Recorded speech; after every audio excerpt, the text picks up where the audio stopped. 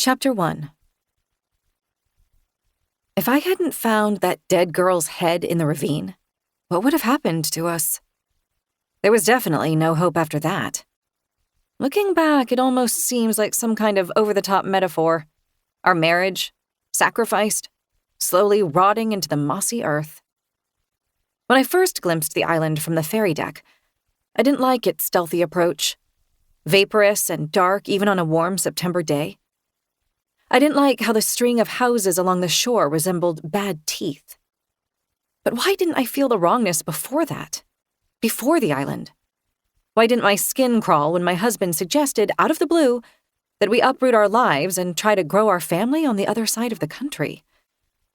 Why didn't I notice there was something just off at the clinic when Dr. Zakarian, the best in the business, said, "Motherhood takes sacrifice."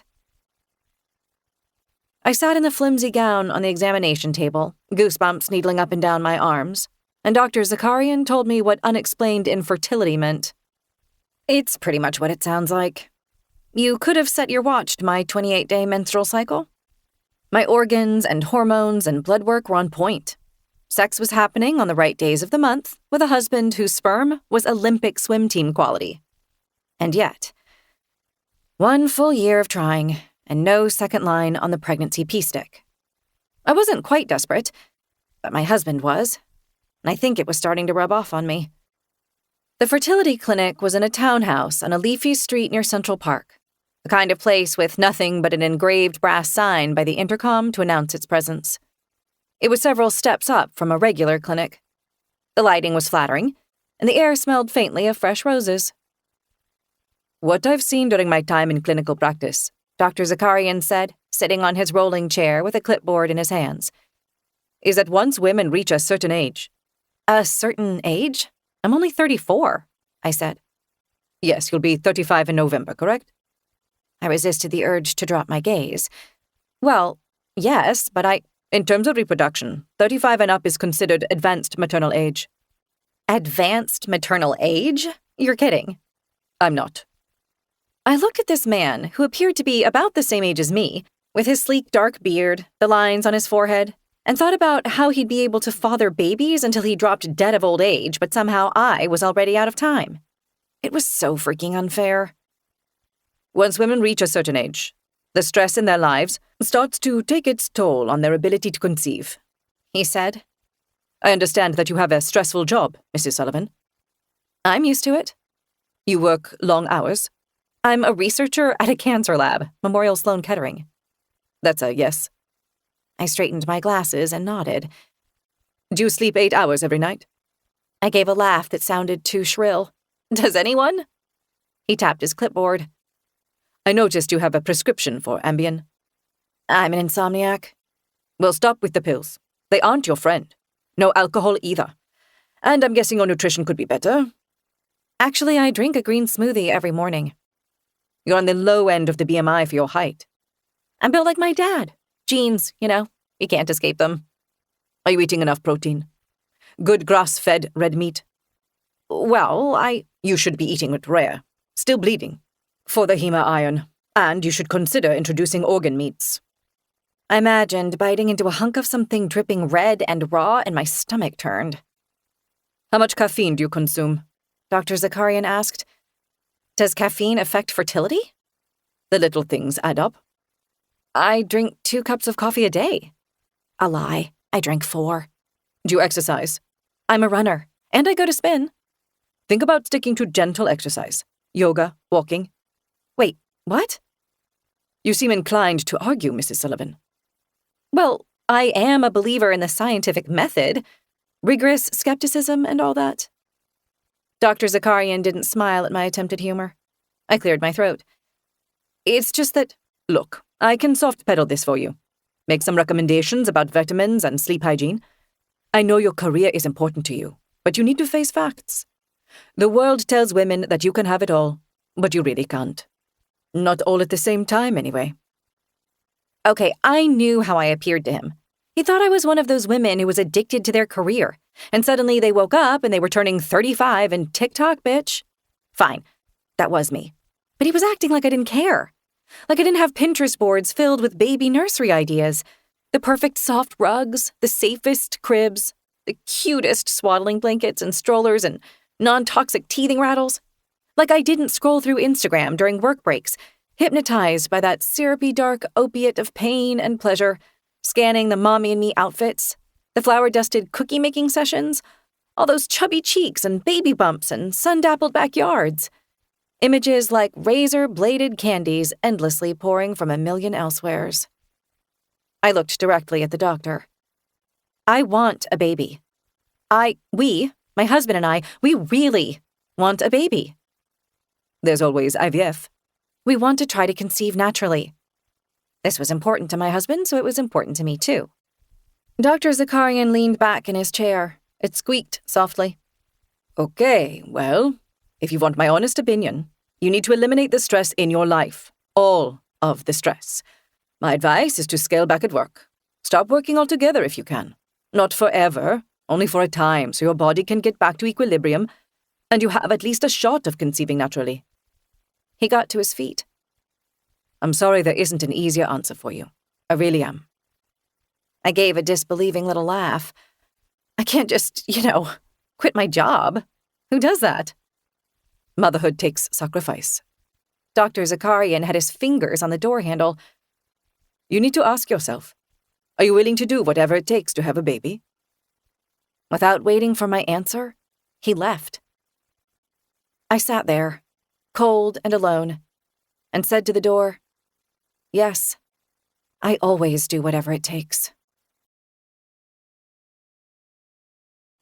Chapter 2. A black Prius was at the curb when I emerged from the clinic. It had to be the Uber my husband Gregor had said he was taking straight from JFK. He'd been in LA for a few days, meeting with a record label. He'd already texted to say the meeting came to nothing. They wanted him to sell out. The car's rear door opened.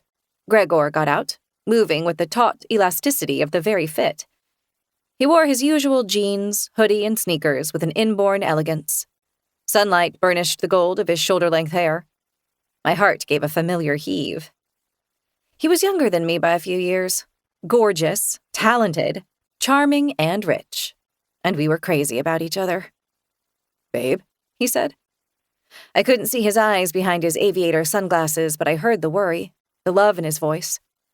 I went down the steps and straight into his outstretched arms, and love gushed through my veins like a drug. Whenever Gregor touched me, I became beautiful. I blazed to life. It was like his touch had some magical power to light up my cells, to transfigure me, to make me something glowing and complete. I tried to explain this to him once early on, tangled up in bed sheets and his warm limbs, and he frowned in confusion. But you are beautiful, Harlow, he'd said, running his palm slowly over my hip. I don't have anything to do with it.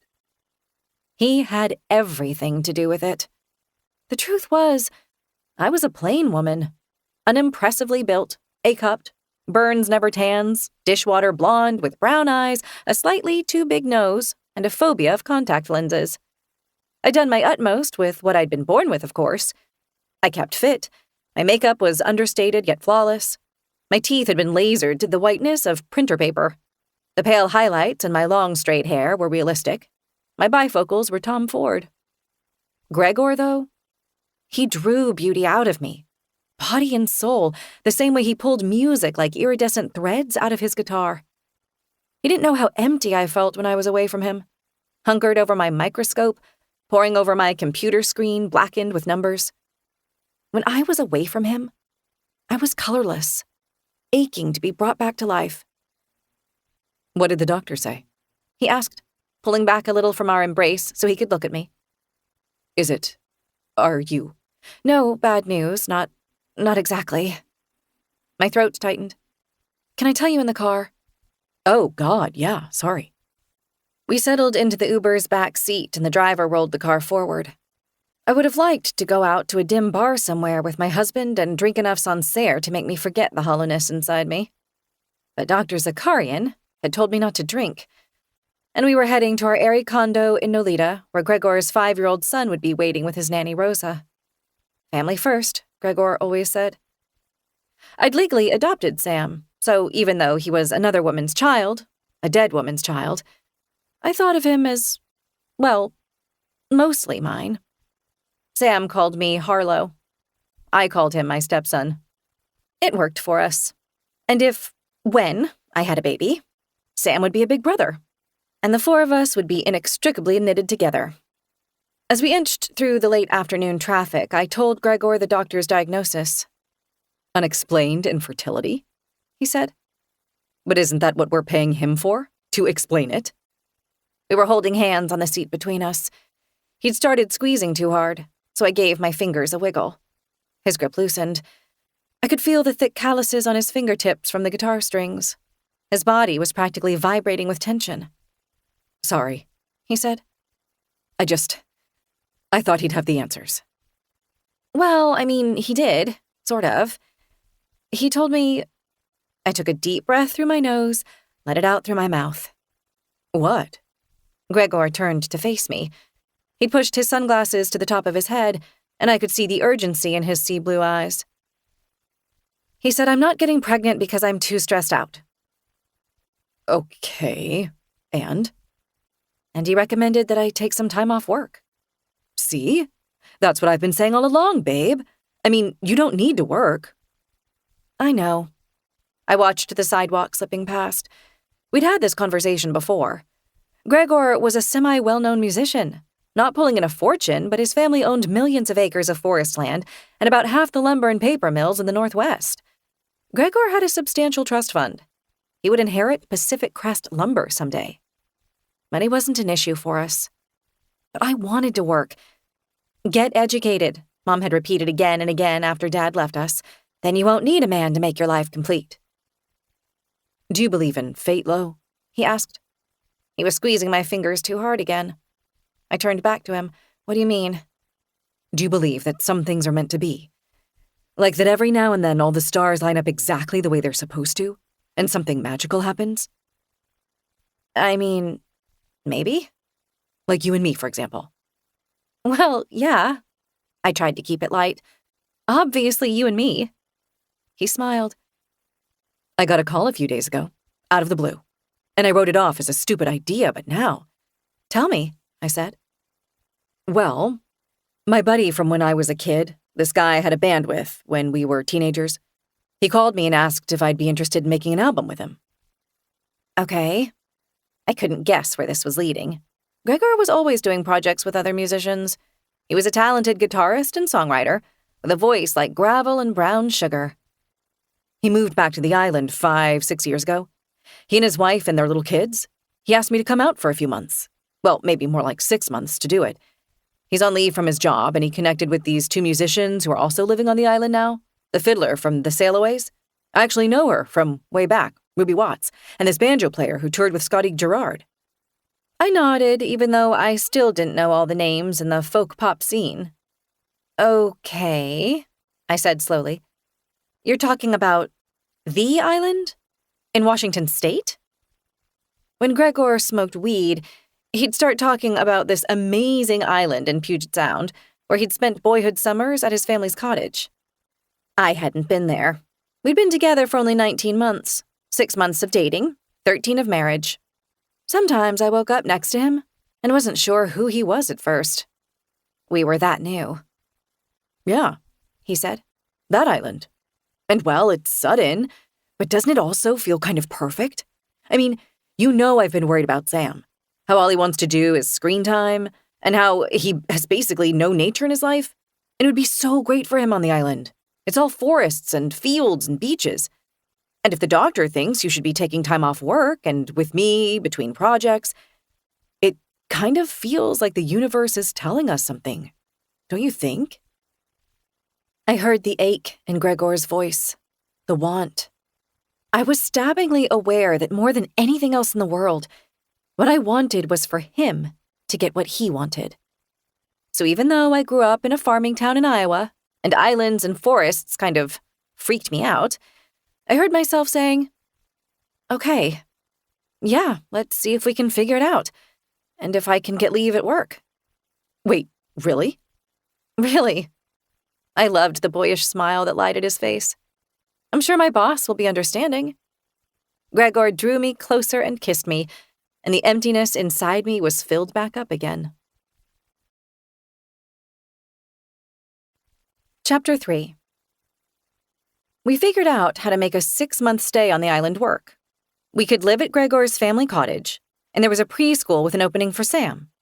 But my boss, the director of my research program at Memorial Sloan Kettering Cancer Center, was not understanding. Yes, it was short notice, but Gregor happened to have this window of time between other projects, and so did the other musicians on the island. My boss played hardball, pointing out that our single-cell DNA sequencing project was both high-profile and behind schedule, and he couldn't spare me right then. I told him I couldn't wait.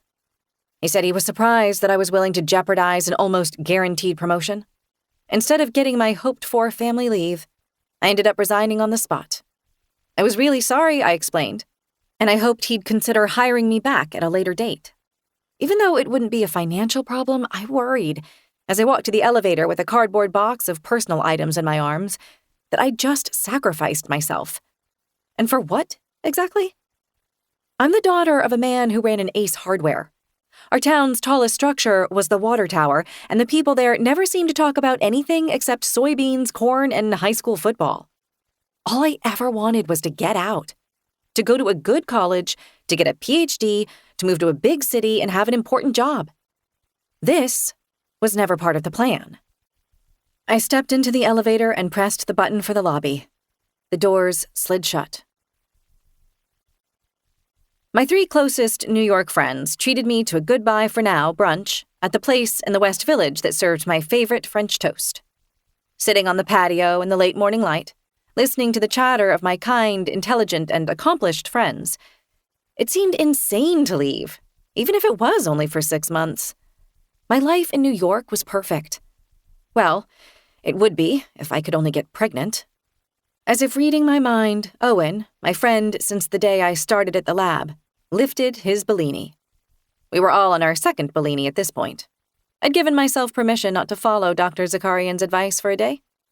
Owen's eyes twinkled as he said, "To our beloved Harlow. I'll desperately miss her snark, and her notes on the whiteboard about expired food items in the break room fridge, and her incredible wingwoman skills. Oh, and her brilliant analytical mind, of course. Cheers." "You're making it sound like I'm dead," I said, laughing as we clinked our glasses. "To Harlow," Phoebe said, dangly earrings swishing around her pretty face.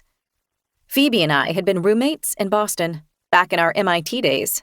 Now she was a Wall Street trader and killing it. "I'm going to miss you so incredibly much. And also, if Addie hasn't popped the question by the time you're back, will you please have Gregor give him adulting lessons?" She lifted her glass.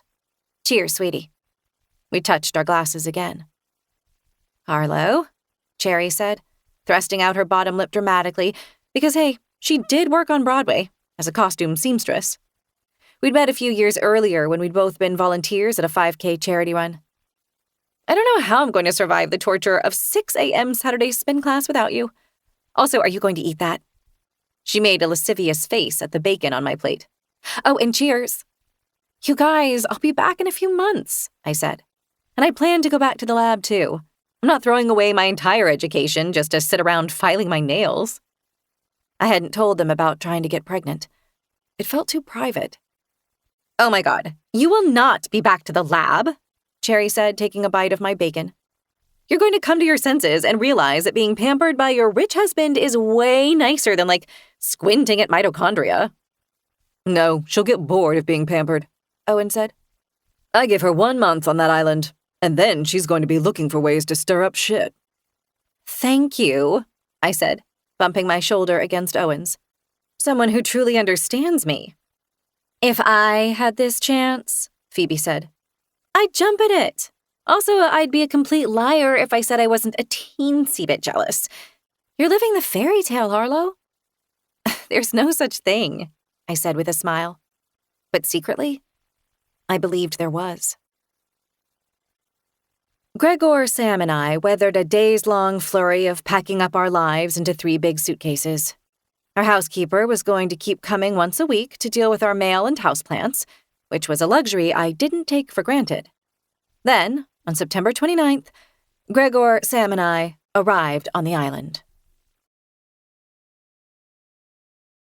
Chapter 4. We were picked up at the ferry dock by my mother-in-law's boyfriend. Douglas parked a huge, boxy black Mercedes AMG G-Class in a buses-only zone and climbed out. He was lanky, silver-haired, and sun-damaged, in a pink polo and jeans. When Gregor was 15, his dad had drowned in a sailboating accident. He told me his mother had no intention of marrying Douglas, who she'd been dating for 3 years, and diluting the family fortune. It was unclear whether Douglas knew this or not.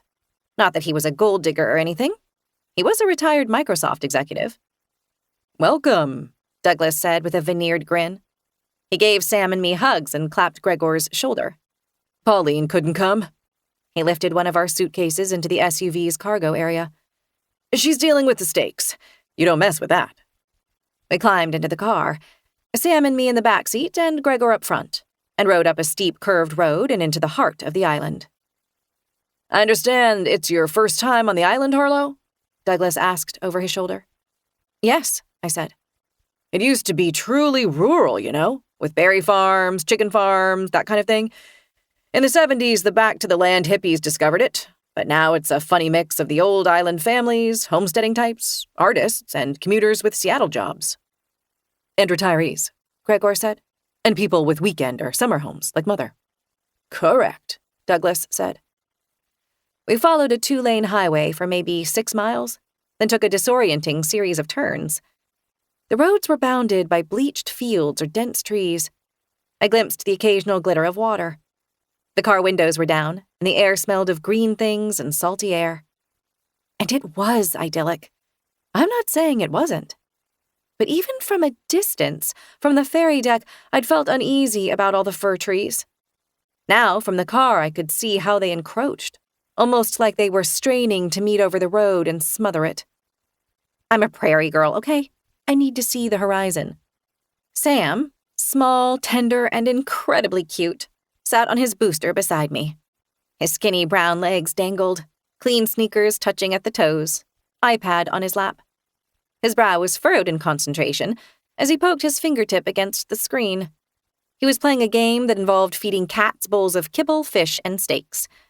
I didn't think he'd taken a break from the game since the car left our house in New York early that morning. "Hey," Gregor said, swiveling to face Sam. "Buddy, that's enough screen time. Put it away." Sam didn't answer. "Hey," Gregor said more loudly this time. "Earth to Sam. Turn it off, now." "Why?" Sam asked. He didn't sound whiny. Even though he was 5, Sam always sounded remarkably composed and reasonable. "Why?" Gregor repeated. I felt his energy shift from "we're having a family adventure" to frustration. "Because He stopped himself, took a breath. "Because, number 1, this island is beautiful." "Gorgeous," Douglas said. "I don't like it," Sam said, punching his finger on the iPad. "It's weird."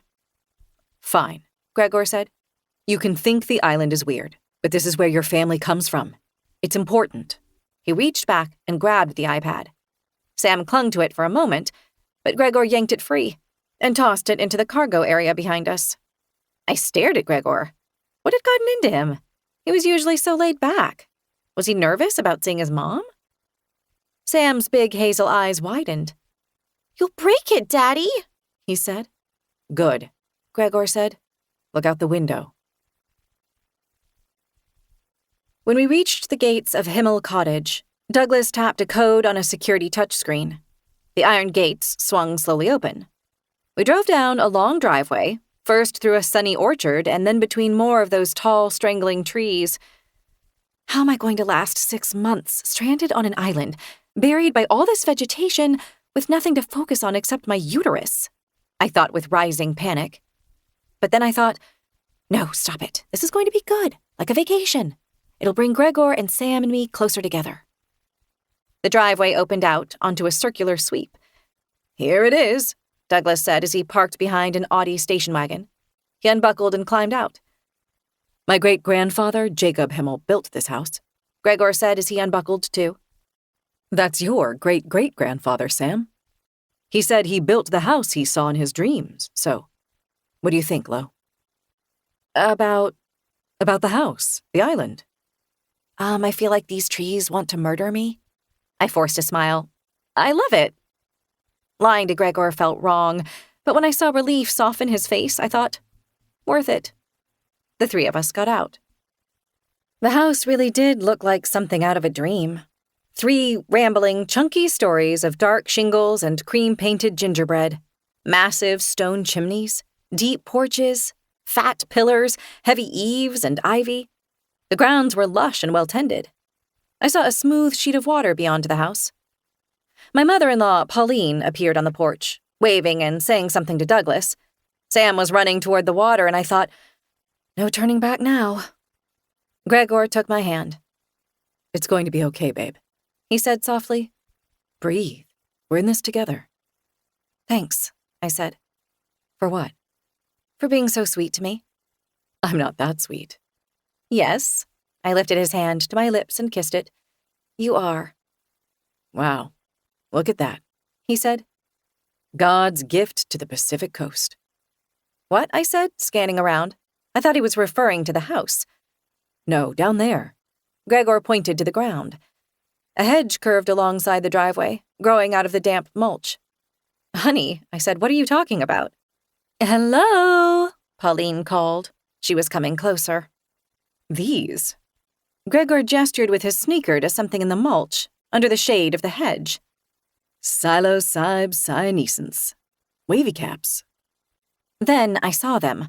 A cluster of caramel-brown mushrooms with warped-looking caps and skinny white stems. It's magic mushroom season, baby, Gregor said with a grin. I'm not going to eat random wild mushrooms, and neither are you, I said. They aren't random. I know exactly what they are. Eat 2 caps, and 3 hours later, you'll be staring into the face of God. I rolled my eyes, but I wasn't really concerned. Drugs had never been a problem for him, and he didn't ever do anything in front of his son. As for me, I was a lightweight. I stuck to the occasional glass of wine or fruity cocktail, especially now that I was trying to conceive. Gregor crouched and picked a couple of the mushrooms. They slid easily from the ground, dirt clumped on their stems. He put them in his hoodie pocket and stood up. Curling his arm around me, he gave me a squeeze. That'll take the edge off dealing with my mother, he whispered. Oh my God, I whispered back, half laughing, and then Pauline reached us, and I plastered on a Hallmark Channel smile. Chapter 5. Pauline lived in Seattle most of the time, but she was as well preserved as an Upper East Side socialite. She was tall, inches taller than me, and bone-thin, with an ash-blonde bob and an expertly done facelift. Her eyes were a penetrating blue. She wore navy slacks, pristine white leather sneakers, a navy and white striped top, and chunky gold jewelry. A very nautical, I own a sailboat look. She smelled like Chanel No. 5. She embraced her son, and then she turned to me. Harlow, she said in her throaty NPR voice as she held out her arms. The hug was stiff, but that was both of our faults. We'd met only twice before, at our Manhattan engagement party, and then our wedding at a historic farm in upstate New York. So lovely to finally see you again. She stepped out of the hug. Taking time off from that grueling job of yours is going to do you a world of good. Her gaze slipped down to my pelvis and back up again. Oh, God, I thought. How much has Gregor told her? Thanks so much for letting us stay here, I said. It's all so lovely. Oh, it's the family home. It's yours now, too. Come on. Let me give you the grand tour. The house was objectively amazing. More amazing than I'd been led to believe after hearing Gregor refer to it as a summer cottage. First of all, Himl Cottage was 4 or 5 times bigger than the split-level ranch I grew up in. And even though it was 100 years old, it was obvious that Gregor's family had sunk a fortune into maintaining it. Dozens of clean windows glittered in the sun. The hedges growing along the porches were perfectly clipped. A recently mowed lawn sloped gently to a seawall, piles of silvery driftwood logs and a strip of pebbly beach. The view of the island's inner harbor was surreal, with tree-mounted hills and white boats dotting the blue, blue water. To be honest, it was a little claustrophobic. The view, I mean, you couldn't see the horizon because the hills were in the way. It felt like I was missing something just over the hills. Something wild that could sneak up on me. The house's cool interior was all wide plank floors and casual, yet obviously expensive, coastal chic furnishings. White linen slipcovers, seagrass rugs, the scent of sweet lemon on the air. The kitchen was to die for, with its massive cream and brass LeConte range, the expanse of Marble Island, flanked by rattan stools, the breakfast nook, the hanging copper pots, the French doors opening onto what Pauline called the veranda. The one thing that wasn't perfect was the wallpaper. It was old-fashioned. No, actually, it was just old, yellowing, bubbling and curling with faded floral and stripes and medallion patterns. Odd choice. Pauline caught me eyeing it. My grandfather chose all the wallpaper when he built this house. It was imported from France. I couldn't bear to have it removed. I think of him every time I see it. She must really love her grandfather, I thought. In the kitchen, Pauline introduced us to the live-out housekeeper, a sweet-faced 50-something woman named Amelia. She, Pauline told me crisply, would keep the house spotless and do all the cooking we wanted Monday through Friday. In New York, a housekeeper cleaned our place once a week. This was next level. Pauline led Gregor and me through the rest of the house. There was a den with a huge sectional couch and an enormous TV. There was a wood-paneled library with green leather chairs and a rifle hanging over the fireplace. Purely decorative, Pauline said when she saw me notice the gun. There were several bedrooms at the top of the sweeping stairs, including the largest bedroom facing the harbor, to which Gregor's and my luggage already had been spirited. "What's up there?" I asked Pauline, peering up another flight of stairs. "The attic?" "My suite," she said. "I love it up there because you can see Mount Rainier. Come on, let's go outside. I'll show you the swimming pool and the new exercise studio in the pool house. Gregor Douglas put in a Peloton." We toured the grounds, and then, somehow, I was alone with Pauline on the porch. She poured me a glass of water from a pitcher clinking with ice. "Oh, thank you," I said, accepting the water. I was thinking, where the heck did Gregor go? Being alone with Pauline made me jumpy. "Forgive me for being blunt, Harlow," she said, "but surely the honeymoon is over. Isn't it high time you had some babies?" I felt a flicker of anger. Or maybe it was defensiveness. "I do wish Gregor hadn't left it so long," she added. "And I was surprised when he— Well, you're 35, aren't you?"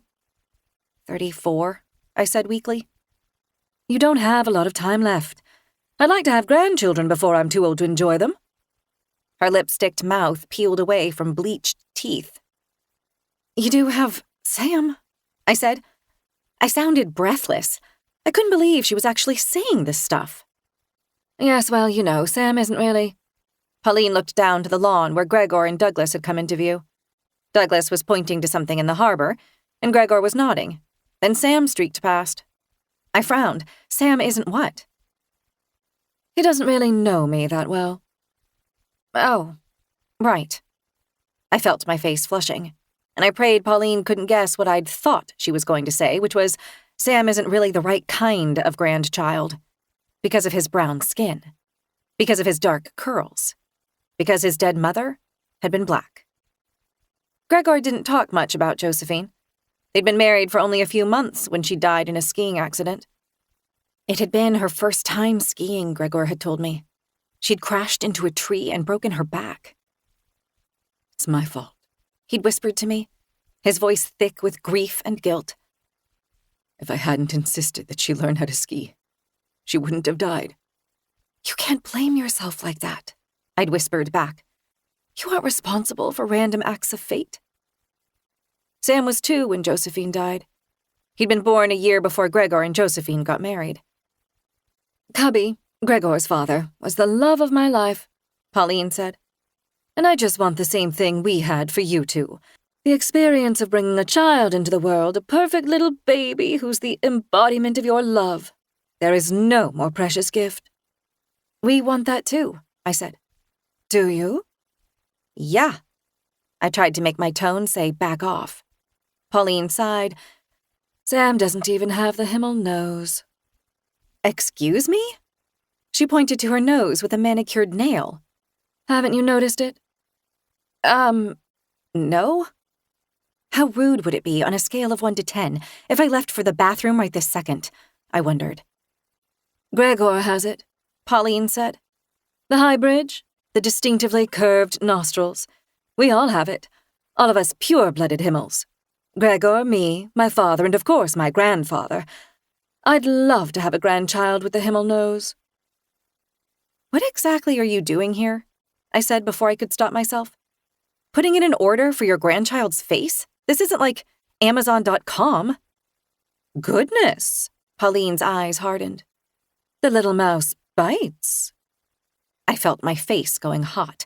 And also, my theoretical baby isn't going to be a pure-blooded Himl because half of their genes would be mine, and half of their genes would be Gregor's, who's a Sullivan, not a Himl, right? With half of his genes from his dad? And you know there's no such thing as pure blood, right? From a genetic standpoint, it makes 0 sense. That's right, you have that wonderful MIT degree, and you're of good German and Norwegian stock too, aren't you? Stock, I repeated. I thought, as in livestock. Too bad your hips are so narrow, Pauline said. But that's why we have cesarean sections, isn't it? I suppose you'll have to do.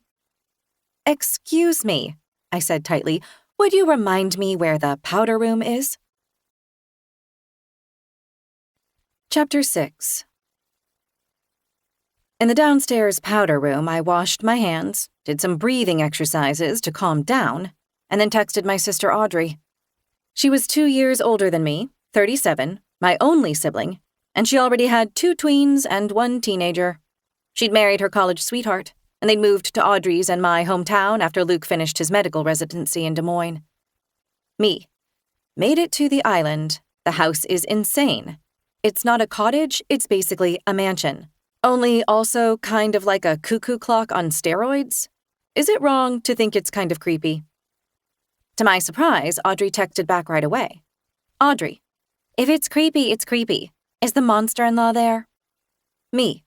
Oh, yes. And she's already put in her order for 1 grandchild/clone. Audrey. Are you joking? Me. I wish.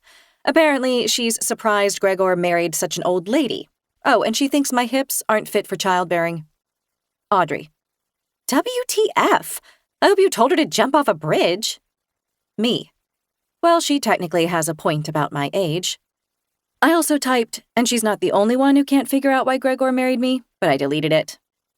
Audrey.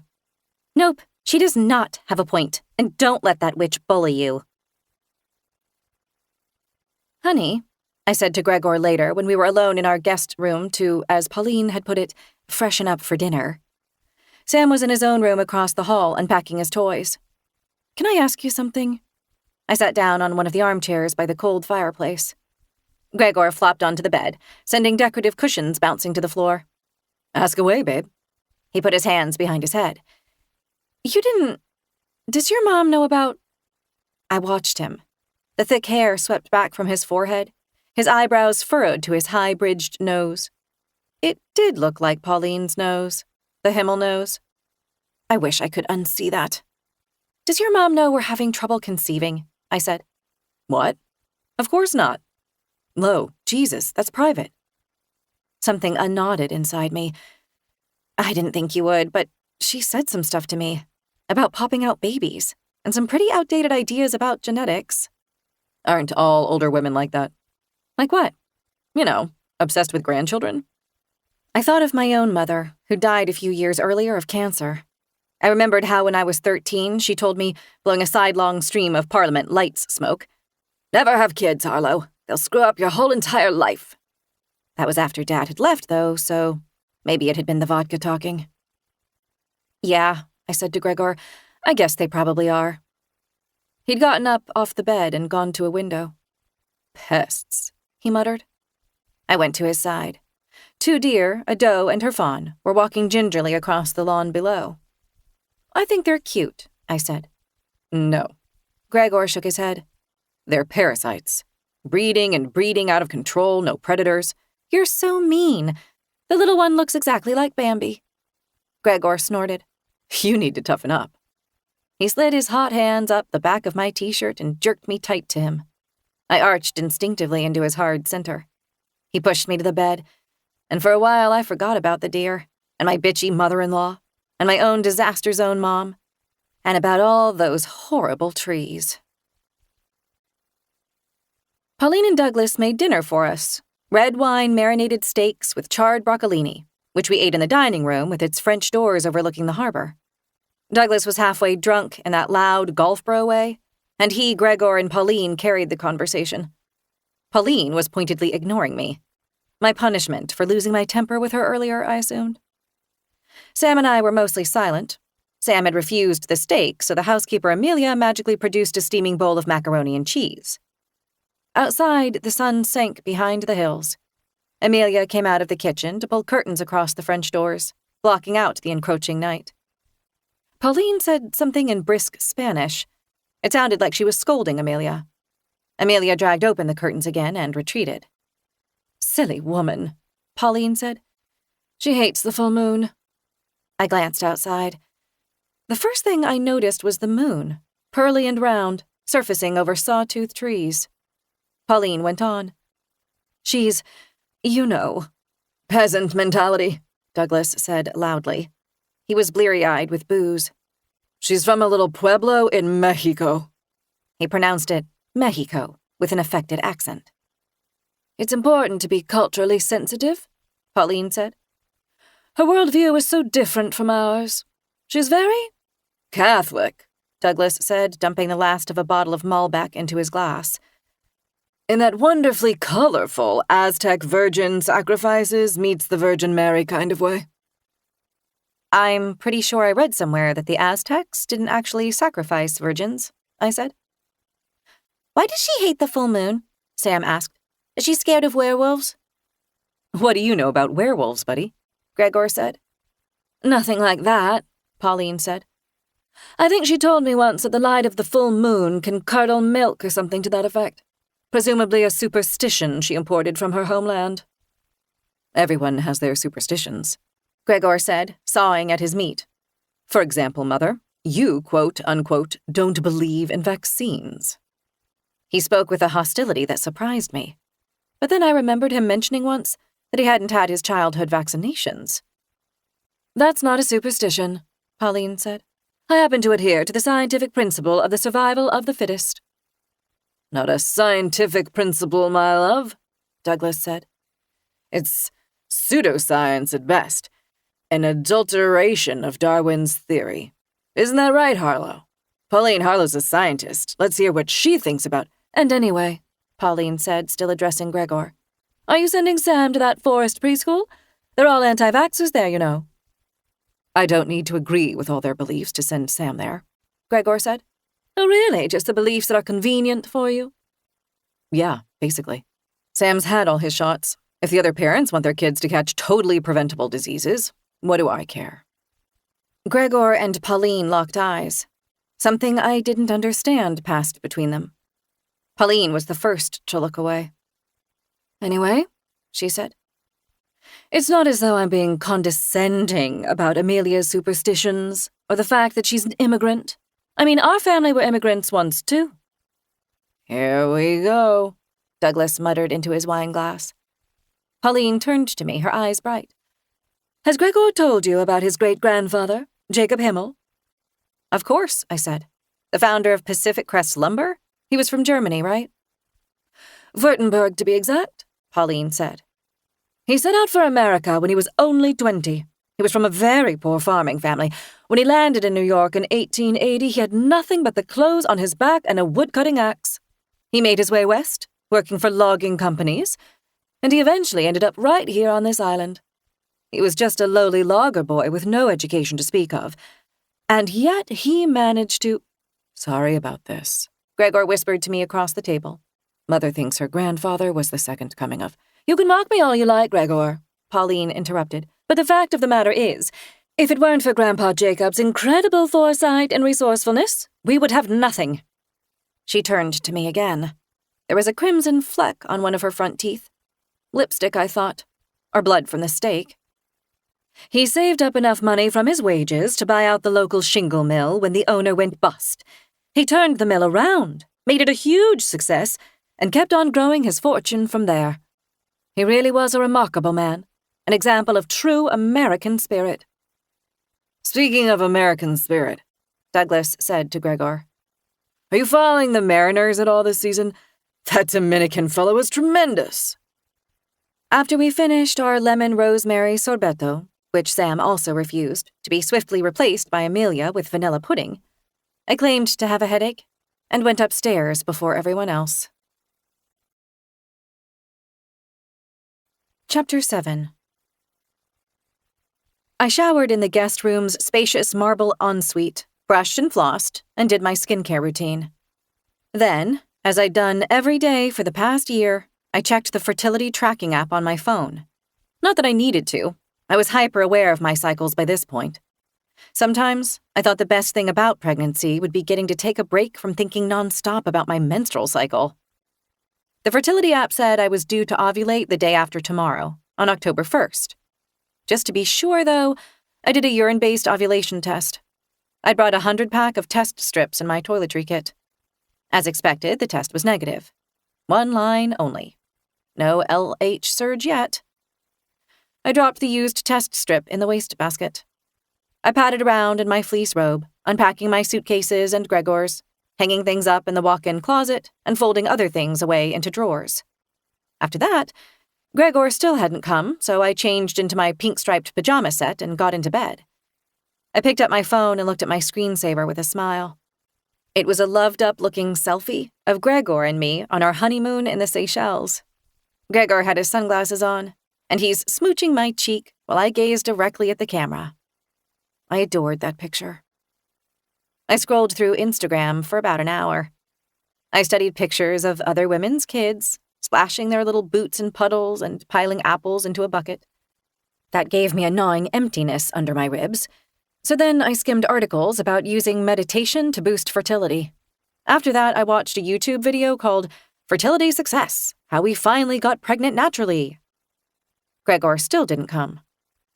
For the next hour, I floundered around in Reddit's Getting Pregnant Over 35 quagmire. Still no Gregor. Normally, I would have simply gone downstairs to see what was taking him so long. But the idea of encountering Pauline made my stomach hurt.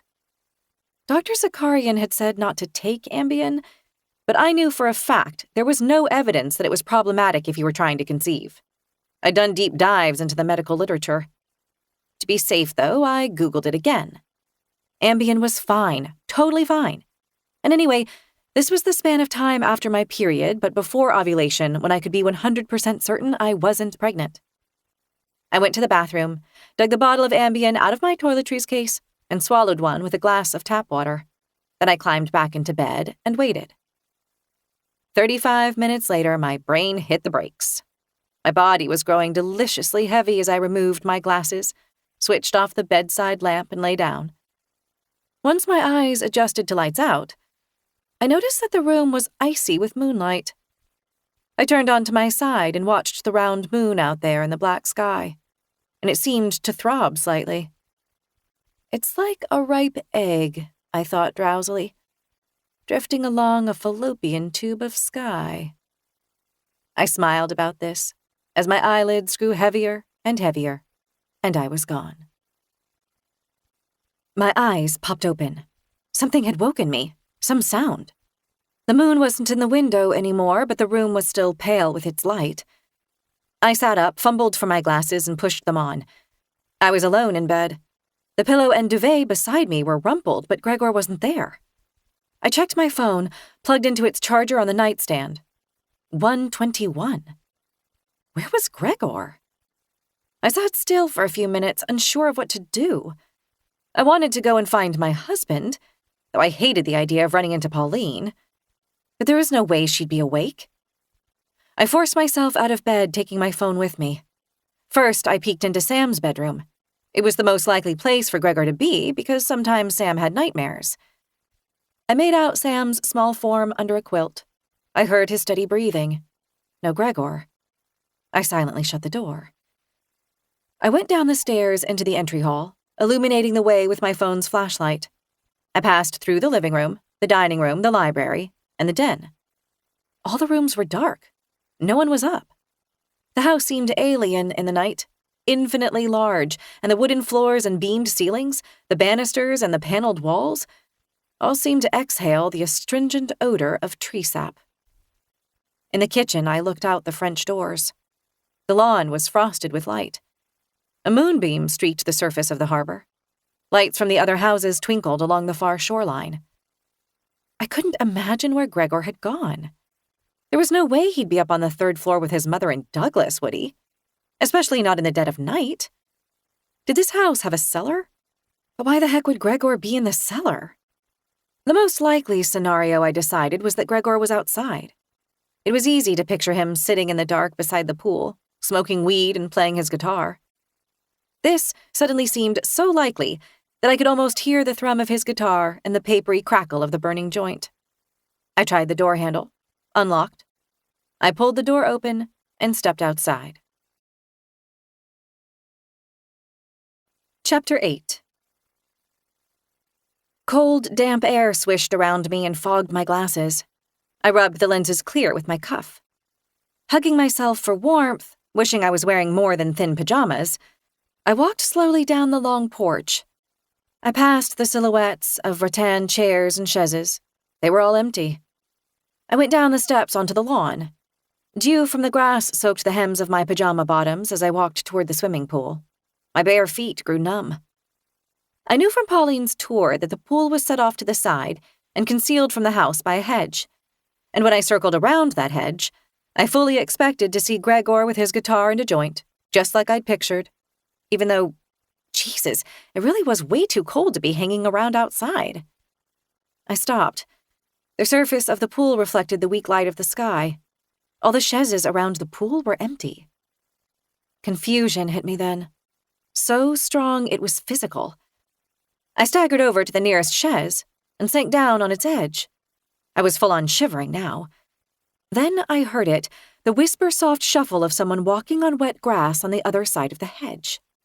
I lifted my head, straining to listen. Whoever it was, they were coming closer. I pictured myself standing up and going to look around the hedge, but I was paralyzed. I imagined myself calling out, "Gregor?" but the syllables died in my mouth. I just sat there, shivering, unsure if I was cold or terrified. I watched the end of the hedge, waiting for whoever it was to appear. And when the shuffling of the grass was right there, I stopped breathing and waited. And a figure appeared. A man. Gregor. The first thing that registered was all the bare skin, pearl gray in the moonlight. He was stark naked. His penis, impossible to miss, was semi-erect, like he was a little aroused, or had been very recently. And I thought with a sickening shot of jealousy, who?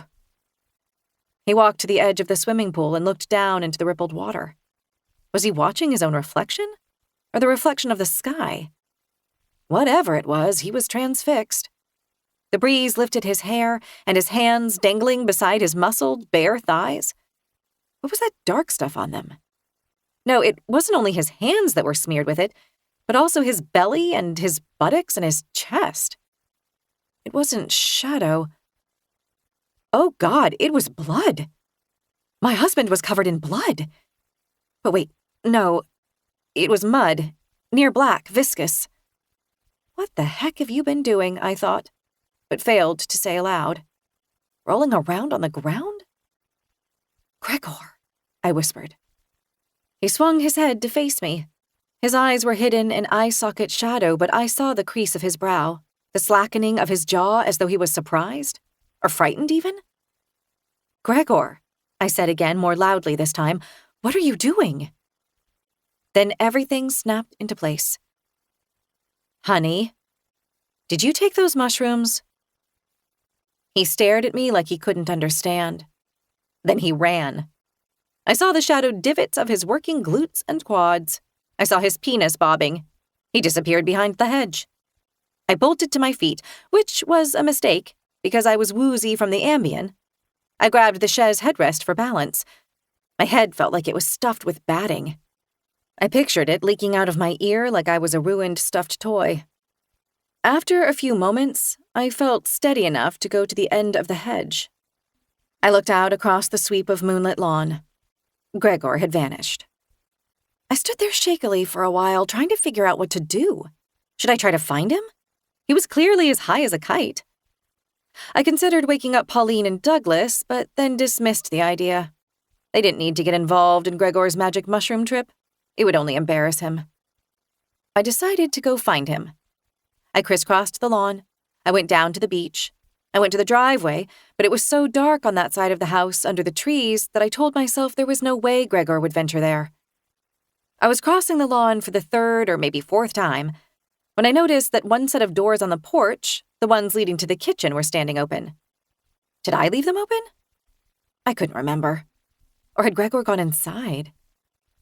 I went up the steps along the porch and inside. I shut the doors but left them unlocked in case Gregor was still out there somewhere. I went upstairs. As soon as I opened the door of our dark room, I heard the rush of a faucet. A slice of yellow light glowed under the ensuite bathroom door. I sighed. He was back. I plugged my phone into the charger on the nightstand. I pulled off my pajama bottoms with their dew-drenched hems. I climbed under the duvet and took off my glasses. I was shivering spasmodically. The light blinked out under the bathroom door. The door swung open and a figure crossed the dim room. The mattress bounced as Gregor got into bed. He snuggled up close to me and draped an arm over my waist. He felt so warm. "You okay, babe?" he mumbled. "Jesus, you're ice cold." "How are you so warm?" I mumbled back. "Did you take a shower?" Stupid question. Of course he'd taken a shower because the last time I saw him, he'd been filthy. "Are you okay?" "I am now that you're here." I was finally getting warm again, and I'd found my husband, and that was enough for the Ambien to pull me back down into its pit. Chapter 9. When I woke up, it was a sunny morning. Gregor was coming out of the bathroom again, this time with wet hair and a towel around his waist. I struggled upright. I felt hungover. I knew there was something wrong, something off, but I couldn't remember what. We're here in this house, I thought. This creepy-ass house. Himl Cottage. We're here on the island with too many trees. Then there's my mother-in-law, her pale eyes drilling into me, that Cruella lipstick, but that's right. Thank God she's leaving today. So what's wrong? Then I remembered. Gregor, buck naked and aroused and smeared with mud in the moonlight. "What were you doing last night?" I asked him. My voice sounded scratchy. He had his back to me, rifling through a chest of drawers. "Babe, where did you put my boxer briefs?" "Top drawer. Wait, you took another shower?" "Huh?" "Never mind, honey, last night. Did you do those mushrooms?" He opened the top drawer, took out a pair of blue boxer briefs, and then turned to look at me. "What?" "I saw you out by the pool, in your birthday suit covered with, well, I think it was mud." He was looking at me like I was insane. "Mud," he repeated flatly. Are you hurt?" I scanned his body, what I could see of it. No visible injuries. "I'm fine." "You were super high last night.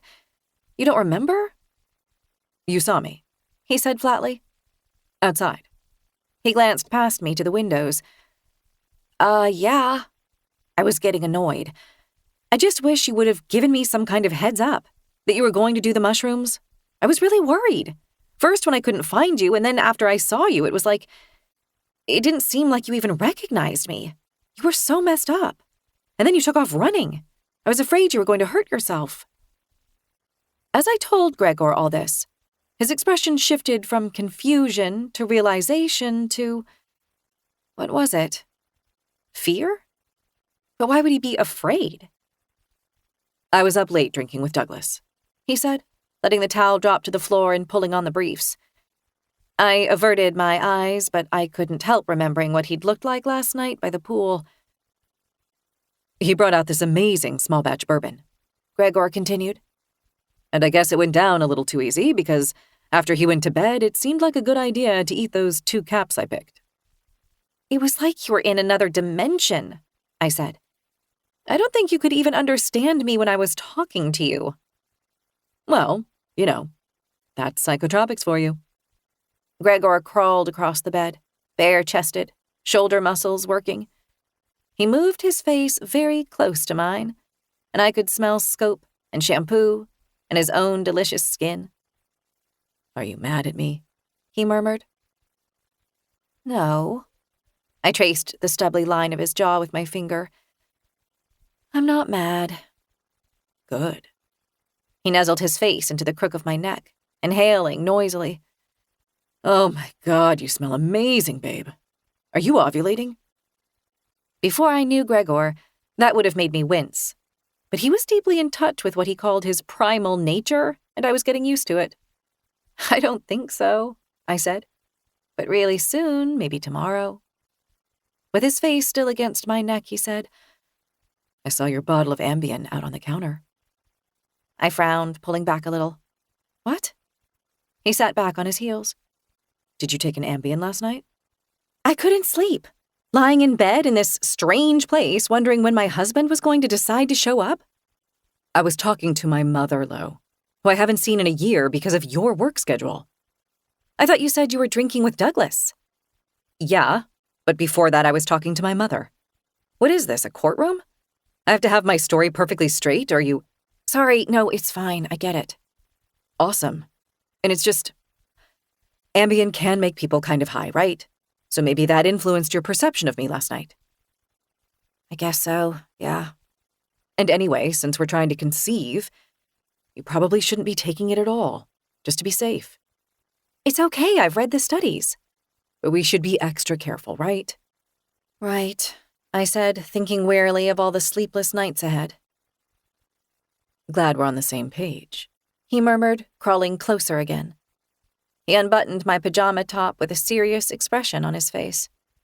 He leaned down to slowly lick my collarbones, and then my nipples, and that was the end of the conversation.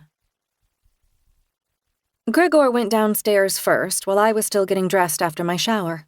Then I tidied our room, fully aware that I was procrastinating because I didn't want to see Pauline, which made me feel like an ingrate because she was letting us stay in her gorgeous house for 6 months, with full use of her luxury car and her housekeeper. But instead of making small talk with her over coffee, there I was dumping dirty clothes into the bathroom hamper. I plucked Gregor's hoodie from a chairback. It was the green one he'd been wearing yesterday. I dropped it into the hamper. I hesitated. I picked it up again and slid my hand into one of the pockets. Empty. I slid my hand into the other pocket and felt something cold and rubbery. I pulled out 2 brown-capped mushrooms with dirty white stems. My heart started to pound. Obviously, Gregor hadn't eaten these exact mushrooms, but there had been more where he'd picked them. There could be thousands out there on the grounds. Except, hadn't he said something about eating specifically the 2 mushrooms he'd picked in front of me? I wasn't sure. I wasn't sure what he'd said, and I wasn't sure what I'd seen the night before. I'd been on Ambien. Gregor was right. I'd been high too. I threw the mushrooms in the wastebasket, dropped the hoodie back into the hamper, and washed my hands. I dabbed on a little blush and mascara, pulled on a sweater, and went downstairs. There was breakfast in the kitchen and a walk along the shore with Sam climbing through driftwood and running on seaweed-caked sand. And then, after lunch, Pauline and Douglas got into their Audi station wagon, and we all waved goodbye, with promises to see each other again on Thanksgiving. I breathed a secret sigh of relief. Chapter 10. I called my sister later that day, while Gregor and Sam were kicking a soccer ball around on the lawn. "He was naked?" she said when I'd finished describing the events of last night. "Seriously?" "Yeah," I said. "I mean, I think, if I wasn't hallucinating from the Ambien." "Has it made you hallucinate before?" "No, but there's a first time for everything." I left out the part about Gregor having been semi-aroused. I shared most things with Audrey, but even that was too intimate. It also felt somehow humiliating to me. "It sounds like a safety issue," she said. If he's running around in the dark, out of his mind and naked, he could hurt himself. Are you going to talk to him about it? We already talked about it. I'm not going to bring it up again. He doesn't need me nagging him all the time. Harlow, you're his wife. You have a right to discuss his recreational drug use with him. Half of marriages end in divorce.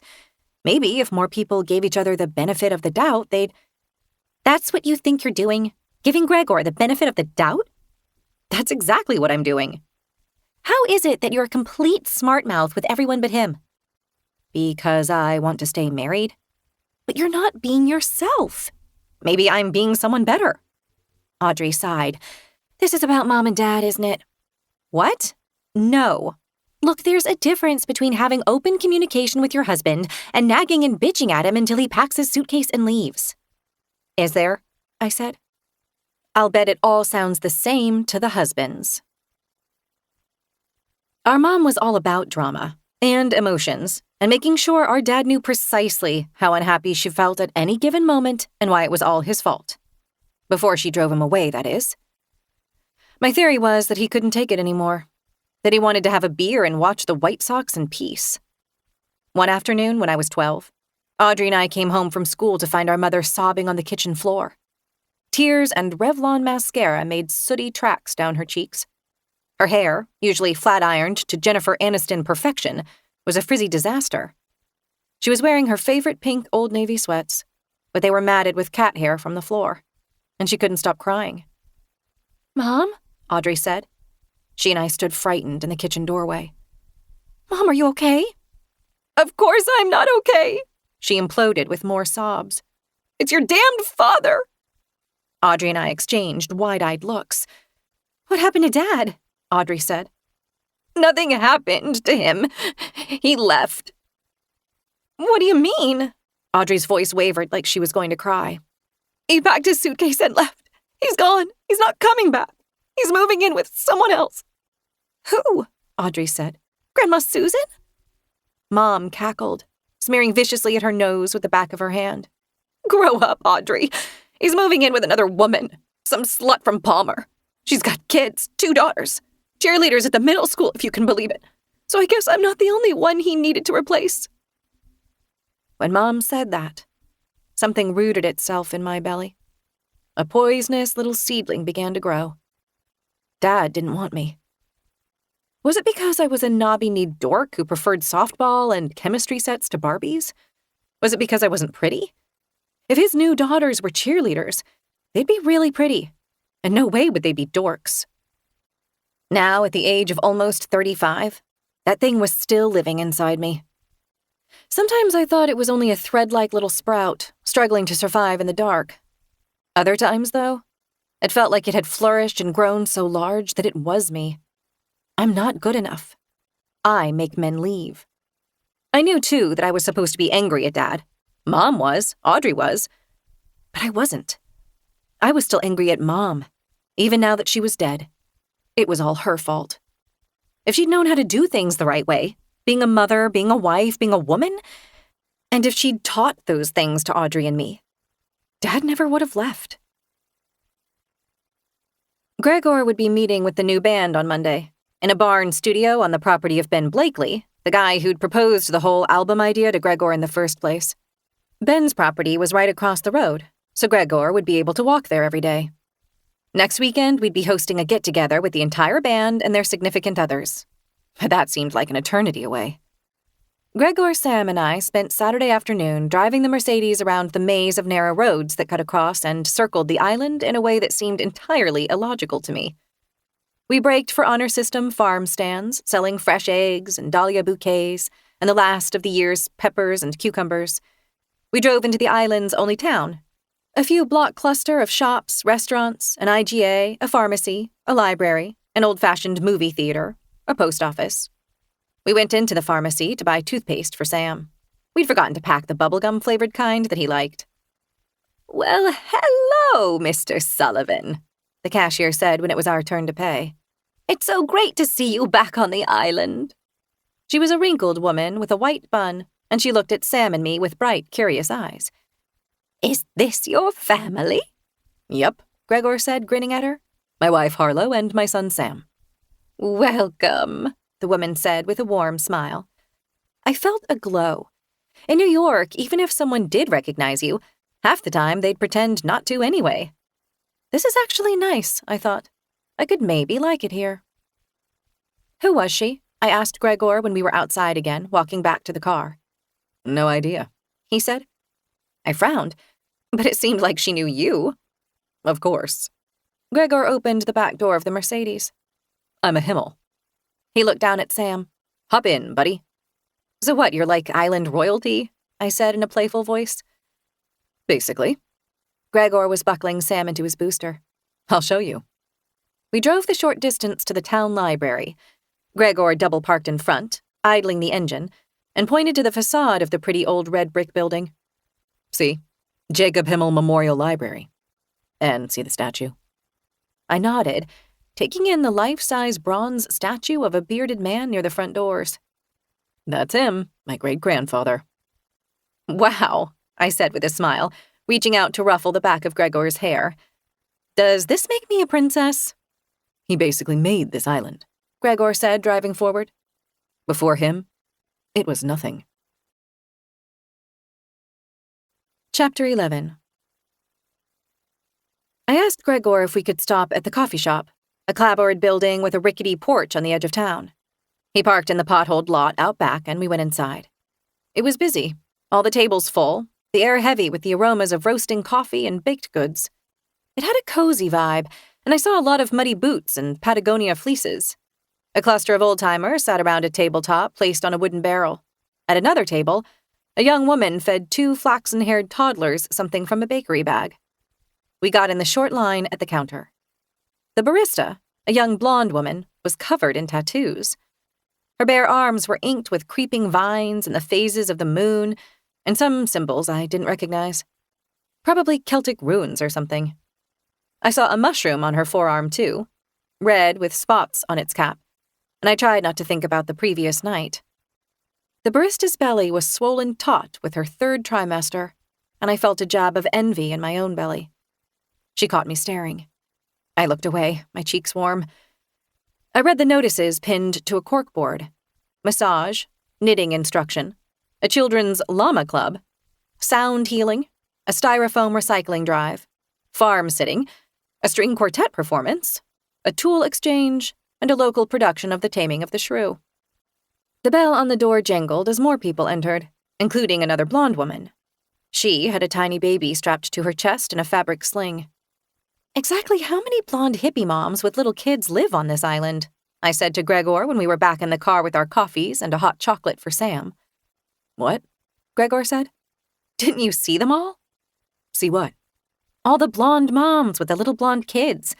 There were like at least 3 families. Babe, don't worry. It's going to happen for us too. I'm not jealous, I said, stung. It was just an observation. Well, maybe I was a little jealous. Gregor started the engine and put the car into reverse. A lot of the original settlers of this island were from Scandinavia, he said. It makes sense that you'd see a lot of blonde hair. Heck, even I was white blonde when I was little. Hey, that gives me an idea. We should call the band the Settlers. What do you think? I sipped my almond milk latte. It has a nice ring to it, I said. My ovulation test came back positive Sunday morning. I showed it to Gregor when he was sitting on the chilly sunlit porch, strumming his guitar. 2 plum-colored stripes on a flimsy ribbon of paper. But to us, it may as well have been the Dead Sea Scrolls. He pushed his sunglasses to the top of his head and grinned. Yeah, baby, he said, setting aside his guitar. Where's Sam? Glued to Netflix. Meet you upstairs. Then it was Monday. The day that reality was supposed to set in.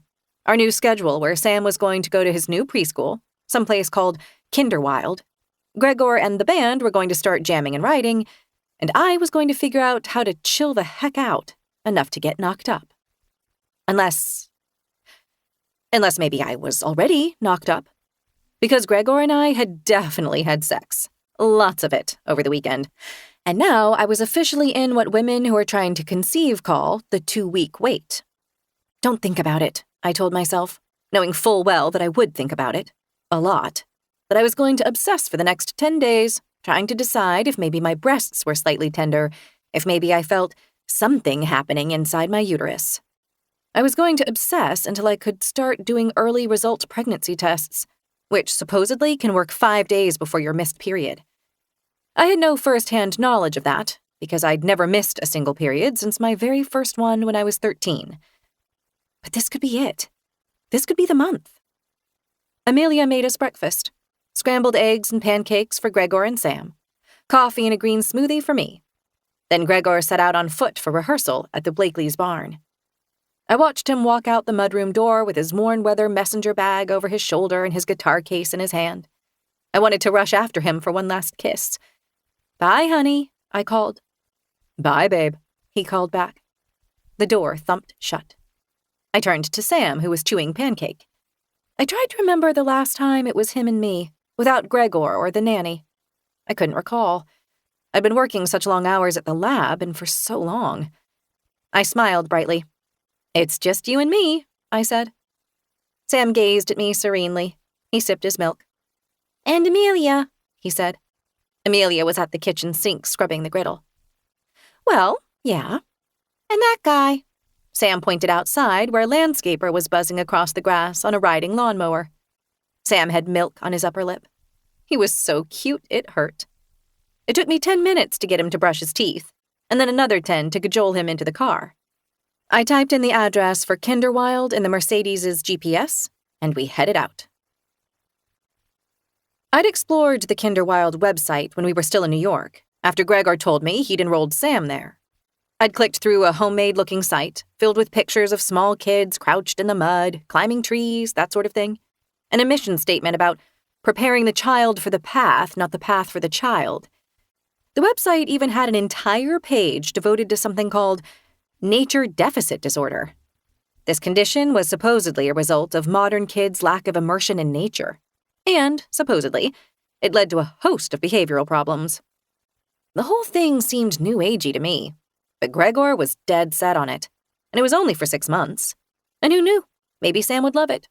It couldn't be that different from his Montessori preschool in the East Village. The GPS talked me around the harbor and up and down a few hills, and then onto a gravel road that seemed to disappear into green murk. Convinced I'd taken a wrong turn, I pulled over and double-checked the map. Nope, this was it. I drove forward again. "This is a bad place," Sam said behind me. "It's just different," I said. "Different from what we're used to." "I hate it," he whispered. I was hating it too, but I kept that to myself. After about a quarter mile of increasingly rutted road, we arrived at a gravel lot, clogged with parked cars. I saw children and women getting out of muddy Subarus and pickups and Teslas. I managed to squeeze the huge Mercedes into a spot next to a vintage blue Volvo station wagon and switched off the engine. I didn't see a school. I didn't see any buildings, only a parking area ringed by fir trees. "Okay," I said, forcing cheerfulness for Sam's sake. "Here we are." I got out and opened his door, and that's when he started to cry. "Oh, Sam," I said. "Baby, it's okay." "It's a bad place," he said again. If it had been completely up to me, I would have buckled him back up and driven him home. But obviously I couldn't make a decision like that without Gregor's input. "Sam, it'll be okay," I said. "I promise, you just have to give it a try. There's going to be trees to climb and maybe some birds or squirrels or something, and the day will be over before you know it." "I want to go home," he said through his tears. "I miss Rosa." "She'll be there when we go back to New York." "I miss her now." Sam stuck his thumb in his mouth and started sucking. I'd never seen him suck his thumb before. Was it some aggressive behavior? "Sam," I said, "listen to me." He screwed up his eyes tight and kept sucking his thumb. It made a wet clicking sound. I had no idea what to do. I glanced around, limp with helplessness. Across the parking area, 3 women emerged from an opening in the trees.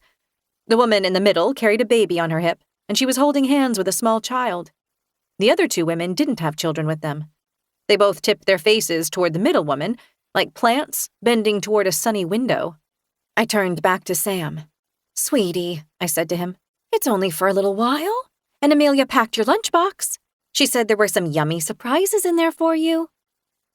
Something made me glance over my shoulder again. 2 of the women had peeled off, heading, I assumed, to their cars. The 3rd woman, still carrying the baby and leading the small child, was making her way slowly across the parking lot towards Sam and me. Just my luck, I thought. The blue Volvo must be hers. Chapter 12. "Let's go see the school, okay?" I said to Sam.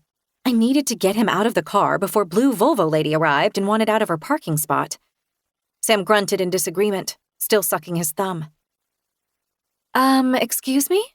Someone called behind me. I turned. The woman had stopped behind the Volvo. "I don't think I can open my door," she said, frowning. "You parked way too close." She was startlingly pretty, suntanned and large-eyed, with a long white blonde braid laid across her shoulder. She was wearing a flowy ankle-length floral dress, a brown knitted cardigan, and flat leather boots. Her children had wispy white blonde hair, too, and they were dressed in shades of brown and cream. The 3 of them had an out-of-time Little House on the Prairie quality. "I'm so sorry," I said. "Hold on, I'll move my car." "That would be amazing," the woman said. Well, she was a girl, really. She appeared no more than 25, although clearly she'd been busy reproducing for years. In New York, I would have assumed a woman her age with kids in tow was the nanny, not the mother. But the baby and the toddler matched this girl like a boxed set. Plus, the baby was now rooting their face against the girl's shoulder. And then, to my astonishment, the girl pulled the collar of her dress down, exposing her breast, and the baby latched on to her nipple and vigorously began to suckle. The girl met my eye. There was a challenge in her expression, and "I dare you to have a problem with this" I'd seen on other breastfeeding moms' faces.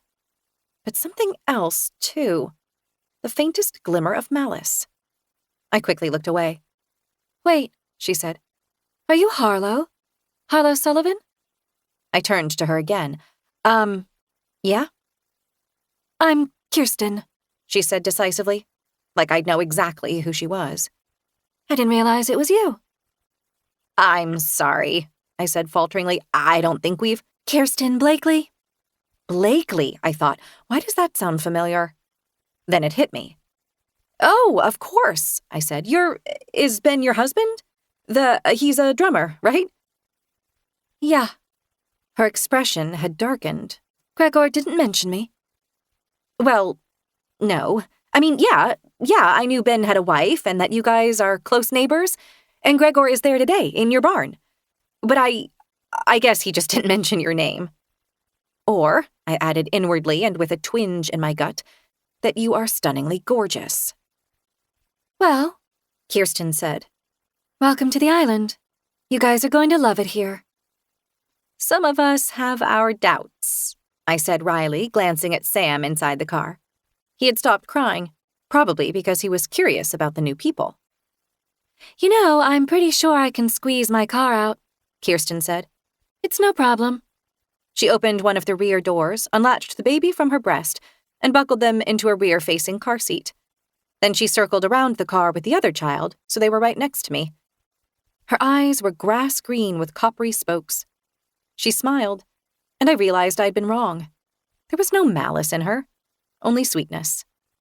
"How are you settling in?" she asked. "It's so hard, isn't it, getting used to a new house?" "It's all right. I mean, we don't plan to stay for more than a couple months." "I thought it was 6 months." "Oh, yeah, 6. "That's smart," she said with a knowing nod. "The longer the better, right? Urban environments are really toxic, spiritually and physically."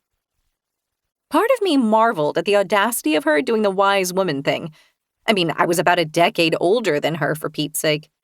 But I also felt an annoying little glow because she'd called me smart. Since when was I so hungry for the approval of strangers? "Gregor said you were a scientist?" she said over her shoulder, now buckling the child into a car seat. Yes, I said, I am. She straightened and shut the door. You'll see that on this island, what your job was, where you went to college, stuff like that, it doesn't matter. She smiled again. Nobody cares. I blinked, unsure if I'd been slighted or not. Hey, she said, I have a ton of stuff going on today, but would you and Sam like to come over tomorrow after school? He's the same age as my oldest, Magni. We can have some tea and cookies and get to know each other a little better. Oh, I said, taken aback.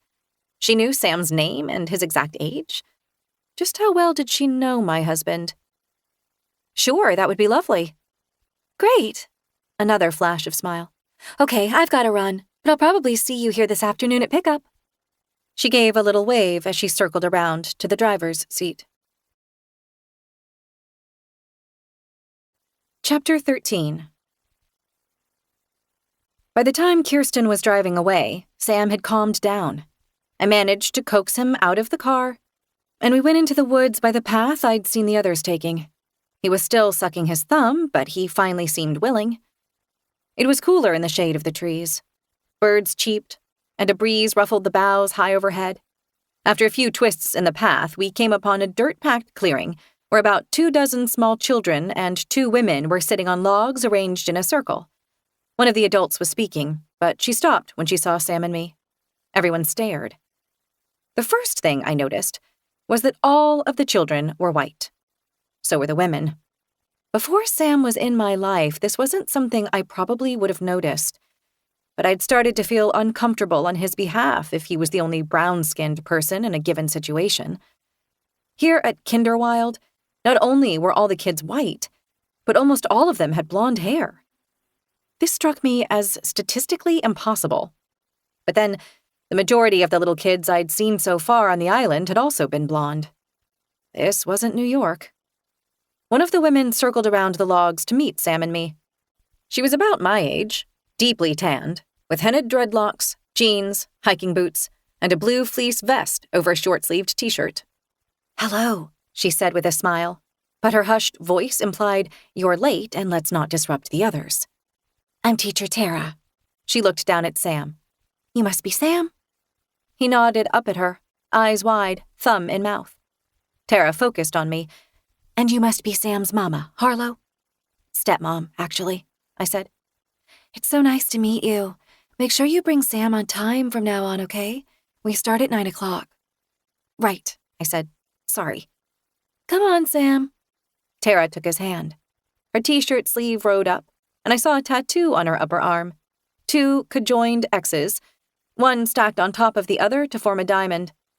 I had the sense I'd seen the symbol before, but I couldn't think where. You'll sit with me today, she said to Sam, and she led him away. When I returned to Himl Cottage, I heard the drone of Amelia's vacuum. I didn't want to get in her way, so I went out to the pool, settled into a teak chaise in the thin autumn sunshine, and opened the internet browser on my phone. I typed Kirsten Blakely and tapped go. An avalanche of results filled the screen. Most of the hits were from Instagram, all tagged with the handle Into the Woods We Go. I opened an image search to find an ocean of Kirsten photos. Kirsten in a folksy-looking dress, her pale hair braided around her head, milkmaid style. Barefoot Kirsten, standing tiptoe on overgrown grass, pinning white garments to a clothesline. Kirsten, bending her head gracefully over a bowl, stirring something with a wooden spoon. A selfie of Kirsten, although could she really have taken it herself? Gazing pensively past the camera lens, sunlight illuminating her poreless tan skin, her freckled nose, and her green and copper eyes. Kirsten in an old-fashioned white nightgown with long sleeves, a high, lacy collar, and a row of tiny mother-of-pearl buttons down the bodice. The caption read, "Full moon's out. Anybody else having a hard time getting their beauty rest? #foreverlove." Kirsten in a short video dancing with her baby, laughing with her head thrown back and her long dress fanning out. In another video, Kirsten dicing blood-red chicken livers and chatting about how to make them into country gravy. Then there were Kirsten's children. There seemed to be 3, including the baby, in homespun-looking outfits, posing in a cottage or a garden, hugging chickens and cats, biting into plums with pink juice dribbling down their cheeks, piling rocks at the beach. What am I even looking at? I thought. I opened my Instagram app and found Into the Woods We Go. 845,822 followers. Okay, I thought. Wow, so she's some kind of influencer? Her bio said, I'm Kirsten, wife of musician Ben Blakely, and blessed by God with 3 and counting forest-schooled free-range littles. I post about mothering, heritage homemaking, and learning how to claim your God-given fertility on our tiny slice of island paradise in the Pacific Northwest. I scrolled methodically through Kirsten's Instagram account, starting with the most recent post from yesterday, a from-above shot of an apron heaped with apples. The caption said, People don't get that I don't want to be the breadwinner in my home. Being the nurturer, the nourisher, the giver of comfort, and the maker of beauty, that is my calling. Instead of being a, quote, girl boss, today I spent my morning in the orchard, gathering up only the most beautiful apples in my at Willow Tree Provisions apron to take home to my family. I have my God to thank, the God of apple trees and wild grass meadows and growing baby bumps and my 3 precious sacred littles running free in the sun. Hashtag masculine feminine. Hashtag stay-at-home mama. Hashtag traditional living. Hashtag autumn vibes. Hashtag blessed. Sure, the religious messaging was heavy-handed, and that's coming from someone raised in small-town Iowa. Also, Kirsten was clearly making money by promoting baby carriers, organic makeup, lanolin nipple balm, teething biscuits, herbal supplements, and most of all, the indie fashion brands that made the retro folk clothing she wore so well. It was all one big advertisement, basically. I knew how momfluencers operated. But the images, they were hypnotizing. As I scrolled, something stirred in my chest. Something hard and deep and painful. It was longing, I realized. Longing for a different time and place without the horror of mass shootings and climate change and microplastics and Elon Musk. And it was homesickness, too. For a home I'd never been to, but to which I wanted so badly to return. Which was nonsense. I knew that. My genes didn't hold memories of wooden houses and sourdough starters and babies in hand-knitted sweaters. But scrolling through Kirsten's Insta feed, it sure as heck felt like they did. Chapter 14.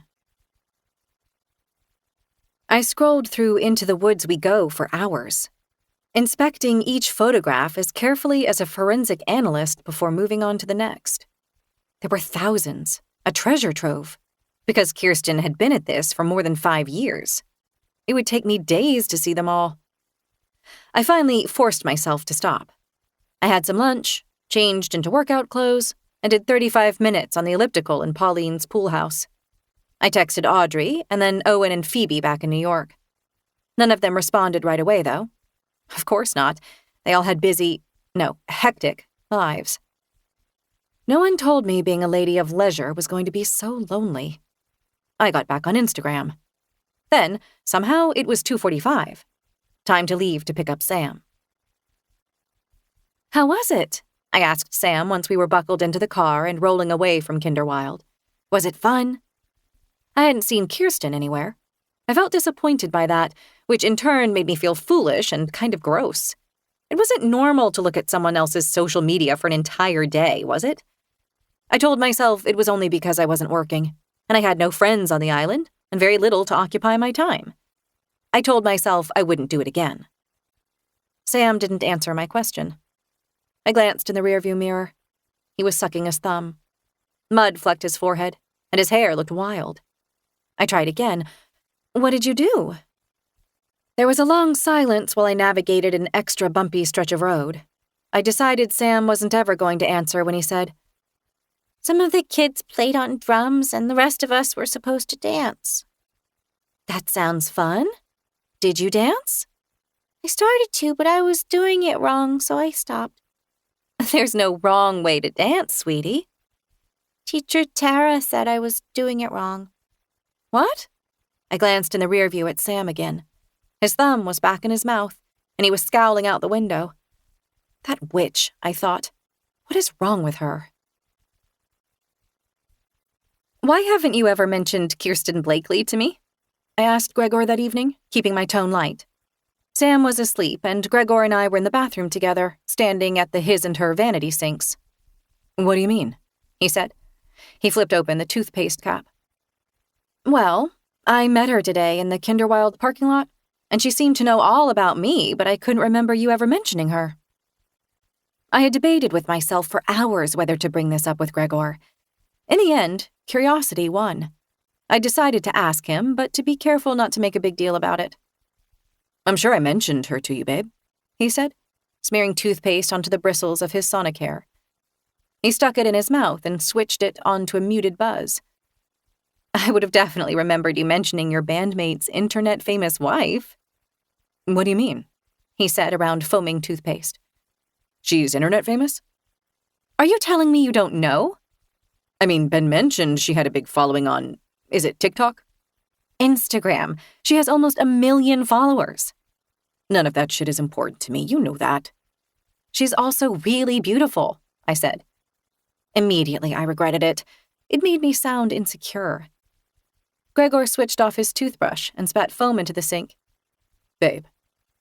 Was he going to pretend he hadn't noticed Kirsten's beauty? I wasn't sure if I wanted that. He swiveled the faucet on and blasted the toothpaste down the drain. He swiveled it off again and looked at me. Beauty is in the eye of the beholder. Please, I said on a groan. Fine, Gregor said. You want to know the truth? Always. I didn't mention Kirsten because she has 3 kids. And I thought, what? Something inside me went cold and still. I just thought maybe you'd be a little what? I thought you might be jealous. Jealous, I repeated flatly. Of her, her fertility. I'm a grown woman, honey, I said. Shut up, I told myself, just shut up. But words kept on sliding out of my mouth as though they had a life of their own. I have a PhD from a top-tier school. Until very recently, I was doing research at one of the most prestigious cancer centers in the country. And you're afraid I'm going to be jealous of some girl because she popped out a bunch of babies so young she's going to be a grandma by the time she's 40? Gee, thanks. Gregor stared at me. I couldn't blame him. I'd never talked like that to him before. God, I sounded as bitchy and unhinged as my mom. Whoa, he finally said. Are you done? I'm sorry, I'm just tired. Kirsten may not have a college degree, but it sounds like she's pretty successful at the influencer stuff. I know, I said. Sorry, I don't know why I said all that. It's okay. Gregor planted a toothpaste-scented kiss on my forehead. Let's get you into bed. I didn't say anything else as I left the bathroom. Gregor was right. I was jealous of Kirsten, of her beauty, her internet fame, and yes, I was jealous of her fertility. I curled up in bed, sick with self-loathing. I felt old and used up and mean-spirited. It had taken me till the age of 33 to find a man who wanted all the same things I did, a man who loved all of me, and here I was jeopardizing it because I couldn't keep my insecurities to myself. A minute later, Gregor got into bed too and switched off the light. He didn't say anything. He didn't reach for me. A reel of images flickered past my mind's eye. Brown leather boots and yellow chickens, and purple plums, and white blonde hair. Chapter 15. Sam informed me the next morning that he didn't want to go back to Kinderwild. He said it quietly, around a bite of Puffin's cereal. Later, after Sam had gone to get dressed, Gregor came downstairs. I took a deep breath and told him what Sam had said. I hated to stir things up after we'd gone to bed not speaking, but I owed this to Sam. It's predictable, right? Gregor replied, pouring cream into his coffee. We switched up his school after the school year started. Kids hate that. He needs to get a thicker skin, which means you need to stop coddling him. He also told me the teacher said he was dancing wrong. I love the mama bear thing, Lo, but I'm not being a...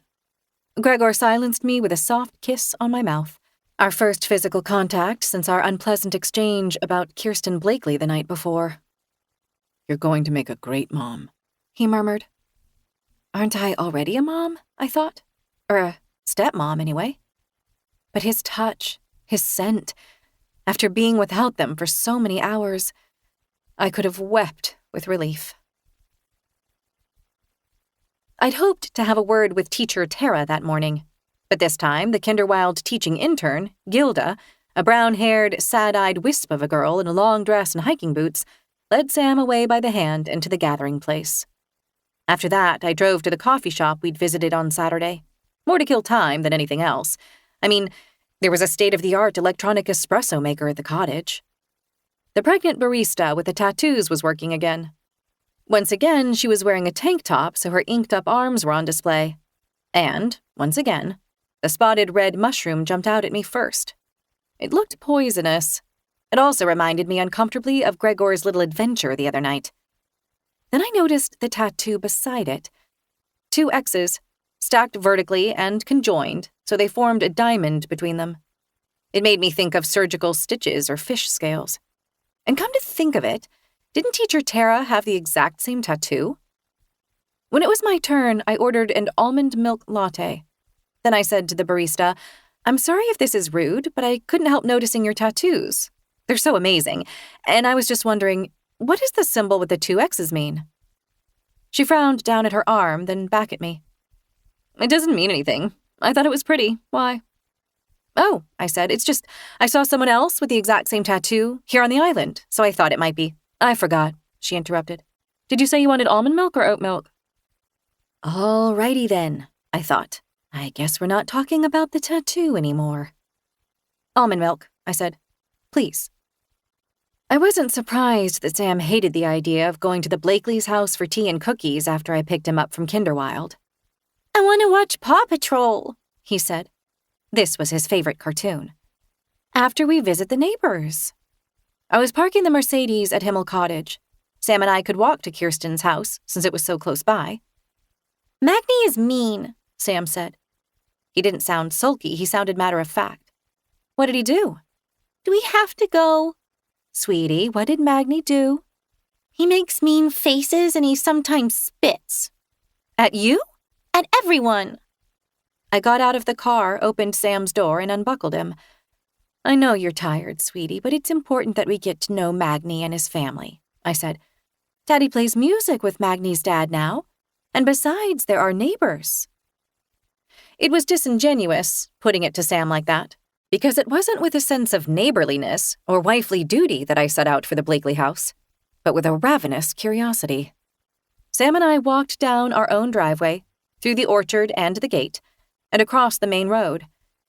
I'd noticed the Blakely's mailbox before, battered metal on a post with the address painted in fanciful lettering. Their gravel driveway went uphill and around a bend. Then I saw Kirsten's perfect little house. It had weathered shingles, white trim, and a rusted metal roof, and it stood in a sunny clearing carved from the forest.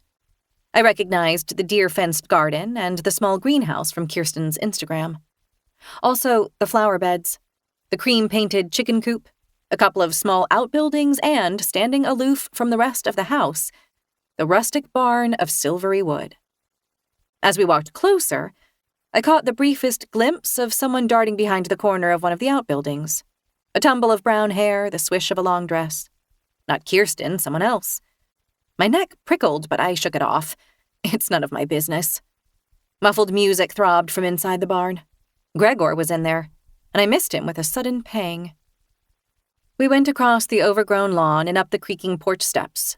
I knocked on the green door. Even the door was familiar. Kirsten routinely shared photographs of it on Instagram. And I felt ashamed. I shouldn't have known so much about a stranger's private life. On the other hand, she'd put it all out there for the world to see. She wanted an audience. It still felt wrong, though. Off balance. You'd think the balance would have been tilted in my favor since I knew 1,000 times more about her life than she knew about mine, but somehow, I felt like the powerless one, waiting there on her porch. In her mid-20s, at an age when I'd still been flailing around in grad school and bar crawls and going-nowhere relationships, Kirsten had her life completely together. She'd cracked the code. I guess, secretly, I'm a terrible person, because all I wanted right then was for Kirsten's life not to be as perfect as it seemed online. I wanted to find a weak seam and rip it wide. The door opened. "Hi," Kirsten said, smiling and showing her white teeth.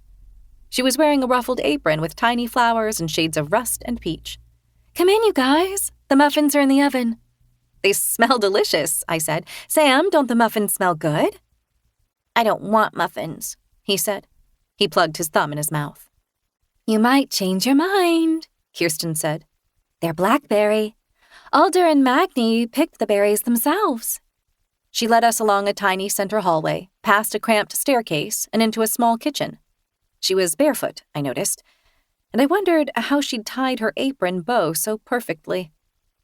In the kitchen, I felt like I'd walked onto a television set, or maybe into the pages of Country Living magazine. Everything was in shades of white and cream and wood tones, with drying herbs strung from the ceiling, and open shelves arranged with glass jars of spices and dried beans and flowers and nuts. A brick fireplace took up one wall. Over it hung an old-fashioned axe. A vase of white dahlias sat on the mantel shelf.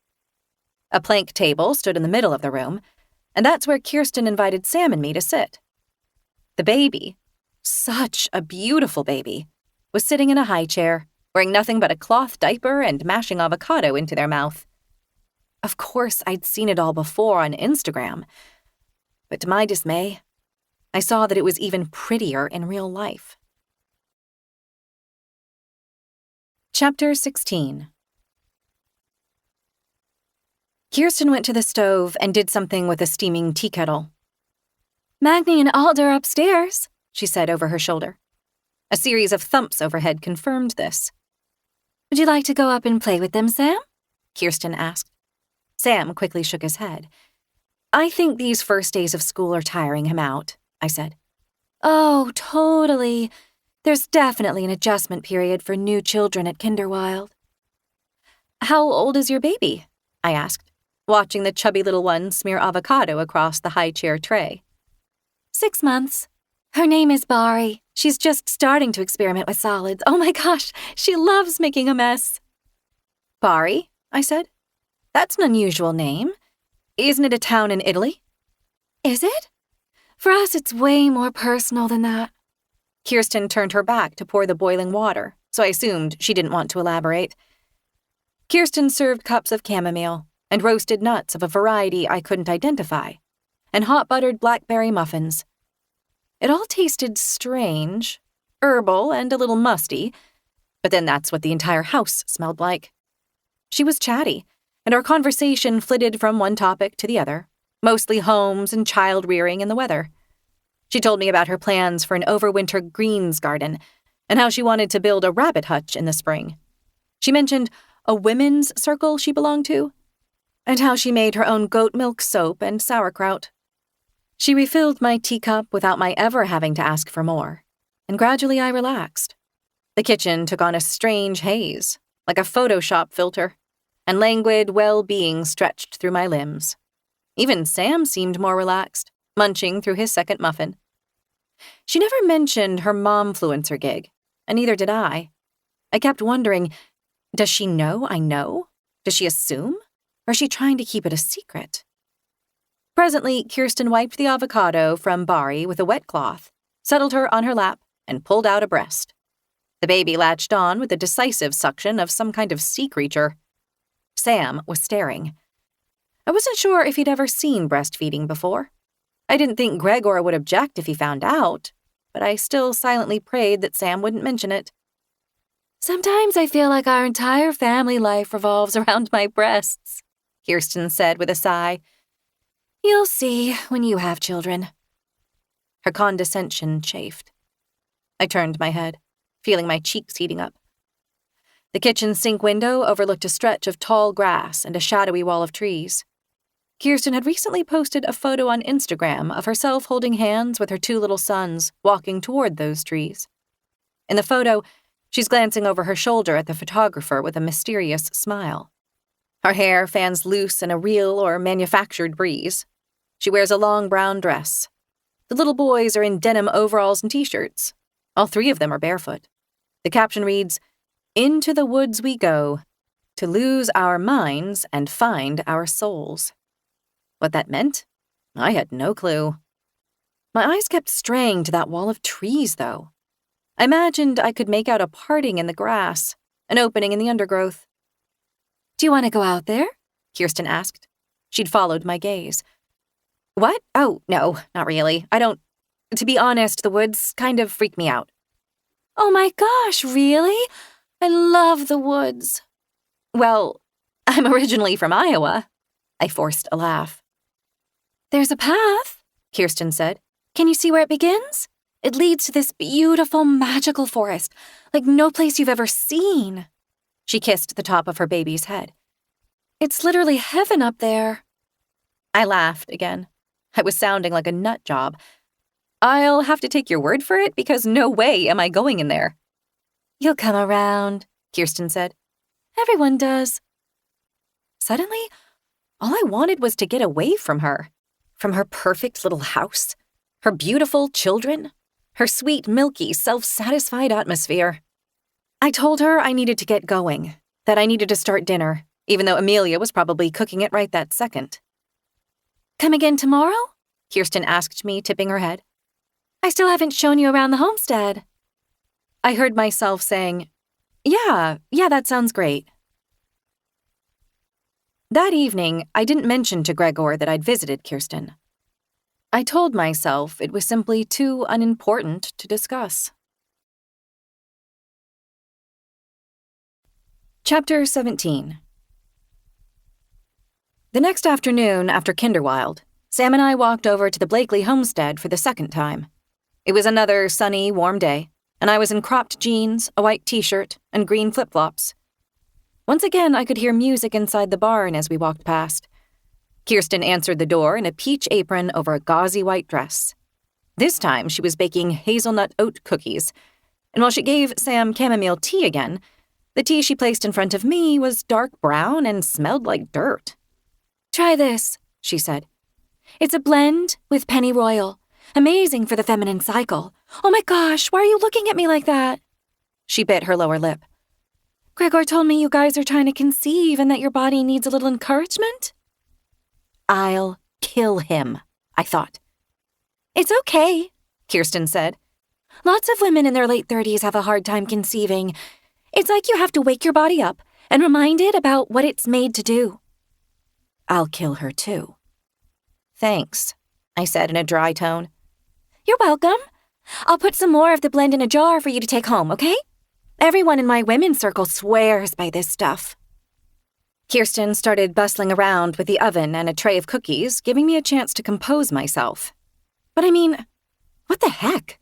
My husband was talking to Kirsten, practically a stranger, about my fertility issues? So much for it being private, like he said. I tried to put it out of my mind. Kirsten wanted to be nice. She was just kind of tactless. I took a sip of the tea and grimaced. It tasted even worse than it smelled. Bitter, earthy, woody. But hey, maybe it would help me get pregnant. The conversation turned to how Sam was liking Kinderwild so far. Not much. And how I was filling my days now that I had time off work. Internet stalking Kirsten, but I obviously didn't mention that. Sam hadn't wanted to play with Alder and Magni outside, but Kirsten showed him where the children's bookshelf was in their bedroom, and I assumed he was contentedly looking at books. Why haven't you mentioned your social media thing? I asked Kirsten after a lull in the conversation. Her eyes widened. Oh, I guess I didn't know if you even knew about that part of my life, and I didn't want it to, get in the way of us being friends. Sorry, is that dumb? No, it's not dumb, but why would it get in the way of us being friends? Well, I mean, you're this fancy scientist from New York City, and I'm just a mom who didn't even finish college. I was worried you'd think it was kind of shallow. I think it's interesting, I said. You're an entrepreneur, I admire that. I meant to sound encouraging, but instead I sounded condescending. But Kirsten was smiling. Okay. Well, thanks. That means a lot. Does your husband take your photographs? Ben? Oh my gosh, no. Kirsten laughed. Gilda does. Gilda? The teaching intern at Kinderwild? Oh, right. I pictured the sad-looking girl in her hiking boots and long dresses. Maybe that's who I saw yesterday disappearing behind the outbuilding, I thought. Ben doesn't like the whole social media thing, Kirsten said. He thinks it's non-traditional, but he doesn't complain about the income I get from my brand collaborations, so... She lifted a shoulder. You're lucky. With Gregor's family money, I mean, you guys don't have to worry. How did she even know about that? Never mind, of course she knew about it. It was public knowledge. Yeah, I said vaguely, and averted my eyes from Kirsten's too bright gaze.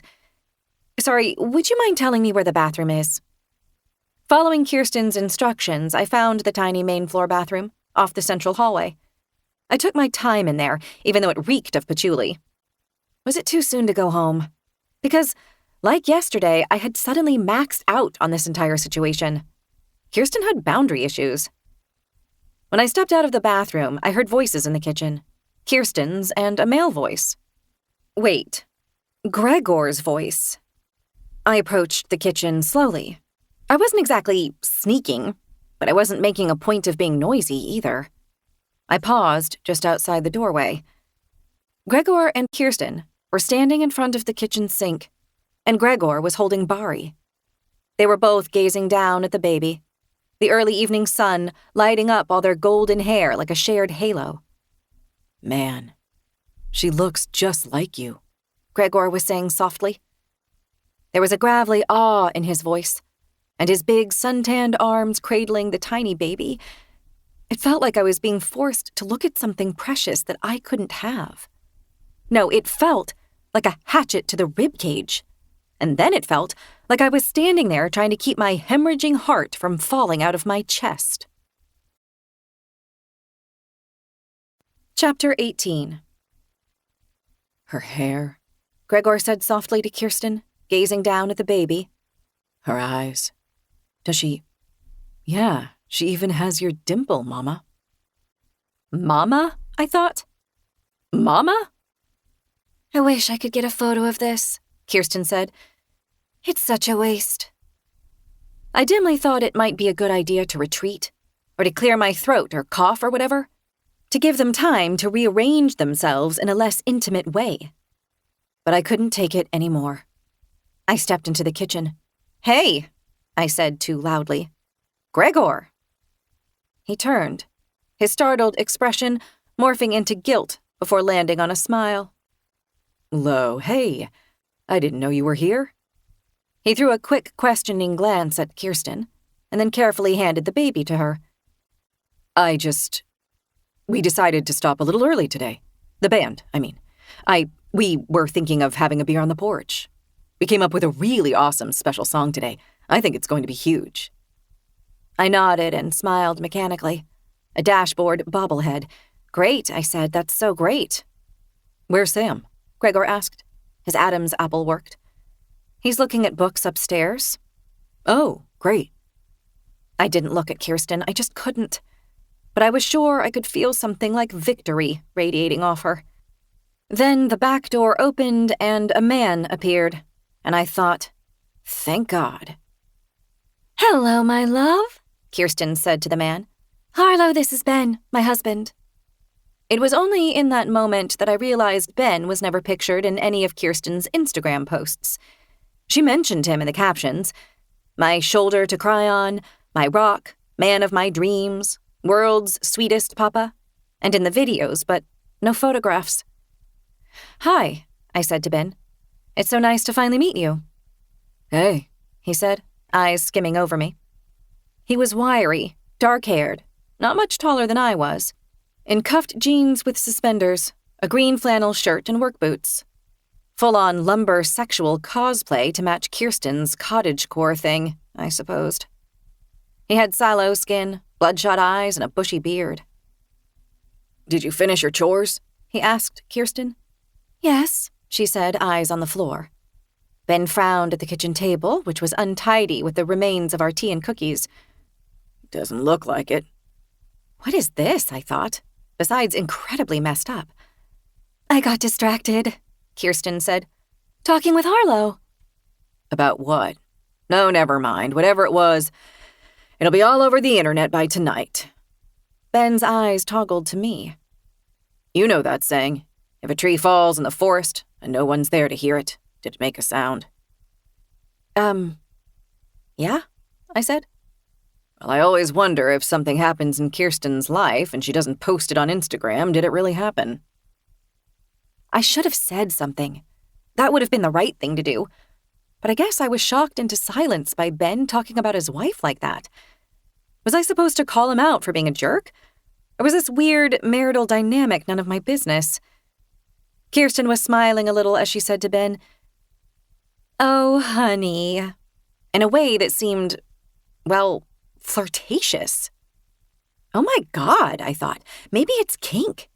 Maybe tonight, after Gregor and I are gone and their kids are asleep, they'll continue the performance just for each other. Ben will shred that gauzy dress off Kirsten's body and force her to her knees. Well, I think it's great, Gregor said. What Kirsten's doing with her brand. Getting visible on social media isn't easy. I know that from personal experience. He smiled at her. She smiled back. I didn't understand any of it.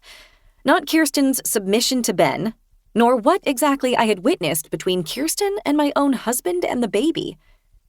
All I knew was that I was spinning with queasiness and that the kitchen was way, way too small. "Excuse me," I said. I edged past Ben and walked out the kitchen door, down the porch steps and into the tall grass. Babe?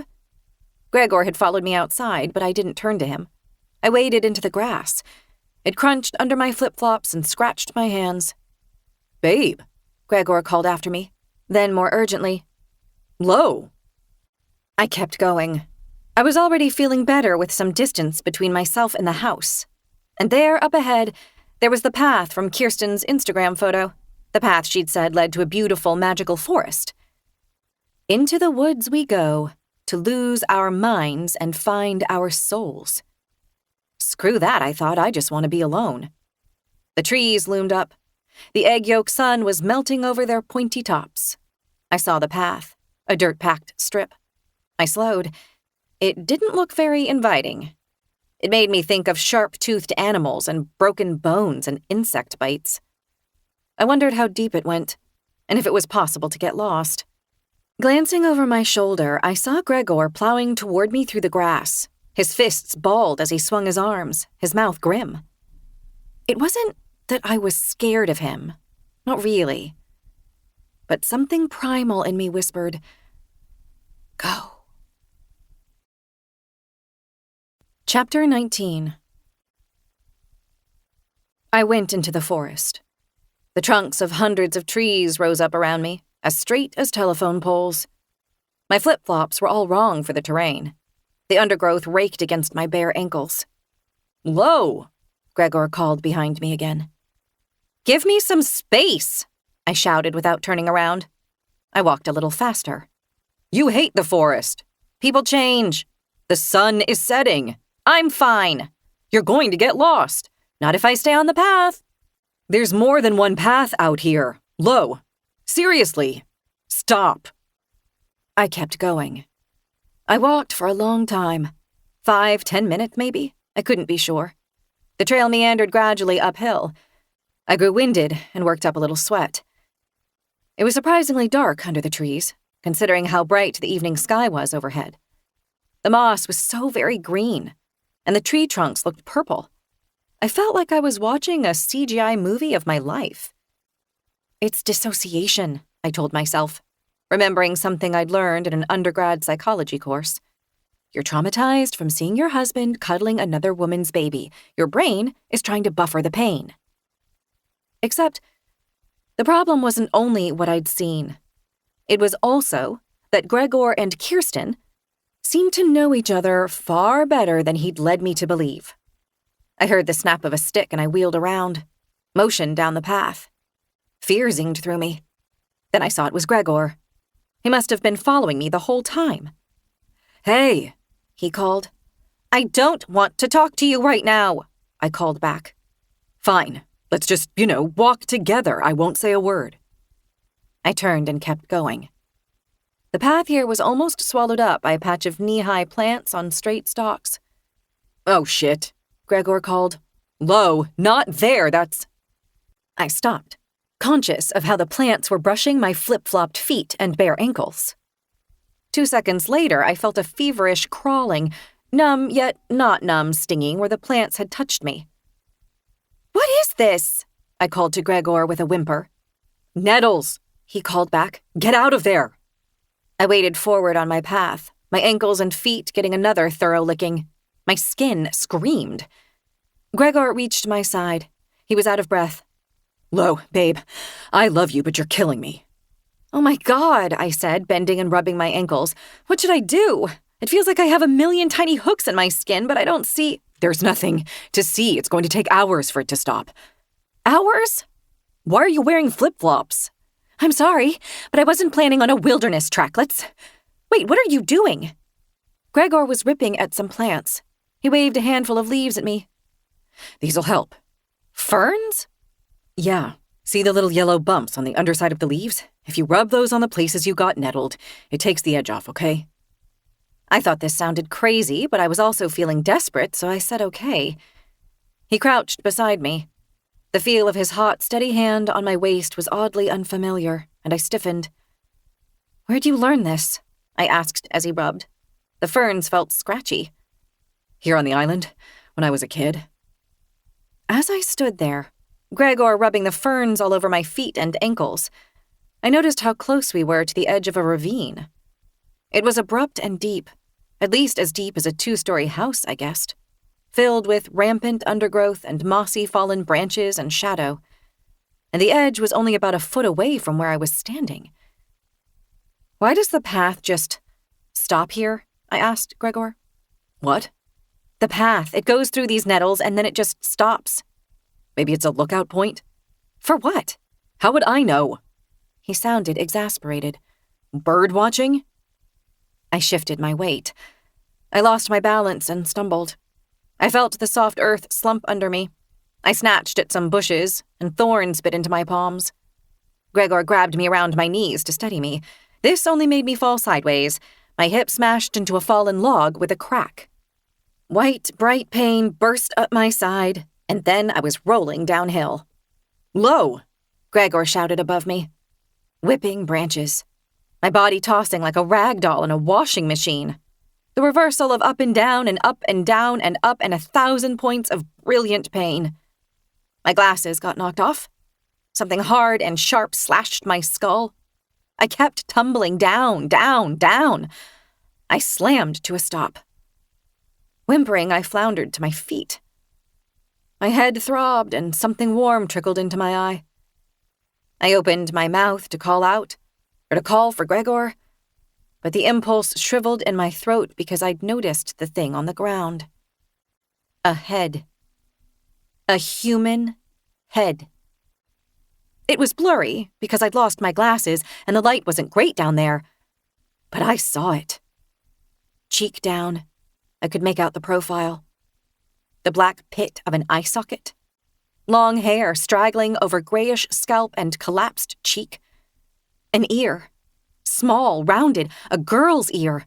Clogged with dirt. No, I thought. I'm not seeing this. How could I be seeing this? And a hacked stump of a neck. A jagged rim of leathery flesh. A slice of yellow-gray vertebrae, and the smell. Oh my God. My stomach lurched. Sweet, sour, rotten meat, and wet mulch. Then Gregor was beside me. When he spoke, it was hard to hear him through the waterfall surging in my ears. "Oh shit," he was saying. "Lo, are you okay?" At last I was able to tear my eyes away from the head. I looked at Gregor. He too was a blur. I swallowed against my dry throat and whispered, I think it's a head." "Lo, you're bleeding. This isn't—" "Where's the rest of her?" My voice sounded far away. Gregor? Where's the rest of her? His fingers were clamping around my upper arm, turning me. We have to get out of here, now. But where's the rest of her? Lo, you're bleeding. We need to get out of here. I reached up to touch my head, where the pain was concentrated and from which the wet warmth was trickling, and Gregor shouted, No! What? Why? You don't want to get it infected, here. He stripped off his t-shirt so he was bare-chested. His skin seemed to glow in the half-light. He balled up the shirt and pressed it against the crown of my head. Hold it there. Take my hand. I took his hand. I couldn't remember why I'd been so desperate to get away from him before. Something about that girl, Kirsten. Something stupid, something that didn't matter. We worked our way slowly up the side of the ravine. We didn't go straight up, but took a zigzag path, picking our way over fallen branches, pushing through clumps of ferns. I clung to Gregor's hand so hard that I was surprised he didn't complain. You're lucky you didn't break your neck, he said as he helped me navigate a rotting log. Falling like that? Jesus. I may not have broken my neck, but I was battered and bruised, and by the time we reached the top, completely freaked out. Because that head, it had been real. Hadn't it? If it had been real, why wasn't Gregor talking about it? We stopped and Gregor wrapped his arms around me and held me tight, and I tried not to cry. Did you see it? I mumbled against his hot, bare chest. The thing? Don't try to talk low. Let's just concentrate on getting back. But I saw... It's okay, he whispered, holding me even tighter. You didn't see anything, okay? Chapter 20. When Gregor and I emerged from the woods at the Blakely homestead, it was dusk. The windows of the little house glowed, and I smelled wood smoke. Kirsten met us on the kitchen porch. Oh my gosh, what happened, you guys? I thought her gaze raked over Gregor's bare chest before she looked at me. But maybe I only imagined that. It wasn't like I could see clearly without my glasses. Harlow, she gasped. She'd seen the blood then. I'm okay, I said. We just need to get home. I adjusted my grip on the balled-up t-shirt I was pressing to my head. We need to call the police. The police? But what happened? She fell, Gregor said. She must have cut her head on a rock or a branch or something. There's something out there, I said. A smeary image, wrought gray and bone yellow, flashed in my mind's eye. It might be a dead person, or their head. A head? Kirsten frowned, looking between Gregor and me. Yeah, I said. Are you sure? Hold on. I didn't see anything like that, Gregor said, interrupting me. A head? Like a human head? Babe, you're kind of shook up right now. I don't think you're remembering things right. I frowned at him, confused. I couldn't see his face well enough to read his expression. I think I have an explanation, Kirsten said. Harlow, there's something I need to tell you. You know that tea I served you earlier? I thought of the bitter, dirt-colored brew I'd forced myself to drink. Yes. Well, I thought it was my pennyroyal fertility blend, but when I was cleaning up the kitchen just now, I realized that I mixed it up with a different tea. It was, well, to be honest, it was mushroom tea. Mushroom tea, I repeated. Yeah. Psilocybin? Her voice quavered on the last syllable. Was she trying not to laugh? It's totally pure, she said. I forged it myself. Magic mushroom tea, I said flatly. Oh boy, Gregor said on a chuckle. It's not funny, I said. I'm trying to conceive. I'd been about to say I'm in the 2-week wait, but that was none of Kirsten's business. I turned to her. Why would you give me that? It was an accident, she said. I'm so sorry, Harlow. If it's any consolation, I actually think it boosts fertility. because I used it before I conceived all of my children, but—" She tipped her head. "It is strong enough to sort of help you see alternate versions of reality. Like, dead things that aren't really there." Kirsten waited, holding her breath, it seemed, for me to respond. I felt cornered. "I really need to go home," I said to Gregor. "I'll go and grab Sam," Kirsten said. She left Gregor and me alone on the porch. "I saw something," I whispered to Gregor. "I'm pretty sure. We need to call the police and—" "If you drank mushroom tea, then I hate to say it, but you're high." Gregor was smiling. "Lean into it, babe. Enjoy." Enjoy? I gave my head a shake and then winced as pain exploded across my scalp. I squeezed my eyes shut. "Gregor, it was awful, like a Halloween mask or a—" "You lost your glasses, I saw something. Why didn't you see anything?" Because it wasn't there." Confusion rocked through me.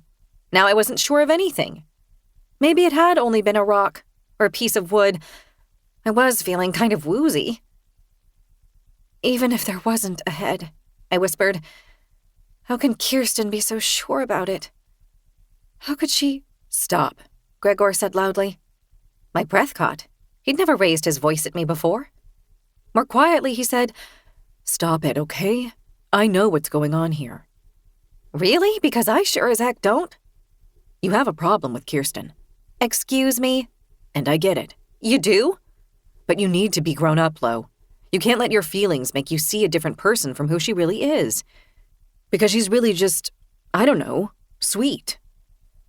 I stared at him, lit harshly from above by the porch light. His eye sockets were sunk in shadow, and that, combined with my blurred vision and his bare and blood-smeared chest, made him look like a wild man, a man from another time and place. It made him look exactly how he had that first night by the swimming pool. But then he lifted his hand and tenderly stroked my jaw, and all that was swept away. It was just Gregor, my husband, the one I loved. Inside the house, voices and footsteps grew closer, and then Kirsten appeared with Sam. "Take care, you guys," Kirsten said, waving as Gregor, Sam, and I set off on foot for home. "Be safe." "Have a great night," Gregor called to her over his shoulder. Then he laced his hand in mine and said to me, "I actually think the two of you could be really good friends. Maybe when you're a mother, too." In that instant, I realized that I didn't like Kirsten Blakely very much.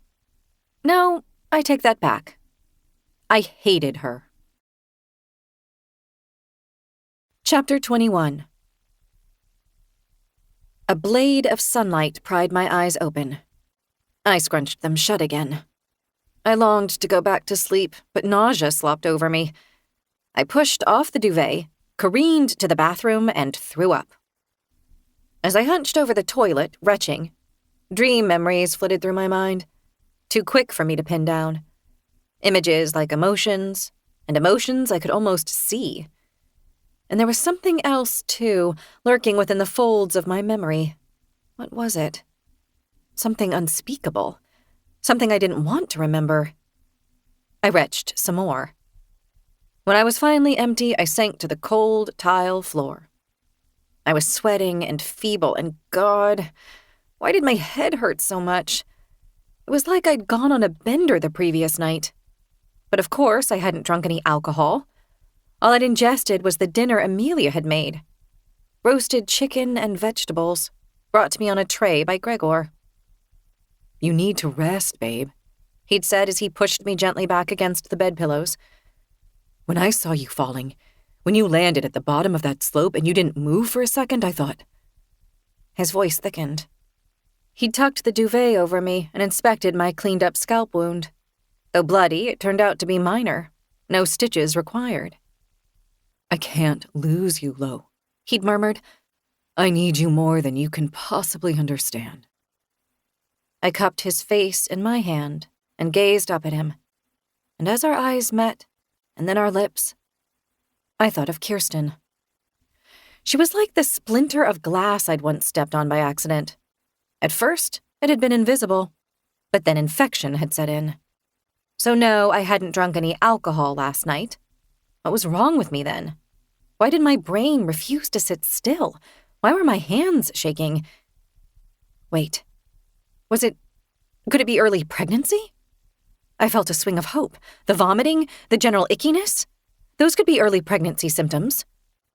Another surge of nausea launched me back over the toilet bowl. And then I remembered. The head. Cheek down, matted hair, stump of neck, a slice of yellowed vertebrae. Footsteps behind me. Oh, babe, Someone murmured. It was Gregor crouching beside me. His hand found the back of my neck. I flinched, then leaned into him. Oh my God, I whispered. Gregor, there was a head. No. He curled his arm around me and kissed my tangled hair.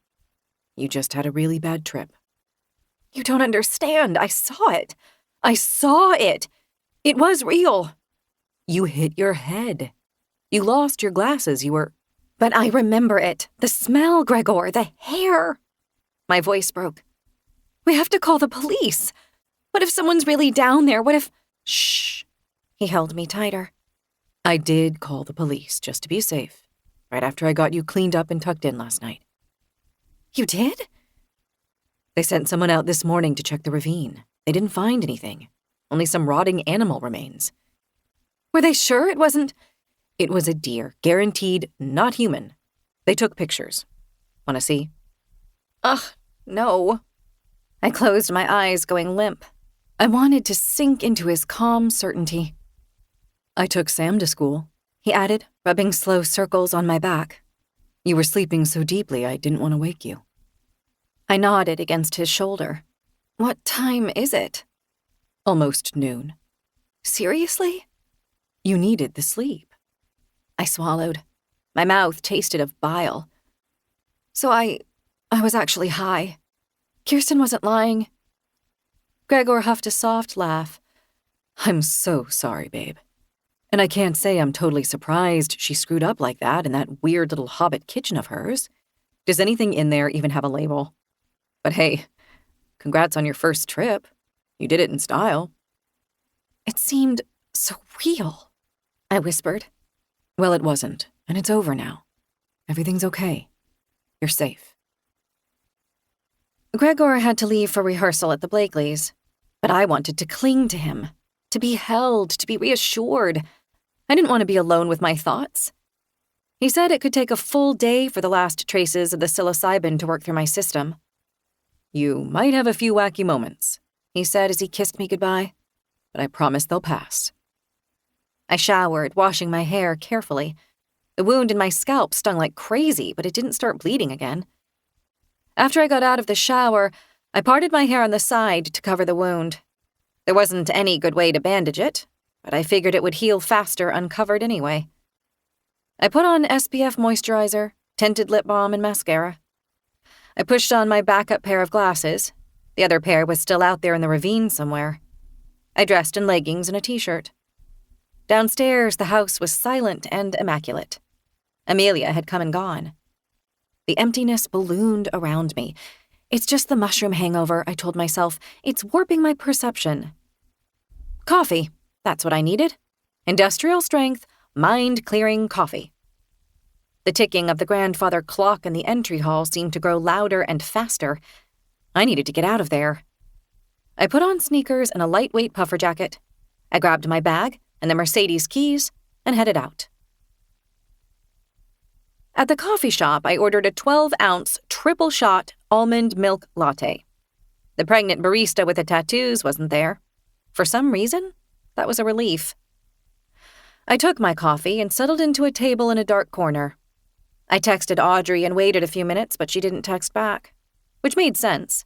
In Iowa, it was school pickup time. For the next few hours, she'd be driving her Toyota Highlander all over town, to athletic fields and the dance studio and the Hy-Vee supermarket.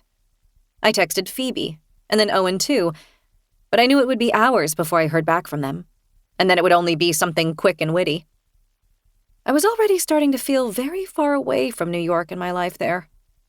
Anyway, I wasn't sure if I wanted to tell any of them about Kirsten and Gregor and the mushroom tea and the horrible thing I hallucinated. When I imagined describing it, I sounded unhinged. I connected my phone to the coffee shop's Wi-Fi. I popped in my earbuds and tapped open my Instagram app. I typed, "Into the woods we go." Chapter 22. The latest on Into the Woods We Go. A serene Kirsten, holding a wooden tray with a steaming mug of coffee, a milk pitcher, and a folded linen napkin. The caption read, "Coffee just the way my husband likes it. Hot and fresh. The world tries to tell me it's wrong to serve my husband, but I believe it is only in service that we can understand the true meaning of love. To bring offerings, to make sacrifices, these are their own love language, one that is ancient, powerful, and deep. Patriarchy is a bad word these days, but it means the rule of the father. And what is so wrong about a family having a leader? When I look around me, I can see all the evidence I need that my offerings and sacrifices to the father of my family are paying dividends. Hashtag traditional family, hashtag forever love, hashtag blessed." I'd already spent hours scrolling through Kirsten's account. Her posts told a story about loveliness and simplicity and family. It said that the past was better, purer, more whole, that women could recreate that lost world by pickling wax beans and letting their kids run wild in the misty trees. I'd come away from those scrolling sessions with a wistful craving. Today, though, it all looked different. Wasn't there actually something sinister about her photo filter, which seemed to be hiding something behind its bleached-out glare?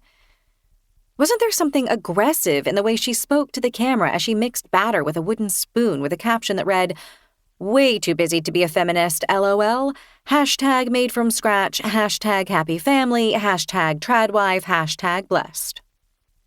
I felt like I was missing something just below the surface, or past the margins, or in the negative space. Something slippery, something threatening. Or was this just jealousy I was feeling? Sour, paranoid, raw? I dropped down into the comments. It was mostly exclamation points, and hearts, and comments to the tune of, "You're so amazing, and I wish I could be more like you." Sure, if you looked hard, you could find the odd troll. Eye roll emojis and, "Ooh, do you even know what's in raw milk?" And, "You're not a true Christian, you're a witch. Find God and repent." And, "Wait, are you a Nazi?" They were nature worshiper blonde baby farmers too, you know. But Kirsten didn't engage with any of it, which honestly seemed pretty classy. Aside from what she wrote in her captions, she didn't comment at all. In fact, even though she had a bajillion followers, she wasn't following any other accounts. This isn't healthy, I thought. I closed Instagram. The second I did, the image of the head, clinging hair, a dirty ear, reared up in my mind's eye so sudden that I gasped. The two older ladies at the next table glanced over at me. My palms were starting to sweat, and my lungs felt too small. Seriously, how could I have hallucinated something so grisly, so graphic? It was messed up. I opened the web browser on my phone and Googled, "How long do psilocybin mushrooms take to work?" I scoured the hits. It sounded like mushrooms would typically start kicking in around 30 to 60 minutes after ingestion. The effects would peak in 2 to 4 hours, and the trip would last a total of about 6 hours. Okay, that tracks, I thought. I was in that ravine maybe an hour after I'd drunk the tea. I hadn't felt high, but then I'd never had mushrooms before, or any drugs except for a couple of puffs of a joint one time in college. I drummed my fingers against the paper coffee cup. My heart was banging in my throat. I'm not doing it, I told myself. I'm not going to be that person, the one getting lost in internet mazes. Gregor said the police checked the ravine. There was nothing there but a dead deer. Still, my thumb hovered over the search bar. Just once, I told myself. Just to rule it out. Then I'll let it go. Feeling reckless and a little bit ashamed, I thumbed in the name of the island and missing persons. Even that felt weird. I was pretty sure I'd never written missing persons in my life. The little blue line crept across the screen. The coffee shop's Wi-Fi sucked. I sipped my coffee, forcing the lukewarm liquid down even though it made my stomach clench. Search results. King County Missing Persons Database. Washington State Patrol Missing Persons List. Community Forum Lost Pets. Last year's viral case of the Seattle college student who went missing, found safe in Oregon 2 days later. I clicked through the database and the list. Nothing about anyone gone missing on the island. A shaky breath rattled out of me. Okay, good. This is good. Except it wasn't a definitive answer, was it? Bodies could be moved, dumped, especially on an island with endless trails and coves and forgotten hollows. I sat back, pressing the heels of my hands against my eyes. The police checked. They didn't find a body. Gregor said so. You okay, hun? Someone said. I looked up. One of the ladies at the next table was watching me, a gentle crease between her eyebrows. I pasted on a smile. Yeah, I said, just a long night. She nodded in sympathy and went back to conversation with her friend. I curled my hands around my coffee cup, trying to absorb the last of its warmth. Get a grip, I told myself. Yes, people disappear every day. Horrible yet true. But the odds that I really saw a chopped-off head in the woods, while also tripping on shrooms? Slim to none. I rolled into the Kinderwild parking lot a little before 3 o'clock and joined the moms walking into the shade of the forest. The air was thick with the smell of crushed fir needles and sun-warmed dirt. I was relieved that I didn't see Kirsten anywhere. It felt like my unhealthy little obsession with her Instagram must be written all over my face. Sam was sitting alone on a log in the gathering place, slumped under the bulk of his backpack. His hair was messy, his cheeks flushed. "Hey," I said, crouching beside him. "How are you doing, sweetie?" He shrugged. "Are you ready to go?" He nodded, not meeting my eyes. I peeled his backpack straps from his shoulders. "I'll carry this," I said. He got to his feet and we started back toward the parking lot, following a straggling line of women and kids. The trail twisted under the towering firs. A little boy ahead jabbed at the packed dirt with a stick, like a blind man feeling his way. 2 girls, maybe 6 or 7 years old, walked behind him, chattering in high, lilting kid voices that sliced the air. "New Gilda's better," one of them said. "Nuh-uh," the other replied. "Old Gilda was the best one. She let us paint the pine cones with blackberry paint." "No, she didn't. That was New Gilda, and we made acorn necklaces." "New Gilda doesn't even know all the songs." "Does too." "Does not." "My mama says old Gilda ran away 'cause she's bad," the first girl said, sing-song, almost taunting. "My mama said she ruined everything." "No, they can't run away, and they have to be good." They skipped ahead. I frowned, glancing down at Sam, who was plodding beside me, eyes on the ground. New Gilda? Old Gilda? Gilda was the pale, sad-eyed teaching intern who always seemed to be hovering at the edges of things.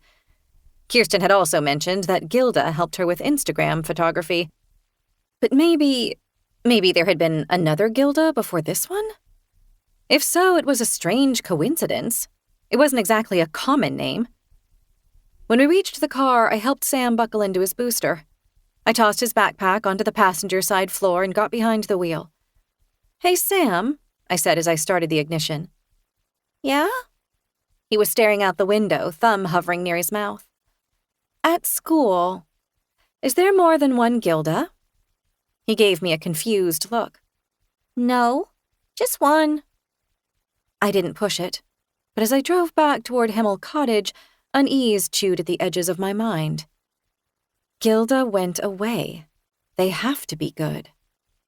It was probably nothing. Just little kids' babble. About half an hour later, when Sam and I were back at Himl Cottage and playing catch with a softball and mitts on the lawn, my phone buzzed. I pulled it out of my jacket pocket to see a new text message from an unfamiliar number. "Hey, it's Kirsten. Got your number from Gregor. I didn't have a chance to ask you if you and Sam would like to come over after school tomorrow. Or maybe Monday?" Is she out of her mind? I thought. She serves me psychotropic tea and thinks I'd want to go back for a refill? Even if it was an accident. I didn't reply to the text. Chapter 23.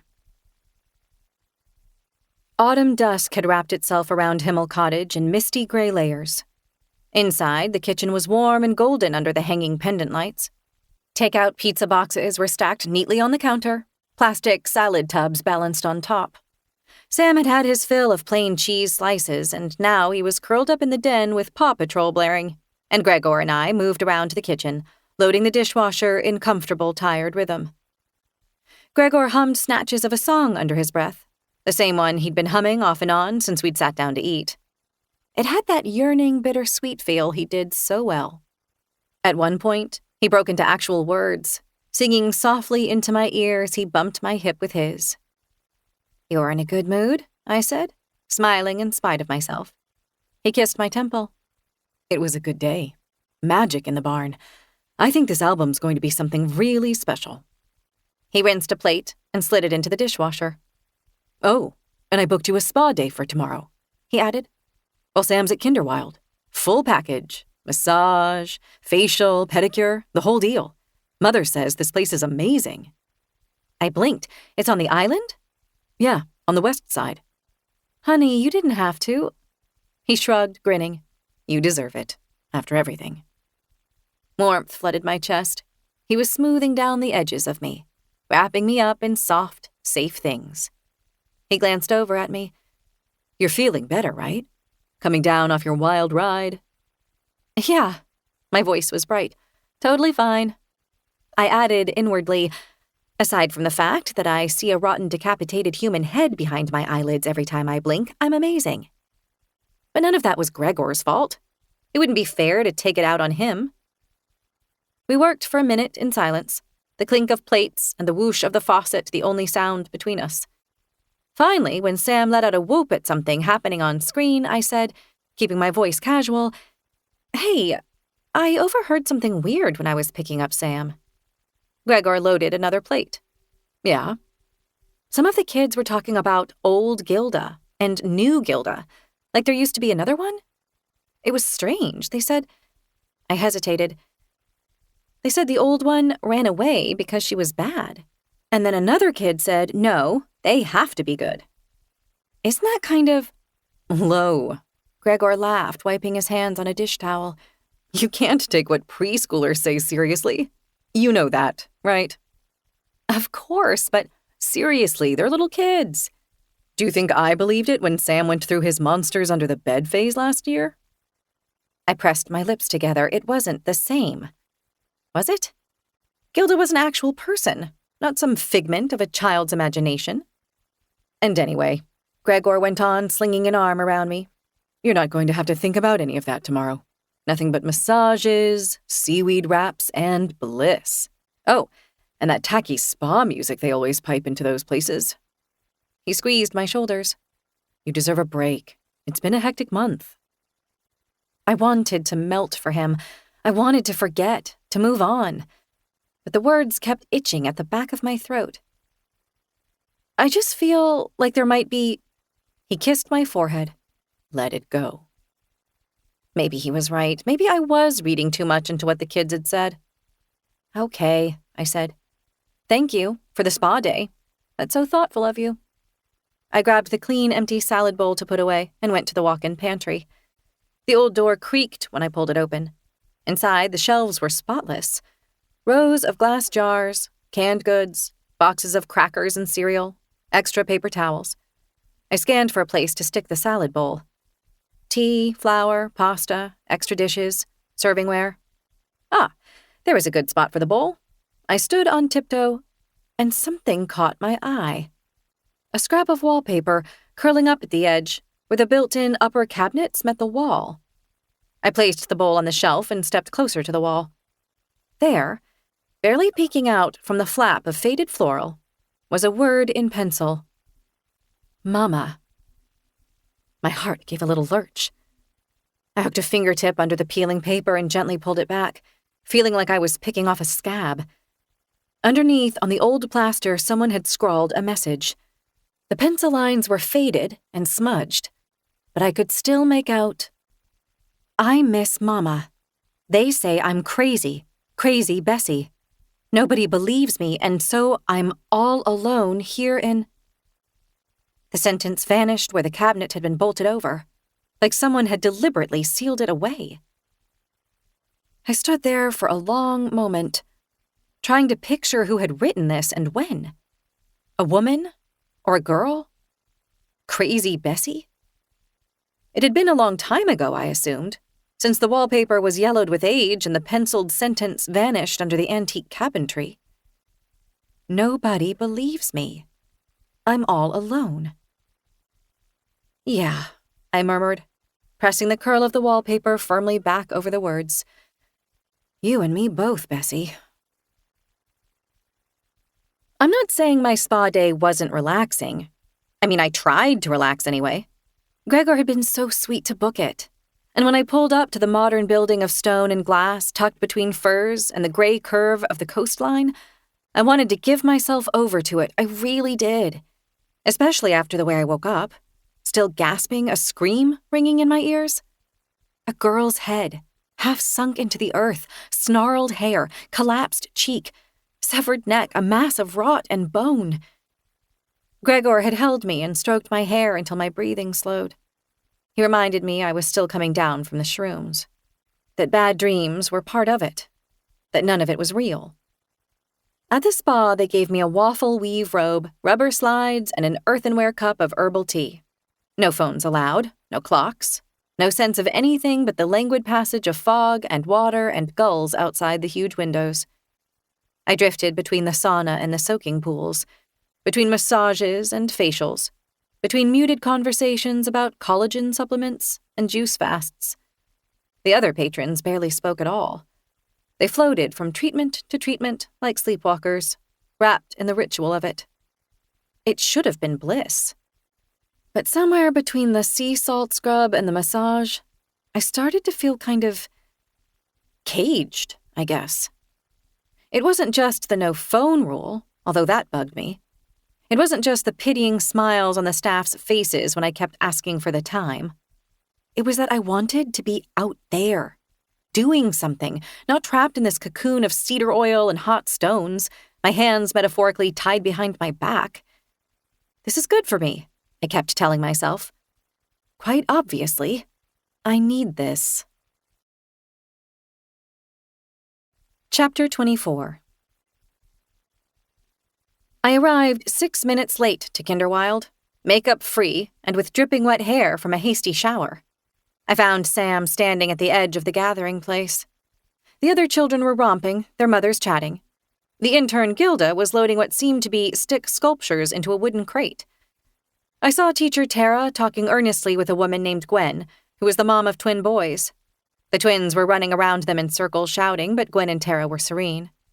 When I said hi to Sam, I realized he looked like he'd been crying.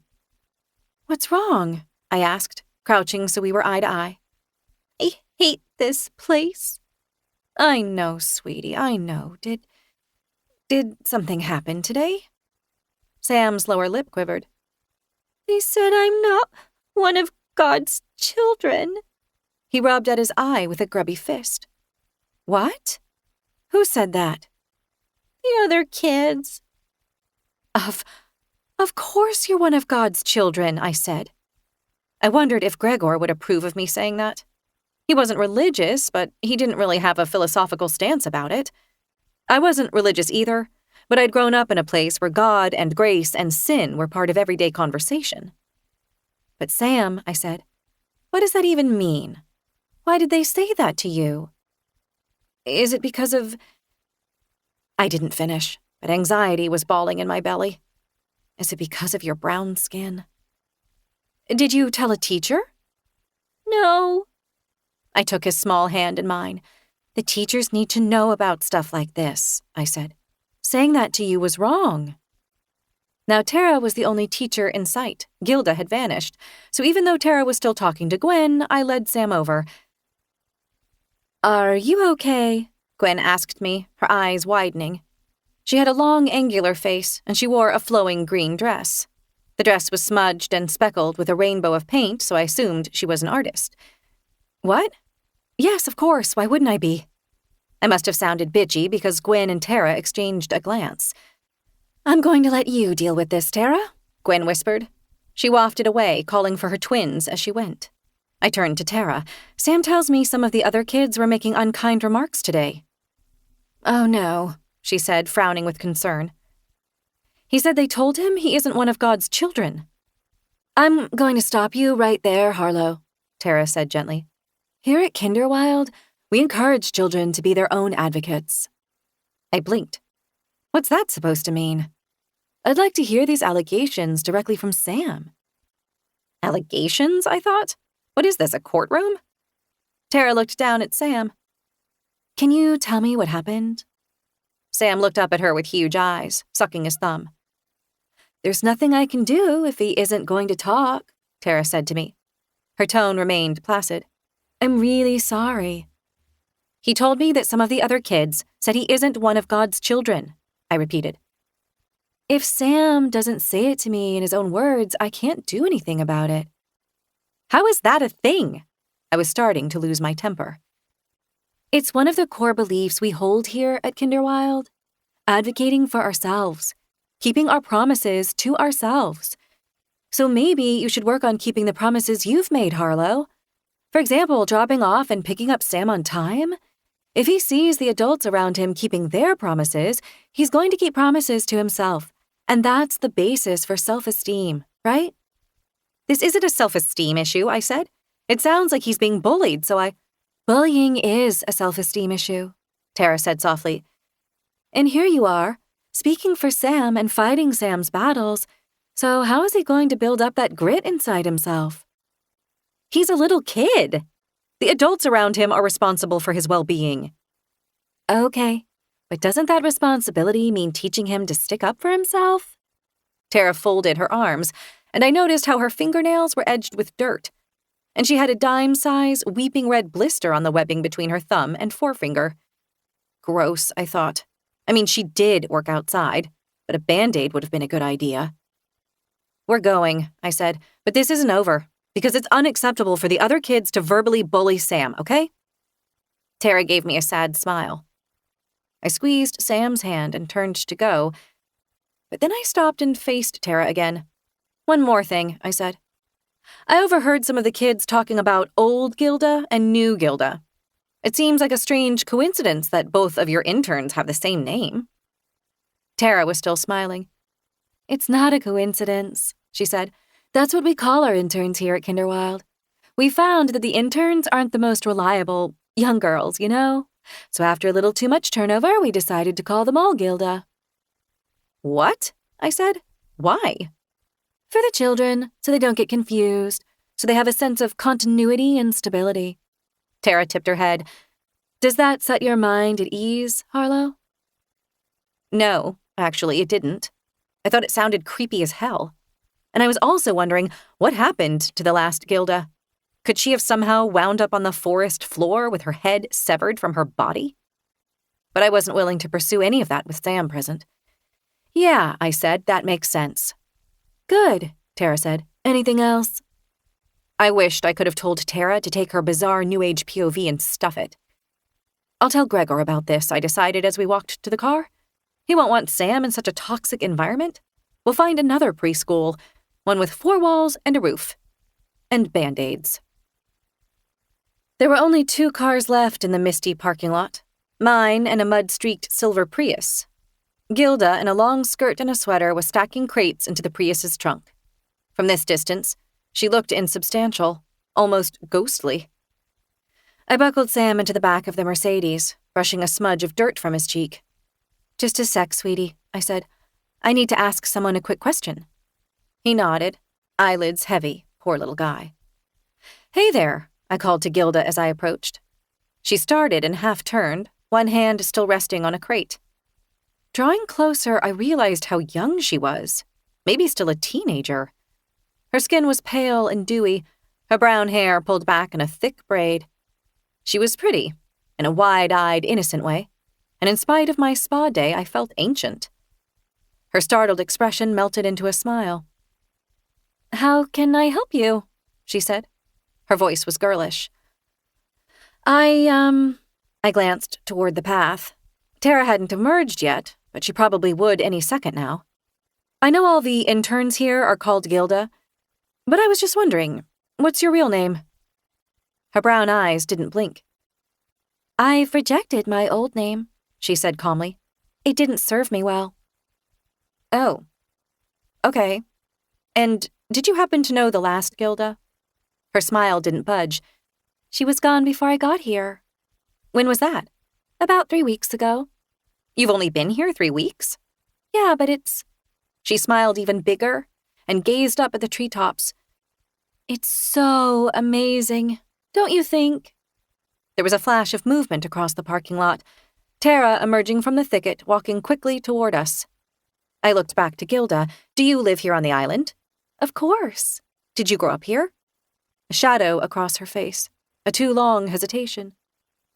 No, but my life is here now. Then it hit me.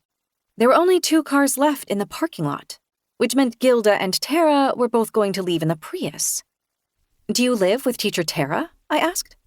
No, but she gives me a ride sometimes. I live at the Blakely homestead. Wait, what? You live with the Blakeleys? Yeah, why? So that had been Gilda darting behind the outbuilding that day. Then Tara was there, her shadow slicing between us like a knife. Gilda, do you need a hand? She asked brightly, not looking at me. No, thank you, Gilda said. Okay, Tara smiled. Have a blessed night, Harlow. I nodded stiffly. You too. Chapter 25. Something wasn't right with the 2 Gildas thing. And if there was even the slightest chance that it was linked to the head I may have seen in that ravine, well, I couldn't just do nothing. I promised myself I was only ruling things out. I texted Kirsten before Sam and I even left the Kinderwild parking lot. Hey, sorry, I forgot to reply to your last text about getting the kiddos together again. Sam and I would love to. Maybe this afternoon if it's not too last minute. She responded when we were halfway home. Sounds great, come on over. I wondered if Tara had told her about our conversation. I wondered if Gilda would tell her anything. I don't want to see Magni, Sam shouted from the back seat after I told him we were going to pay another visit to Kirsten and her kids. I glanced at him in the rear view. His fists were clenched. His face was stormy. It's just for a little bit, I said. No! Just a short visit, okay? Then we'll come straight home. His lip trembled. I swallowed. Is Magni the one who said that thing to you? I lowered my voice. That you're not one of God's children? Sam shook his head, still scowling. No, it was the girl with the 2 braids. Relief hit me, and then the guilt followed right behind. What was I doing? Dragging him to the Blakeleys after the day he'd had. Listen, I said, you don't have to talk to Magni. You can pet the cat. Remember the big black and white one? What was his name? Sam's expression shifted. Loki. And there are the chickens, I added. They're pretty fun. Sam looked out the window for what felt like an eternity. Then grudgingly, I guess it's okay. I felt like the worst person in the world. When Sam and I got out of the car at the Blakeleys, I could hear the band in the barn. Gregor's voice threaded through a muffled drumbeat and twanging strings. I felt a stab of guilt. I'd promised Gregor I'd relax, decompress, and yet here I was, poking into something he clearly wanted me to leave alone. So much for my spa day. Kirsten answered the door with baby Bari on her hip. Come in, she sang. It's getting so foggy out there. The house was cozy inside, lit by beeswax candles and a couple of low amber lamps. In the living room, Alder and Magni were clattering wooden animals across the floor. Sam paused in the doorway to watch them. All good? I whispered to him. He nodded. In the kitchen, a pot of something fragrant bubbled on the stove. Something herbal. Bay leaves, maybe? But also meaty and greasy. It made my stomach turn. Kirsten offered me tea. Over my dead body, I thought. Sure, I said. Sounds perfect. Mama, Magni said, bursting in from the living room. Sam wants to see the chickens. Kirsten laughed. Go for it, my love. Oh, you can take them the carrot scraps. Magni got a bowl of carrot tops and peelings from beside the sink, and he and Sam went outside. Then Kirsten and I sat at the rustic table with music leaking in through the closed windows, muffled and lonely. So, she said brightly, pouring hot water into mismatched ceramic mugs. Feeling better after your little adventure the other night? I forced a laugh. Oh, God, don't remind me. I felt so bad that I mixed up the jars. You're not mad, are you? Of course not. I shook my head. It was intense, though, and embarrassing. Well, you seem great now. Do I thought. I felt like I was about to jump out of my skin. Uh-oh, Kirsten said. I think I need to go and change Bari's diaper. Back in a second. She carried her baby away, leaving me alone in the kitchen. The first thing I did was dump my tea down the drain. It had the same dirt and twig smell as the last time. Then Alder padded in to grab something off the kitchen floor. He wore thick wool socks and a red turtleneck, his pale hair curling at the back of his neck. I glanced at the doorway. No sign of Kirsten. I was pretty sure she'd gone upstairs. Hey, Alder, I whispered, feeling guilty, feeling like a weirdo. Do you know where Gilda sleeps? He didn't look up. She sleeps with the goats. I blinked. What? In the goat house, he said matter-of-factly, and carried away his prize, a chunky green beeswax crayon. The goat house? I thought in disbelief. By the time Kirsten reappeared with Bari, I had a plan. More tea? She asked. Please. I held out my empty cup. I waited maybe 4 minutes before making my move. I needed to act natural, but I was also aware that Gilda could be pulling up any second in Tara's Prius. I think I left my water bottle in the car, I said to Kirsten. It's my electrolyte drink. Be right back. Outside, the mist was thicker now, creeping from the corners of the clearing. The barn loomed dark, music still filtering through its planks. Beyond it, tucked low along the edge of the clearing next to the deer-fenced garden and the chicken coop, was a shed. That had to be it. The only other outbuilding seemed too small to hold more than gardening equipment. It was the shed Gilda had disappeared behind the other day. I heard a childish shout and then laughter. I could see the shadowy forms of Sam and Magni over by the chicken enclosure. I crossed the yard quickly, sneakers squishing on damp grass. The shed had a plank door fastened with a catch. I opened it and slipped inside. It was dim and rank with the sour tang of animals. 3 goats blinked at me from a rough-hewn pen, their breath steaming faintly in the damp air. Straw covered the floor. A cracked bucket held vegetable scraps. A broom leaned in one corner. But the far stall was empty of livestock. I crept closer. Instead, there was a narrow wooden bunk, built crudely into the wall. A sad mattress sagged in the middle, covered by a wool blanket and a lumpy pillow. An unlit solar-powered lantern hung from a nail. A metal basin held a battered bar of soap. Folded clothes were stacked neatly at the foot of the bed. I stepped closer, my shoes crunching faintly on the straw. I picked up the top garment, a pale blue t-shirt, and turned it toward the dim window. There on the label, written in thick black Sharpie, L. Reed. My pulse spiked. Gilda's real name. Well, part of her name. It had to be.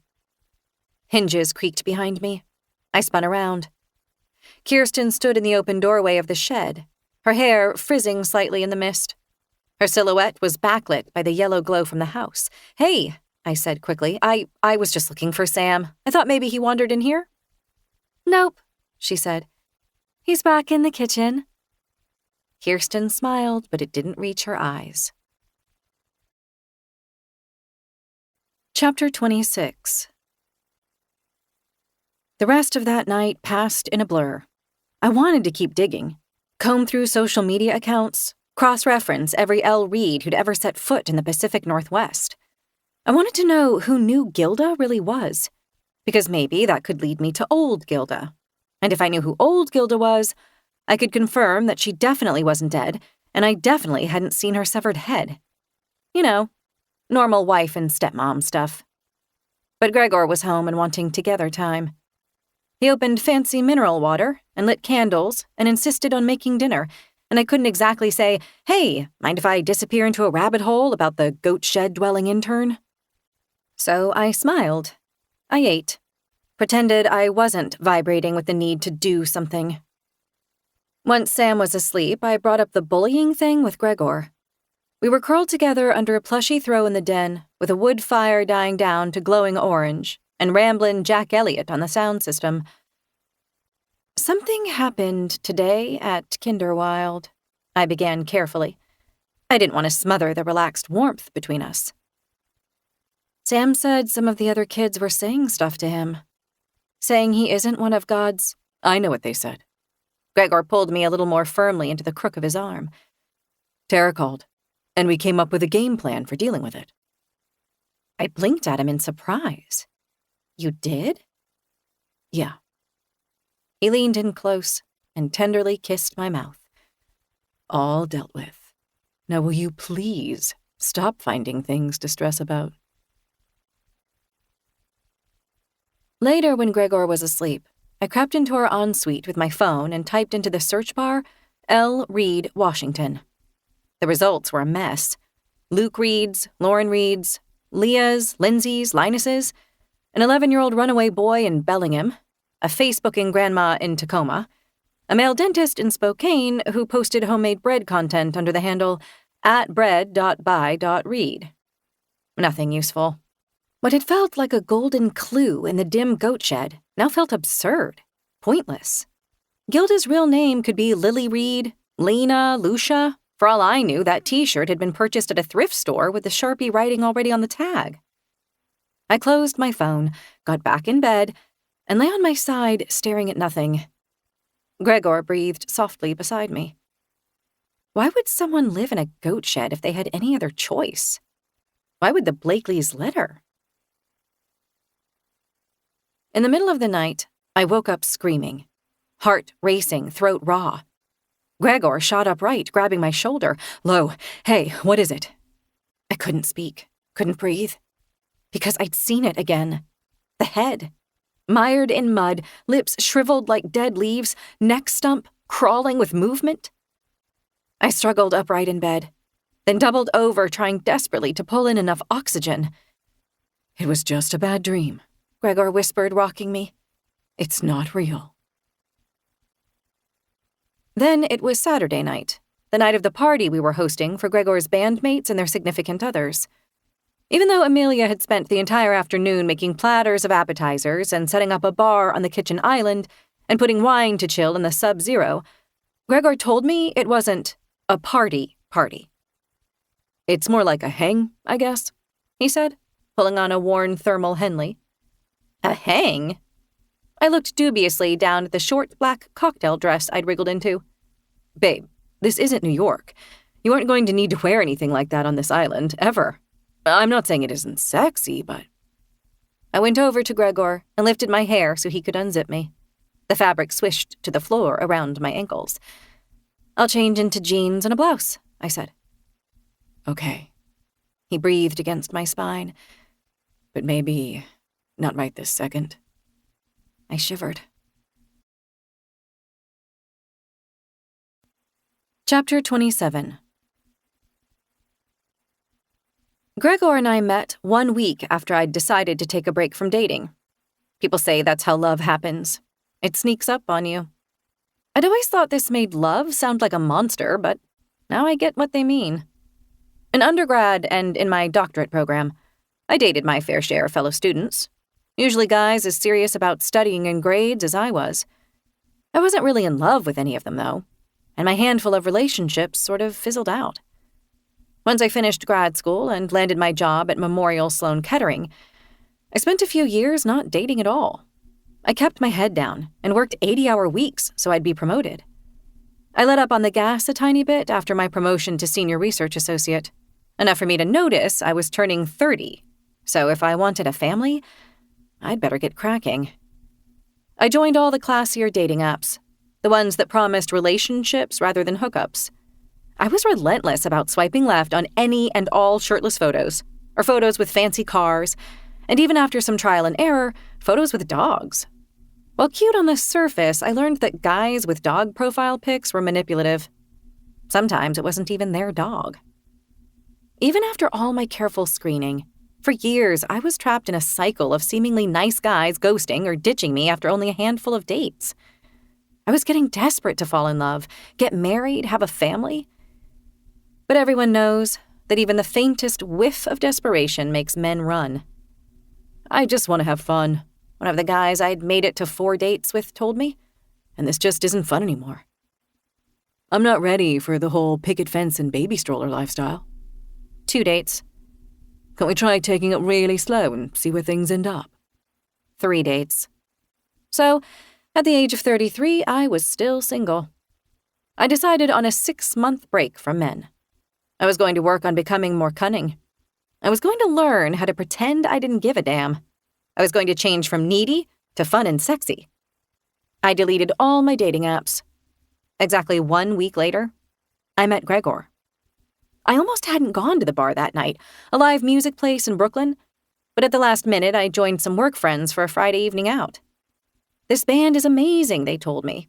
Like if the Lumineers had never sold out, or maybe more like the Strumbellas? Or Noah Kahan? Super poetic and soulful, but catchy too. Even though I don't believe in love at first sight, seeing Gregor for the first time was something at first sight. He was on stage with Journey's End, singing and playing the guitar. The spotlight blazed down on him like sunshine, his eyes shadowed by the brim of a black fedora. Later on, he told me the fedora was to keep the lights from blinding him, but that night I just thought it made him seem mysterious. Music poured from his throat, deep and rough and plaintive. He was singing about swaying prairie grasses and lost love, and longing built inside my ribs with every syllable. I know it sounds crazy, but I truly felt like the song was about me. When it ended and the crowd hooted and clapped, he looked out across the ocean of faces and met my eyes. Time thickened. Why me? I remember thinking. Out of all the beautiful, glamorous, captivating women in this place, why me? When the band was on their break between sets, I was at the bar trying unsuccessfully to get a bartender's attention, and someone beside me said, "Hey." I turned to see the man from the stage. "Oh," I said, confused. "Hey?" I had the comical urge to look over my shoulder to make sure he wasn't addressing someone else. "I'm Gregor," he said. He made a vague gesture toward the empty stage. "Yeah," I said. "I know." He smiled, and it was so beautiful it literally made me dizzy. "On the off chance you don't have a significant other, could I buy you a drink?" "What?" I was sure I'd misheard him. "Sorry," he said, shaking his head. "You're taken, of course you are." "No," I said too loudly. I swallowed and said in a quieter voice, "No, I'd love a drink. That would be great." How is this happening? I frantically wondered. Look at him, he's gorgeous. He's cool. He's the preposterously talented lead singer in a band. And he wants to talk to me? None of it added up. On our first date, I was so nervous that I knocked over not 1, but 2 glasses of water. After our second date, I went back home and cried because I knew I was falling in love, and I was sure it was hopeless. So on our third date, an afternoon walk through Central Park with the autumn trees starting to turn pink and gold, I said to Gregor that there was something I needed to tell him. We stopped and he studied my upturned face inch by inch. "There's something I need to tell you too," he said. Here it is, I thought. Here's the catch. He's going to say he's married, or that he wants to just have fun. "You go first," I said. He shook his head, lips twitching. "That's not fair, you brought it up." I took a deep breath, let it out. I peered past his shoulder, studying the progress of a pigeon on the ground. "Okay, well, I wanted to get something out there now, before we go on any more dates, because in the past, I've been hurt. By men." "I'm sorry," he said gently. Men get scared off by the fact that I want to get married and have a family. Not like right this second, but in the not-too-distant future. "I think you're amazing, Gregor, which is actually why I'm putting this out there now. This is what I value: family, commitment. I know I'm just a cheesy Midwestern girl, and maybe it comes off as too, hey, I'm not those other guys, Harlow, I'm me.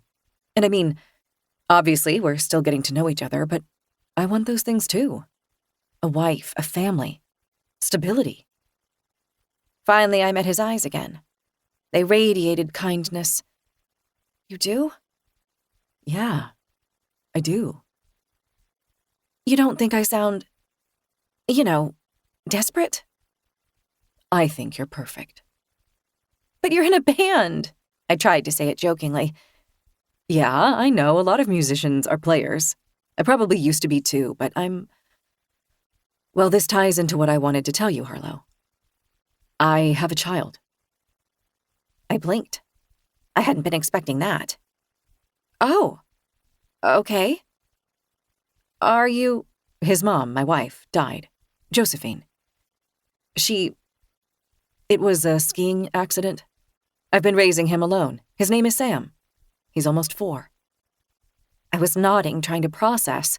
I imagined a small boy who looked exactly like Gregor, with blonde hair and blue eyes, and my heart swelled. Then, against my will, I imagined babies of my own who also looked like Gregor, golden and beautiful, and my heart felt like it would explode. Is it a problem? Gregor asked, sounding a little bleak. That I'm already a father? No, I said. No, I love kids. He drew me close. How did I get so lucky? That made no sense to me, because I was the lucky one. Chapter 28. There were 4 musicians involved in the album, and they were calling themselves the Settlers, like Gregor had dreamed up the other day. Gregor was on guitar and lead vocals. Ben Blakely was on drums. Ruby Watts was on the fiddle and backup vocals, and Seth Bruzek was on banjo and keyboard. At 7 o'clock, Gregor turned up Johnny Cash on the speaker system, opened himself a beer, and fixed me a sparkling water with lime. Sam had been invited to hang out too, but he'd chosen to stay in the den and binge cartoons. Ruby arrived first, a glamorously made-up redhead in high-waisted black jeans and a black top. She'd brought her girlfriend, Anna, a thin young woman with a face like a Game of Thrones princess and a buzz cut. Hey, Ruby said, giving me a hug. Harlow, it's so nice to finally meet you. She gave me a red lipsticked grin.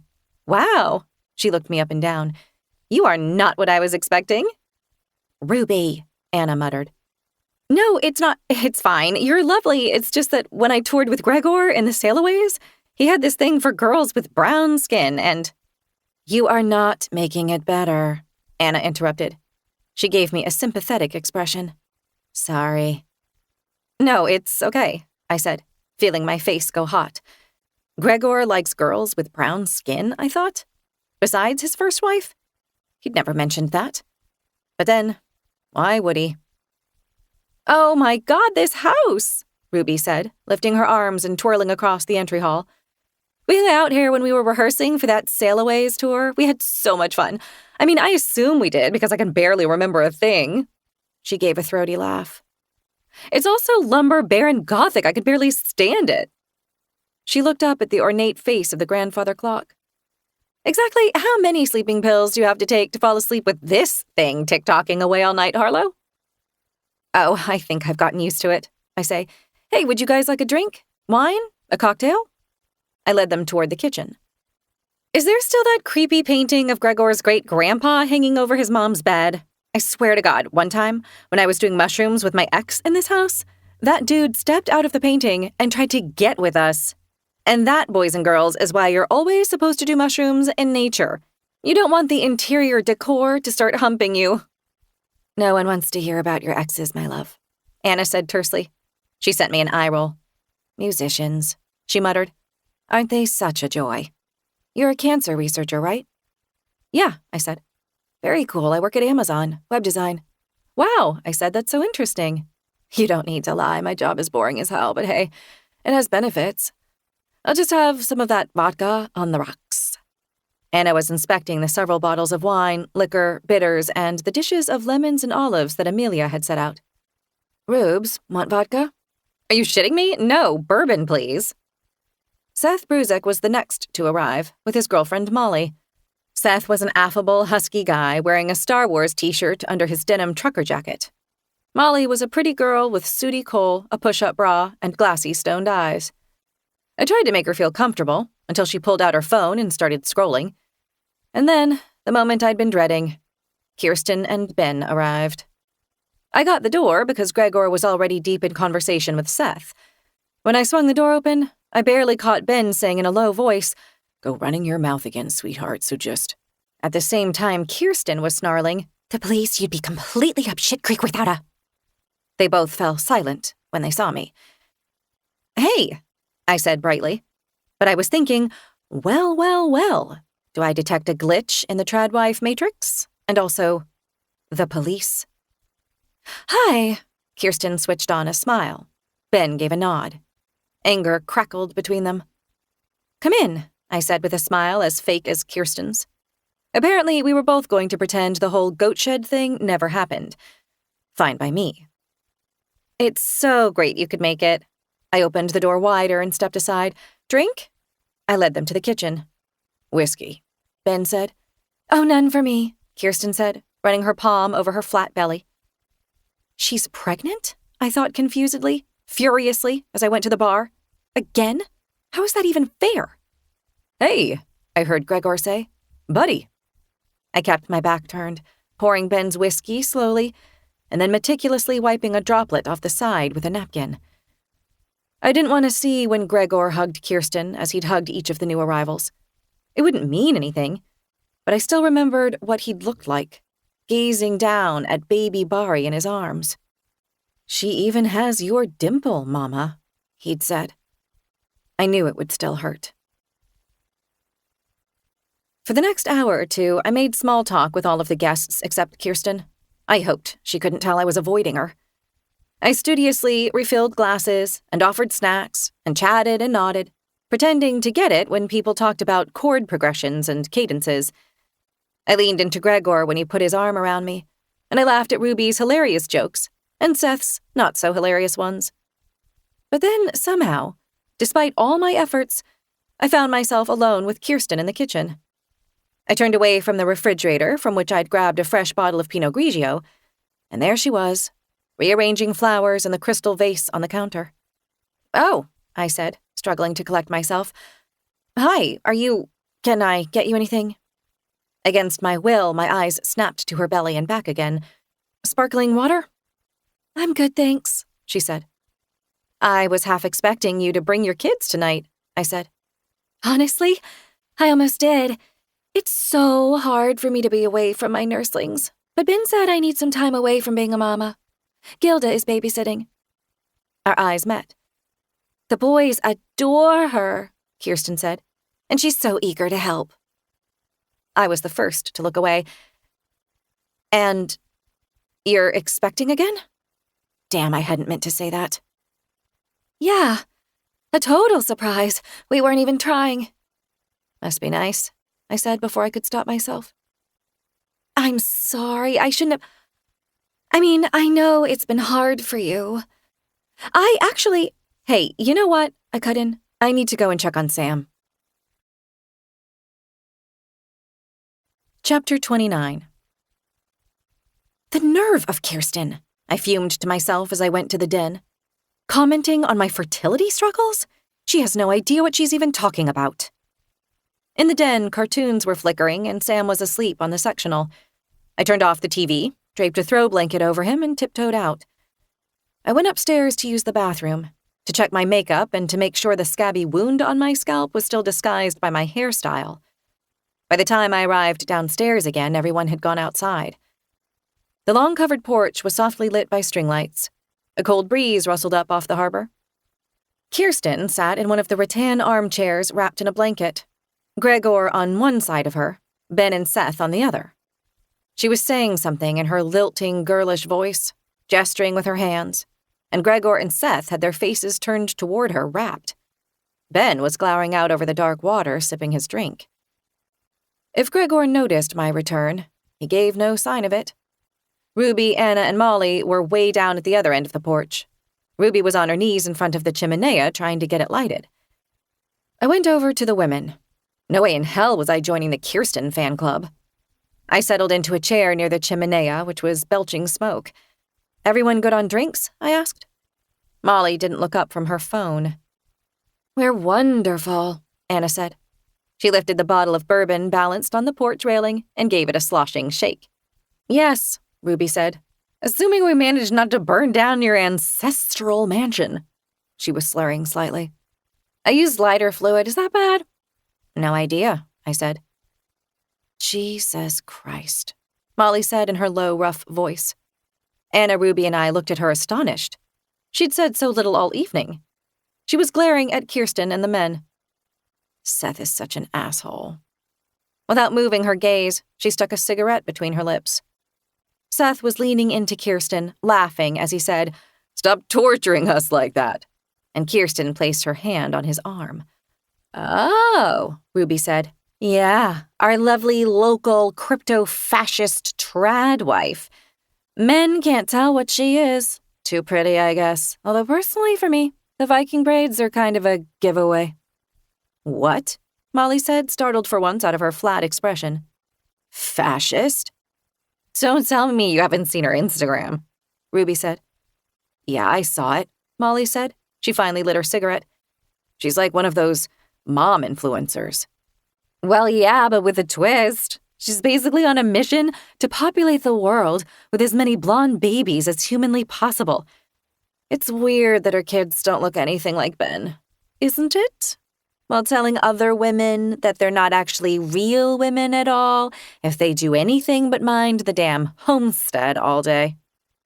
How is that fascist? Molly asked. Well, aside from her obsession with quote-unquote hereditarily important families and ancient European religions, and an awful lot of talk about blood and soil, that was a favorite Nazi trope, you know.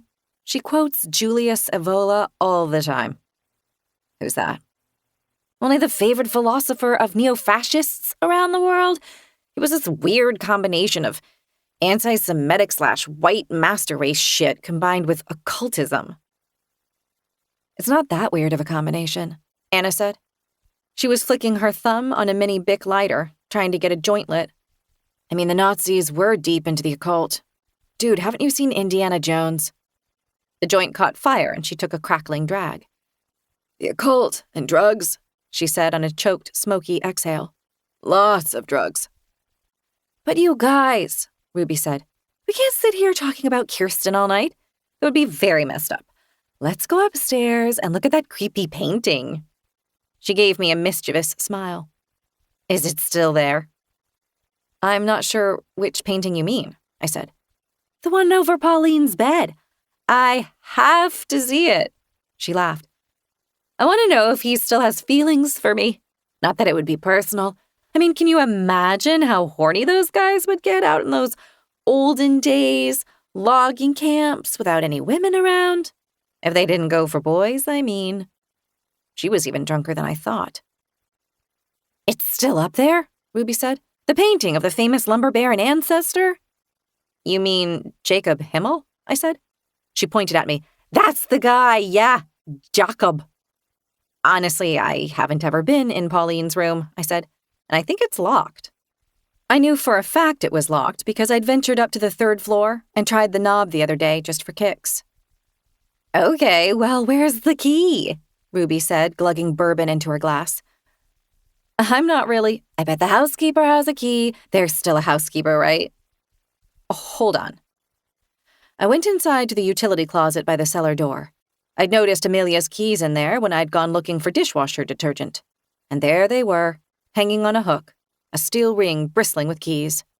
I felt triumphant as I brought the keys back to the porch. I jingled them in the air.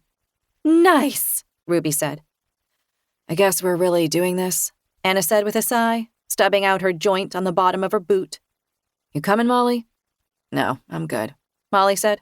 Her eyes were still glued on Seth and Kirsten. I led Ruby and Anna up the main staircase, along the upstairs hall, and then up to the 3rd floor. The air was cool and stale. I could hear only the faintest threads of music from down below. We stopped at the door to Pauline's bedroom. I tried the doorknob just in case, but it was still locked. I sifted through the keys. Most of them had those little colored plastic caps with handwritten labels. Mudroom, cellar, pool house. But a few of them didn't. I tried the first key without a label. It didn't fit. Neither did the second or third. The fourth unlabeled key, however, slid neatly into the lock. "Sweet," Ruby said. I turned the doorknob, and the three of us pushed into the room. It was pitch dark and stifling with the punch of Chanel No. 5. I groped around until I felt a light switch and flipped it. The room bloomed in the dim light. Wallpaper with pink roses, closed curtains, a 4-poster bed, a seagrass rug, chairs and chest of drawers, and a writing desk. I didn't, however, see any artwork. "Where's the painting you were talking about?" I asked Ruby, who was walking across the carpet, her bourbon glass held high. "Over here, right over the bed so Gregor's mom can look up at it when she's doing the missionary position with her leathery old Microsoft boyfriend." To my horror, Ruby was climbing onto Pauline's hotel-perfect duvet and standing on the bed, in her high heels. I said, "I'm not sure if you should—" "Voila!" Ruby said. She yanked aside a curtain hanging over the head of the bed, revealing a large oil painting in a gilt frame. She tossed me a grin. "What do you think?" I stared at the portrait. "Oh my God," I whispered. Chapter 30. "Looks just like Gregor, right?" Ruby said. "If he was 60 and had a beard." The man in the portrait, Jacob Himl, sat, legs crossed, one hand draped carelessly over the arm of his chair, and his other hand resting on his knee. He wore a dark 3-piece suit and a tie. The hand on his knee sported a large gold signet ring. His thick hair, swept back from his temples, was lint gray, and so was his bushy beard, and his forehead and under eyes were creased with age. Yet his resemblance to Gregor was uncanny. The hooded eyes, the wide mouth, the firm jaw. His nose, high-bridged with that distinctive curve to the nostrils, was what Pauline had called the Himl nose. But Jacob's blue gaze was so haughty and cold. Cruel, even. Gregor never looked like that. "Why was it behind that curtain?" I asked. "To protect it from UV damage, maybe?" Anna said. "No, it's weirder than that," Ruby said. "Someone told me the housekeeper won't come in here to clean unless it's covered up." "Why?" "Because it creeps her out, I guess." My eyes locked with Jacob's. I could have sworn he blinked. "I'm sorry," Anna said, "but am I the only one who thinks it's weird that Pauline has this painting over her bed? I mean, first of all, he's her grandfather, and also, he looks exactly like her son. Isn't that just so nasty?" Ruby said. "Agree, but God, so the fall of the House of Usher. These old money people sort of worship their own families, you know, like they're—" "Ruby," Anna said it in a scolding undertone. "This is Harlow's family you're talking about." She sent me a wince. "Sorry." "It's fine," I said. "I'm still trying to figure the whole thing out myself." I stopped beside the bed, arms wrapped around my torso, peering up at the painting. An axe leaned against Jacob's chair. And now I noticed the open window behind him, showing layers of shadowy green hills. A full moon hung over the hills in a dusky sky. A small table stood beside Jacob, on it a dish of mushrooms. The mushrooms had skinny white stems and wavy caramel-colored caps. What is it with the Himls and fungi? I thought. "The axe is a weirdly sinister touch," Anna said. "Well, he was the logger, right?" Ruby said, "before he made his fortune." "Yeah," I said. "According to Pauline, he brought an axe all the way from Germany. But why the mushrooms?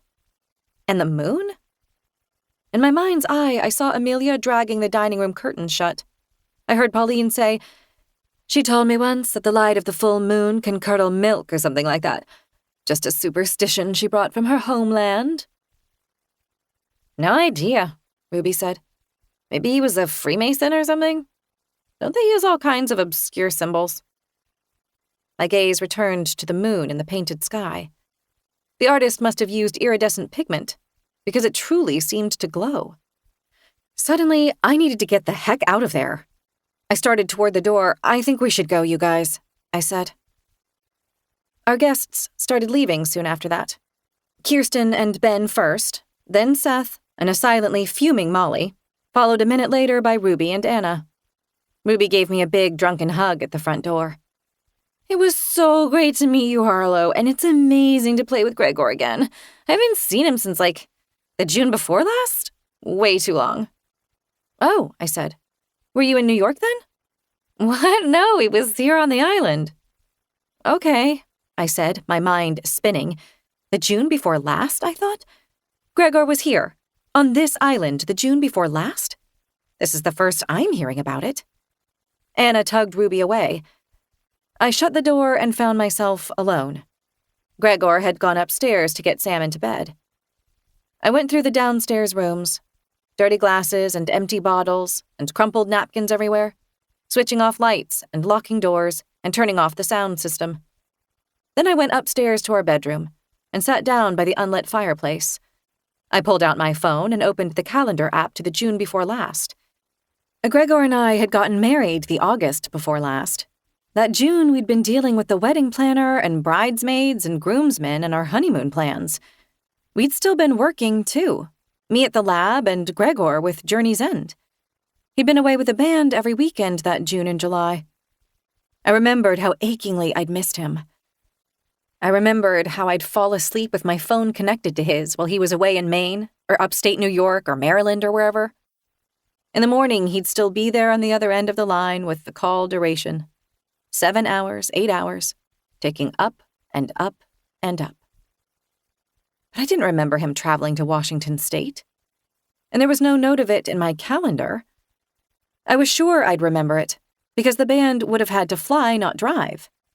They'd almost always driven because most of their gigs had been in the Northeast. Flying was a big hassle because of transporting all their instruments and sound equipment. Why hadn't Gregor told me he'd been here on the island? Did he want to hide that he'd been visiting his mother? From the start, mutual dislike had taken root between Pauline and me. Not that we'd spent much time together, we were just very different women. Or did Gregor want to hide that he'd been visiting someone else on the island? Someone like, babe. I started, almost dropping my phone. Gregor, I breathed, looking up at him. You scared me. I turned my phone face down on my lap. Hey, is Sam asleep? Out cold. He sat down on the other armchair. What are you looking at? He said, gesturing to my phone. Oh, nothing. Checking my email. I couldn't face asking him about the summer we got married and his travels. Not yet. Thanks for hostessing tonight, he said. Of course. We're a team. Did you have an okay time? I had a great time, honey. It was great to get to know everyone, and everyone was super nice. Everyone. He was watching me closely. I smiled, cupping my elbows in my hands as I nodded. Of course. Even Kirsten. Yeah, I really like her. I swallowed. But I mean, who even is she? Gregor frowned. Who is she? I took a shuddery breath, let it out. Then I asked the question, or one of the questions anyway, that was gnawing at my mind. Who is she to you? Gregor sighed. Listen, I wish my life began the minute I met you, but it didn't, so how long have you known her? I met her at their wedding, Ben's and hers. That was, well, I guess about 5 years ago. No, I guess closer to 6. But you really... This isn't a good look for you. What isn't? I asked in an icy voice. The whole jealousy thing, it's ugly. I drew back, scalded by his words. I'm only trying to understand. Well, how about you don't try to understand? Jesus, give it a rest. We came here for you, so you could try to de-stress. And here you go, fabricating a whole new drama with the wife of my bandmate. God, how I felt triggered by that word, drama. I knew I was acting just like Mom, but I couldn't stop. It was like I was high on the destruction. Was that how Mom had felt when she was henpecking poor Dad to pieces? We came here for me, I said. I never wanted to come here. I'm doing it because you were so adamant about making this album. And about Sam needing more nature in his life. This isn't for me. I gave up my career. Gregor leaned forward over his knees and laced his fingers behind his neck. Fine, Lo. Whatever. You're always the one who's sacrificing everything in this marriage. Got it. Something isn't right, I said, struggling to sound level. That's all. Something's not right with Kirsten and the Kinderwild interns, and I... Do you realize what you sound like? Gregor looked up. The whites of his eyes flashed. Listen, whatever you think is off about Kirsten, I guarantee that you are 100% projecting. She's really not that complicated. She's just a young mother trying to raise her kids, and there is nothing more to her than that. How can you say that when she's making a living with a heavily curated and aesthetically pleasing representation of her life and her kids' lives on Instagram? You can't believe that's all real. I do, actually, I do. And you sound crazy, Lo. You sound obsessed. He got to his feet. I'm really tired. I'm going to get ready for bed. He went into the bathroom, shutting the door a little too hard behind him. Chapter 31. The house was hushed on Sunday morning, washed and watery light trickling in past the curtains. I padded downstairs in my robe, made coffee, and warmed milk on the stove for Sam's hot chocolate. He appeared in the kitchen like a sleepy little elf, thumb in mouth, hair standing up on one side. Hey, sweetie, I said. He only made a little grunt in response, but then he'd never been a morning person. We climbed onto the den sectional and watched cartoons with the volume low. He clutched his mug in both hands, sipping loudly. I cradled my coffee, trying not to think too hard. Last night had been way too much. The party, the portrait, the argument with Gregor.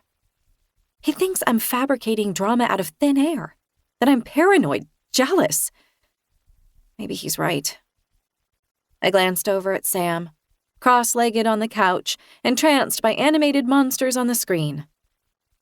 What would it feel like if I just let it all go? The head, the Gilda stuff? I mean, if Gilda was fine with living in a goat shed, who was I to judge? I took a sip of coffee. It had gone cold. I sighed. Time to clean. The entire downstairs was a wreck from the party. I spent the next hour ferrying wine and cocktail glasses, greasy paper napkins, dirty plates, empty bottles, and the sweating remnants of charcuterie to the kitchen. I filled the dishwasher, scrubbed the counters, and took out the trash. When I went to replace the kitchen trash bag, I couldn't find any extras under the sink. I went to the utility closet. The door groaned on its hinges. I clicked on the light.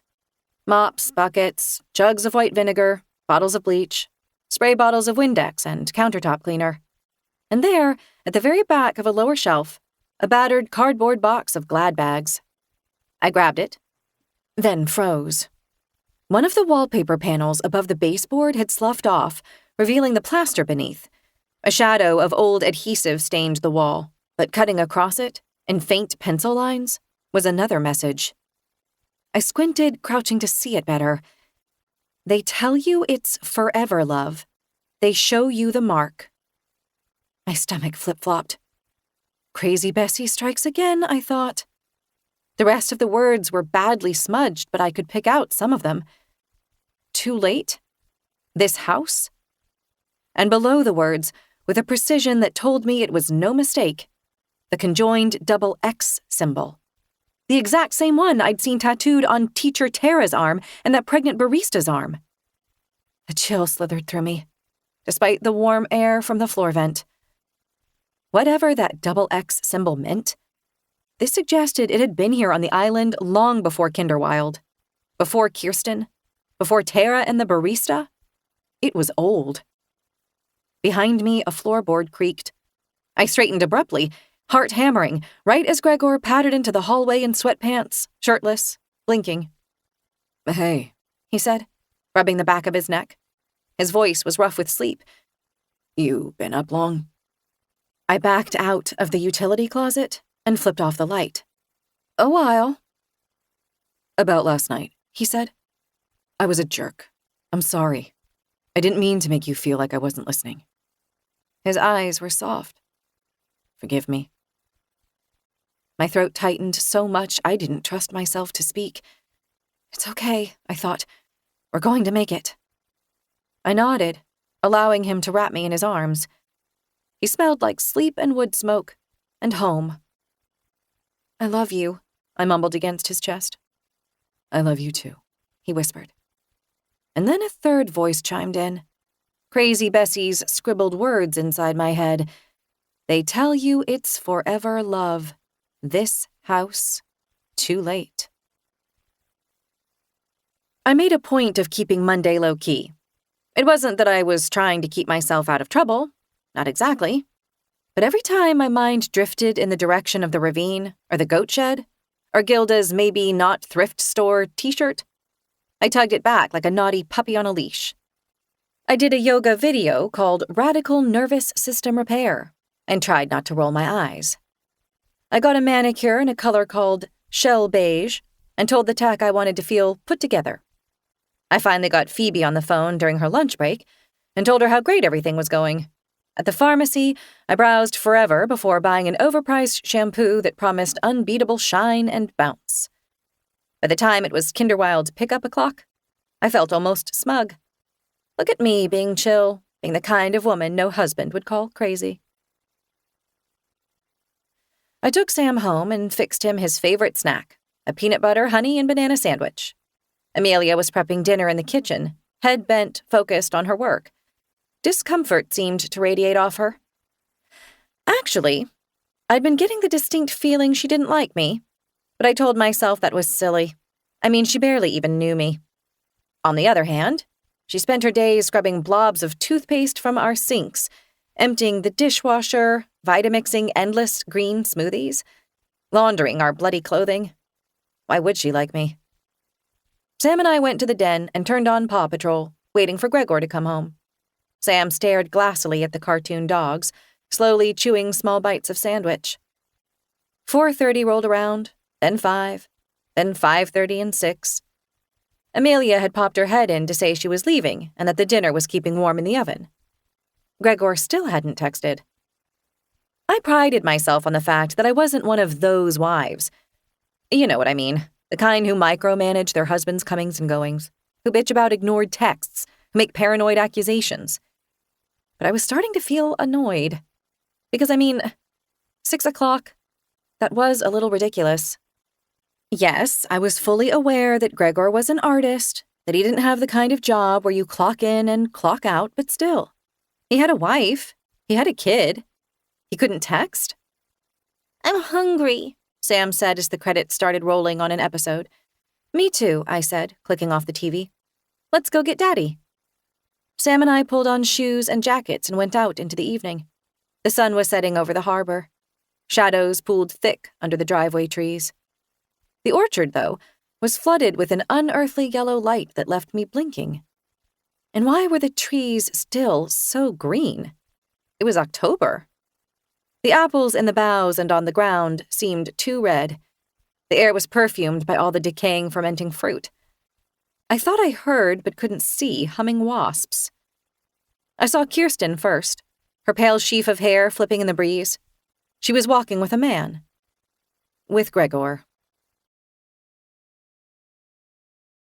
Chapter 32. There was Kirsten. There was Gregor. Walking together in the orchard. And here came her 2 little boys, Magni and Alder, scampering underneath the apple trees, shouting and laughing. I felt an upsurge of jealousy. So sour and potent, I reeled. Take a good long look, Harlow, said an icy little voice inside my skull. It's the picture-perfect family. Sam drew close to my side. He took my hand and corked a thumb in his mouth. We kept walking. The others were walking toward us, but they hadn't seen us yet because they were so focused on each other. Kirsten's dress kicked up around her shins as she went, flashing glimpses of ankle boots, petticoat, bare tan legs. Bari was bound to her front in a fabric carrier. Gregor said something with a big, silly grin that I hadn't seen in a while, and Kirsten tipped back her head and laughed. Something was building inside my throat. A gummy wad that I realized was a scream. What The hell? I wanted to cry. What the hell? I didn't let it out, though. Nobody likes a crazy lady. Kirsten noticed Sam and me first. Her smile slipped. Gregor followed her gaze. When he saw me, his face went wary. We all came to a stop with a few yards between us. This does not feel okay, I thought. Harlow, Gregor said. What are you doing out here? He looked at Sam, who was still clutching my hand and sucking his thumb. Hey, buddy. What's with the thumb sucking? I thought you were done with that. We were coming to get you, I said with a forced smile. We were getting hungry, and we thought maybe you'd lost track of time. Yeah, Gregor said, running a hand through his hair like he used to when we first met. Nervous. We came up with some really good material this afternoon. A ballad. It's amazing, Kirsten said to me. You're going to love it. All I did was nod. Well, good night, Gregor said to Kirsten. Their eyes met. Something I didn't understand passed between them. Have a great night, you guys, Kirsten said. Boys, she called to Magni and Alder, who were trying to climb a nearby tree. Let's go. The boys ignored her, so she went over to the tree. You guys need to come when I call you, she said. And besides, it's chicken stew and dumplings for dinner. Your favorite. Stew and dumplings, Magni yelled. Stew and dumplings, Alder echoed. Stop copying, Magni shouted. He kicked Alder in the shin, and Alder burst out crying. Kirsten shook her head, laughing. These little guys, she said to Gregor and me over Alder's wailing.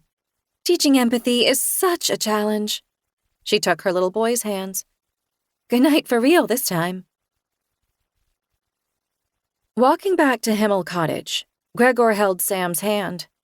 I trailed behind, trying to slow my breathing, trying not to say anything I'd regret. The scene in the orchard kept replaying in my head like a cruel home movie. The perfect family, blonde and laughing and bathed in harvest light, and very much not mine. My family was something cobbled together, disjointed, and I'd learned since we arrived on this island, way more fragile than I realized. Gregor was waiting for me to say something. I could see it in the hitch of his shoulders, his sidelong glances. He was waiting for me to explode. Well, I wasn't going to. I kept my mouth shut tight. For Sam's sake, but also because I knew exactly what Gregor would say. I was fabricating drama. I was just jealous. He thought Kirsten was a simple young mom, sweet as sugar and so damn pure. Really? Then why the hell had she hissed at Ben about the police when they showed up at our door the other night? Why was Gilda living in her shed? No, there was something wrong with her. Dinner was the salad and butternut squash lasagna Amelia had left. Gregor scarfed down 2 steaming helpings while Sam picked out bits of spinach. I listened to my pulse in my eardrums and struggled to swallow even a few morsels. Every time I caught Gregor glancing at me, I smiled. Everything's fine. But I was obsessing about the goat shed. The lumpy mattress, the folded t-shirt, L. Reed. Halfway through the meal, it hit me. I'd been Googling the wrong thing. I'd been so locked in, so laser-focused on trying to figure out who new Gilda was. But maybe I should have been trying to figure out who old Gilda was. After dinner, Gregor and Sam went upstairs to build a Lego dinosaur. I said I was going to clean up, but instead I went into the pantry, shut the door quietly, and pulled out my phone. I typed, L. Reed, missing person, Washington State. A few hits popped up. Most were irrelevant, but then... Lizbeth Reed, age 18, last seen in Kennewick, Washington, 4 months ago, right after her high school graduation. Oh my God. I clicked on the regional news link and read faster, heart pulsating. Her parents had reported her missing. She'd left behind everything, phone, clothes, even her car. The day after she disappeared, she'd left a voicemail for her parents. I'm fine, I need to follow my convictions, I love you, Mama and Daddy. The police hadn't pursued it. She wasn't a minor. There was no sign of foul play. But her parents said it made no sense, that she'd never even spent a night away from home without telling them first. They said she'd graduated from high school and had plans to apply to culinary school. They asked that if anyone knew anything, to please contact them. I stared at the photo at the bottom of the article. It looked like a yearbook headshot. Lisbeth Reed was young, cute, long dirty blonde hair, rosy cheeks, big blue eyes. She wasn't the current Gilda, but she could have been the other Gilda, the one before. I took a screenshot of her picture. My mind flashed with the image of the head in the ravine. The stringy hair, the gray skin. It definitely could be her. But I needed to know for sure. Chapter 33. I was wearing jeans and a sweater at breakfast and for Sam's Kinderwild drop-off the next day. But as soon as I got home, I changed into black leggings, a sports bra, a t-shirt, a black hoodie, and running shoes. I tied my hair in a low ponytail and then put on a baseball cap to protect my still-healing scalp. After double-checking that my phone was fully charged, I set off on foot down the driveway. The landscapers were there, clipping hedges and raking leaves, which would be a perfect excuse, should I need one. The landscapers were around, so I decided to take a walk off the property until I had the place to myself again. It said a lot about the current state of my marriage that I was making up explanations to throw at Gregor. I went through the gates and crossed the road. Then, instead of entering the Blakely's driveway, because that was not an option, I walked along the road, looking for a different way into the woods. It was more difficult than I'd foreseen. On the other side of the ditch, undergrowth billowed out from beneath the trees. It seemed dangerous, even, where spiny blackberry canes barred the forest like something out of a dark fairy tale. I was starting to worry that I was going to have to somehow access the ravine via the Blakely homestead after all, when I noticed a gap in the undergrowth. Was it a gap? Yes, a deer path, maybe. I jumped across the ditch and ducked into the forest. I didn't like how it smelled. That was the first thing that registered. My sinuses seemed to fill with mud and minerals and bitter plants and moist rot. Under the trees, the air was about 15 degrees cooler than it was out on the sunny road. It was clammy against my cheeks. As I followed the deer path, the undergrowth dragged at me, but I was going in the right direction, uphill and away from the road. Before leaving the house, I'd studied a satellite image of this hillside on Google Maps. It mostly looked like a lot of dense trees, but I'd identified the Blakely's rusty metal roofs, and there was a long, dark pleat in the trees not too far from their house. It had to be the ravine I'd fallen down the other day. I gained elevation for several minutes. Then I lost the path. I stopped, breathing hard. I was in a stand of small evergreens. They were growing so densely that their whip-like lower branches were bare and dead. I thumbed the map on my phone. No internet connection. 0 bars. Are you serious? I muttered, stuffing my phone back into my hoodie pocket. I looked around. No path. Then I noticed a vague gap in the interwoven branches. Murky light shone through. I stepped closer to peer through the gap. Yes, a path, a real path this time, a human path, packed dirt about 10 inches wide. I pushed through the opening and continued uphill. I'd been walking about a minute when I heard a loud crack. I stopped, stumbling on my own feet. Fear shot into my fingertips. That had been a stick snapping. Somewhere deeper in the trees? As though someone or something had stepped on it? The base of my skull felt buzzy. I should go back, I thought. Straight back. But then, the smeary image of the head flashed in my mind's eye, followed by a cold swell of fear. I needed to know if that image had been real or not. It felt like my entire future was hinging on it. I forced myself onward. After a few more minutes of walking, I spotted the stinging nettle patch. I could just make out the shadowy line where Gregor and I had trampled the plants before. Then, something caught my eye and I stopped. A small, black, plastic thing was mounted about 7 feet up on a tree trunk. It was a security camera, with its own tiny solar panel. It appeared to be aimed right at me. Why, I thought, why is there a security camera out here? Or does it have some other non-security purpose? Counting woodpeckers? Tracking raccoons? People do stuff like that. I heard another crack. I froze. It had been closer than the first one, but quieter, too. I was pretty sure it had come from the other side of the ravine. I peered across the way, but all I saw was a wall of trees. It's only an animal, I told myself. Forests are full of animals, no need to freak out. I went through the nettles. This time I was wearing leggings, socks, and sneakers, so I didn't get stung. And it was easy to find the place where I'd fallen down the ravine. I could see raw dirt where the edge had given way. I couldn't tell if there was a head down there, but I could see exactly where it would be, behind a clump of ferns at the bottom. Here goes, I thought. Please, God, let there be no head, because I'm not sure I can handle it. I started picking my way down to the steep slope. Along the way, I looked around for my lost glasses. Nope. I arrived exactly where I'd landed in my fall the other day, and no head.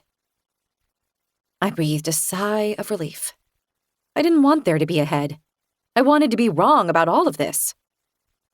I prodded clusters of plants with my sneaker just to be sure. Nothing. And yet this was the place. The trail of debris and crushed plants I'd made on the way down the other day was unmistakable.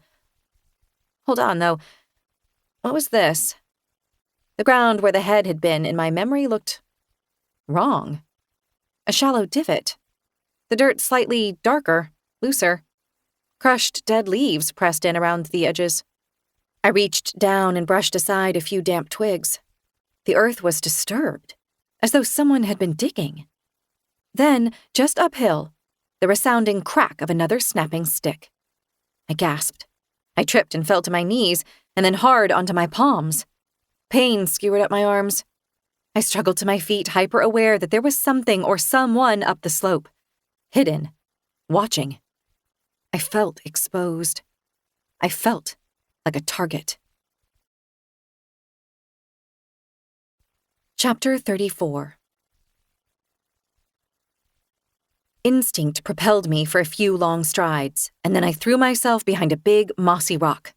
I huddled down, my own quick breaths sounding primal in my ears. Every cell in my body told me I needed to move now. Then I became aware of something strange. There wasn't just the one divot where I'd thought the head had been. The entire floor of the ravine was dotted with low mounds of freshly overturned earth and shallow holes. Dead leaves had been swept aside, soil had been displaced. 12 holes. Maybe 24? Various sizes, none more than 4 or 5 inches deep. The largest might have held a big suitcase. The smaller ones could have held a shoebox. I didn't know what it meant exactly, only that someone had been here in the past few days, digging things up or maybe burying them. A lot of things. Like, what, evidence? Treasure? I fumbled out my phone and opened the camera. I aimed it at the nearest hole in the ground, trying to get it to focus, but I couldn't stop shaking. I took one out-of-focus picture, then another. There was a hard pop, and then a thunk on a tree trunk nearby, and as my startled body convulsed, the original pop reverberated again and again and again into the forest all around me. A gunshot. I'd never been near actual gunfire, but I'd seen enough TV and movies to get that someone had just shot at me. With a gun. What was I supposed to do? Run? Hide? Think, Harlow, think. I had to make a run for it. What else? If I stayed still, I was a sitting duck. Whoever it was could walk right up to me and shoot me point blank. That thought launched me to my feet. I shoved my phone into my hoodie pocket. I scrambled and stumbled and clawed my way up the side of the ravine, darting behind tree trunks whenever I could, practically incandescent with adrenaline. I felt eyes on my back the whole way up, right between the shoulder blades. I broke into a run at the top and found the path, the one I was on before. I ran all the way down the slope until I reached the edge of the Blakely's homestead. I would have liked to take the shortest route and go straight through their yard, but I couldn't be seen, not by the Blakeleys, and sure as heck not by Gregor. I needed time to calm down, time to think. I sneaked through the trees around the homestead and waded through the underbrush alongside the driveway. Muffled music leaked from the barn, and then a shout of laughter. I crossed the main road, tapped the entry code to open the driveway gate to Himl Cottage, and then I was safe. Or that's what I told myself anyway as I speed-walked down the driveway. It was only when I was inside the mudroom with the door shut that the full horror hit. I could have been seriously injured. I could have been killed. And all those holes in the ground, what were they? The fact that the shooter had seen me, but I hadn't been able to see them, that was the really freaky thing. Did they know who I was? Even if they didn't, they'd gotten a good look at me. They'd figure it out soon enough. Why were they even out there and with a loaded gun at all? I counted on my inhales, held them, let them out slowly, fighting to keep calm. Someone was hiding something in those woods. Something horrible. I had to go to the police. About 15 minutes later, I was sitting across a desk from a King County sheriff's deputy at the station in town. "Okay," she said. "Tell me what happened. Start at the beginning." The name tag pinned to her dark blue uniform said Sergeant Marcus. She was a delicate, pretty 40-something woman with a reddish braid and freckles on her forearms. The goal was to keep it simple and to sound like a level-headed, non-dramatic woman. I explained that I'd been walking in the woods near my house, that I'd gotten disoriented and ended up in the bottom of a ravine, that I'd noticed a lot of disturbed areas in the soil, freshly dug holes, like someone had been searching for something, and that immediately after I took a photo, someone fired a gun in my direction. I hadn't really been lost, but that was irrelevant. The whole time I was telling my story, Sergeant Marcus was leaning forward on her elbows. Her green eyes were bright, but I couldn't read her expression. Her face was made of stone. "I have pictures," I said to finish, "of one of the holes." I pulled out my phone and opened the better photo of the two. I slid the phone across the desk. Sergeant Marcus stared down at the phone without picking it up. "What exactly am I looking at here?" Sure, the photo was blurry and the lighting wasn't great, but if you knew you were looking at a hole in the ground, it was unmistakable. Wasn't it? I leaned forward and tapped the phone's screen. "See? There. You can see the fresh shovel mark?" "I'm sorry, ma'am, but digging holes in the ground isn't a crime." She pushed the phone back to me. How can she be so dismissive? I raged inwardly. "What about the gunshot?" I said. "What were you wearing out there in the woods?" "Excuse me?" She gestured to my black hoodie. "Were you wearing that? What does that have to do with anything?" "Are you aware that it's deer hunting season?" "No, but it's a bad idea going out in the woods during hunting season wearing all black. You might get mistaken for prey." "Oh, okay." The bluster was draining out of me fast. "I'm just glad you're not hurt. And a little friendly advice. Folks have every right to hunt on private property in October. So I'd suggest you keep your walks to the county-maintained roads until the season's over. And get yourself a high-vis safety vest. They've got them at the hardware store." I took a deep breath. I needed to try one more time to make her understand that this was serious. "You guys checked out that same ravine last week," I said, trying to keep my tone even. "My husband reported it. They sent someone. Don't you think those holes could be related to the thing I thought I saw?" Sergeant Marcus seemed puzzled. "Ma'am, we didn't get any calls about a ravine last week." "Wait," I frowned. "Are you sure? My husband called. He said the police searched—" "I was on shift all last week," she said. "No one called in anything like that. I'd remember." I stared at her. "But he said—" Then I shut my mouth. My skin went cold. Gregor hadn't called.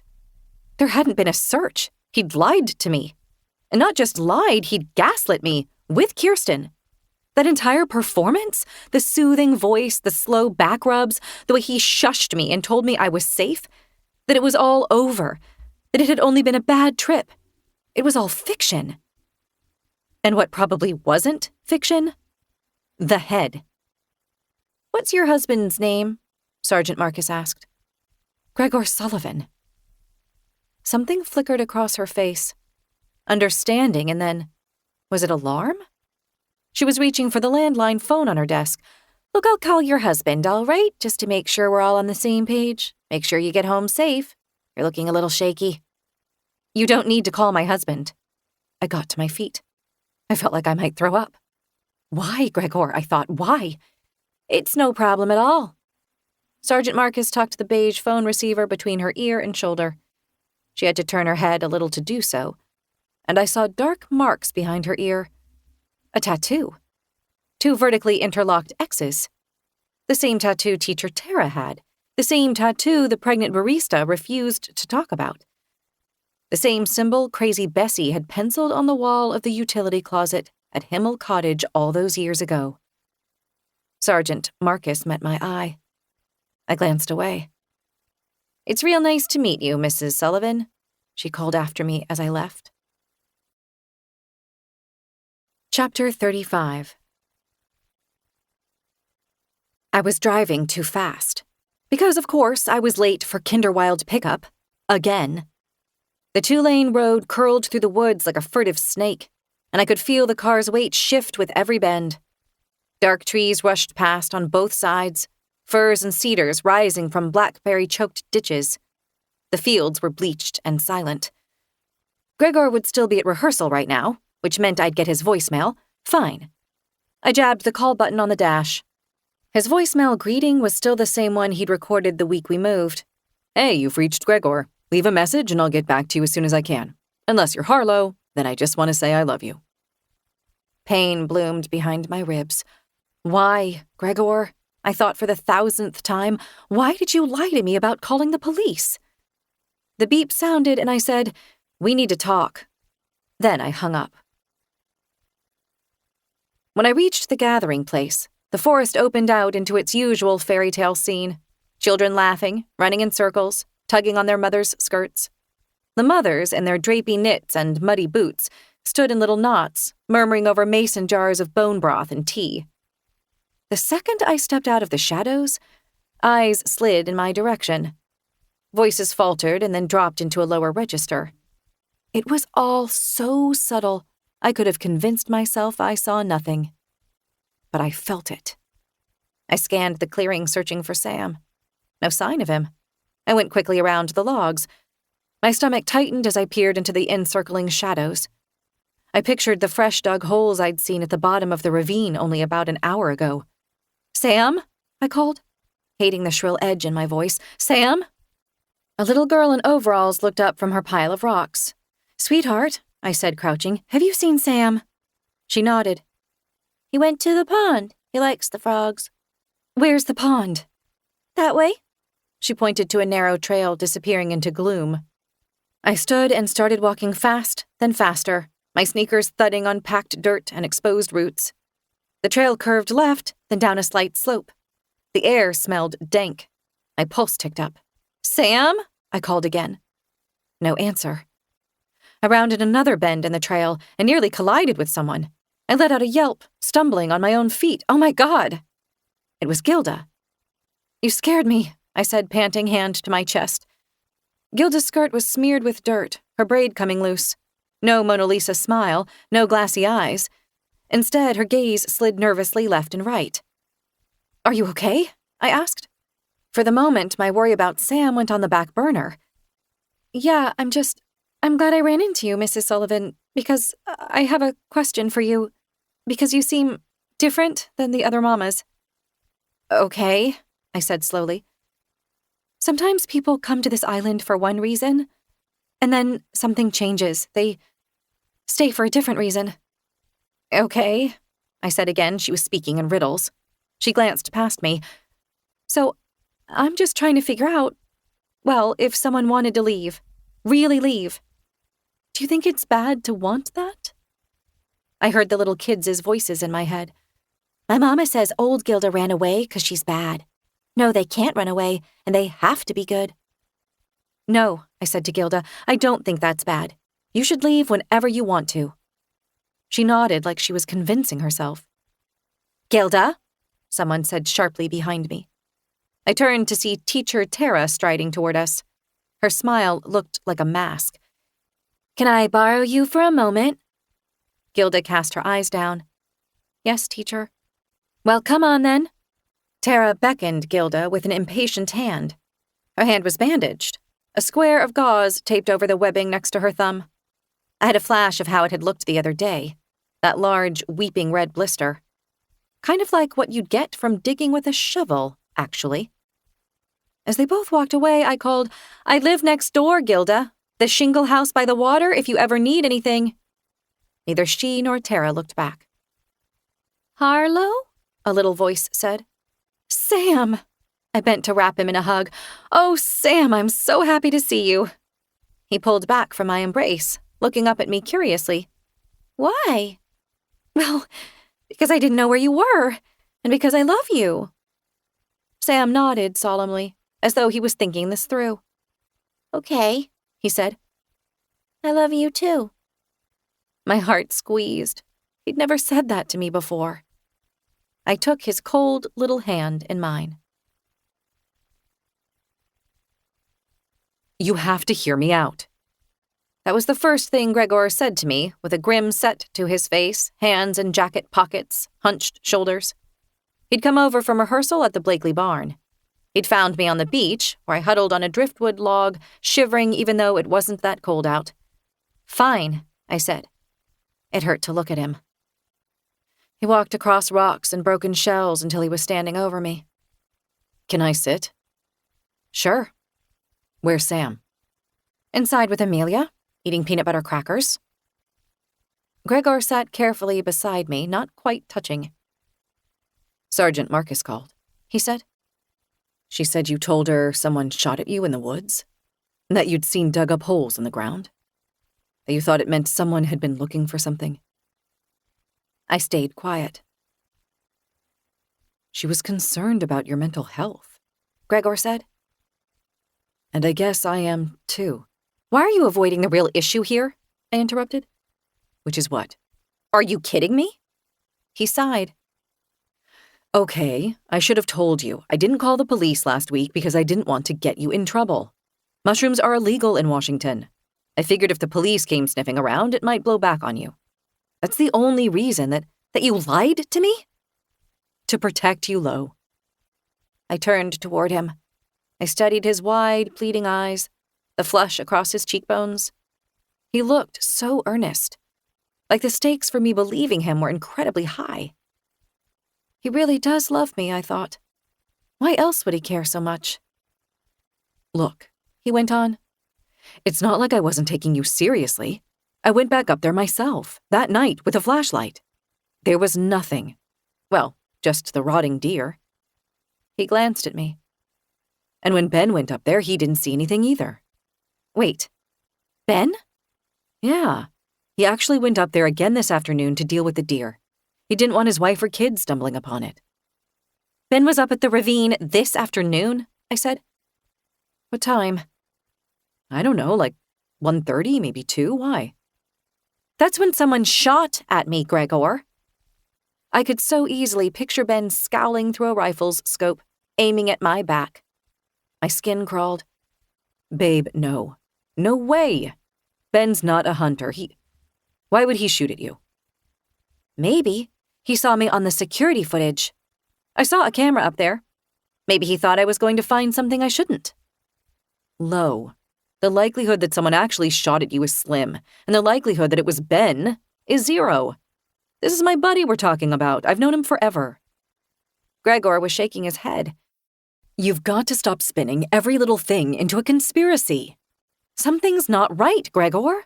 With Ben and Kirsten, why can't you see that?" "See what, exactly?" "You don't think it's strange that the teaching intern lives in their goat shed? That she looks like she's afraid to speak? What if—" "Jesus," Gregor said loudly. "Would you give it a rest?" I drew back stunned. Gregor's face softened. "I'm sorry, babe. It's just...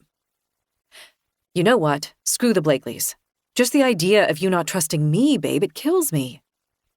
He tipped his head toward me until our foreheads touched. The chilled softness of his skin was a shock. The scent of him muddled my thoughts. I trust you, I whispered thickly, my eyes falling shut. I tried to mean it so hard. I felt confused about a lot of things. The head, the double X tattoos, the gunfire, the 2 Gildas, and why Gregor hadn't told me about his visit to the island the June before last. I was only certain about 3 things. 1, I still loved my husband. Blindly, hungrily, in exactly the way all the self-help books say you shouldn't. I needed him. 2, he was hiding something. 3, whatever he was hiding, it involved Kirsten and Ben. My gut told me it was all connected. Another part of me, though, was afraid I was becoming one of those wackos with their corkboards and red string. But I owed it to Gilda and Liz, and myself, to at least try to figure this out. Honey, I said to Gregor, you have to understand that you've become my entire world. So when I realized you'd lied to me, it was like the world ended. No, he whispered, taking both of my hands in his. Our world is just getting started. You'll see. Chapter 36. While I was heating up the casserole Amelia had left for dinner, Gregor and Sam were engrossed in another Lego session upstairs.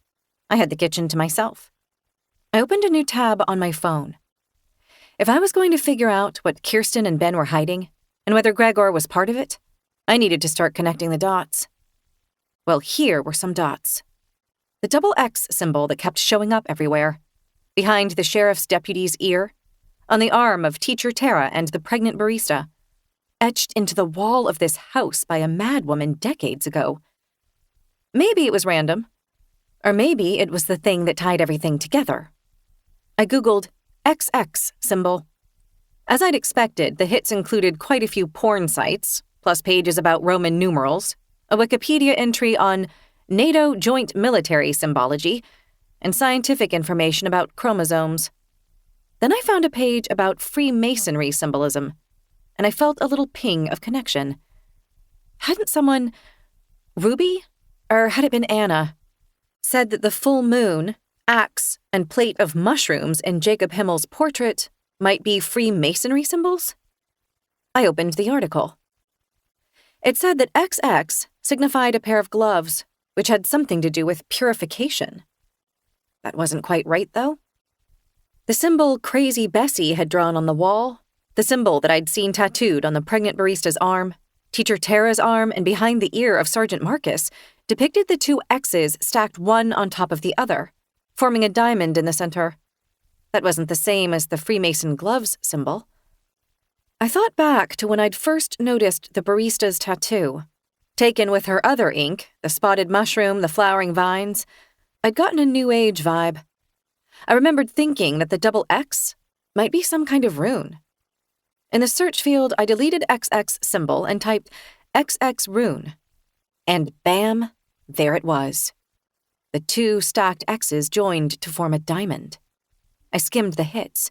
Norse runes translator. Ingus runes meaning. Using runestones for divination. The Old Norse runes alphabet. I tapped one of the entries about the Ingus rune. Ingus literally means seed or the god Ing. It is the rune of family and integration, transformation and gestation, male fertility and sexuality, agriculture, male mysteries, stored up energy that is released in energetic bursts of self-sacrifice designed to bring into being a new form, the true meaning of sacrifice. The very ancient Germanic fertility god Ing, Ingus or Ingwas, was the original name of the Old Norse god Freyr, the god of prosperity, virility, and the phallus. Whoa, I thought. I had it totally wrong. All that religious talk on Kirsten's Instagram posts, it wasn't Christian. It was pagan.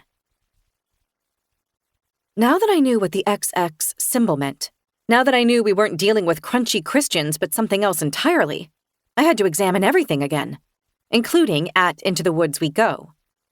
I strained my ears. Hearing a shout of laughter from Sam upstairs, I decided I still had time. I opened Instagram. Kirsten's post that day was a photo of her holding Bari on her lap. They were both wearing white dresses, and diffused sunlight irradiated their near-white hair. Kirsten smiled down at the baby, and the baby beamed up at her. The filtered loveliness of the two of them, mother and child, was too much to bear. It was an ache behind my eyeballs, a twist in my belly. I hoped Gregor wouldn't see the picture. Or had he already? The caption read, "Girls these days are expected to be intimate with men before marriage, no questions asked. But I'm here to tell you that not only is it okay to wait, but you should wait. Yes, I said it, should. If you want a quality husband, keep yourself pure. There's a magic to virginity, a special force field, a sacredness. Your purity is your power, girls. Use it wisely. Hashtag traditional family. Hashtag forever love. Hashtag blessed." I scrolled down into the comments. The first few dozen were enthusiastic praise for Kirsten, her baby, her beauty, and her message, including one that said, "Thank you for showing everyone what a real family looks like." Whatever that meant. Then I had an idea. What about Liz Reed? Could she be in any of Kirsten's photos from over the summer? Liz had disappeared from her hometown on June 24th. So I scrolled down, watching Kirsten move in reverse through the summer. Suntan fading, braids unbraiding and rebraiding, Bari getting balder, kale harvests replaced with peas. Finally, I reached late June. Kirsten had posted a close-up of fresh-baked bread on June 25th. I scrolled up slowly, making the timeline move forward again. A forest foraging selfie on the 27th. A photo of Magni and Alder throwing rocks into the Sound on the 28th. I tapped each image open, scanning the backgrounds like I was working for the FBI. Then, on July 2nd, a shot of the goats. They were nosing at a blackberry thicket next to their shed, the caption reading, "How do you keep your naughty goats busy? Let them loose in the blackberries. Hashtag homesteading life. Hashtag goat mama." And there, in the doorway of the goat shed, a blurry figure. I zoomed in. A girl or a young woman. Long blonde hair, pale skin, a shapeless dress. Her face was turned away, revealing her profile. In my mind, I saw a lumpen head on the ravine floor, hair straggling the outer tip of an eyebrow, an ear canal clogged with dirt. Gasping, I pushed the vision away. I forced myself to think instead of Liz Reed's photo in the newspaper. Sure, it could have been Liz and Kirsten's goat post. The background was too low res to say for sure. I took a screenshot anyway. Just then, Sam's voice ricocheted down the staircase. Gregor's voice too, low and warm, so home-like it hurt. Dinner time.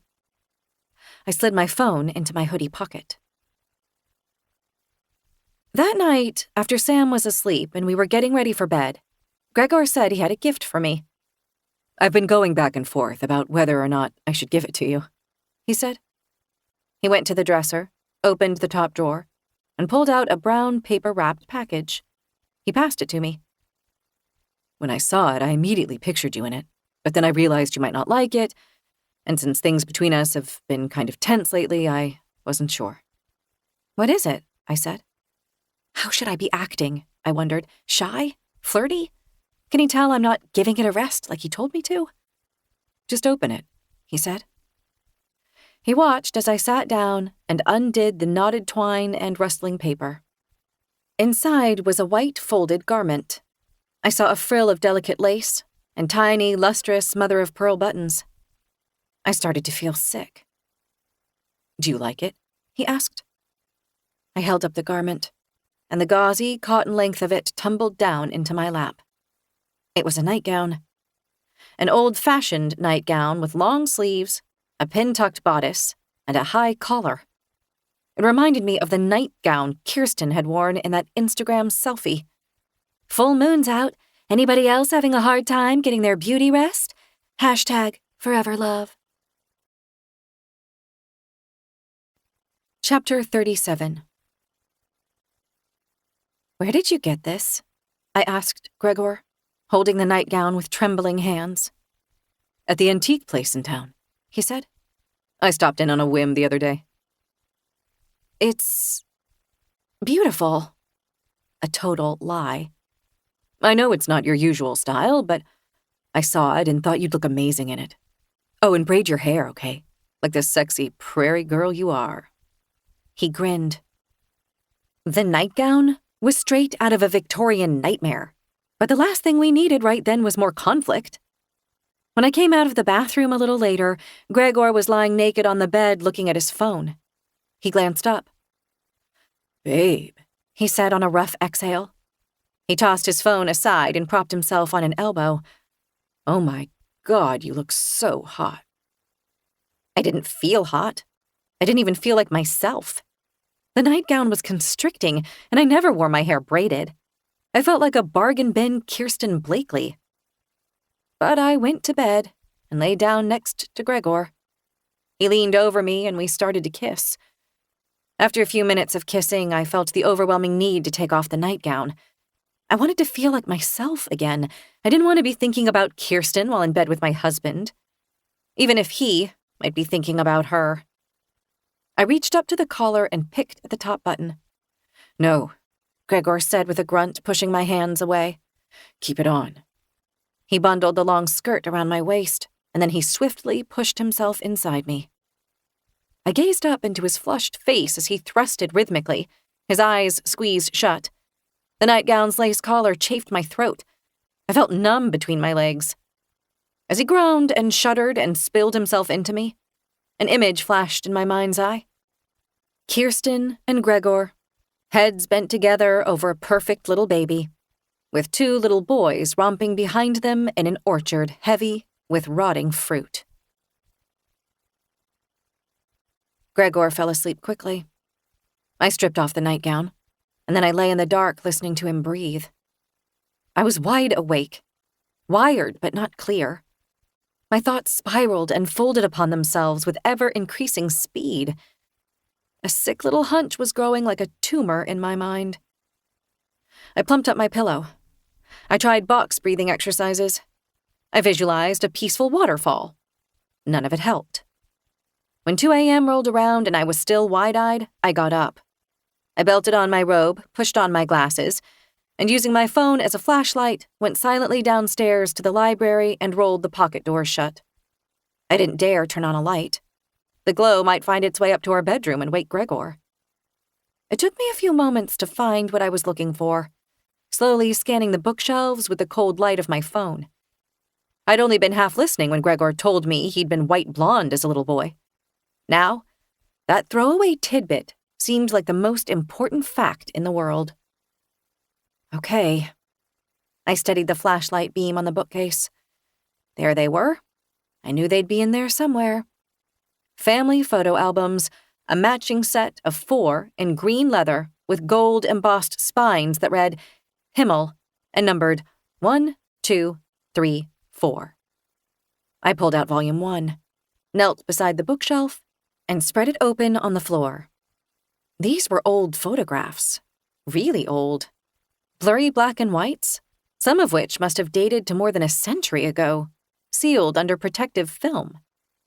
The very first photo in the album was a portrait of a middle-aged man in a suit, with dark eyebrows, pale hair, and a pale beard. He was, without a doubt, the same man in the oil painting up in Pauline's bedroom, the fabled Jacob Himl. German immigrant, self-made man, founder of the family fortune, and the builder of this house. He was very, very handsome. Well, of course he was. He was a dead ringer for Gregor, only older. I flipped through the album. There were antique wedding portraits and pictures of this very house being built. There was a grainy photo of a bunch of young men in suspenders leaning on the most massive fallen tree I'd ever seen. Loggers, judging by their huge double-handled saws. I picked out Jacob Himl in the back row, very young in this image, without a beard, and with his hair pulled back from his face. He couldn't have been more than 22. These old photographs, though, weren't what I'd come to see. I slid the first album back onto the shelf and pulled out volume 4. I set it on the floor, opened it to the middle, and aimed my flashlight. My breath caught. The page I'd chosen at random held 4 color snapshots of a boy, around 3 years old. In lobster print swimming trunks on a beach, on a swing with chubby legs dangling, hugging a golden retriever, grinning gummily with what looked like ketchup on his cheeks. The light shuddered, and then I realized it was because my hand, holding the phone, was shaking. The boy in the photos was the spitting image of Kirsten's younger son, Alder. Same pale, wispy blonde hair and impish smile. Same shape to the eyes, same nose. I knew who the boy in the photographs was, because who else could it be? Gregor didn't have any siblings. He'd never mentioned any cousins, nor had any attended our wedding. But a little voice in my head was begging for there to be some kind of mistake. So I peeled back the protective film and pried up the photo of the boy with the golden retriever. I turned it over. Someone had written on the back, Gregor, April 1995. I stared at the blue ink. It went smeary, and I realized my eyes were filling with tears. I slapped the photograph back on the page. I smoothed the plastic film over the top, shut the album, and slid it back on the shelf with the others. I got unsteadily to my feet. Was this why Gregor never told me he'd traveled here to the island the June before last, around the time 6-month-old Bari was conceived?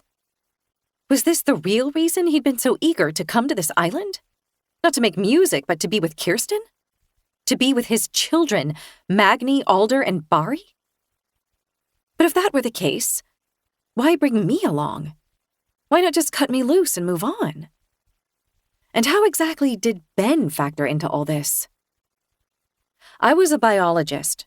I worked with data, with genes. It was obvious what I needed to do. Check Gregor's DNA against the DNA of Kirsten's kids. Chapter 38. I sat down on the edge of the library sofa. I browsed the DNA paternity test options online. My stomach sank as the reality set in. I was going to have to steal stuff to do this. From Gregor, and from one of Kirsten's kids. It was an ethical and legal threshold I'd never even dreamed of crossing, yet now it seemed like a bare necessity. The good news was the test websites confirmed they could extract DNA not only from fingernails, bloodstains, semen stains, cheek swabs, and hair roots, but also from eating utensils, drinking straws, and cigarette butts. I don't have to be a massive creep to do this, I told myself. I don't even need to touch anyone. All it is really is a science experiment, testing a hypothesis, no biggie. And it's the right thing to do. I have to know the truth about my husband and Kirsten and those children. In fact, don't I have an obligation to find out, for the sake of my own theoretical future children? I felt, or perhaps only imagined, a twinge in my lower belly. Tapping my phone's screen, I selected one of the more reputable-sounding companies. I put a paternity test kit in the shopping cart and chose express shipping. I checked out using my private PayPal account, because heaven forbid Gregor saw paternitrust.com on the credit card statement. According to the website, in about 3 days, the kit would arrive in the mail in discreet packaging. Until then, there was nothing to do but wait. It was pouring rain later that morning, and I felt like hell. I hadn't slept. Not after the nightgown. Not after the photo album. Not after placing a secret paternity test order like the kind of woman who ends up on Dr. Phil. My eyes were gritty, my head throbbed, and my stomach felt like it had been scrubbed out with steel wool. Rain slapped the windshield as I pulled into the Shell station on the edge of town. I needed to fill the tank and clear my head before heading home. I just dropped Sam at Kinderwild, all suited up in rain pants, boots, and jacket, poor little guy. No Gilda sighting, but that didn't necessarily mean she wasn't there. I jammed the pump nozzle into the tank. Rainwater dribbled down the back of my neck. Everything was gray. The sky, the pavement, my thoughts. "Hey," someone called. "Harlow." I turned. Anna, Ruby's girlfriend from the party the other night, stood on the other side of the pump. She was hunched under the oversized hood of a technical raincoat, and she was clutching one of those huge metal Yeti mugs. Her brown eyes were bright and curious. "You okay?" she asked. "You look kind of like you've been hit by a truck." I feel like I've been hit by a truck. Want to join me? I'm about to grab a muffin from the mini-mart and I could use the moral support. It's an existential crisis in there. Sure. She finished filling her Honda, I finished with my own car, and we headed toward the mini-mart. Actually, I said, following her through the door, there's something I need to ask you. Oh yeah? Inside, everything looked too bright and somehow dusty at the same time. Garish bags of chips rustled faintly under the HVAC. The smell of scorched coffee and old hot dogs hung in the air. Anna beelined for the pastry rack and chose a cellophane-wrapped muffin that had no business calling itself blueberry. It was the size of a softball and an upsetting shade of grayish purple. This is probably made of the same materials as a yoga mat, she said, holding it up like a specimen. But Ruby has banned carbs from our house, so I'm craving junk. I followed her to the counter where a young man in a CU Space Cowboy t-shirt slouched behind the register. He looked half asleep. Anna set down the muffin and her travel mug and added a Powerball ticket to the order. If I win, I'm buying a remote compound and an excessive number of rescue chihuahuas, she said, tapping her credit card on the reader. Sounds wonderful. I smiled for the first time in what felt like ages. As we walked toward the exit, she said, So, what did you want to ask me? This might sound a little strange, I said, holding the door for her. But have you noticed anything weird about the women at Kinderwild? I don't have kids, she said, ripping the wrapper off her muffin.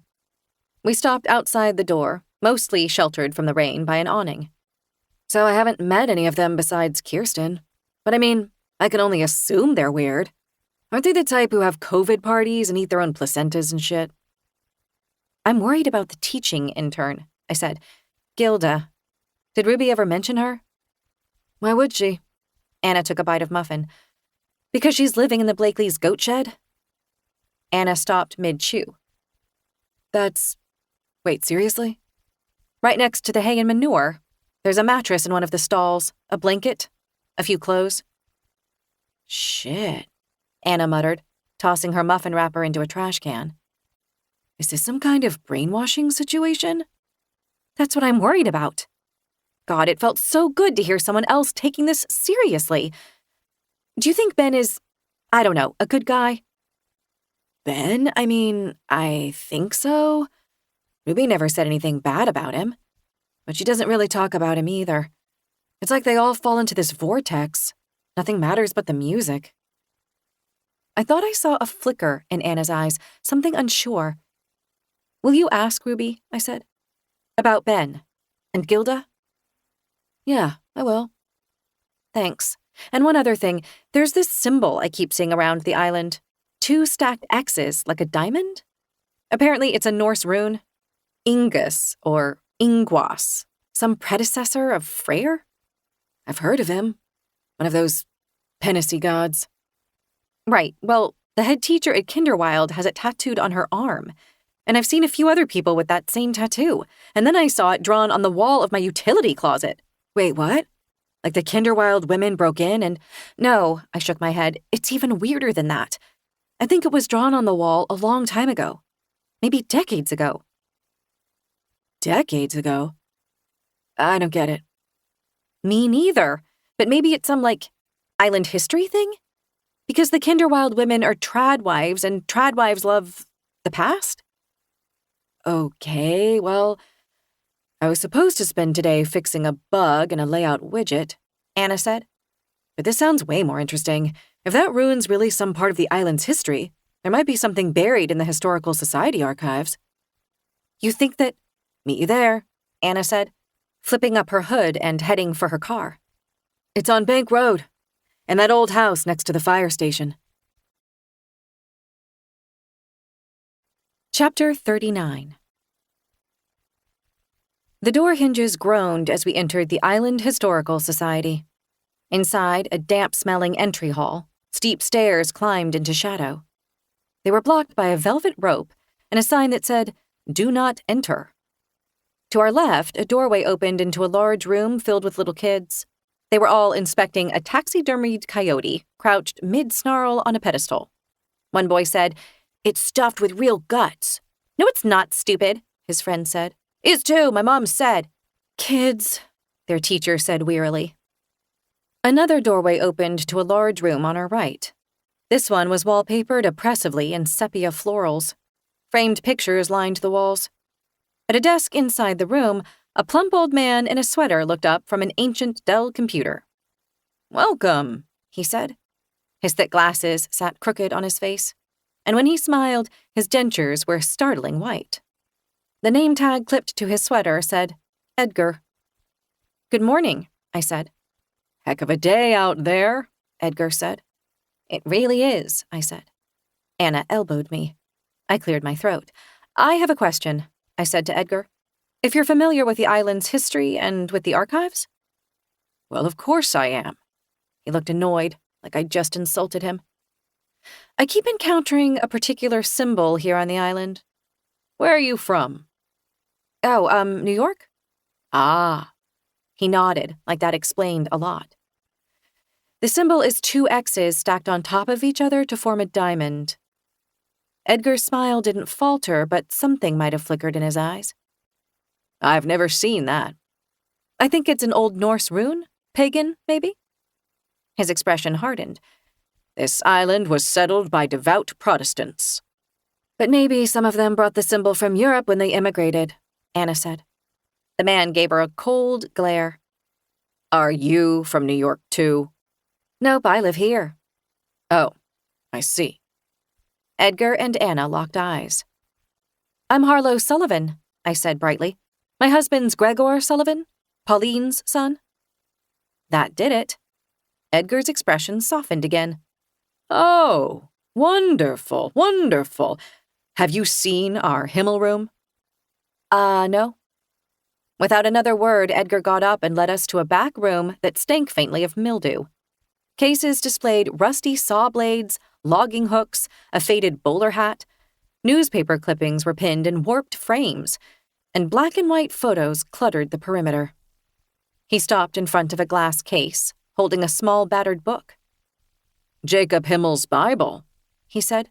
"In German. He came from Württemberg, but of course, you must know this already. Pauline likes to say that family history is written in the blood." "I married in," I said. "Ah, but blood isn't that simple, is it? Your children will have Himl blood running through their veins."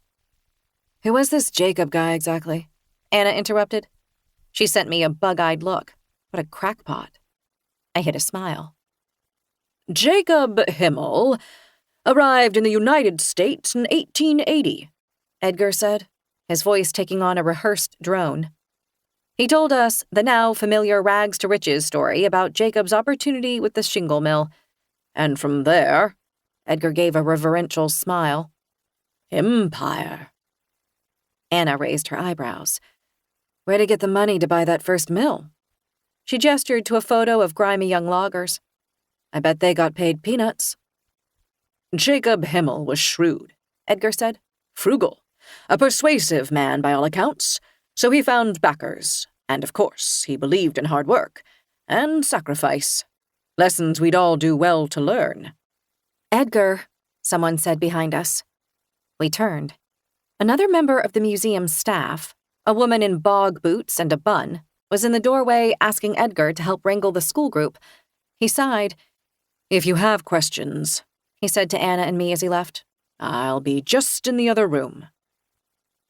"This shit gives me the creeps," Anna said to me in an undertone. "These dudes stole the land from the people who already lived here, razed the forests to the ground, and then we're supposed to think they were some kind of saints." "Let's go," I said. "The rune thing's a dead end." "If you're interested in the real story," someone said in a creaky voice, "I could tell you." I swung around. "Jesus!" Anna gasped. A papery, stooped old woman had appeared beside us, in orthopedic shoes and a platinum wig. Her red lipstick was uneven. Her eyes were watery and rimmed in blue. Her name tag said Shirley. "What's the real story?" I asked. The woman, Shirley, leaned in. "My mother took care of old Mr. Himl when he was dying. She was a nurse, you see. This would have been the late 50s, when he was nearly 100. Bone cancer, I believe. Her expression darkened. His wife died before him. I'll bet Edgar didn't tell you that. Suicide. People said he was so cruel to her she couldn't take it anymore. Mother said he was on morphine in his last days, screaming about hell. He said it was opening to swallow him whole. Mother tried to calm him, but he kept crying, saying he'd done unspeakable things to earn his wealth when he was young. Shirley smiled, showing brown teeth. That part isn't in the exhibit. Pauline wouldn't allow it. I pictured the portrait of Jacob that hung over Pauline's bed. His expression so haughty, so cold. Chills crawled down my back. So what were these unspeakable things he did? Anna asked. Shirley shook her head. I don't know. Stealing, Anna said. Murder, or I'll bet he blackmailed the mill owner into selling the mill for cheap. No one knows, Shirley said. But old Jacob was convinced his soul was damned. I asked Shirley about the double X rune, but she was just as puzzled by the question as Edgar had been. Then, as Anna and I were about to leave, something caught my eye. A framed photograph on the wall behind the Bible display. It was a large black and white of Himl Cottage. Several people in uniforms posed, unsmiling on the porch steps. Judging from the women's bobbed hairstyles, I guessed that it dated to the 1920s. Shirley followed my gaze. The domestic staff of Himl Cottage in 1922. A cook, 3 maids, 2 gardeners, and a chauffeur. Old Jacob Himl had a Rolls-Royce, shipped all the way from England. In the back row stood a middle-aged woman with fair, or maybe gray hair. She wore a dark dress with a white apron. But her face. It was badly scarred on one side, caved in, puckered from her cheekbone to her jaw. The woman in the back, I said to Shirley, pointing. Do you know what happened to her face? Shirley squinted. Oh, yes, Bessie. My breath caught. Bessie? Poor dear, Shirley went on. It was a logging accident when she was young. She arrived in the camps when she was 18 years old. People say it was an axe that got her. She's lucky she didn't get killed. Although, truth be told, she was never quite right in the head. She was the cook at Himl Cottage? Yes, folks called her Crazy Bessie. Oh my God, I thought. It's her. The woman who wrote those strange things on the walls of the house. I turned again to Crazy Bessie's image. Her eyes weren't looking at the camera, but beyond, at something only she could see. Chapter 40. Anna and I parted ways in the parking lot, exchanging phone numbers and with her promising to pump Ruby for information about Ben and Gilda. After that, I decided to head back to Himl Cottage. Gray clouds churned, and raindrops splattered the windshield as I drove. Wind tore yellow leaves from the trees, sending them fluttering across the road. At the driveway gate, I leaned out the car window to type the code into the security panel. With a jolt, I noticed a little circular gleam like a watching eye. It was a camera lens inside the hedge behind the security panel. I'd never noticed that before. I glanced nervously around. Almost instantly, I spotted a second camera inside the hedge on the passenger side. They'd been here all this time. Who was watching on the other end of the transmission? Nobody, probably. Just a computer database. I tapped in the security code. The gate swung open, and I drove forward. My heart was pumping with anxiety, but I told myself that Himl Cottage, cute name aside, was the estate of a wealthy family. And of course we had a security system in place. Back at the house, I paced the kitchen, still in my damp jacket, replaying the last part of the museum visit. Crazy Bessie, disfigured as a girl in the logging camps, working as the cook at Himl Cottage in the 1920s. What had she seen in this house? What had she survived? Jacob Himl, visionary, empire builder, guilty of something unspeakable, had been her boss? Or something worse? I went to the pantry. The air in there was stuffy and flowery. I lifted the loose paper on the wall beside the cabinet, revealing Bessie's penciled scrawl. I miss Mama. They say I'm crazy, crazy Bessie. Nobody believes me, and so I'm all alone here in... The writing disappeared behind the heavy wall-hung cabinet. Next, I went to the utility closet. I crouched to read Bessie's writing down by the baseboard. They tell you it's forever, love. They show you the mark. Too late, this house. The conjoined X's rune. My heart stuttered. Hold on. Forever love. Where had I seen that before? I sank to the closet floor, pulled my phone from my jacket pocket, and punched open Instagram. I knew it. Kirsten's post from just yesterday. Your purity is your power, girls. Use it wisely. Hashtag traditional family. Hashtag forever love. Hashtag blessed. Those words. Forever love. And the rune. Somehow they connected Bessie from a century ago to Kirsten's Instagram posts. What were you trying to say, Bessie? I thought. Who were you trying to say it to? I asked Gregor about the driveway security cameras that evening, over beef bourguignon that Amelia had left in the warming oven. Cameras by the driveway gate? He said. He sounded puzzled. He looked relaxed. But even though I loved him desperately, I couldn't help wondering if he was lying to me again. You don't know about them? I said. Well, I mean, I'm not surprised. Gregor forked a chunk of meat into his mouth. I think a few years back, Mother had some kind of security system installed, but I don't know the details. Are you sure they're cameras? Yes, I said. What else would they be? How do the cameras take the pictures? Sam asked. Don't you need a person to hold the camera?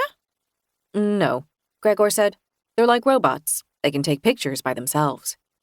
That's weird, Sam said, spooning up macaroni and cheese. I don't like it. You used to think robots were cool, Gregor said.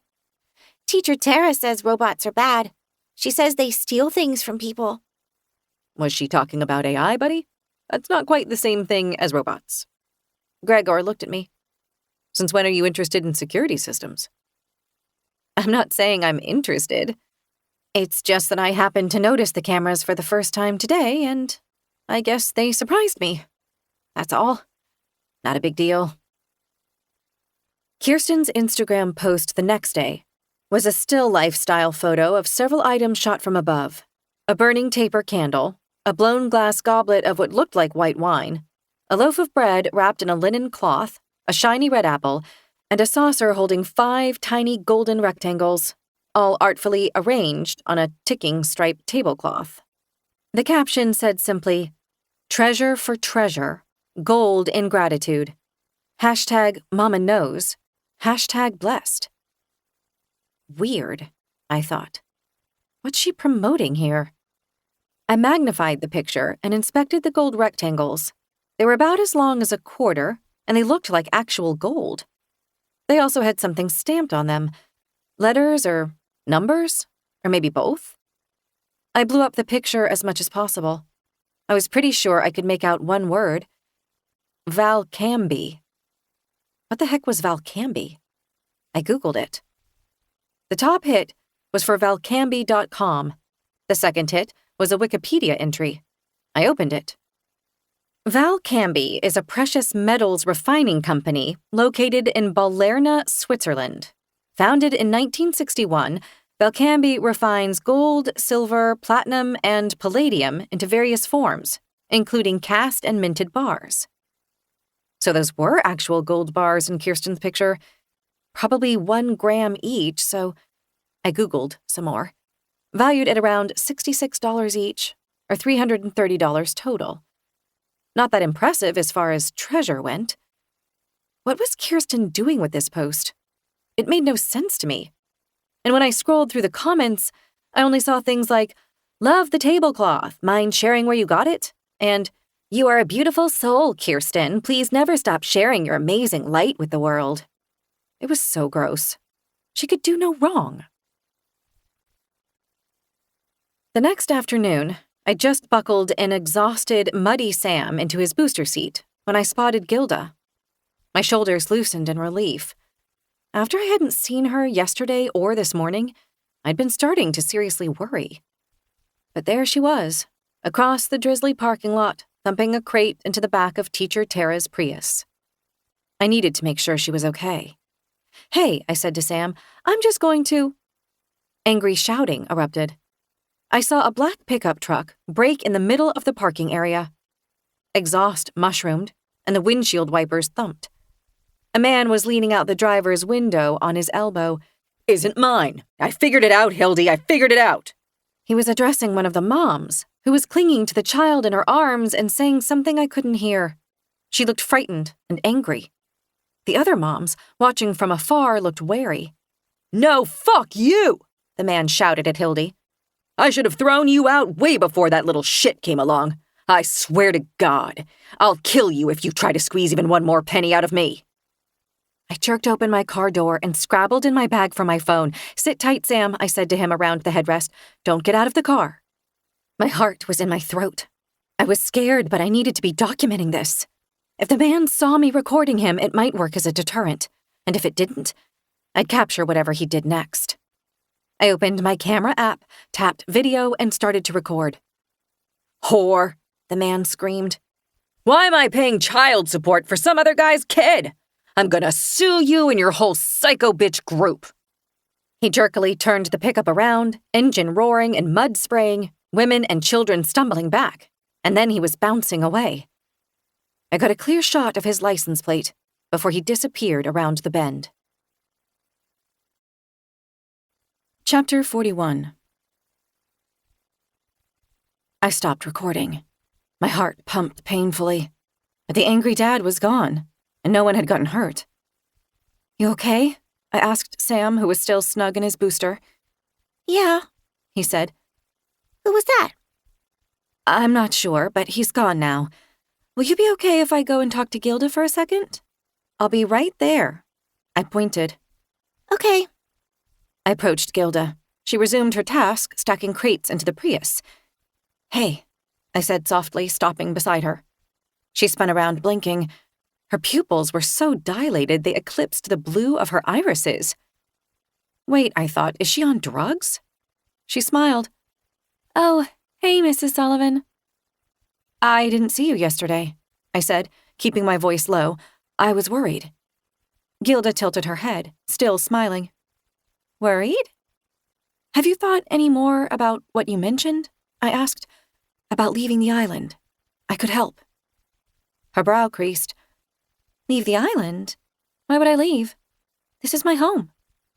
My stomach dropped. "Gilda," I said gently, "the other day you said—" "I need to be good," she said. "It's very important for me to be good." She turned back to the Prius, humming under her breath, reaching out to smooth the edge of a folded blanket in the trunk. The sleeve of her sweater rode up, and I saw, just above her wrist, 4 small purple dots. Bruises. The kind left by rough fingers. Oh no, I thought. "Gilda," I said softly, "is someone hurting you? Please leave me alone." "But Leave!" she screamed. From all around the parking lot, mothers and children stared. "You know where to find me," I whispered to Gilda. "Next door." She was bent over the trunk again, and she didn't reply. I drove about a mile away from Kinderwild before pulling to the side of the road. Sam was singing to himself in the back, kicking his boots against the seat. I forced my voice into a mom tone. "Hey, bud, I need to make a quick phone call, okay?" "Can I play games on your phone?" "Not right now." I stepped out into the drizzle and closed the door gently behind me, trying to breathe around the pressure in my chest. Gilda's voice was still ringing in my ears. I need to be good. I scrolled to Anna's name and hit call. She picked up on the first ring. Hey, did you... I swallowed. "Did you have a chance to talk to Ruby?" A beat of silence. Yeah, I did. I was planning on calling you this afternoon. It didn't go great. My stomach twisted. What happened? She got defensive, said I was always looking for something to criticize, always trying to tear people down, that I hate everyone she likes. Jesus. Yeah. Oh, and she accused me of being jealous of Ben. Are you? Anna laughed. Of Ben? No. But that just made me dig harder, obviously. What did she say? She claims she's never even talked to Gilda. She says Gilda's always gone at Kinderwild during the day, and by the time she gets back to the homestead, the band is finishing up, which, honestly, tracks. I felt a flicker of relief. This was true of Gregor, too. But Ruby did admit that Ben's not exactly a saint, Anna said slowly. How not a saint? Well, she said she's heard things from other women in the Seattle music scene. That Ben's the kind of guy who gets a little too handsy, corners women backstage, makes them feel like saying no would be bad for their careers or whatever. Just your classic predatory douche. Any legal charges? That's a good question. We should check. But listen, here's the kicker. Anna lowered her voice. Apparently, the woman he was dating before Kirsten, she disappeared. I smeared rain off my forehead. What do you mean disappeared? She was a bartender. Her name was Lucy Nowak.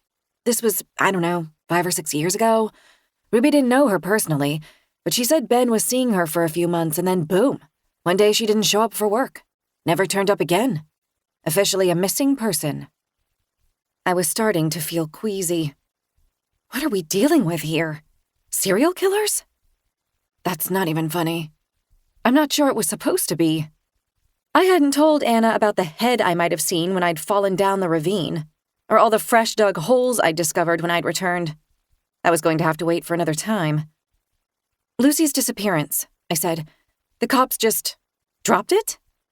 Basically. No suspects, no evidence. She was young, worked nights, didn't have a big support system. You know how it goes. My throat had gone dry. Okay, and how did Ben and Kirsten meet? I asked. Ruby wasn't sure, probably at a gig. That's how these guys always meet women. That's how I met Gregor, I thought. Suddenly, it seemed not romantic, but a little bit sleazy. I swiveled to look at Sam inside the car. He was drawing on the fogged window with one finger. Our eyes met. He grinned. My heart cramped with love. Whatever happens with Gregor, I thought, I need to make sure this kid is always a part of my life. Listen, I said to Anna, I was just at Kinderwild and I spoke to Gilda. Or tried to, anyway. She looked kind of drugged. Shit. Yeah, and she had bruises on her wrist. Jesus Christ. Really? I feel like I should do something, but I let out a frustrated breath. If a grown adult tells you to leave them alone, what are you supposed to do? Force them to accept your help? On the other end of the line, Anna sighed. Yeah, I get it. A beat. I could run a background check on Ben, she said. My friend in HR swears by this site. Super legit. You technically need his consent, but who's going to know the difference? If Ben has a documented criminal history, maybe that would convince Gilda to get out of there. Would you? I said. I'm already pulling up the website, Anna replied. I'll let you know as soon as I have the results. Another missing woman tied to Ben and Kirsten Blakely. What rattled me the most was how unsurprising it felt. Like I'd been bracing for it. I mean, let's be honest. A pattern was emerging. Maybe serial killers was too dramatic. There were only 2 missing girls, Liz and now Lucy. Who knew if either of them was even dead? So far, I hadn't even been able to confirm that Liz ever came to the island. But there had been so many holes down there at the bottom of the ravine. And that chopped-off head I may or may not have seen? It still looked real in my memory. So now, I was trapped in a purgatory of waiting. I was waiting for my period to start, or not, waiting for the DNA kit to show up, waiting for Anna to find out what else Ben might be hiding. Saying I felt anxious is an understatement. I was electric. My body was stuck in a fight-or-flight loop, waiting for a blow that never came. Every sound made me flinch, Every silence felt like a warning. Acting normal was my new Olympic sport. Chapter 42.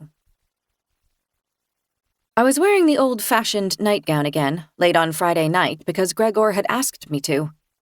It was bunched and twisted around my waist as I lay underneath him. But apparently, even the nightgown and my braid weren't enough, because he abruptly pulled out of me, cursing under his breath, and got off the bed. He stalked naked to the windows. The dim light from outside illuminated his flat belly, his limp penis. Frustration radiated from him. "I'm sorry," I whispered. He didn't answer for a second. He was looking out the window, although it was so dark he couldn't have seen much. Then he said without turning, "Are you going to be one of those women who's only interested in sex if it can get her pregnant?" "What?" I said. "No." "You were lying there like a corpse. I assume it's because you aren't fertile right now, so why bother?" "Well, I'm sorry," I said, "but this nightgown isn't exactly conducive to gymnastics." "It's just a lot of pressure, okay?" he said. "For me." "Pressure?" I repeated. "How is that a surprise, Harlow? We've been trying to conceive for a solid year with nothing to show for it. How could I not feel pressure? I mean, Jesus." He raked a hand over his head. "But it's not you, honey. It's me. My body. You're great. Your sperm is great. The doctor said so." "Jesus," Gregor muttered. My heart sank. I'd gone too far. Again. "Little asshole," Gregor said, hunching to peer through the window. He wasn't talking about me, I realized first with relief and then with swift alarm. He was talking about someone outside. "I've had it with this bullshit," he said, and he turned and strode out of the bedroom. I heard him going down the hallway and then the stairs. What was happening? I bolted out of bed, yanking down the nightgown as I followed him. Was there an intruder? Someone he'd seen sneaking around on the grounds? When I reached the bottom of the staircase, I saw Gregor's silhouette crossing the hall from the library into the dining room. "Gregor?" I whispered, following. "Honey, what's wrong?" I stopped in the dining room doorway. Gregor, still naked, was pulling open one of the French doors leading to the porch. As I stepped outside, a blast of cold air swirled around me and stuck the nightgown to my shins. Then I saw what he was carrying. Something long and slim. A rifle. I thought of the ravine, the pop of gunfire. "Gregor?" I whispered again, louder now. I was quaking from the cold or adrenaline or both. Out on the porch, I heard him half snarl, half whisper, "Quiet, you fool, you'll scare him away." I was pretty sure this time he was talking to me, but it didn't occur to me to run. My only thought was to go to him, coax him, talk him down. I went to the open doors. Gregor was standing at the porch railing with the gun braced against his bare shoulder and aimed at something on the lawn. Against the glow of the harbor, I saw the silhouette of a buck walking sedately through the night. I made out its pronged antlers and the flick of its tail. Gregor made a sound, something between a snort and an inhale. "Don't," I whispered as he squeezed the trigger. A boom rebounded across the harbor. I jumped. With a high-pitched bawl, the buck crumpled to the ground. "Gotcha," Gregor muttered. "Honey, why?" I said, half sobbing, and it was far away because of the ringing in my ears. He turned to me, lowering the gun. He was smiling. Even in the poor light, I could see the flash of his teeth. "They're parasites, babe. Getting rid of that buck will prevent God knows how many more deer from being born. Way more efficient than killing the does and fawns." I opened my mouth. The question forming on my lips was, "Who are you?" Instead, I said, very precisely, not wanting to sound hysterical, "Is that the gun from the library?" "Yeah, my father's old Winchester." "But your mom said it was only decorative." "Did she?" Gregor laughed. "No, it's kept in working order." "Isn't that dangerous?" "Country living, babe. Gotta be ready for anything." I glanced over to the dark, dead lump on the grass. Should we just leave it? What if Sam sees? The landscaping guys will clean it up, and Sam's old enough for a little reality. Gregor stepped toward me, tossing the gun carelessly on a settee. He wrapped me in his arms and held me too tightly, and I could feel that now, finally, his penis was hard. I lay in the dark after Gregor went back to sleep, my hips ensnared by that horrible nightgown and his seed trickling slowly from between my legs, and I imagined him stalking me through the forest as though I were an animal, watching me from behind a blind, tracking my progress up the treed slope, raising the rifle, pressing it against his shoulder, pulling the trigger. I woke to the sound of a scream. I bolted upright in bed, squinting in the morning light, heart pumping, tangled in the now sweaty nightgown. I strained my ears. Silence. Memories of last night punched into my consciousness. Gregor with the rifle, the boom and the scent of gunpowder, the crumpled, dead buck. I turned my head. Gregor was still asleep, sprawled on his belly, a faint smile on his lips. How had he slept through that scream? Or maybe I'd only dreamt it. No. Downstairs, sounds.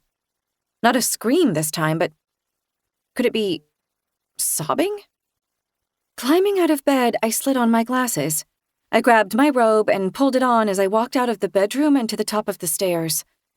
Definitely sobbing. And low, chanting murmurs. A woman's voice.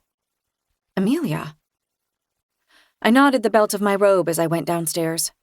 Amelia was standing by the kitchen sink, hugging herself and rocking as she prayed. She swung her head when she heard me come in, and I saw that her eyes were red, her cheeks wet. "Mrs. Sullivan," she whispered. I'm sorry, did I wake you?" "What's the matter?" I asked, reaching for a roll of paper towels on the counter. I ripped one off and passed it to her. "Are you okay?" "I am silly," she said, taking the paper towel. She pressed it to one eye and then the other, soaking up her tears. "There is something dead outside. It frightened me." I glanced out the window. Fog made the morning an empty white glow. I couldn't even see the harbor. But I could see the buck on the grass. A tangle of antlers and legs and fur, blotched with blood. Or maybe I only imagined the blood. Surely it was too foggy for me to make out that detail. "Gregor shot it," I said. "Last night. It's okay, it's only a deer." "Yes, Mrs. Sullivan. Thank you. I'm sorry I woke you. It will not happen again." "Did you think it was something else?" Her eyes went wary. "I don't know what you mean." "Please," I said, "tell me." Her eyes were brimming again. "It isn't time." "Time for what?" "For him to come." Chapter 43. "For who to come?"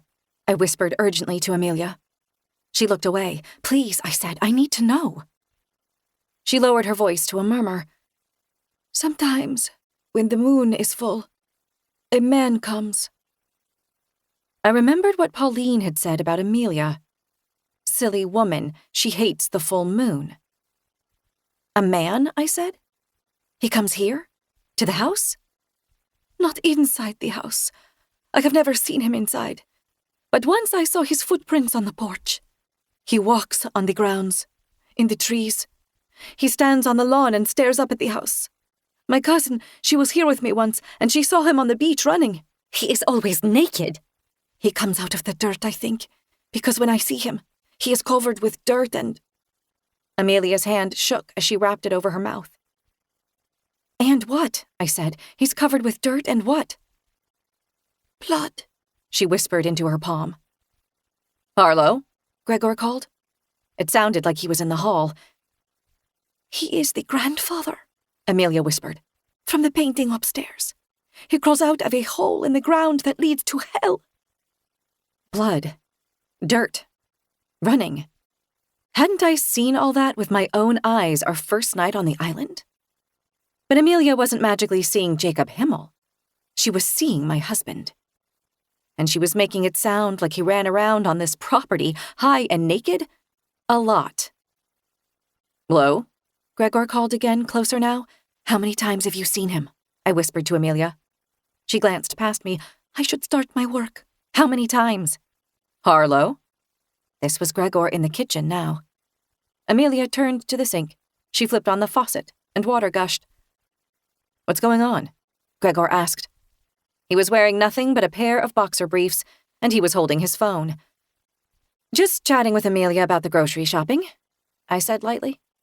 That's not what it sounded like. Really? He was frowning at Amelia's back. It sounded like someone's upset. Oh, well, she did see the dead deer out there. I think it surprised her. Amelia. Gregor said her name loudly, commandingly. Slowly, Amelia turned off the faucet. She looked over her shoulder with wide eyes. Yes, Mr. Sullivan? Tell the landscapers to come and take away that buck. The sooner the better. Tell them they can keep it for the meat if they want. Yes, Mr. Sullivan. And brew some coffee. I have a killer headache. Yes, Mr. Sullivan. Gregor sat down on one of the island stools. Wasn't he cold with basically nothing on? And started thumbing through his phone. It was Saturday, so Gregor, Sam, and I had breakfast together, and then the three of us went to the farmer's market in town. When we returned to the cottage, laden with lettuce and peppers and kale and plums, the dead buck was gone. I could see where it had been, a flattened patch of grass, and Amelia was gone too. She usually didn't leave until the afternoon, and I could see she hadn't vacuumed or even emptied the dishwasher. I said something about this to Gregor as I was putting the produce away in the crisper bin. Yeah, he said, biting into a plum. I let her go. What? I shut the refrigerator door and turned. You fired her? Uh-huh. He took another bite of plum, and yellow juice trickled down his chin. Does your mom know? Believe it or not, I'm able to make decisions without my mother's help. He smeared the plum juice away. That's not what I mean, Amelia's technically your mom's employee, so... Then when my mother is living in this house again, she can rehire Amelia, if that's what she wants. Did Amelia... What did she do? To make you fire her? He heard what she said, I thought. Well, first of all, you're not working, Gregor said. So why are we paying some other woman to cook and clean for us when you could be doing those things? I thought you wanted me to be... de-stressing. It sounded ridiculous, said aloud. Why is it that you never learned how to keep a house? Excuse me? When we met, I thought you were this wholesome small-town girl, but you can barely put together a peanut butter and jelly sandwich, and I haven't seen you vacuum even once. Because we've had a housekeeper doing that stuff for us. I was holding my own elbows tight. It felt like if I didn't, I might float away. And I was working 60-hour weeks at the lab long before we met. Since when do you care about any of this anyway? Ever since you stopped working 60-hour weeks. That was your idea. Because you want a baby. I drew back. I was under the impression that you wanted a baby too. I do. Gregor spat the plum pit into the sink. Look, I just think it would be good for us, for you, for me, and especially for Sam, if we tried for a little more, I don't know, normalcy at home. Sam goes to school with kids who have mothers who not only cook 3 scratch meals a day and clean their own houses, but who also grow their own food. Why don't you just be with her? I wanted to scream. Why are you trying to make me into her? And I see their kids, Gregor went on, and they're thriving. And I want that for Sam. And I want that for you too, Lo. You want me to become a domestic drudge? God, why do you have to put such a negative spin on everything? No, I want you to embrace family life. There's nothing wrong with being traditional. #tradwife, I thought. #masculine feminine. I took a big breath. I love you, Gregor. But what is happening to you? To me? I think the better question is, what's happening to you? It's like the minute you stepped on this island, you became a total train wreck. He was walking away, but added over his shoulder, Get yourself together, Lo. You're never going to hack it as a mother if you can't even take care of yourself. I stared after him, mute. I couldn't even process the cruelty, the unfairness of all that he'd just said. Kirsten's Saturday post showed a roughly white apron tied around someone's waist. At first, I thought I was only imagining the spatter of fine red droplets across the fabric. I used my thumb and forefinger to zoom in. The apron was flecked with something red. Blood red. I called one of our hens today. Lucy hadn't laid eggs for a good long while. She was also causing some issues with Magda, our rooster's favorite wife, pecking her and being all around a jealous troublemaker. So it's good riddance, plus chicken stew again for dinner, LOL. I get a lot of questions about how to humanely cull chickens. The most humane way possible is by decapitation. Lots of people think neck dislocation is best, but death doesn't occur for 15 to 20 seconds. But with decapitation, it's all over in a moment. Yes, it's messy. So what? I feel like modern civilization is scared of blood. Blood is good. It's beautiful. It's the most precious, sacred thing on this planet. So let's stop being scared of blood and start celebrating it. Things that are natural are good and right. Period. R.I.P. Lucy. Lucy, I thought. She named a hen after her husband's disappeared ex? That is sick. It's deranged. I skimmed the comments. Good for you doing it humanely. Could you share your chicken stew recipe? Didn't you slaughter another hen named Lucy like 3 months ago? Chapter 44. All that day, I tried to pretend it wasn't strange how Gregor had fired Amelia. And I tried to pretend he hadn't savaged my feelings when he'd accused me of being a train wreck. An outside observer would have thought we were a happy little family as we spent the evening making dinner together and watching the movie Sam picked out, one of the Minions movies, snuggled under blankets in the den. Gregor even reached for me in bed that night, and he didn't ask me to put on the nightgown. The next day, Sunday, was the day my period was due. There was no sign of it in the morning, but when I went to the bathroom after lunch, I saw blood on the toilet paper. I think I died for a second. I tore off more toilet paper and wiped again, and there was more dark blood. No way I could tell myself it was early pregnancy spotting. This was my period. Aggressive, irrefutable, and unwanted. Over the last days, I'd experimented with telling myself that, considering my doubts about Gregor, and knowing that he'd lied to me at the very least about calling the police, and at most about his relationship to Kirsten and her kids, maybe I wasn't sure I wanted his baby. But now, as I rummaged around the vanity drawers for a tampon, I knew it didn't matter. My desire for a baby was so powerful, it didn't matter how many lies Gregor might have told me. A soft rap sounded on the bathroom door. Hello? It was Gregor. Babe, are you okay? That's when I realized I was weeping aloud. Harsh barking sobs. And the reason I couldn't find the stupid tampons was because I was blinded by tears. Yeah, I managed. Just a minute. He rattled the doorknob, but I'd locked it.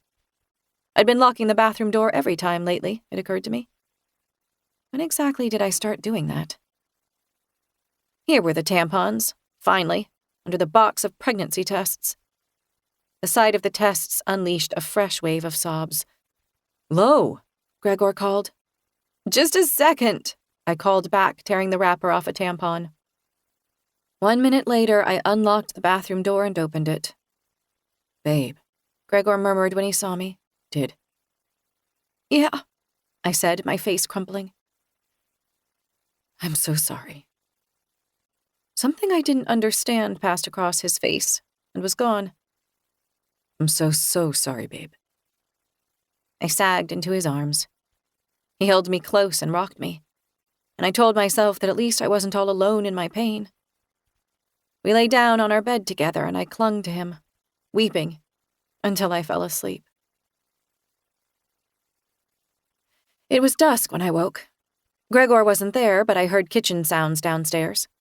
Then Gregor's muffled voice and Sam's. I lay there for a long time, swamped by misery. It wasn't getting easier. No, each month that I failed to conceive only brought more despair. And more than anything, the panicked sense that time was running out. Tick, tock, bitch. I saw a sudden flash of the expression on Gregor's face earlier when I'd told him my period had started. At the time, I hadn't understood what it meant, but now I knew. Relief. When he learned that once again I'd failed to conceive, my husband had been relieved. On Monday morning, I couldn't face getting out of bed, so Gregor took Sam to Kinderwild. I lay in bed for hours in the silent house. Its stubborn emptiness seemed to mock the emptiness inside my womb. I tried to remember what, besides having a baby, I even cared about. Everything else seemed flat and stale. Even my love for Gregor seemed like something I was viewing through a pane of glass. I finally hauled myself out of bed. Downstairs, the kitchen was a disaster. Dirty dishes were piled up in the sink. The floor needed vacuuming. The sink strainer was clogged with macaroni, and when I peeked in the fridge to see if anything looked tempting, I was confronted with stinky containers of aging takeout. I shut the fridge. Suddenly, all I wanted to do was go for a good, hard, sweaty run. I knew it was against Dr. Zakarian's recommendations, but I needed to feel like there was more to my life, more to my own body than just my reproductive capacity. I put on my running gear, plugged in my earbuds, turned a dance music playlist up as high as I could stand it, and went. It felt amazing. I hadn't gone running for weeks, since that day at the fertility clinic in New York. As I stood in the shower afterward with the hot water coursing down my tired, relaxed muscles, I felt almost like myself again. The newest from Into the Woods We Go. A photograph of a belly in a delicate pink dress with a fleecy cardigan over it. The cardigan's lower 3 buttons are undone because the soft swell of the belly had pushed it open in an almost lewd way. They try to tell you your life ends with motherhood. That is totally wrong. My life began when I became a mother, at the ripe old age of 20, LOL. Looking back, I can see that before I was blessed with my firstborn, I wasn't a full person yet. I was only half-formed, because I hadn't come into my full inheritance as a woman and as a human being. I feel so bad for all the women out there who are struggling to conceive, especially the older women who might not ever get their chance. But there is hope. It lies in finding the sacredness, the sacrifice, and the rebirth inside of yourself. #fertility, #natural motherhood, #blessed. That evil bitch, I thought. Kirsten knows my period started. Gregor must have told her. And she must have somehow known I'd see this post, because she's taunting me. Paternitrust.com had sent me a USPS tracking number once they mailed my test kit. I'd been obsessively checking the package's status online, watching it creep from Illinois to Colorado to California to Washington, in a route that seemed maddeningly indirect. At last, on Monday morning, the tracking notice I'd been waiting for appeared in my inbox. Your package has been delivered. At the mailbox, I was mindful of the security cameras by the gates. I carried the box hidden underneath a stack of catalogs and envelopes. In the house again, I went upstairs and put the box inside one of the empty suitcases in Gregor's and my closet. Then I locked the suitcase zippers together with a tiny padlock and buried the key in my underwear drawer. That afternoon, I approached Kirsten in the gathering place. She was trying to coax her sons from a game of throw the mud with some other little boys. I took a deep breath and locked on a smile. "Kirsten," I said, "Hi." She turned to me, Bari in her arms. "Harlow, hey, how are you?" "Great," I said, "really great." I willed myself not to look down at her belly. "Hey, I was wondering, Sam's still struggling to come out of his shell socially, and I was wondering if maybe you and your kids would be up for another after-school playdate today. I was thinking maybe some one-on-one time with Magni might be a more comfortable way for him to start getting to know some other children." I think he's overwhelmed here at school. Being such a liar didn't feel great. Neither did using Sam as an excuse. Kirsten looked right into my eyes. I felt sweat spring up on my palms. She knows, I thought. She knows everything. But then she smiled, and I told myself I was imagining things. A playdate would be so nice, she said. Maybe we could use your beach? This could be the last dry day for a while, at least according to the forecast. Oh, I said, yeah, definitely. Would today work? Absolutely, Kirsten said, sounding so genuine that my belly curdled with guilt. I'm not a monster, I reminded myself. I just need to know the truth. Chapter 45. Kirsten followed me in her Volvo back to Himl Cottage. We parked and then walked with the children down the lawn and out onto the beach. The water was a sparkling, surreal blue. Little waves made the pebbles roll and click together. How was your weekend? I asked Kirsten after we'd settled ourselves side by side on a driftwood log. The 3 little boys had gone down to the shoreline. Were you guys able to enjoy the nice weather? It was hard not to slide my hand into my jacket pocket to make sure the sandwich-size Ziploc baggie was still there. My weekend? Kirsten said. It was fine, I guess. She had baby Bari on her lap. Bari was gumming on a wooden teething ring that gleamed with saliva. Guild and I took about 1 million pictures. I think we ended up with some usable shots, but we need one good one for almost every day. It starts to seem like a lot. She sighed. And things are kind of crazy at our place, ever since the band started working. There's no running water in the barn, so they're always coming into the house to use the bathroom, and then they make a mess in the kitchen when they have lunch, and it seems like every day someone forgets to latch the chicken run or the garden shed door or whatever. Oh, I said. For some reason, I had the idea the band was holed up in the barn all day. I wish, Kirsten laughed. Ben says that's not how the creative process works. They'll be like lying out in the field smoking weed, or they'll go for super long walks in the woods. One time I came home to find Ruby sleeping in my bed. Can you believe her? Wait, all of them go for walks in the woods? In my mind, I saw Gregor stalking me through the underbrush, raising the rifle. Yeah, Kirsten said. The woods are so inspiring. For a second, our gazes locked in what felt like perfect mutual understanding. She knew I'd been shot at. She knew I was picturing my own husband pulling the trigger.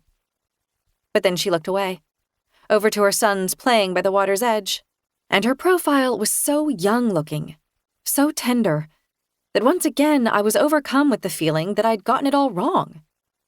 Stop falling for her act, I told myself. Mama, Alder shouted. Mama, I found crabs! Take a picture, take a picture! Could you hold Bari for a minute? Kirsten was pushing her baby into my arms. The compact lightness of the baby was a shock. I held her awkwardly as I watched Kirsten walking away.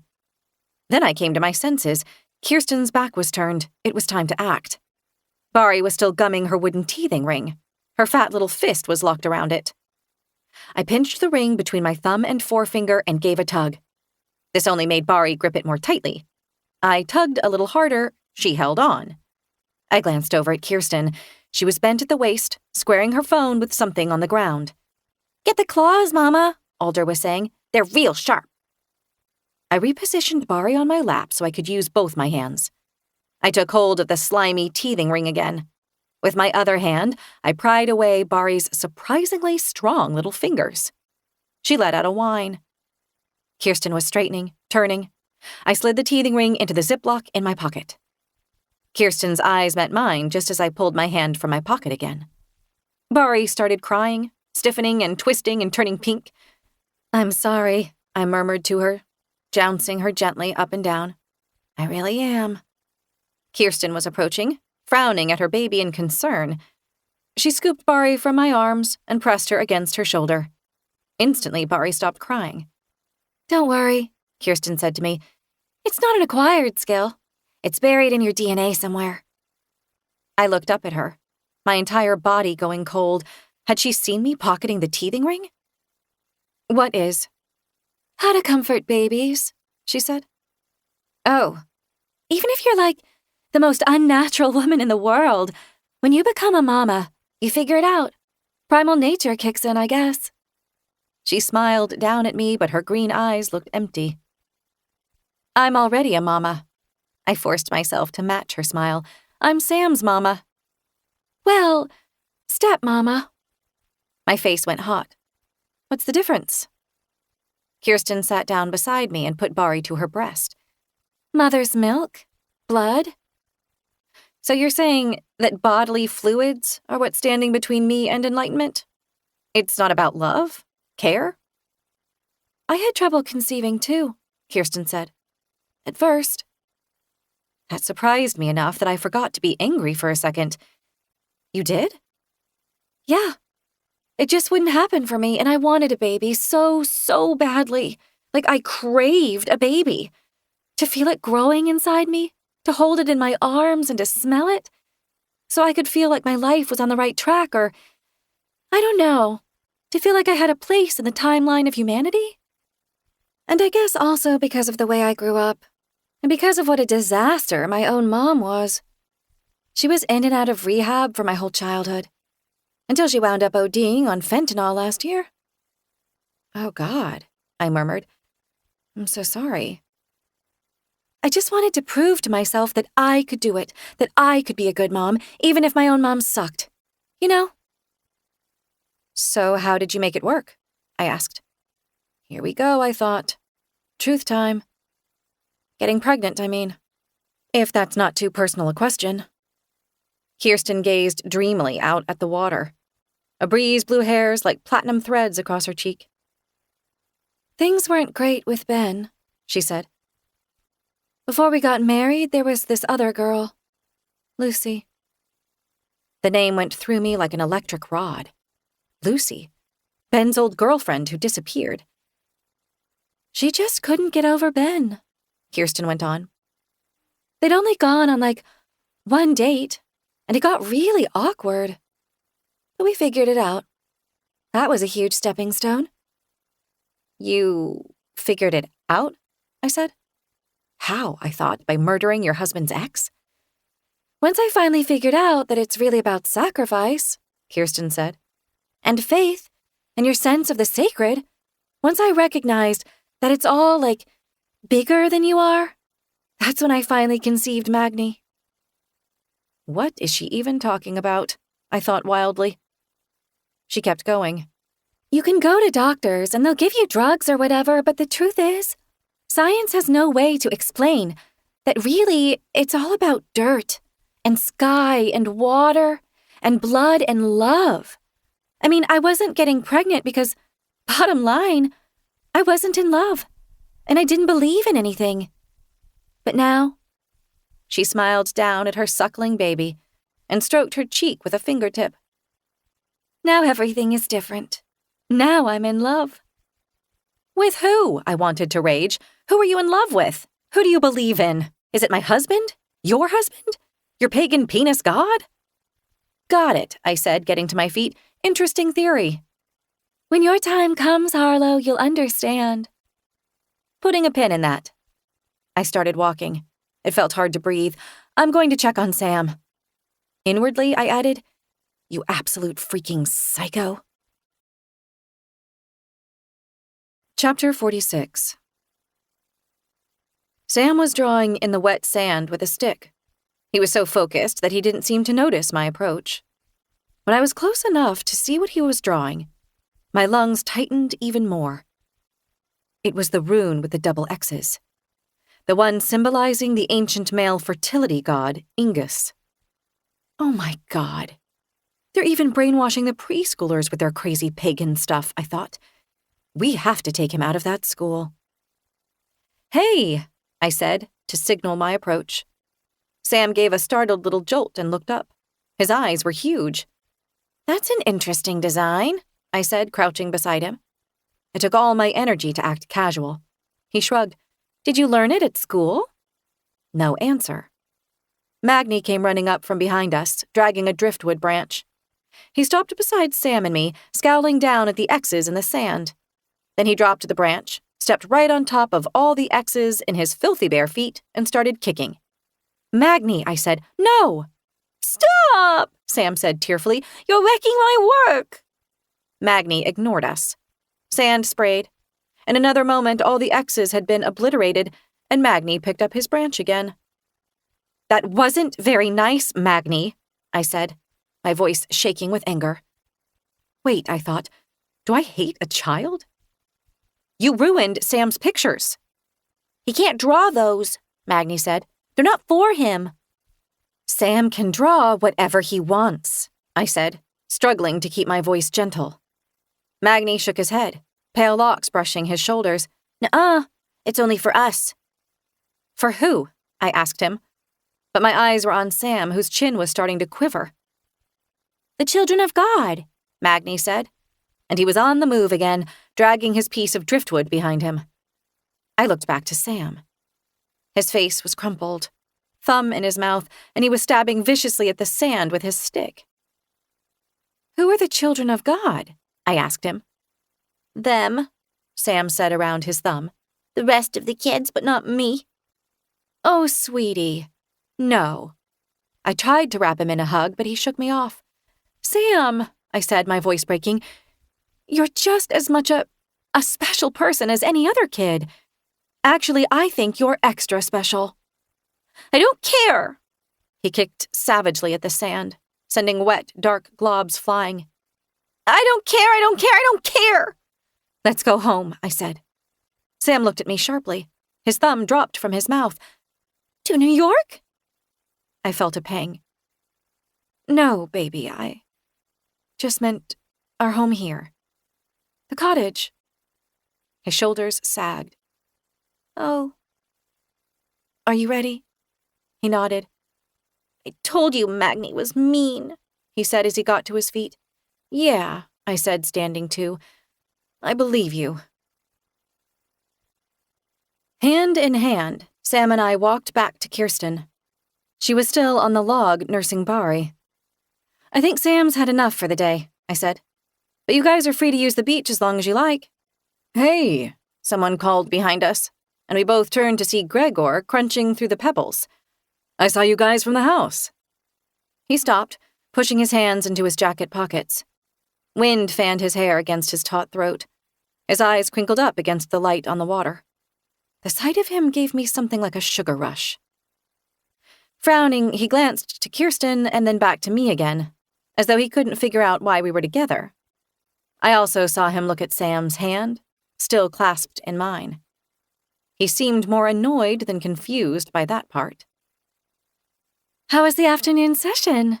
Kirsten asked Gregor, as though she were his wife. "Did you guys finally figure out a bridge for the turpentine song?" He smiled at her and Bari with bright, warm eyes, and I wanted to scream. They led the way, that golden couple. One's unspeakable beauty multiplying the other's into infinity like a hall of mirrors. Through the driftwood, up the seawall, and across the lawn toward the house. Sam and I straggled behind them. My feet were so heavy. When I glanced over my shoulder, I saw Magni and Alder making their way in our direction. They were somehow wrestling and walking at the same time. "I'll go out to the driveway gate and open it for you," Gregor said to Kirsten. "It was acting glitchy, and I want to make sure you don't get trapped." I hadn't noticed the gate acting glitchy. Did Gregor just want an excuse to talk to Kirsten alone? "Sam's cold, so I'm going to get him inside," I said. But it didn't seem like Gregor had heard. Kirsten smiled over her shoulder. There was a flash of triumph in her eyes. The thought of her baby's DNA sample safely inside the Ziploc in my pocket was some consolation. Sam and I went inside. I watched from the kitchen window as Gregor and Kirsten walked to the parked Volvo. What were they talking about? The band? Her children? Could they be talking about me? Kirsten got her kids into the car, talking with Gregor the whole time.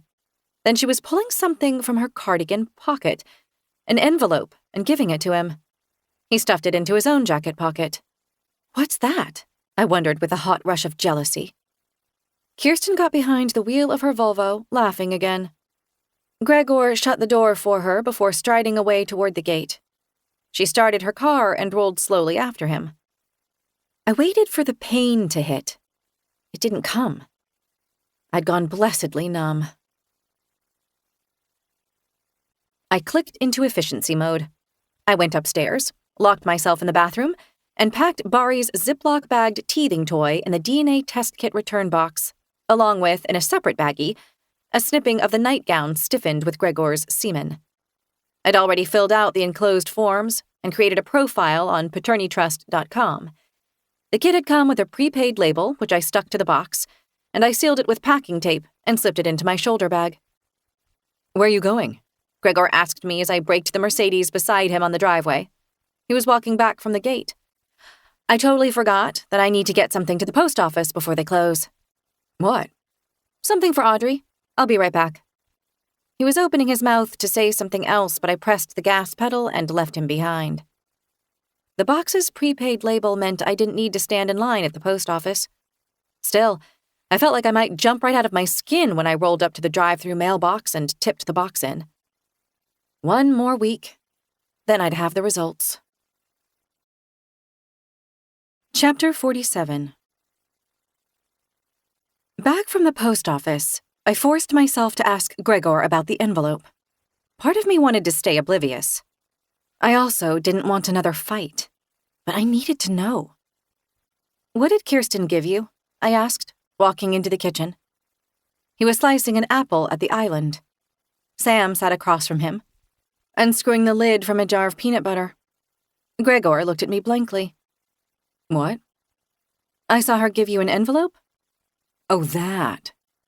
"Yeah," I said stiffly, "that." "Babe." He set down the knife, closed the distance between us in one stride, and then his arms were tight around me. "It's the rent check." "What?" I pulled away, frowning up at him. "Didn't I tell you? Ben and Kirsten are our tenants. Their house is on our land." I was so relieved I almost burst into tears. I kind of got into a groove for a few days. I wasn't zen exactly, but I wasn't going to form any opinions, not even think if possible, until I got the DNA test results back. So it was Thursday, after I'd dropped off Sam, gone for a run, and made myself a blueberry smoothie, that it finally hit me.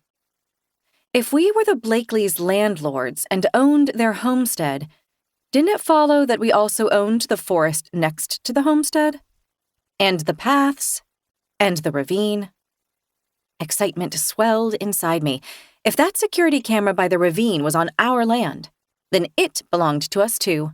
And if I could gain access to the footage, maybe I could catch a glimpse of whoever had shot at me. Maybe I could see who dug those holes. Maybe I could even see, once and for all, if there had been a head or not. My entire body went shivery with anticipation. And dread. I went to the library.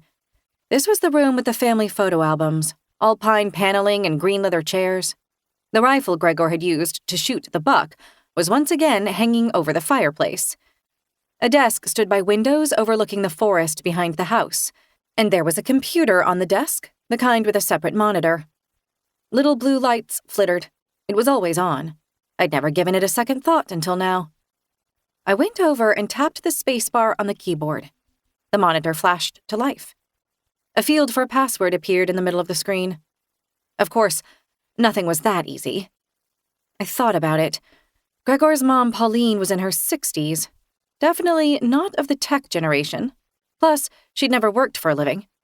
I pictured her sitting here with reading glasses on, peering mystified at the screen, tapping at keys with one finger. What kind of password would she choose? Since she didn't, to my knowledge, have any pets, she'd probably choose something to do with Gregor, her only child. I typed, Gregor 1992. Nope. I tried it with a lowercase g. Nope. I hesitated. If I tried too many times, I was going to get locked out of the computer entirely. It might even send a notification to Pauline that someone was trying to hack in. Stop, I thought. Breathe. Impulsively, I pulled open the desk's center drawer. An organizer tray held office supplies. A small dog-eared brown notebook was nestled in a compartment with some paper clips. I picked up the notebook and flipped it open. Penciled numbers, letters, and symbols filled the pages. Passwords. For Amazon? Netflix? Wells Fargo Bank? Library computer. My hands shook as I entered the library computer password. The desktop screen blinked on, cluttered with little blue folder icons. Bingo. I sat down then, trying to be calm as I studied the labels on the folders. Landscaping, sailboat, utilities, domestic help payroll, gardening, swimming pool, security. Okay, here we go.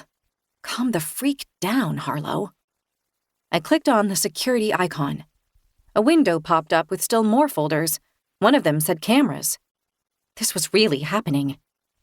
I clicked the camera folder, and a new window opened. About a dozen black icons were labeled with things like Driveway Gate 1, Driveway Gate 2, Boathouse, Pool House, West Lawn, East Lawn, Beach Path. The next row of camera icons were labeled Orchard, Northwest Trail, Ravine, Southwest Trail. I clicked Ravine. A window opened, showing a grainy grayscale image of trees and bushes.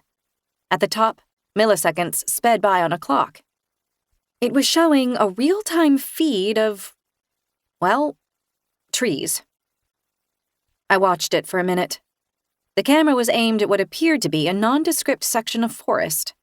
I saw tree trunks, bushes, leaves vibrating in the breeze. A bird arrowed past. I clicked the cursor on the clock, and this opened a little sub-window filled with a long column of numbers. No, not just numbers, dates. I found 1010, the day I was shot at, and opened yet another window. I quickly figured out that I could use the cursor to move a little slide bar to fast forward or rewind through the entire 24 hours. The day I'd been shot at, I was pretty sure I'd gone to the ravine sometime around 2 o'clock. I slid the bar to noon. Then, I fast-forwarded through the gap of time, but slowly enough that I would be able to detect motion. At 1:41, I saw something. I rewound a little and clicked play. A figure moves into the frame. Me. I looked jumpy, my head turning from side to side. I stop and look straight up into the camera. Then I pass from view. I scanned through the next several minutes of footage, but I didn't see anyone else until 9 minutes later. Me again, now running past the camera in the opposite direction. My eyes are hidden by the baseball cap, but I imagined I could see my mouth gaping in terror. I scanned the previous and following hours, but I still didn't see anyone else. I checked the same time period on the other 2 likely cameras. Northwest Trail, Southwest Trail. Nothing but trees. Whoever shot at me hadn't passed in front of any of these cameras.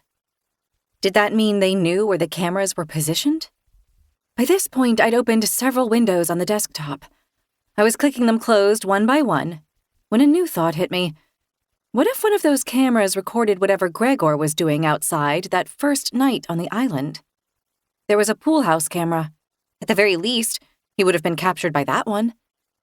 I could see him so clearly in my mind's eye. His bare moonlit skin, caked with viscous darkness, muscles working, penis semi-erect. Jealousy knifed my belly.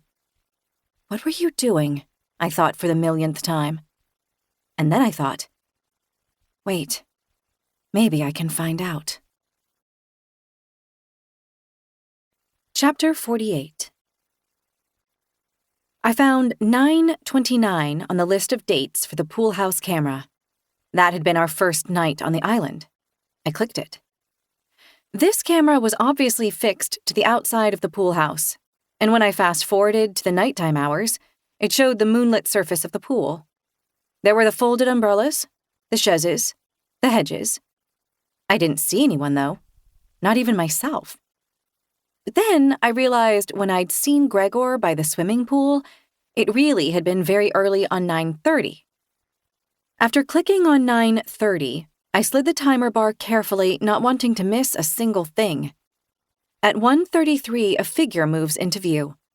It's me in my pajamas, holding my elbows, head on a swivel. I sit down shakily on one of the chaises and hunch forward. After a minute or so, I lift my head. Moments later, there he is. My husband, high and naked. Only the back of him is visible because of the camera's position. He walks to the edge of the pool and looks down into the water. I'm watching him from the chaise, and I open my mouth and say something, and his head whips around. Now you can see his profile. The video quality is poor, and so is the lighting, but there's something uncanny about the set of his face. His jaw is thrust forward in an uncharacteristic way. Then he's turning and breaking into a run, and he's gone. Meanwhile, I'm trying to stand up. I sway and grab hold of the chaise to steady myself. After several seconds, I walk shakily out of the frame. It's 1:35. All that definitely happened then, exactly the way I remembered it. My next idea was to find out where Gregor went, but then I realized that wasn't what I really wanted to know. I wanted to know where he was before he arrived at the swimming pool. I opened the west lawn camera and moved the timer to 1:30. Gregor lopes into view just after 1:32, a silhouette edged in moonlight. Then he's gone. But he clearly came from the driveway. I opened the driveway camera and found him emerging from the shadows of the trees and passing behind the marked Mercedes at 1:31. I opened one of the driveway gate cameras, and then the other, but I didn't see him. I opened the orchard camera to see a dim figure striding between the trees at 1:28. He had emerged from the darkness at the far end. Where had he been before that? On an impulse, I clicked open the ravine camera to the very beginning of 9:30 at 12:01. I slid the cursor forward. There was motion and lights on the recording a few minutes after midnight. I clicked play. Blurry shades of charcoal and black, floating orbs of light. The orbs come into focus as lanterns that partially illuminate the people carrying them. One by one, women pass through the camera frame. Naked. Hair hanging loose or braided, the lanterns lighting up their bare breasts and pale limbs. 1 woman, 2, 3, 4, 5, 6, 7 women. I paused the feed. The 7th woman looks like the pregnant barista from the coffee shop, the one with the Ingus tattoo. I thought I could just make out black ink on her arms, the bulge of her belly. I clicked play again. 2 more women pass, then another. Oh my God, Teacher Tara! Her breasts sway with each step, and her mouth moves rhythmically. Chanting, I realized. Or praying? Then another woman, only she isn't naked like the rest of them. She is wearing a white nightgown. It seems to glow, long and diaphanous. She tips her head up to the sky and, am I really seeing this? She looks a lot like Sergeant Marcus from the sheriff's station. And then I stopped breathing. Another figure steps into the frame. But this one isn't holding a lantern. She is naked too, but her wrists seem to be bound in front of her and... Oh no. A rope is looped around her neck. She's being led. Led by another nude woman with a long, pale braid. Kirsten. I was sure of it, even though I could only see her face in dim blurred profile. And the girl Kirsten was leading? I zoomed in. The picture got darker, grainier. The girl's head is bowed. Her hair is wet or matted, and her skin looks ghostly. She isn't struggling, but the rope around her throat is unmistakable.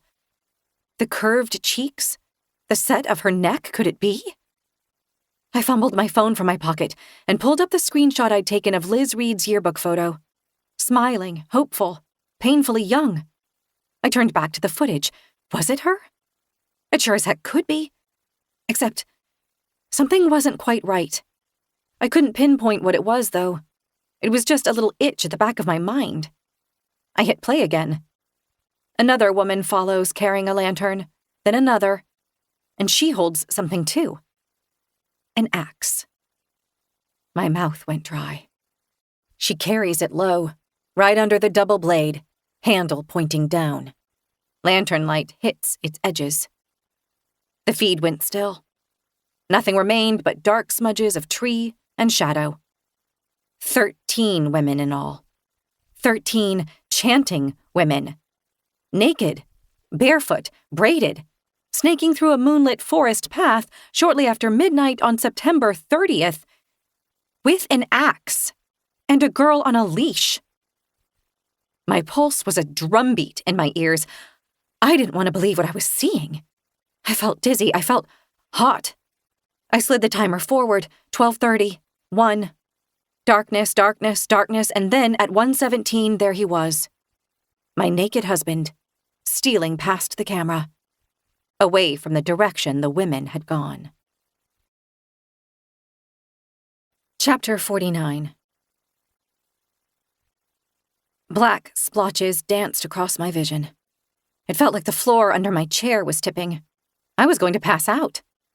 I shoved the desk chair back and dropped my head between my knees, fighting to breathe through the rush of heat, the lightheadedness, the rising sense that none of this could be real. I would have loved to pass out, because I didn't want to process what I'd just seen on the security footage. But after a minute or two, the dizziness passed. I sat upright slowly, and immediately, my mind began doing what it always did. Try to get Gregor off the hook. Maybe Gregor's mushroom trip had only coincidentally taken him out into the woods. Maybe he'd never even crossed paths with the women. It was technically possible. Some pathetic little part of me still wanted my marriage to be something I could save. Still wanted the man I'd built my life around to be salvageable. But there was no salvaging this. That chopped-off head had been real. Which meant Gregor had seen it too. And he'd let me believe I'd hallucinated the whole thing. No, correction, he had actively lied and misled to make sure I thought it was a hallucination. Gregor was a liar, a gaslighter, and almost certainly a criminal. I went to the kitchen, poured myself a glass of cold water and gulped it down. I poured another. The water helped.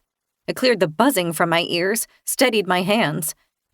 I felt myself begin to click into place, like my mind and body were realigning around one unshakable truth. Sam came first. Dr. Zakarian's words back at the fertility clinic in New York sounded in my head. Motherhood takes sacrifice. He'd meant quitting my job, cutting back on coffee, giving up running, but now it took on a new crystal-clear meaning. To protect Sam, I had to give up my needy delusions. I had to give up the man I thought I loved. Every instinct told me to go get Sam, get the hell off this island, and figure out the rest later. But although I'd legally adopted Sam, he wasn't my biological child. Children usually stayed with their biological parent in the event of a divorce. I pulled out my phone and typed into Google, "How to prove a parent unfit for custody." A law firm FAQ popped up. A parent may be deemed unfit if they have a history of violence, mental illness, addiction, neglect, or criminal behavior. My hand tightened on the phone. How about a parent who gets high and then participates in pagan blood sacrifices in the woods? I needed to copy that security footage and get it into the hands of people who could do something. Not anyone from the local sheriff's office, obviously. Not when one of the women in the video looked exactly like Sergeant Marcus. No, I needed the feds, like the FBI. Or a journalist? And Liz Reed's parents. But first, I had to figure out how to make a copy of the footage. A flash drive? A screen recording? I had no idea. My tech knowledge topped out at the software I used at the cancer lab. Anna, I thought, of course. She'll know exactly how to copy it. The dive bar in town, where Anna had suggested we meet, was mostly empty. It was still early afternoon, so there was only a barfly muttering to the bartender and a pair of TVs tuned to sports highlights. The place smelled like spilled bourbon mopped up with bleach, and the jukebox was playing country music loud enough to make eavesdropping impossible. Anna was already there, slouched in a sticky vinyl booth in the back corner. Her hoodie was up, and her eyes were hollowed out with exhaustion. The sight of her hit me in the chest. My one friend on this island. My only ally. I blinked fast, trying to keep it together. She gave a tired smile. You look like hell. So do you. I slid into the booth. And hi. Hi. She pushed a shot glass across the table. Figured you'd want one. I sat down. God, thank you. She waited while I knocked it back. Tequila. I winced, but I wouldn't mind numbing out a little. Anna said, So, I'm guessing this is about the background check? I nodded slowly, still uncertain how much to say. It would sound crazy. Plus, once Anna knew we were dealing with murder, she couldn't just opt out. It didn't feel fair to trap her like that. She leaned in. Well, it turns out Ben's clean. Not a single criminal charge. Nothing sketchy. I was ready to find a trail of creep shots and unpaid child support and assault charges. Not even a parking ticket. Seriously? He's so... I know. Anna hesitated. Kirsten, though, that's a different story.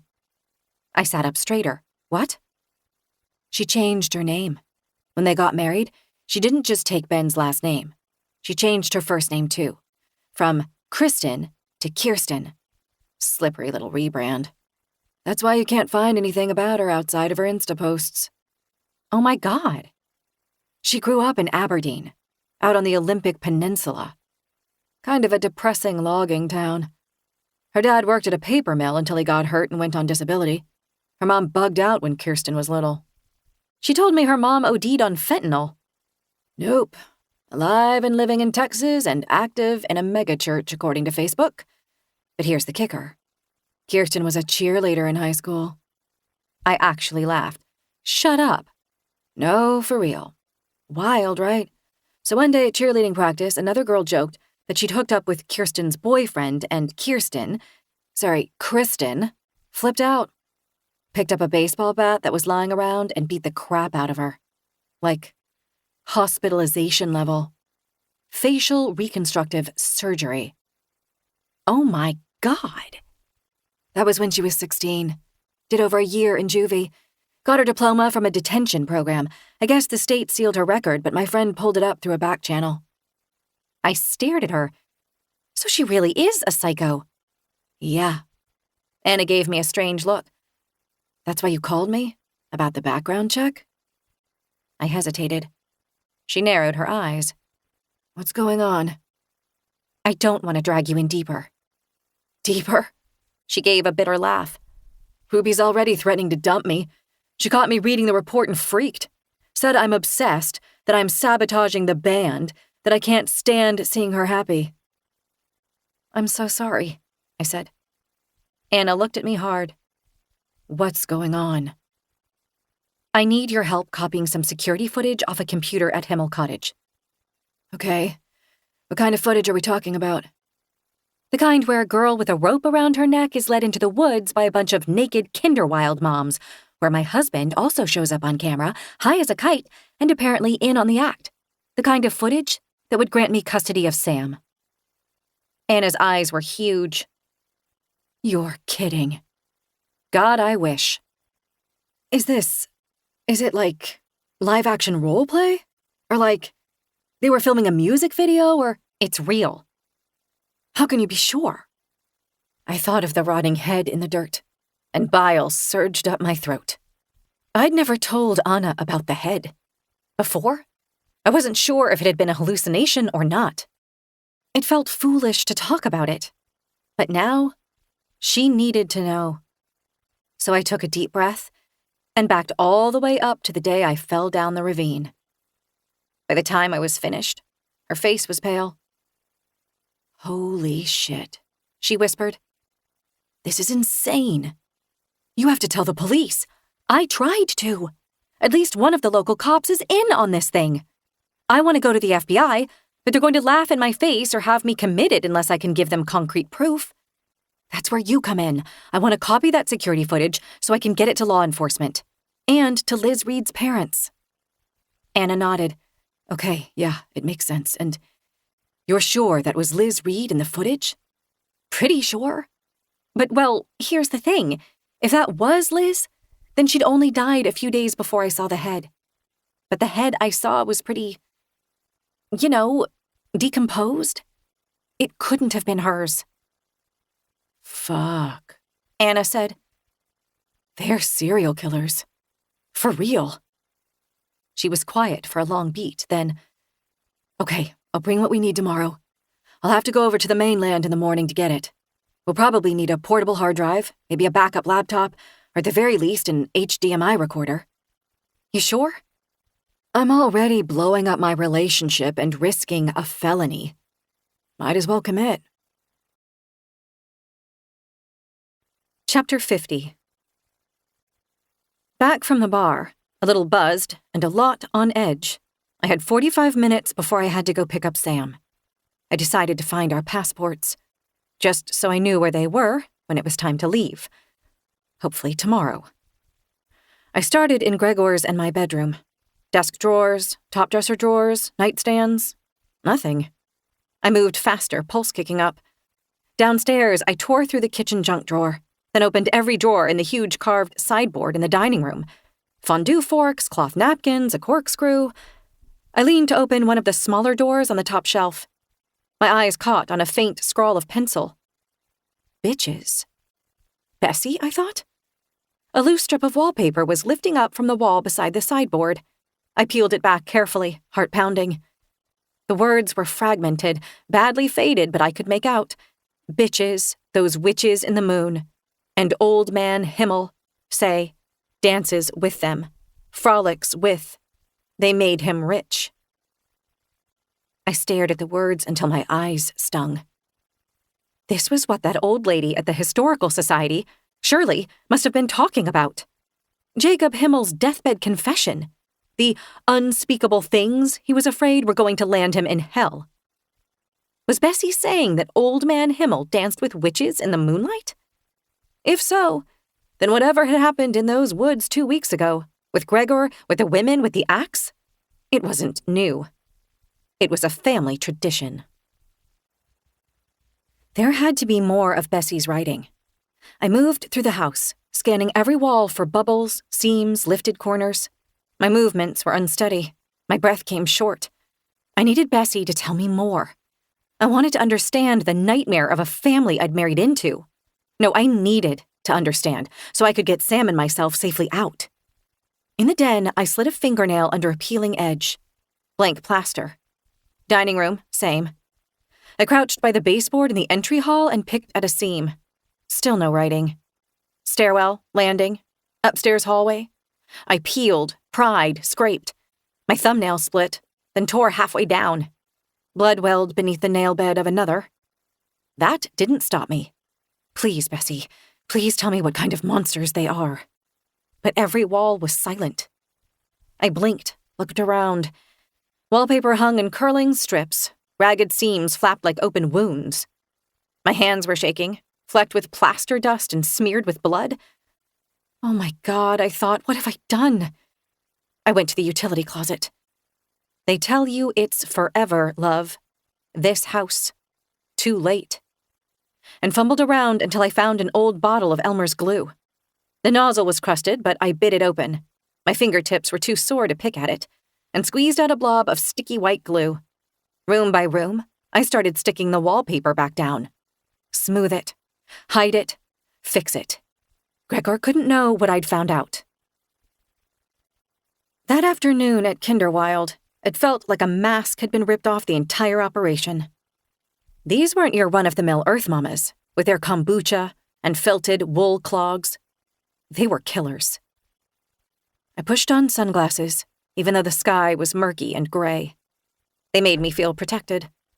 Then I stepped out of the Mercedes like I was stepping onto a stage. Every nerve screamed, danger. My face ached from how tightly I was holding it in neutral. No one else was in the parking lot, but in the gathering place, there was Teacher Tara by the rope swing, laughing. Gwen crouched in the mud with her twin boys. Hildy's little girl clung to her like a baby koala. Kirsten wiped Alder's nose with a bandana.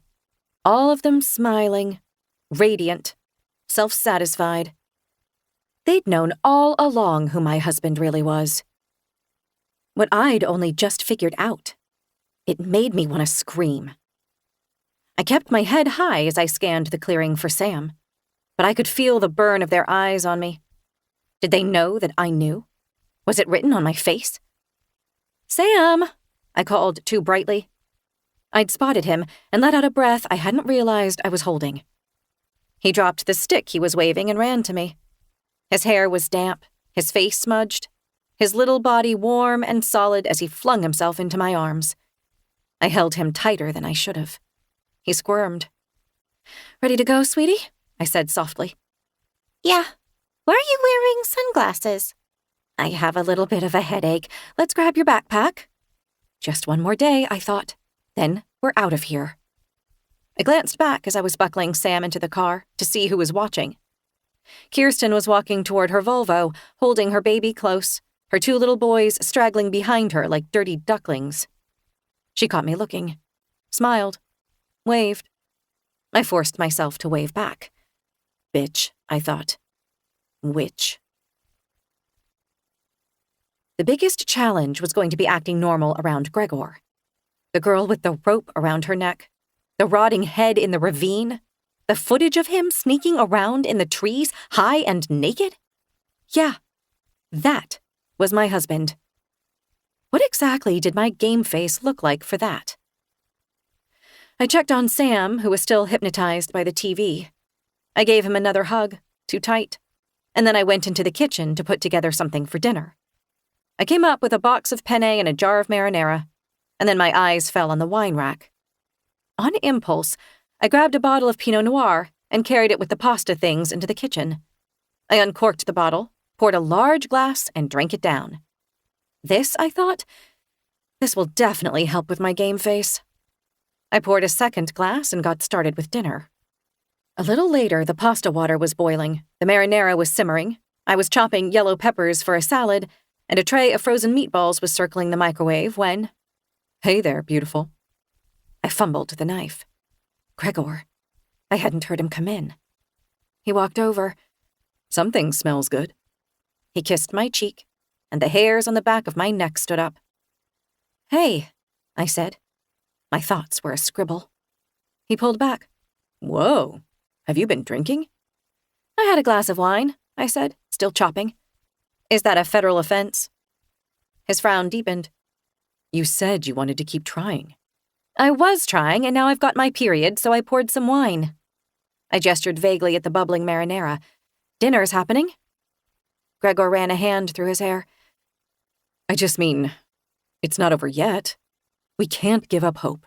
The doctors said..." "I'm tired, Gregor, okay?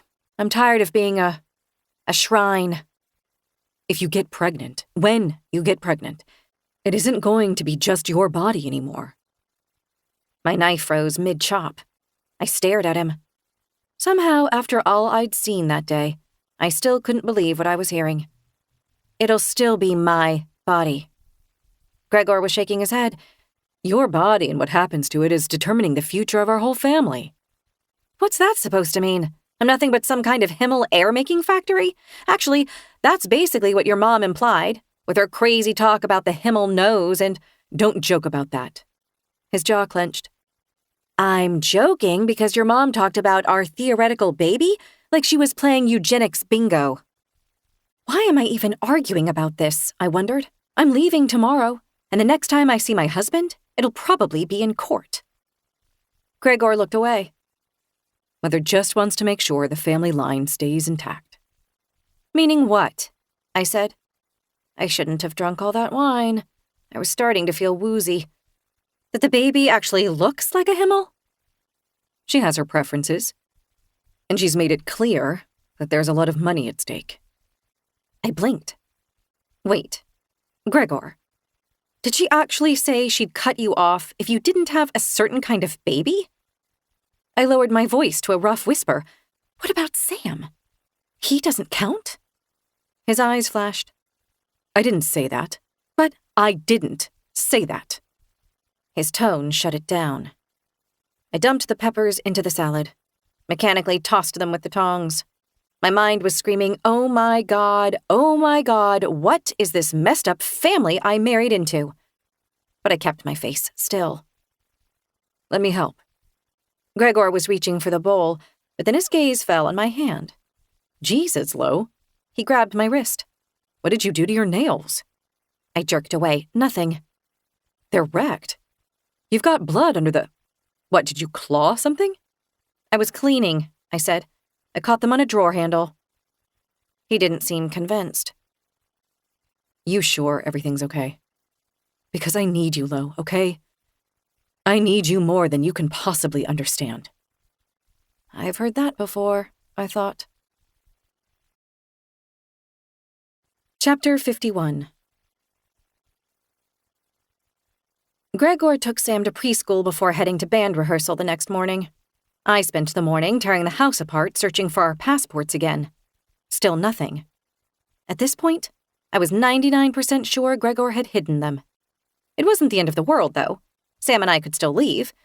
We just wouldn't be able to board a flight or cross any international borders. But we could drive and drive and drive. My first thought was to head to Iowa and stay with Audrey's family until everything got straightened out. But when I took a deep breath and finally called her, planning to tell her almost everything, she'd answered with a gravelly voice and a stuffed-up nose. "Harlow," she'd said blearily. "Hey, we have COVID. The entire family. Can you believe it? Is everything okay?" I lied and said everything was great. I couldn't bring myself to burden her when they were all sick. Next, I texted Phoebe. Just a neutral, "Hey, haven't connected in a while. How's everything going?" Neither of us had been great about getting back to each other over the past couple of weeks. I felt weird about coming right out with SOS, I'm fleeing my psychotic husband. Phoebe got back to me with a photo of a huge diamond ring on her left hand. "Addie finally proposed?" I typed back. "Congratulations." So yeah, maybe I'd wait a little bit before telling her what was happening with my marriage. Around noon, Anna showed up at the mudroom door with a canvas tote slung over her shoulder and wind-chapped cheeks. "Sorry," she said as I let her inside. "Ferry's off schedule again. You ready?" "Yeah. Need a coffee or anything?" "Nope, I'm fully caffeinated." I led her to the library. When she saw the Winchester rifle hanging over the fireplace, she raised her eyebrows. "It's purely decorative," I lied. I didn't need to freak her out any more than necessary. I logged into the computer while she unpacked her gear. Flash drive, portable hard drive, some cords and adapters I didn't recognize. "Let's grab the files first," Anna said. "Then we'll clone the whole folder just in case." I clicked into the desktop using Pauline's stupid password from the notebook in the drawer. The same mess of folders loaded like before. I opened the one labeled security and... it was empty. I blinked. What the hell? It's gone. Anna leaned over my shoulder. "Check the recycle bin." I checked. Empty. My stomach started to churn. It was right here. "Okay, don't panic." Anna plugged in her drive. "We'll search the system. If the folder was moved, renamed, anything, we'll find it." She opened Finder and ran a system-wide search for any file created or modified in the past 30 days. Nothing. I felt like I was breathing through gauze. He deleted it. Gregor. Who else has access to this computer? I mean, no one, unless... Could it be accessed remotely? Sure. Well, then maybe Gregor's mom, or her boyfriend. He's an ex-Microsoft guy. I assume that means he has some technical skills. Anna nodded. Well, regardless of who deleted it, it might not be permanent. She tapped her keyboard fast.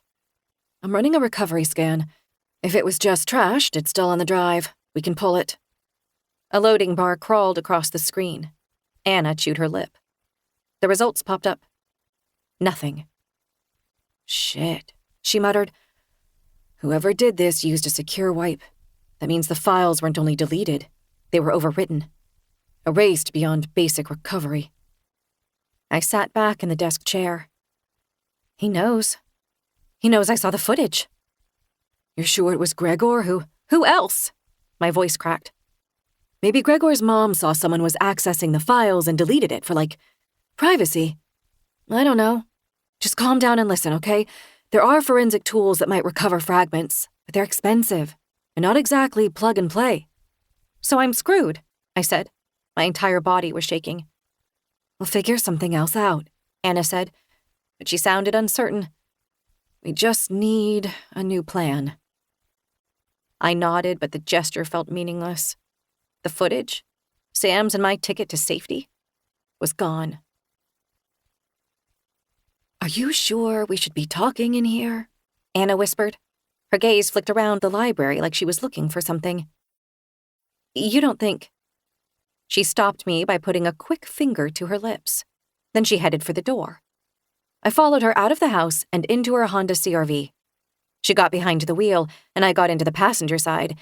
It was very clean inside, and it smelled like coffee. She swiveled to face me. A tiny muscle was jumping under one of her eyes. Can't be too careful. If these people are into surveillance cameras, who knows where they've put them. Okay, what else do you have? For evidence, I mean. You said you saw footage of this shit going down in the forest that night, but have you gotten anything else that's concrete? Like what? I don't know. Documentation, stuff on paper or photographs, voicemails? No. I shook my head miserably. There was the head, but then it was gone. And there must have been other stuff down in the ravine too, but they dug it all up. Wait. I lifted my head. Yes, there was this guy at the Kinderwild parking lot. An angry dad screaming at one of the moms, Hildy. She has a little girl, and the guy, the dad, he was saying stuff about Hildy's women's group, and something about him not being the little girl's father. I filmed it. Hold on. I dug my phone from my hoodie pocket, opened the camera app, scrolled back until I found the video. I tilted the phone so Anna could see and hit play. My camera work was unsteady, but when I turned up the volume, we could hear every word. Whore!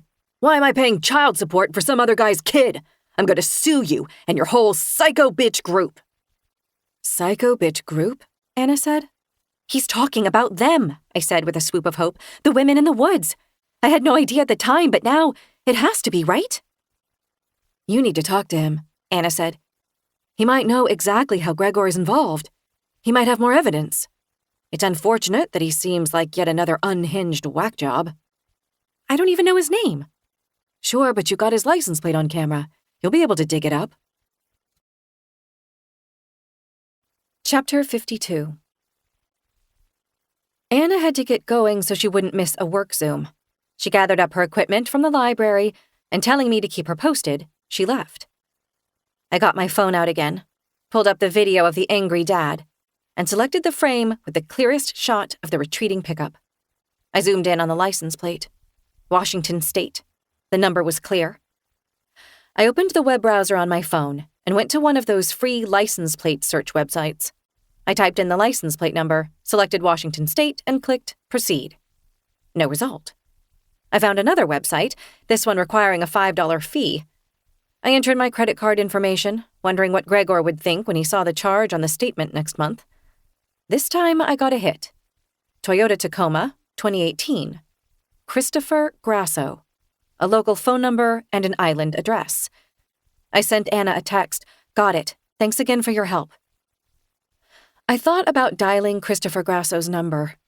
I imagined the man yelling at me and hanging up. I tried to think of what I could say in a voicemail message or text. Hey, you don't know me, but I wanted to know all about your nasty divorce. No. I needed to talk to him in person. But it was Friday, and I'd be with Gregor and Sam nonstop all weekend. Visiting Christopher Grasso would have to wait till Monday. I have no clue how I made it through that weekend. Gregor was calm, making pancakes, playing Legos with Sam, working out on his mom's Peloton. Meanwhile, I was barely keeping it together. Images played on loop in my mind. Rope, axe, girl, head. But I did the everything is fine routine too. For Sam's sake, yes, but also because if Gregor didn't know I'd seen that footage, then I had the upper hand. Saturday night, he wanted to have sex.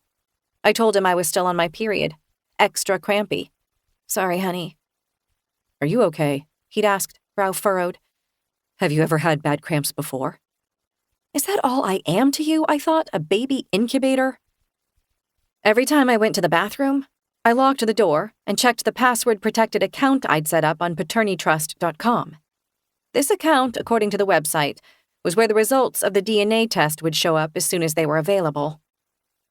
The results tab was red every time I checked, though. When I clicked on it, nothing happened. The website said to expect test results about a week from when you mailed it in. By Sunday, it would be 6 days. Saturday's post from Into the Woods We Go. A shot of Kirsten in a white dress, standing in a grove of slender trees. The trees have silvery bark and yellow leaves, and they seem to glow in hazy sunlight. Kirsten's hands span her belly. Her head's thrown back, hair flowing, mouth open, eyes shut, as though she's laughing, and the hem of her dress twirls out. Before I found my faith, before I was blessed by God, I was lost. I was empty. But I was led to the right place at the right time, and my life was forever changed. One autumn day when the time was ripe, I found my God and my calling in a beautiful grove of alder trees. I will never forget that day, or all the riches it has brought me since then. Ladies, if you are struggling with fertility, know that there is hope. You are made for motherhood. Don't let anyone tell you otherwise. #fertility. #RIP Lucy. #blessed. #RIP Lucy, I thought. Lucy like the hen Kirsten slaughtered last week? Or like her husband's disappeared ex? Sunday's post. A shot from above of Kirsten's hands steadying the handle of an axe. Her fingernails are freshly manicured, short, shiny, peach. The axe head rests on a round whetstone, and the whetstone sits on a tablecloth printed with pink and green sprigs. Old things have so much more soul than new things, especially store-bought things in this day and age. That's why I treasure the specialness of the antique items in my home. One of my most treasured items, and one that I get so many questions about, is the axe we have hanging over our kitchen fireplace. My husband and I found it years ago in the woods, almost buried under the fallen leaves. The original handle was half rotted, but the amazing thing was that the blades were still super sharp. We made a new handle for it out of maple wood, and every now and then I sharpen the blade the old-fashioned way, with a whetstone. There is no substitute for doing things the way your grandparents did them. #autumn vibes. #traditional living. #blessed. #autumn vibes, I thought in disbelief. Like sharpening her blood sacrifice axe is some cute little seasonal activity. By Sunday night, my nerves were shot. Gregor was still acting like everything was normal. I still hadn't found our passports, and I was praying Christopher Grasso knew something solid, something I could use. On Monday morning, I dressed in jeans, a t-shirt, sneakers, and a trucker cap, no makeup. I didn't want Christopher Grasso to think I was trying to be cute when I paid him a visit. I went downstairs and got Sam's bento lunchbox out of the dishwasher. Lunchbox prep had fallen upon my shoulders ever since Gregor fired Amelia. I tried to be conscientious by packing turkey sandwiches, carrot sticks, apple slices, that sort of thing. But the lunches had come back untouched at the end of the day. Sam told me he didn't like what I packed. Today, I put in leftover pizza, cut into small wedges, sun chips, and a couple of Oreos. He would for sure eat that. Then I started on breakfast. It was critical that everything at home seemed perfectly normal.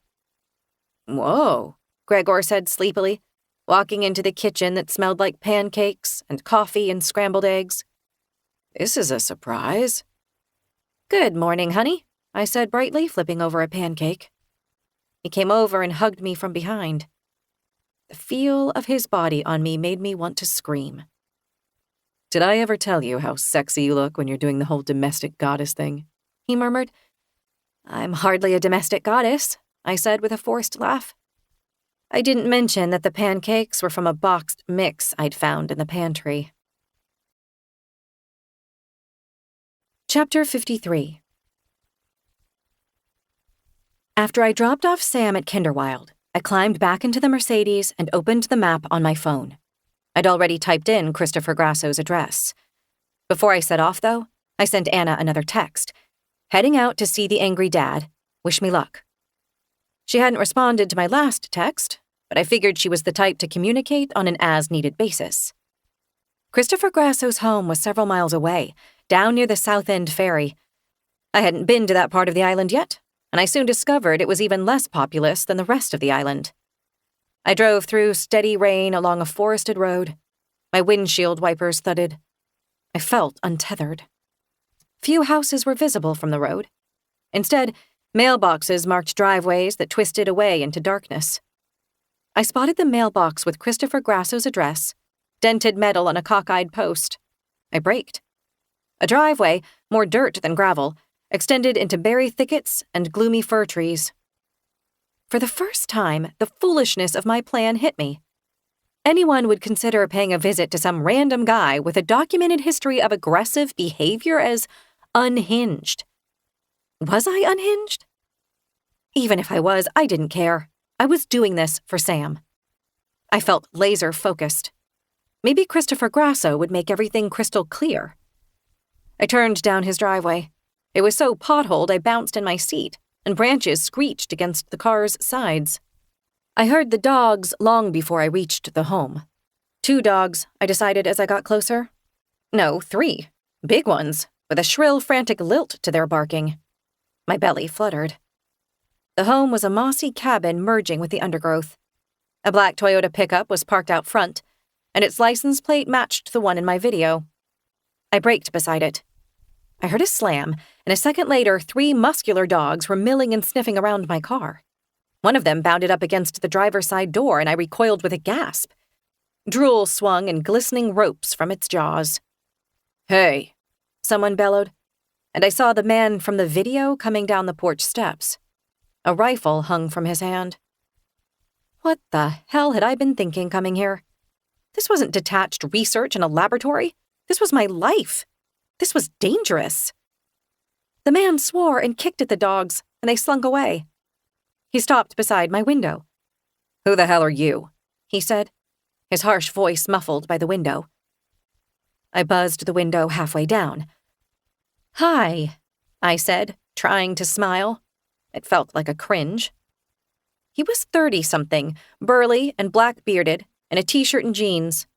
The shirt said, "Come and take it," over the silhouette of an assault rifle. "Who are you?"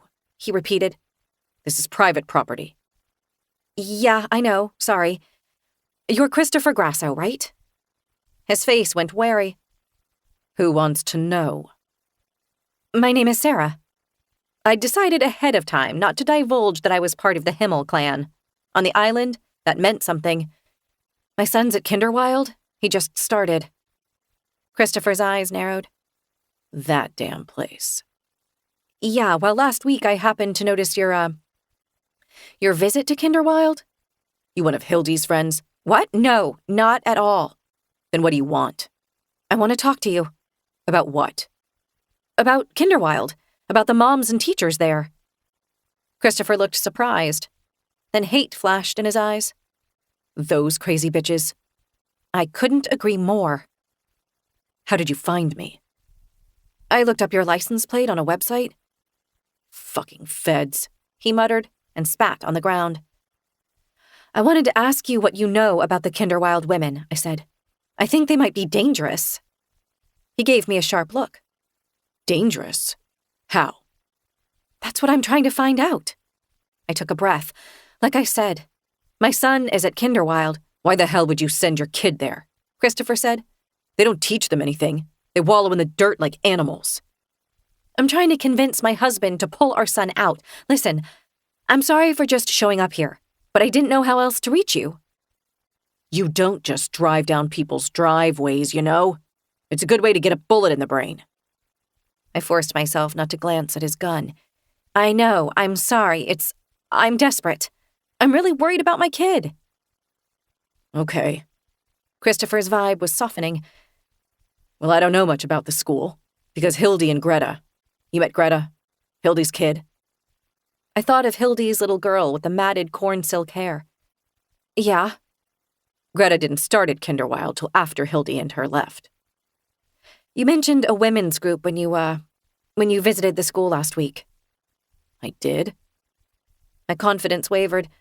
Maybe he doesn't know anything. "You said you were going to sue Hildy and the whole psycho bitch group," I said. That's what I said. His lip twitched. I think I had a few beers that afternoon. Does Kirsten Blakely belong to the group you were talking about? Kirsten, goddamn Blakely. Spittle flew from his mouth.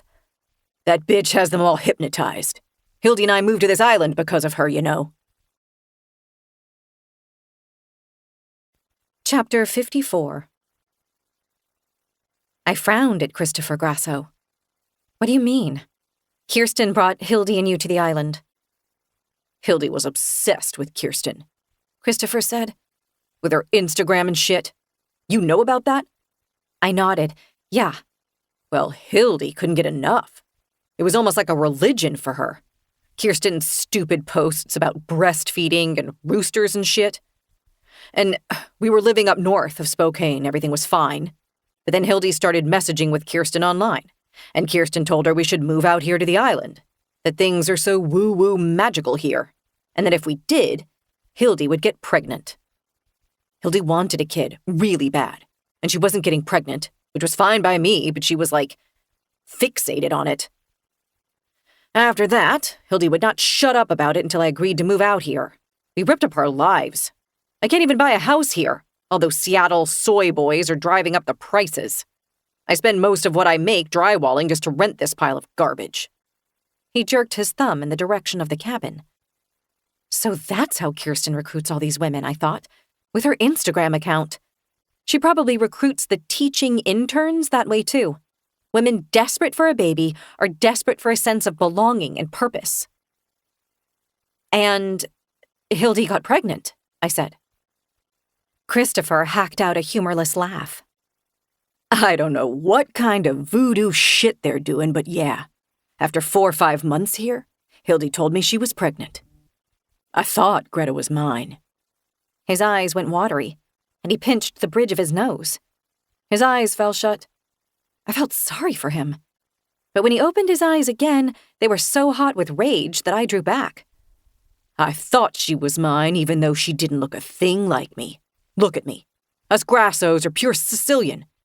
But Hildy let me think Greta was mine. Last week, though, it finally hit me. Greta has that blonde hair and blue eyes 'cause she's not mine. I'm so sorry, I said quietly. I had no idea Hildy was cheating on me. After we moved here, she barely even left the house because she was so wrapped up in all that homesteading shit. Pretty much the only place she ever went, besides the IGA and the farmer's market, was to her women's group meetings. She said it was just to get together and talk about babies and knitting.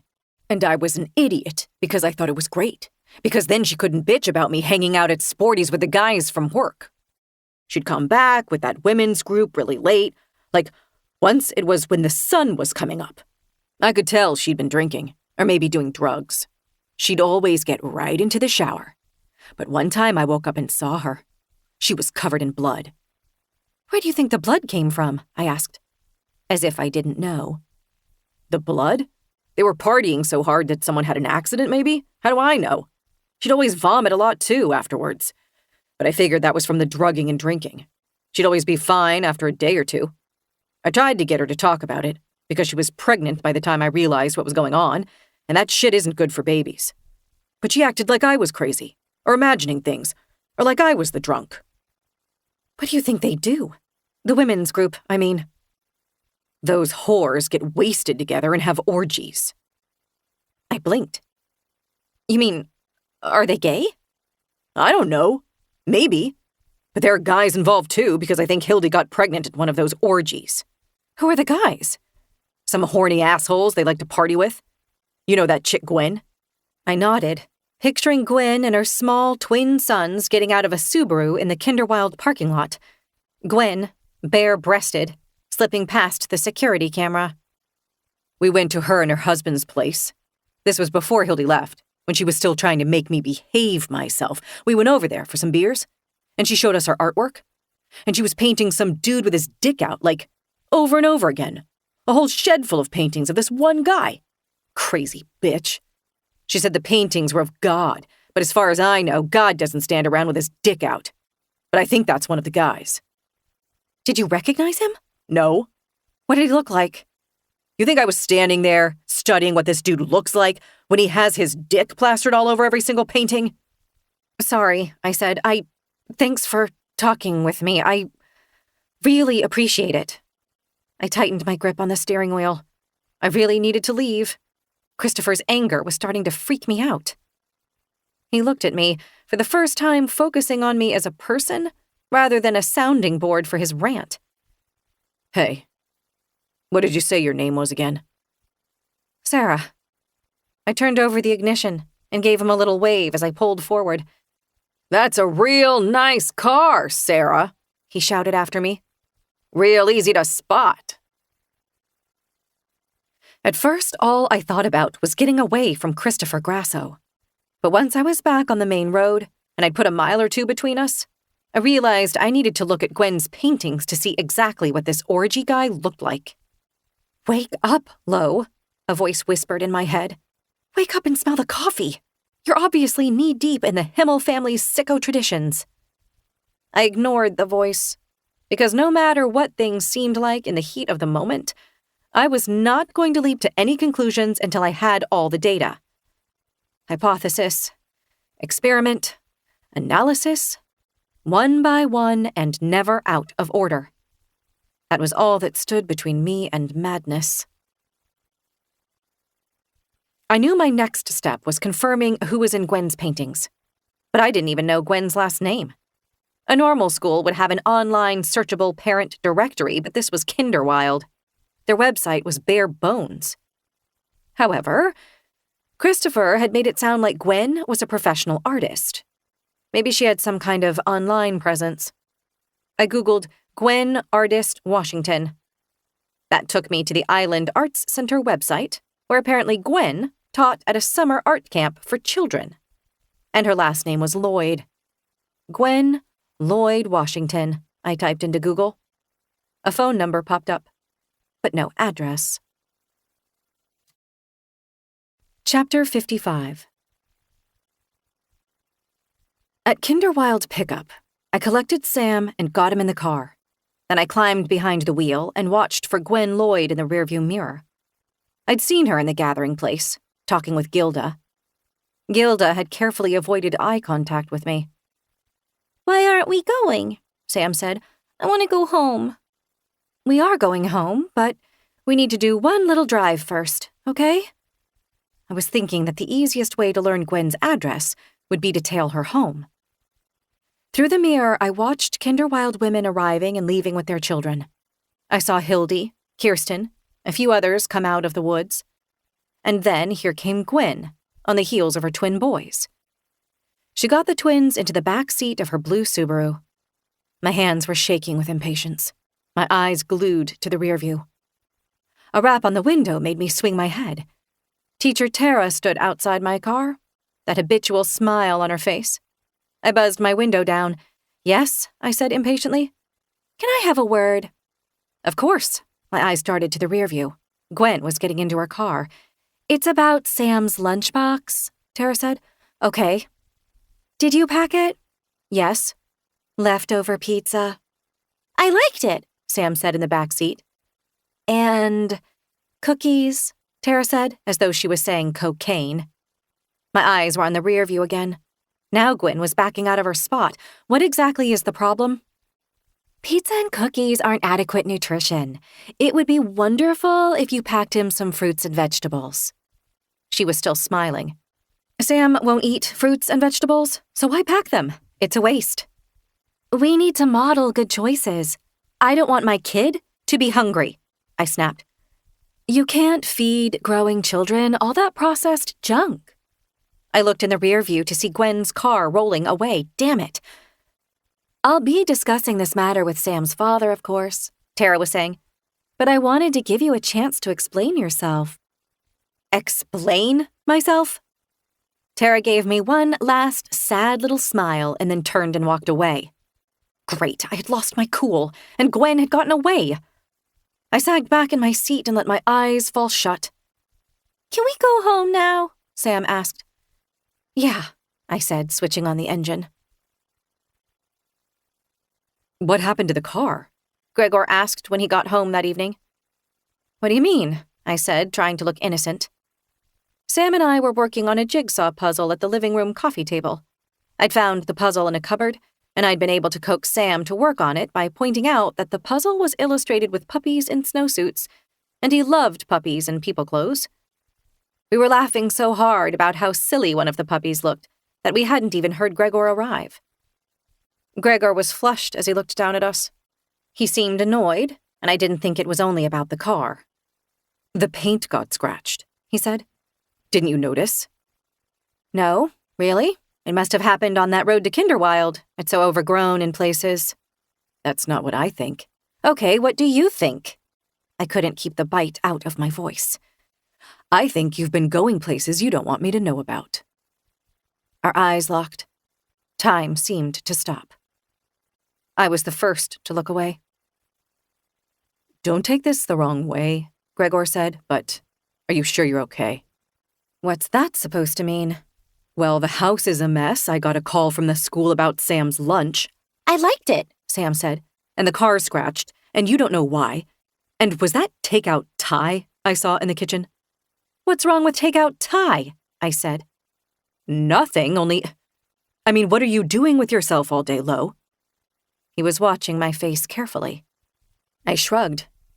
"Gentle workouts, watching TV, trying to chill, like Dr. Zakarian said." I hadn't meant for that last part to come out so bitter. "Did you hear about Anna?" Gregor asked, flopping down onto the sofa. My belly clenched. "What?" Gregor lazily met my gaze, held it.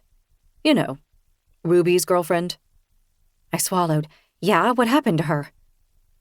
Gregor propped one bare foot, then the other on the coffee table, right beside our half-finished puzzle. "Daddy," Sam whined. Gregor ignored that. "I guess she had a pretty bad fall down their basement stairs this morning. She was airlifted to Seattle and went into emergency surgery. Sounds like she broke her neck." I stared at Gregor, struggling to piece together his words in a way that made sense. She fell? Uh-huh. Is she going to be okay? Gregor shrugged. I guess. Time will tell. Sometimes a broken neck just means a couple titanium pins or whatever. Sometimes it means you're paralyzed for life. And sometimes you die, I thought, thinking of Sam's mom's skiing accident. Oh my God. This is all my fault. I never should have involved Anna. I wanted to ask Gregor for Ruby's number, but I was too afraid of what that would reveal. "Who's hungry?" Gregor said, flashing a grin. Suddenly, takeout Thai doesn't sound half bad. That night, I lay in bed next to Gregor like a hostage, eyes open in the dark, replaying the conversation about Anna's broken neck over and over in my mind. I didn't know if he'd pushed her or had someone else do it. Maybe it really had been an accident, but my gut was telling me Gregor was capable of anything. The next morning, I spotted Gwen Lloyd unlocking her filthy blue Subaru in the Kinderwild parking lot, her twins squabbling as they half tumbled out. She's here, I thought. I walked Sam to the gathering place, kissed his damp forehead and whispered, "I love you," like it was a goodbye. Then I hurried back to the Mercedes. By the time I got there, Gwen was already backing out. I yanked my door shut, started the engine, and backed out too. Stay calm, I told myself, even as my heart jackhammered. Her bumper bobbed ahead of me down the gravel road. Her stickers read, "Sky-clad" and "The goddess is alive and magic is afoot." I tracked her north, hanging back as far as I dared. Finally, she turned down a long driveway engulfed in trees. I didn't follow but kept driving, memorizing the mailbox number as I passed. 9674. I took the next turn and rerouted toward Himl Cottage. Chapter 56. Back at Himl Cottage, I searched Gwen Lloyd's address on the Google satellite map. I saw the private driveway disappear into a clump of trees and reappear again. It passed through what looked like a pasture, and then ended at a freestanding garage or barn and a nearby house. Off to the side stood a smaller outbuilding with skylights. That had to be the studio. If I waited until after dark, until everyone was asleep, and if I was careful, quick, quiet, and lucky, I could do this. Anna was in the hospital. My evidence was gone. No one was coming to save Sam and me. So I'd save us. The paintings wouldn't be proof of any criminality on Gregor's part, not legally. But if they looked like Gregor, it would mean I wasn't paranoid. I was right. Gregor slept soundly that night after 2 beers and 2 episodes of Reacher. Good. I needed him to crash hard. I hadn't slept at all the night before, but I'd had a coffee after dinner to stay alert. When his breathing had slowed into that deep, heavy rhythm, I slid out of bed, barefoot, silent. In the downstairs powder room, I opened the cupboard under the vanity and pulled out the clothes I'd hidden earlier. Black leggings, a black tee, dark blue hoodie. I peeled off my pajamas and shoved them behind spare rolls of toilet paper. My fingers shook as I tied my sneakers. Every sound felt too loud. Every shadow seemed to move. I crept through the kitchen, snagged the car keys off their hook, and slipped out the mudroom door. The cold night air slapped me awake. I didn't see a single other vehicle on the road. The entire island was still except for the yellow flash of raccoons' eyes. In the sky, an apricot-shaped moon glowed. I was afraid. More afraid than I'd ever felt in my entire life. More than the day Dad left. More than the time a man followed me through a near-empty parking garage at night. There was a well of fear inside me, flowing up like stale, freezing air. But I couldn't put my finger on what exactly I was afraid of. Was it Kirsten and the other Kinderwild women and their horrific ritual in the woods? Was it the impending arrival of the paternity test results? The unthinkable fact of my husband being a criminal? Or was I afraid of myself? Of how I'd crossed over into this upside-down version of my life where nothing was certain and everything smelled like rot? Where I lied like it was breathing, peeled wallpaper off the walls till my fingers bled, and stalked women through the trees just to prove that the man I loved might be exactly as monstrous as I feared? I'm just trying to find the truth, I told myself. I've got to find my way out of these woods. I parked on the side of the road and walked to Gwen's driveway, using the flashlight on my phone to light the ground. My crunching footfalls seemed too loud as I turned by the mailbox. It felt farther than I'd estimated when looking at the satellite map. It felt spooky, especially through the treed section. Wind shuffled the branches. Up ahead, a glow. I killed my flashlight. It was a porch light on Gwen's house. All the windows, though, were dark. Here was the garage. I walked alongside it and peeked around the corner. There was the studio, across a stretch of lawn. Completely dark. Firewood stacked up against the wall. I glanced again at the house. I felt watched by all those empty black windows. I jogged across the lawn and circled the shed, stopping when I saw a pair of glass doors. Luckily, they were on the opposite side of the shed from the house. The panes gleamed under my flashlight. I tried one of the doorknobs. Locked. Why had I assumed I'd just walk right in? Each door had 8 or 10 little panes of glass. If I broke the pane closest to one of the doorknobs, maybe I could reach in and unlock the door. I hesitated. Would the breaking glass be noisy? It wasn't like I'd ever done anything like this before, but I'd seen it on TV. I set my phone down and stripped off my hoodie. With only a t-shirt on, the cold air sent goosebumps prickling down my arms. I wrapped one of the hoodie sleeves tightly around my right fist, took a breath, punched. My hand bounced off. I punched harder. With a crackle, the glass collapsed under my hand. Shards tinkled onto the floor inside. I wriggled the hoodie from my hand and dropped it. I gingerly reached between glittery glass teeth. Pain bit, and I gasped. I kept going because by now, I was blitzed on adrenaline. I fumbled around until I felt the button lock on the inside knob. Maybe I should have worn gloves, because I was leaving fingerprints everywhere. I twisted the knob. There was a little click as the button popped up. I withdrew my hand. Red flowed like a ribbon down to the crook of my elbow. Blood. Panic surged into my throat. You're not supposed to cut the veins in your wrist. I was no first aid expert, but I knew that. I picked up my hoodie again and shook out any clinging splinters of glass. I wrapped it tightly around my wrist and then held the whole thing against my chest. The door opened smoothly on its hinges. I stepped over the glass on the floor. Skylights glowed dully on the vaulted ceiling. Odors of paint and turpentine choked the air. I skimmed my flashlight beam around the perimeter.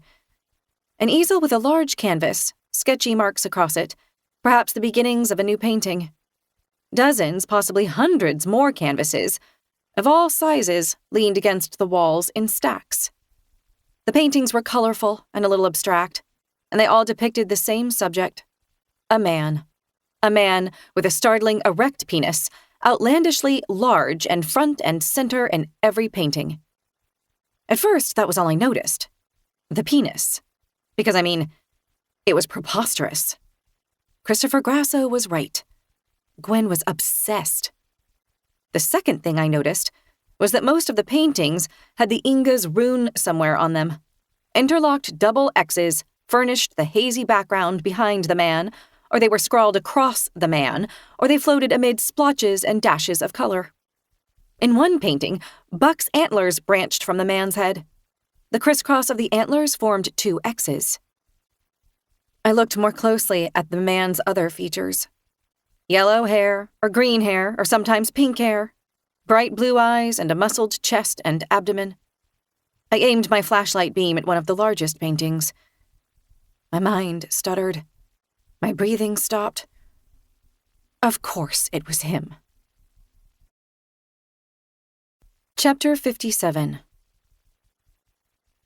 Despite the abstract quality of Gwen's paintings, there was no mistaking Gregor's high-bridged nose with its distinctive nostrils, his straight, dark eyebrows, the exact deep-sea blue of his eyes. It was as though Gwen knew my husband's face as well as I did. My entire body was shaking. It all made sense now. Now I knew why Kirsten's kids resembled Gregor. Because over the years he had returned again and again to this island, even after we met, and impregnated her during bizarre, bloody, drug-fueled forest orgies. And it wasn't only Kirsten's children Gregor had fathered. The thought slammed into me so hard that I doubled over. I crouched. I tried to suck in a little air. I pictured Magni, Alder, and Bari. I pictured Hildy's tiny daughter Greta with her matted pale hair and bright blue eyes. I pictured Gwen's twin boys with their butter-colored curls. I pictured the sea of small blonde heads at Kinderwild. I pictured all the pale little faces turned toward me, all the straight little eyebrows, all the distinctive little noses. It wasn't just that almost all the Kinderwild students were blonde. No, almost all of them looked like siblings. "Freeze," someone said behind me. I went rigid. "Put your hands over your head." It was a woman's voice. Still crouching, I set my phone on the floor and raised my hands. My cut wrist gave a sudden throb. Spots glittered behind my eyeballs. There was a click, and garish light flared. "Stand up and turn around." I stood stiffly. I turned, squinting against the blinding white light. "Holy shit," the woman said. "Harlow Sullivan, what are you doing in here?" Still squinting, unable to see the woman, Gwen, presumably, behind her eyeball-searing flashlight, I hesitated. Was there a lie that could make any of this look even the slightest bit better? Not that I could think of. I'd have to go with the truth. "I wanted to see your paintings," I said. She snorted. "I wish more people were that desperate to see my work." I swallowed. "They look like my husband. All of them." Gwen laughed. It had a scornful edge to it. "What? Your husband?" "Yeah, Gregor Sullivan." I gestured to one of the paintings that depicted Gregor's facial features so perfectly. "That's not your husband," Gwen said. "What? No, it is. Let me show you." I picked up my phone. I turned the flashlight off and pulled up the screensaver, The loved-up-looking selfie of Gregor and me on our honeymoon. I turned it toward Gwen. She stepped closer, frowned at it, and then shook her head. No, that's just a man. What are you saying? I looked around at her stacked paintings. That this guy you paint over and over again isn't a man? She laughed again, and her eyes looked weird, wide, unfocused. I understand why you came here, she said. I really do, and it's okay. It is? I wanted to leave desperately, but Gwen was blocking the door. I also had the vague idea that I should make sure she wasn't going to call the sheriff on me. You came here because you feel his pull too. Whose pull? Gwen tilted her head. He's why all of us are here. Where? On the island. Who's all of us? All of us mamas, of course, she said. The blessed. Okay, I said, so all of you mamas, all of you came to the island to be close to this man? I gestured to the paintings. I told you, he's not a man, Gwen said. He is the divine masculine, the divine phallus. He is seed and growth, male action and fertility. My neck prickled. Why did this sound so familiar? He is the germ of potential energy that gets released in sudden bursts, Gwen went on. He is letting go of the past. He is sacrifice.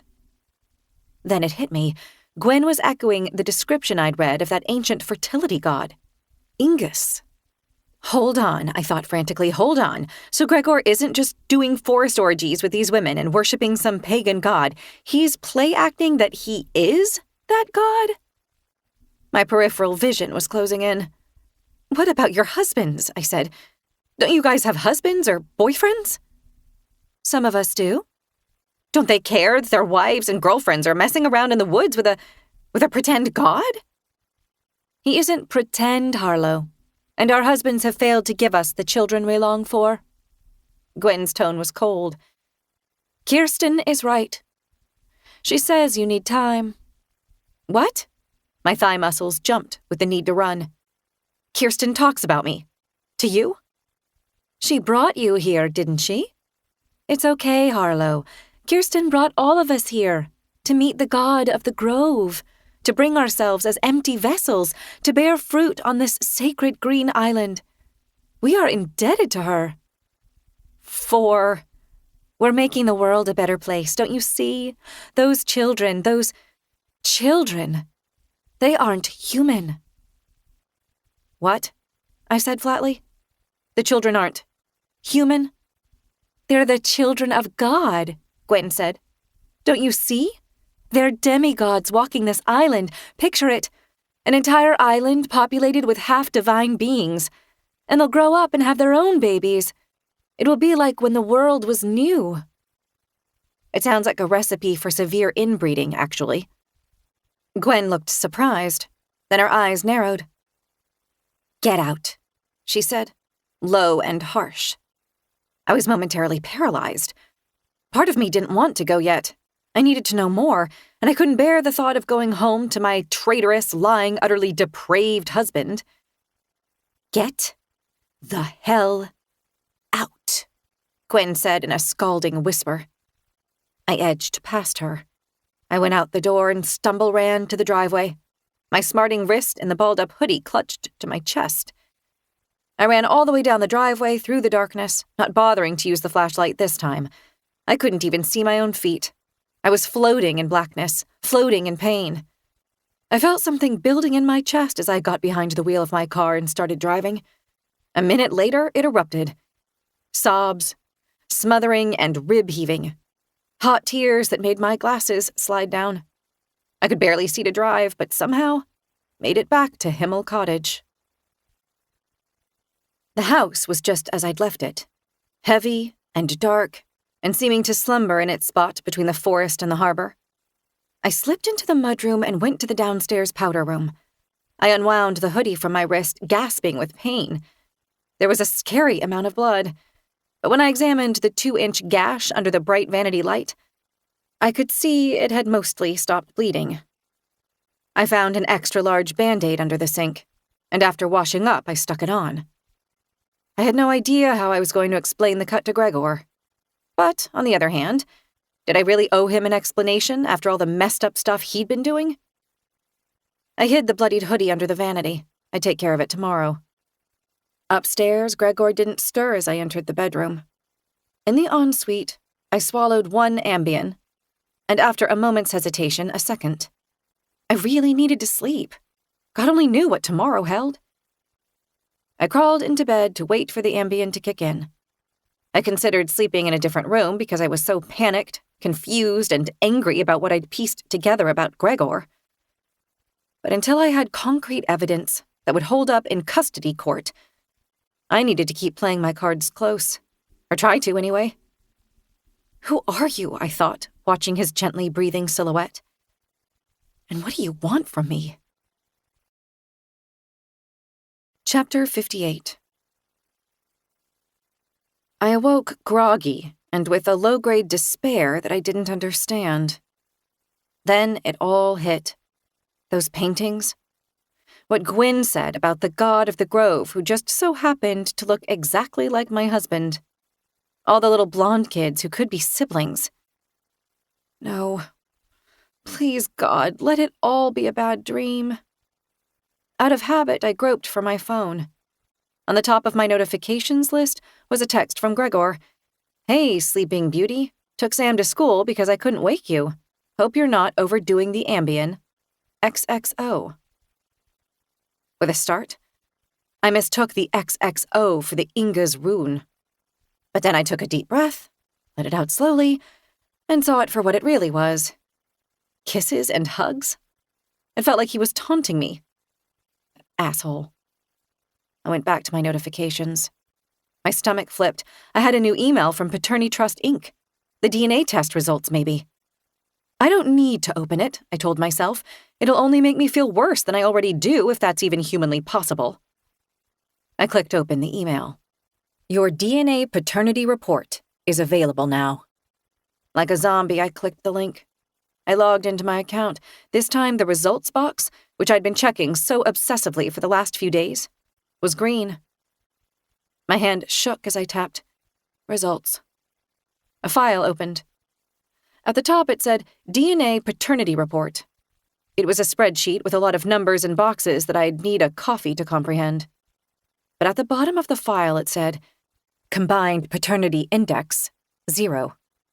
Probability of paternity, 0%. The alleged father is excluded as the biological father of the tested child. I read it again and again. Sure, there must be some mistake. But no, those big fat zeros could only mean one thing. Gregor wasn't Bari's father. I wanted it to be over. If Gregor wasn't Bari's father, then everything I'd been thinking about him, it wasn't true.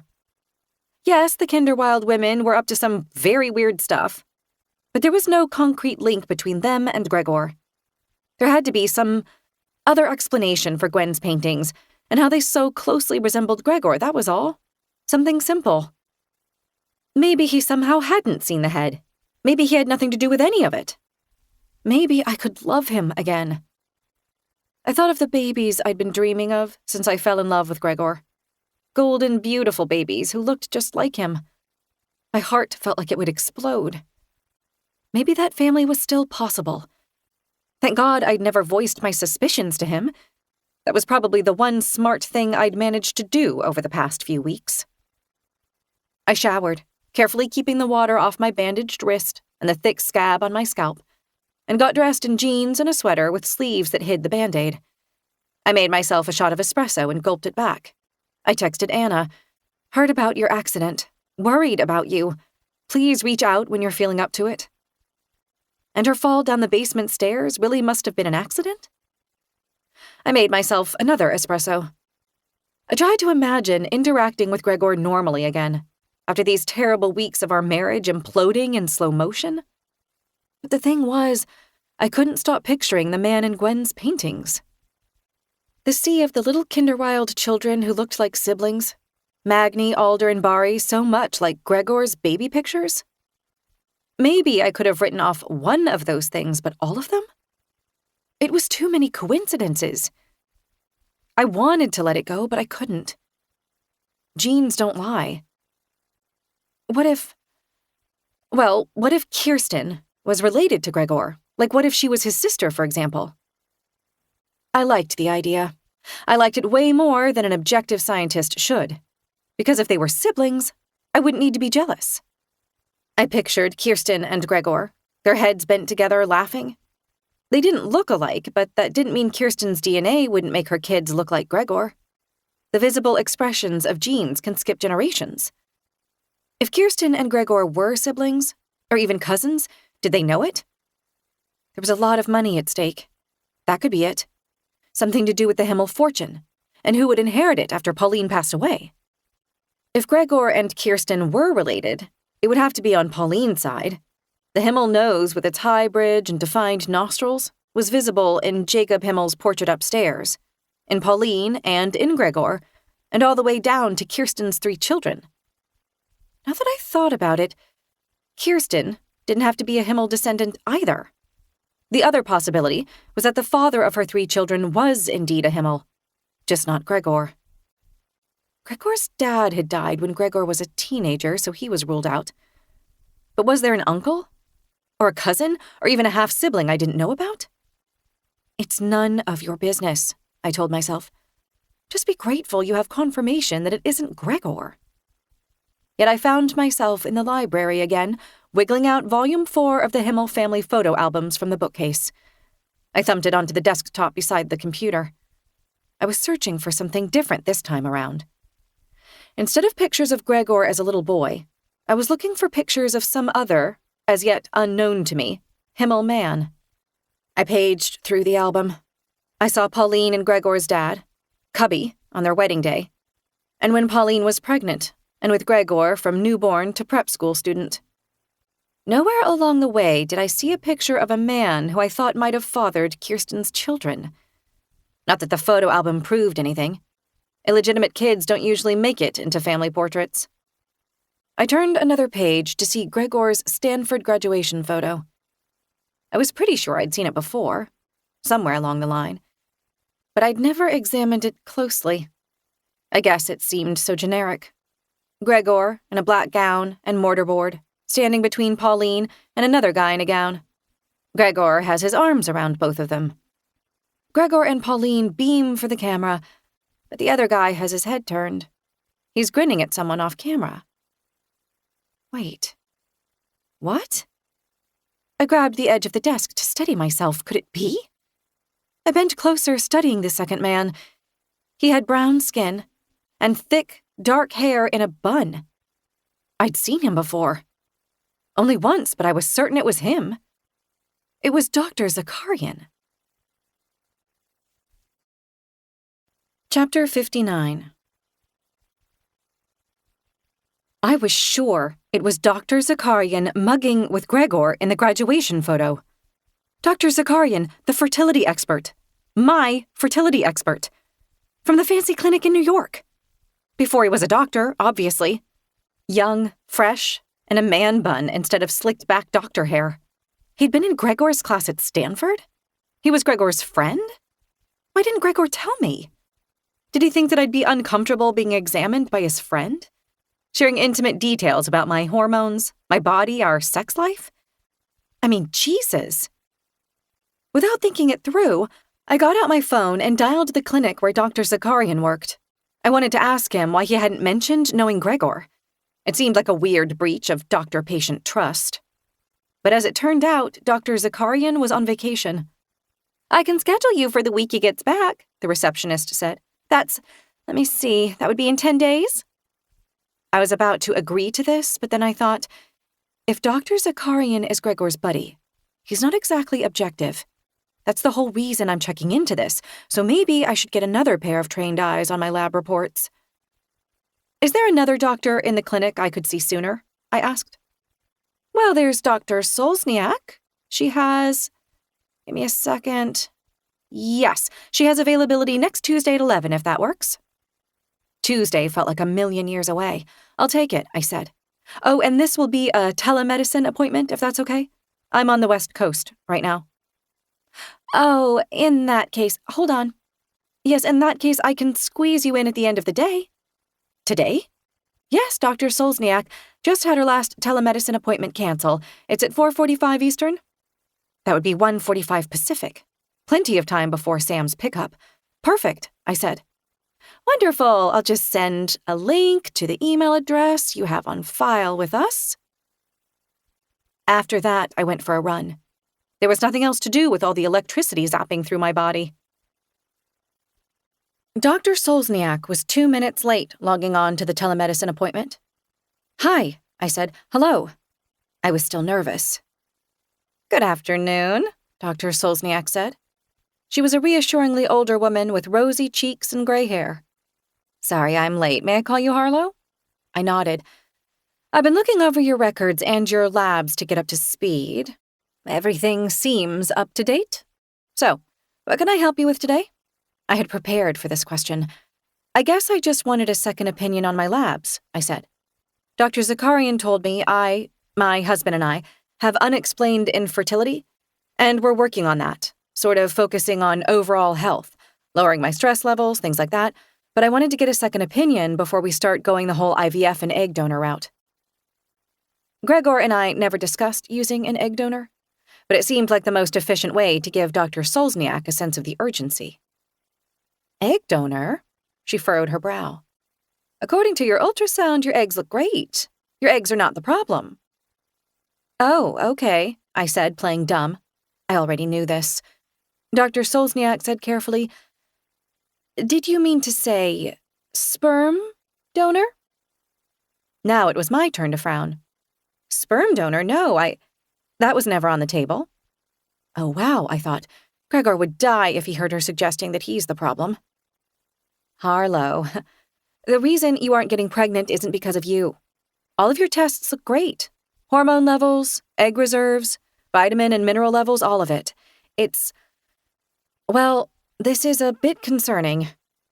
What? I said. What's concerning? Were you led to believe there's something wrong with you?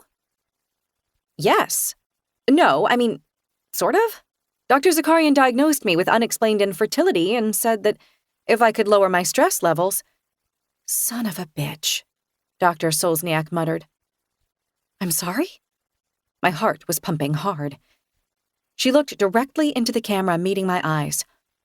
Harlow, your husband's medical records are his medical records, and he never signed a waiver permitting anyone here at the clinic to share them with anyone, including you. Okay, I said slowly. So you're saying my husband has a fertility problem? I didn't say that, Dr. Solzniak said, but almost imperceptibly, she nodded. If I were you, I would ask your husband about his health history. His, numbers. Even his history of childhood illnesses that might have impacted his fertility. You shouldn't be thinking there's something wrong with you when there isn't. You're a perfectly healthy young woman who should have no issues conceiving. What are you saying? Are you saying Gregor's sperm count is low? No. Dr. Solzniak gave her head a firm shake. I can't comment on your husband's medical records. All I can say is that you appear healthy, and none of your tests indicate that you should be experiencing trouble conceiving. Okay, I thought. We're playing a little guessing game so Dr. Solzniak doesn't technically break any rules. A horrible idea hit me. But no way could it be possible. I drew a shaky breath. Are you saying his sperm count is— Are you saying he's sterile? I can't comment, Dr. Solzniak said in a tone that said yes. A tiny little whine started up in my ears. You should definitely ask if that's a possibility, Harlow, Dr. Solzniak went on. Ask him about childhood illnesses, which can sometimes cause sterility in boys. Mumps, I thought. Gregor had told me he'd had mumps because Pauline didn't believe in vaccines. He'd had mumps as a young teenager, and furthermore, hadn't he always seemed inexplicably angry about it? He'd even gotten into the topic with her over the dinner table on our first night on the island. Can mumps cause sterility? I asked. Yes, Dr. Solzniak said. Do you have his... I began, but Dr. Solzniak cut me off. I'm afraid HIPAA regulations don't permit me to discuss this matter any further, she said. Is there anything else I can help you with today? No, I said, shaking my head slowly. No. Okay. Well, if you'd like to explore other doctors, I can email some recommendations for other fertility clinics. Okay, I said. Yeah, that would be great. Best of luck with everything, Harlow. She ended the call, leaving me staring at my own reflection in the computer screen. Chapter 60. So, Gregor was sterile. He was sterile and never told me. No, it was even worse than that. He let me believe there was something wrong with me. What kind of man would do that to his wife? All these months trying to conceive. The desperate hope. The waiting, the fear. He'd put me through all of that knowingly. And then he'd brought me here to this island for, well, for what? What about Sam? If Gregor had been sterile since adolescence, Sam couldn't be his biological child. Why had he lied about that? Was he ashamed?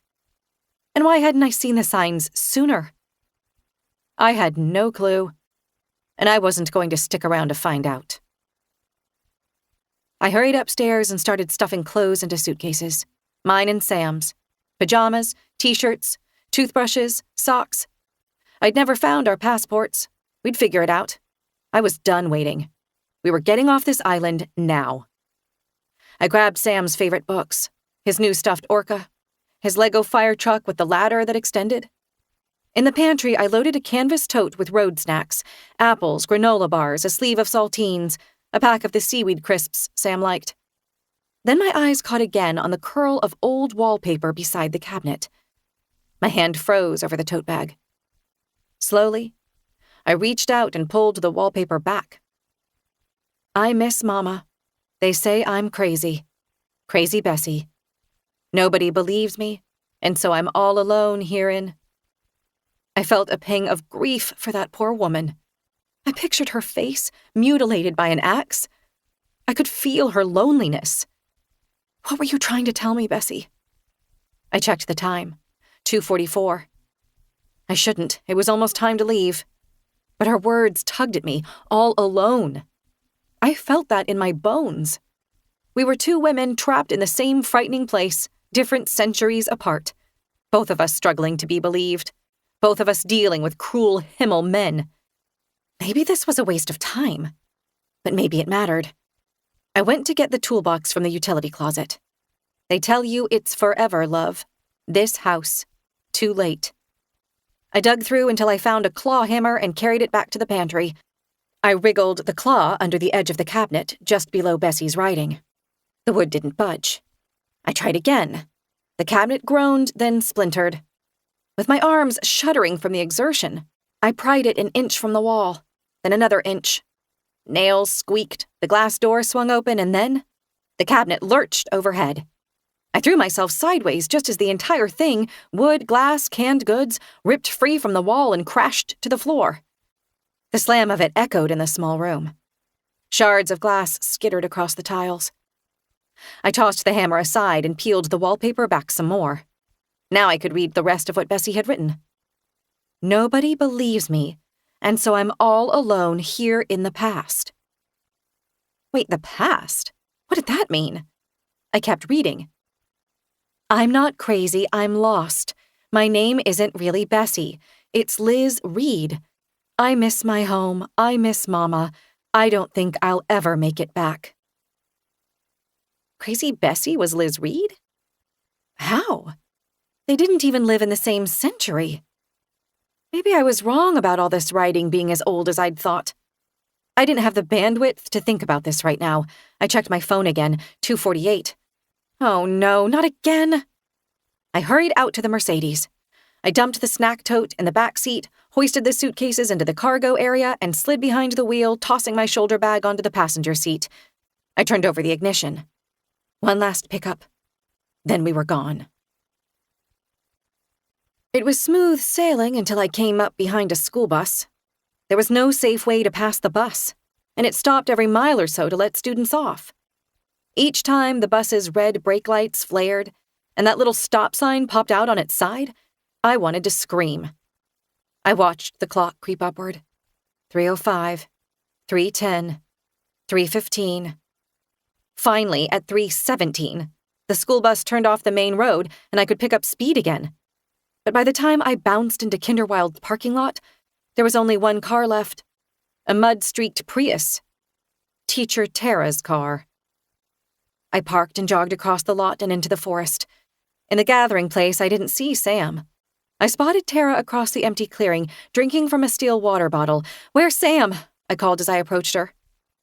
She lowered the bottle and wiped her mouth with the back of her hand. She was looking at me with an expression I couldn't interpret. "Where's Sam?" I repeated when I reached her. I was out of breath and sweating despite the cool air under the trees. "He's gone." Tara screwed the cap back on her water bottle. "You're too late." "Did Gregor pick him up?" "When it was obvious you weren't going to show, I called his father." "Oh no, I thought this is going to make things way more complicated." "And he gave me the okay for Kirsten Blakely to take him back home." "Wait, Sam's with Kirsten?" "He was happy to go with her." "I doubt that." "She's an amazing mama. You could learn a lot from her." I was turning to leave, but fury spun me back around to face Tara. "What does that mean?"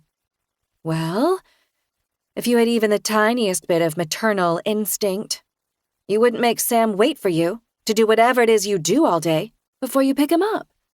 You make him feel abandoned, you know." "Go to hell," I snarled. "Maybe when you give birth, things will change for you. It's all about biology. You, of all people, should know that. It's about blood." "No, it's not," I said. "It's about love. Sam's my baby. I'd die for him." I stopped. "What are you talking about? When I give birth?" A flicker of confusion. Tara lifted her eyes to the circle of sky above us, then back to me. "It's your turn." "What?" I said, my thoughts skidding and spinning out. "My turn for what?" "You're lucky. Some of us have been waiting for years." Tara's eyes filled with tears. They lifted skyward again, and this time I followed her gaze. She was looking up at the moon. It looked translucent against the blue sky. It wasn't quite full, but its ovoid shape almost seemed to swell as I watched. If I hadn't found that dead girl's head in the ravine, I thought, what would have happened to us? To Sam and me? Is this why we're here? So I can ovulate on this island when the moon is full and join those delusional pretend pagan psychos in their bloody fertility ritual? And then I thought, oh my God, I need to get Sam and get off this island before the moon is full. I started running to the parking lot. Chapter 61. As I speed down the driveway to Himl Cottage, I have no recollection of how I got there. I'm drunk, only instead of alcohol fuming through my blood, it's terror. I don't understand how Gregor thinks a blood sacrifice in the forest is going to make him magically fertile again. I don't want to understand. All I know is he lied to me again and again to bring us to this point. I slam the Mercedes into park and get out. I walk toward the monstrous, bulky house. Go away, it seems to say. But Sam's inside and I'm not leaving without him. In the mudroom, I see Gregor's discarded boots and jacket. I can hear bottles clinking in the kitchen. "Babe?" Gregor calls. "Is that you?" He appears in the doorway holding a beer. "Whoa," he says. "Are you okay?" He doesn't move to kiss me like he normally would. He stays right there in the doorway. He senses something is off. "Yeah," I say. I hang the car keys on their hook. I wish you would have told me you were having Kirsten give Sam a ride home. I almost had a heart attack when I got to Kinderwild and he wasn't there." "When you eventually got there." How late were you this time? 10 minutes? 20? Where is he now? I look past Gregor. Sam? At the Blakeleys. The boys all wanted a sleepover. I look back to Gregor, startled. Sam wanted a sleepover? Yeah. Gregor swallows some beer, never taking his eyes off me. But that makes no sense. Sam doesn't even like Magni or... Low. Gregor says on a groan. Stop, they're just little kids working shit out. Look, why are we standing here? He turns to the kitchen. Come on, I'll make you a drink. Let's enjoy being child-free while we can. I follow him into the kitchen, even though my body is shouting, run. He's looking in the fridge, his back to me. I perch on one of the island stools. Dead flowers droop in a crystal vase on the island top. A bowl of bananas sits beside the vase, bruised and brown. Want a mocktail? He says. A mocktail, I repeat. Rage bubbles up inside me. Right, because I can't have alcohol, because I'm having such a hard time conceiving. Gregor glances over his shoulder, brows furrowed, eyes sharp. What's gotten into you? I shouldn't have said that, I think. I'm just tired. How about a coffee then? Sure. Yeah, that would be great. Awesome. Gregor goes over to the coffee machine, inserts a pod, gets down a cup, positions it under the spout, and flips the switch. The machine grinds to life, making it impossible to talk for a few moments. We both watch the cup like it's the most important thing in the world. When the coffee finishes brewing, Gregor carries the cup to the fridge and pours in some almond milk creamer the way I like it. Then he places it delicately in front of me. Thanks, I say and take a sip. Gregor kisses my hair, whispering, I know you're worried about Sam. His hot breath sends prickling voltage down my spine. But you don't need to be. I love that your maternal instinct is finally kicking in. But save it for your own baby. What baby? I say. He takes a step back, frowning down at me. You're not giving up hope, are you? About what? That you're going to conceive? It's going to happen, Lo. It's going to happen soon. You're going to be a mother, I promise. That's when it sinks in that he really, truly thinks I'm going to get pregnant at the ritual. Which means he believes in magic. How did I, a scientist, marry a man who believes in magic? Unless, oh my God, why didn't I think of it before? Unless he plans for some other man to impregnate me. The mysterious man in Gwen's paintings, the god of the grove, the guy who is maybe one of Gregor's relatives. I start to shake. To hide it, I sip my coffee. Gregor didn't put in enough almond milk creamer after all because it has a strange bitterness. I drink it anyway. He watches me with unblinking focus. What? I say, trying to sound light and undemanding the way I always used to. I place the empty cup on the marble island with a clack. When I got home earlier, I noticed your toothbrush was gone, he says. My belly drops. Then I saw that 2 of the suitcases were gone from the closet. So I checked the security program. Wait, you said you didn't know anything about that program. And when I looked at the footage, there you were, loading stuff into the car and driving away. Where were you going, Lo? My mind scrounges around, weighing different responses, but it's all getting tangled up. I love that you're smart, Gregor says. I really do. It's one of the high-quality traits you have that hopefully you'll pass on to our children. But you just had to be the dog with the bone. It's really too bad. It makes everything so much harder. For me, but especially for you. But I'm not going to let you screw this up for me. I stare at him, only half comprehending what he's saying. Did his lips always have that petulant tuck at the corners? Were his eyes always so cold? Part of me wants to jeer at him, to tell him I know he's shooting blanks, that I know he's scheming to have me impregnated, no, raped by a stranger, some random Himl cousin or uncle or half-brother, so I can carry on his precious bloodline. But that would be dangerous. I have to play dumb. Isn't that what we women do best? Play dumb? Men think we're stupid, and we go along with it just to survive. I tip my head, pretending confusion. Honey, I wasn't leaving. Why do you— Stop lying. I saw the suitcases.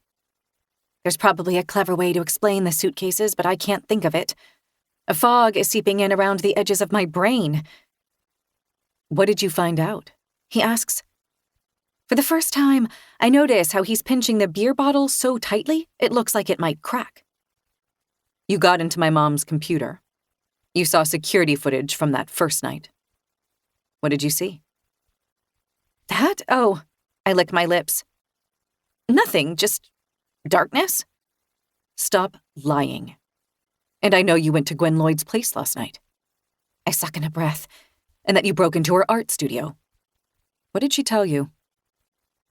Nothing, I say idiotically. She didn't tell me anything. Bullshit. Nausea swills through me. I slump over my elbows on the countertop, bile rising in my throat, its acid mingling with the taste of coffee and almond milk and that other bitter taste. What did you put in the coffee? I say. It's already kicking in. What is it? Did you? I'd never hurt you, Lo. Don't you get it? I need you. He's told me this before. Lots of times. Only now does it sound not like a declaration of love, but like a threat. So finally, at long last, I ask him what I, love-struck and gaslit and blindsided, never asked before. Need me for what? Let's get you to bed. Need me for what? I repeat shrilly. For my genes? For my womb? Come on, he says, reaching for me. Something inside me snaps. I lunge across the kitchen island and grab the crystal vase with the dead flowers. It's cold and blessedly heavy. I wind up with my softball pitcher's arm, as nimble and sure as when I was 13, and I smash it down on his head. The thump is sickening. I watch as he, in slow motion, crumples into a ragdoll pile. I stand there panting, with the vase dangling from my hand, and then let it slip. It hits the floor with a crash, spraying glittering shards and water and dead petals and leaves. He doesn't stir. Gregor? I whisper. His eyes are shut. Blood is darkening his hair. A red string trickles into his ear. I kneel beside him. Glass bites through my jeans into my knee. Gregor? He's breathing. That's good. I didn't want to kill him. I sway. Whatever Gregor put in that coffee is pumping steadily through my veins now, slowing my limbs, thickening my thoughts. Get Sam, I think. Just get Sam. I get to my feet, stagger to the mudroom, and grab the car keys. Chapter 62. It feels like the car is flying down the endless driveway. Then I see the closed gates rushing at me before they spring open at the last second. Easy, Lo, I tell myself. Then it's only a matter of turning onto the main road. Okay, I've got this. And then a little way down onto the Blakely's driveway. The car jounces up the steep, curved gravel. At the top, I park sloppily and get out. I walk carefully to the porch because the ground seems to be made of Play-Doh. I pound the front door with my fist. Immediately, the door swings inward. Kirsten stands there in one of her ridiculous floral dresses and a lacy apron. I see her surprise, and then, could it be her panic? But she irons it all out. She's serene again, blank, ready for a selfie captioned with a few sanctimonious hashtags. "Harlow," she says, "what are you—" "Where's Sam?" I lean past her and shout, "Sam? Sam, sweetie, it's time to go." "You need to leave," Kirsten says, pushing the door. I ram my sneaker against the jamb, wincing as the door smashes into my instep. I don't pull away. I'm not leaving without Sam. He's just fine where he is. He doesn't need to be subjected to all your drama. All my drama? I told Gregor you weren't a viable option, but he wouldn't listen. Excuse me? I told him that if you get pregnant, it's going to be a disaster. You know what? You and your blonde pagan wannabe minions didn't invent motherhood. You don't own it. No matter how much you preach to your choir on social media about putting lentils into mason jars and breastfeeding your preschoolers and reassuring your insecure husbands that they're the boss of the household, you're just a big fake. There's nothing under there, is there? You don't even believe in any of this shit. You just want attention, and you'll do literally anything to get it. Am I right? If you don't leave, I'm calling the sheriff, Kirsten says. But I've gotten to her. Her face is waxy, lips pinched, nostrils flared. Be my guest, I say. What are you going to tell them? That you're holding my son hostage? Your son? She smirked. Yeah, I said, my son. Sam's father gave permission for him to come here for a sleepover. You have no right to take him. I'll tell the police all about your drugged-up orgies with a pretend god in the woods. I'll tell them how you're sacrificing humans. Really? You're going to tell that to Sergeant Marcus?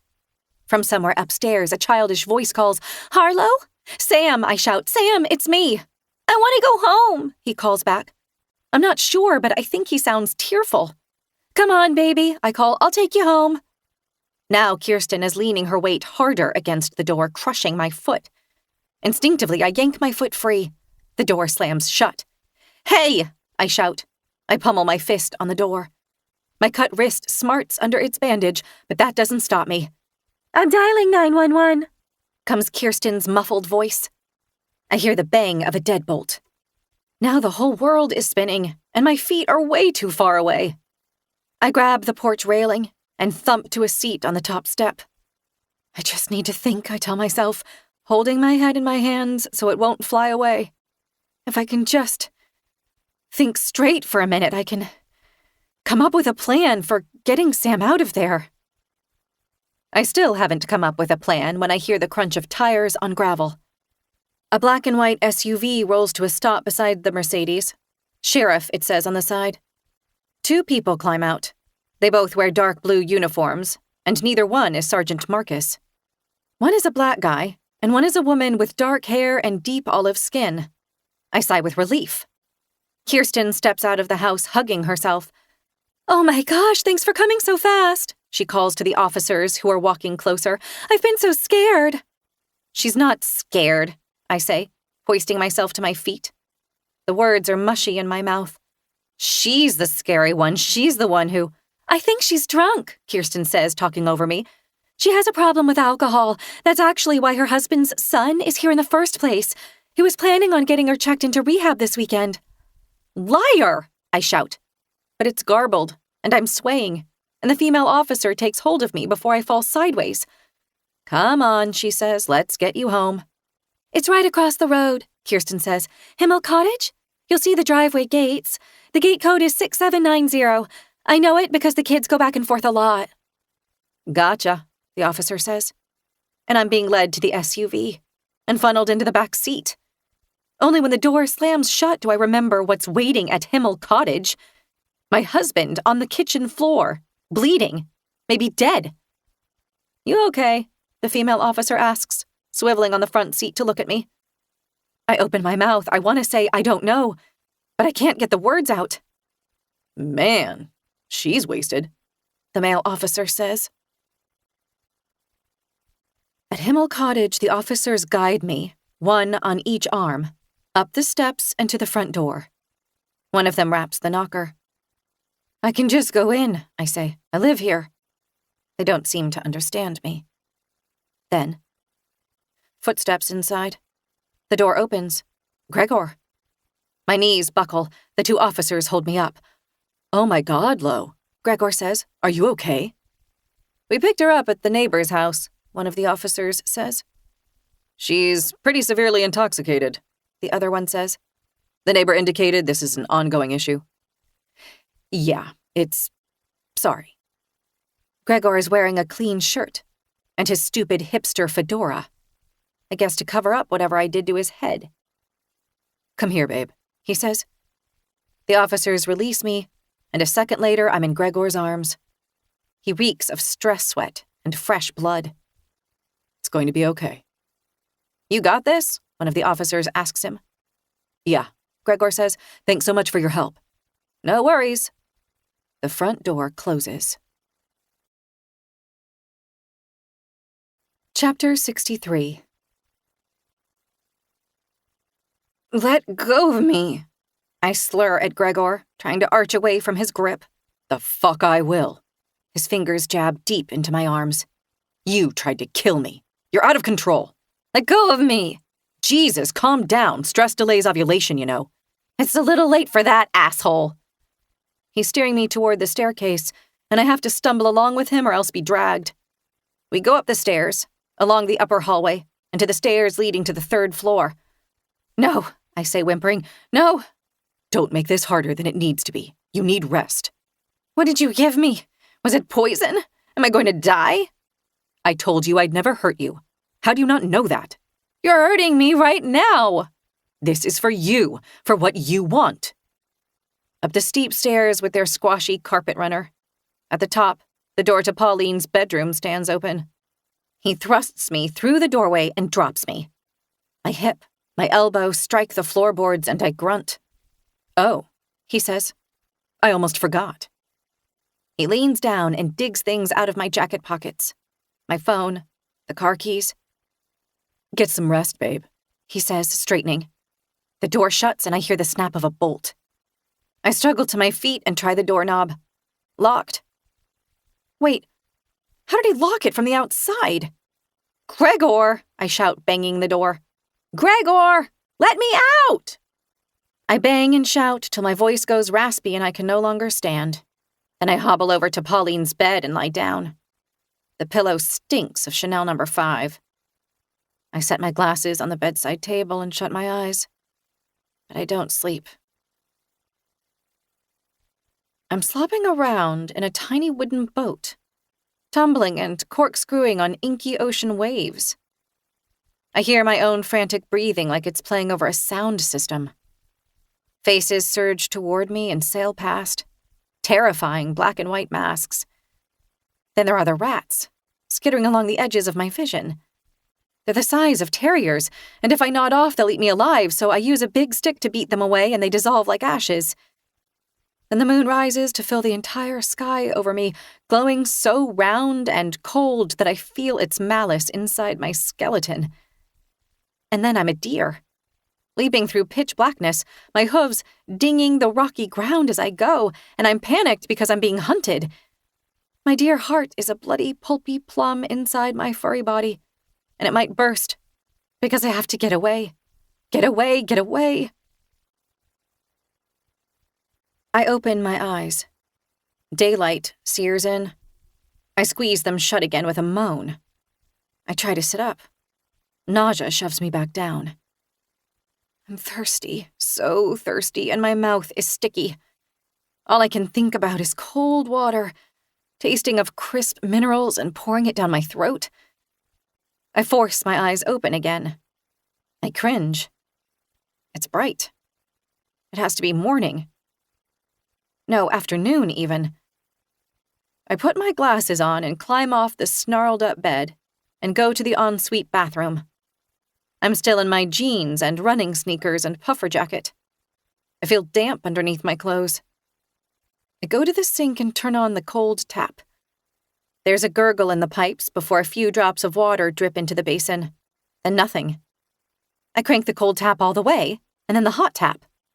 No water. I go to the bathtub, same thing. The shower, same. Gregor must have turned off the water supply.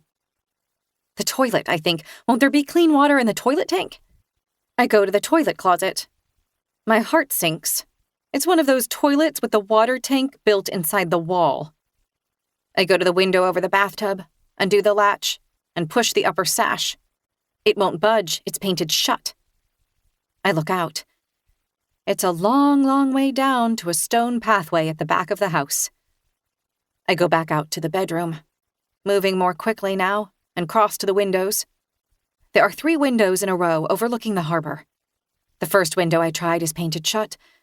So is the second. So is the third.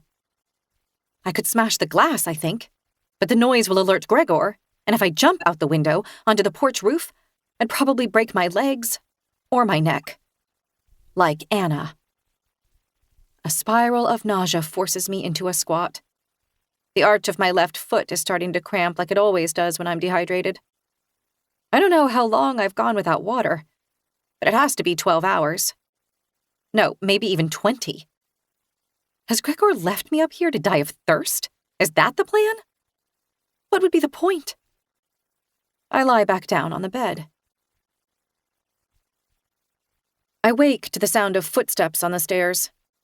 Now the room is dark. I touch my face. My glasses are gone. Panicked, I pat around the bed until I feel them underneath a pillow. I sigh with relief as I slip them on. I'm walking unsteadily toward the door when, thunk, it swings open. Gregor fills the doorway. He's backlit by light in the stairwell, and he's holding something. A rifle. Braced against his shoulder, aimed at me. Chapter 64. Don't try anything, Gregor says. He adjusts his hold on the rifle. Wow, this is a new side of you, Gregor, I say, but my voice sounds feeble. Very macho.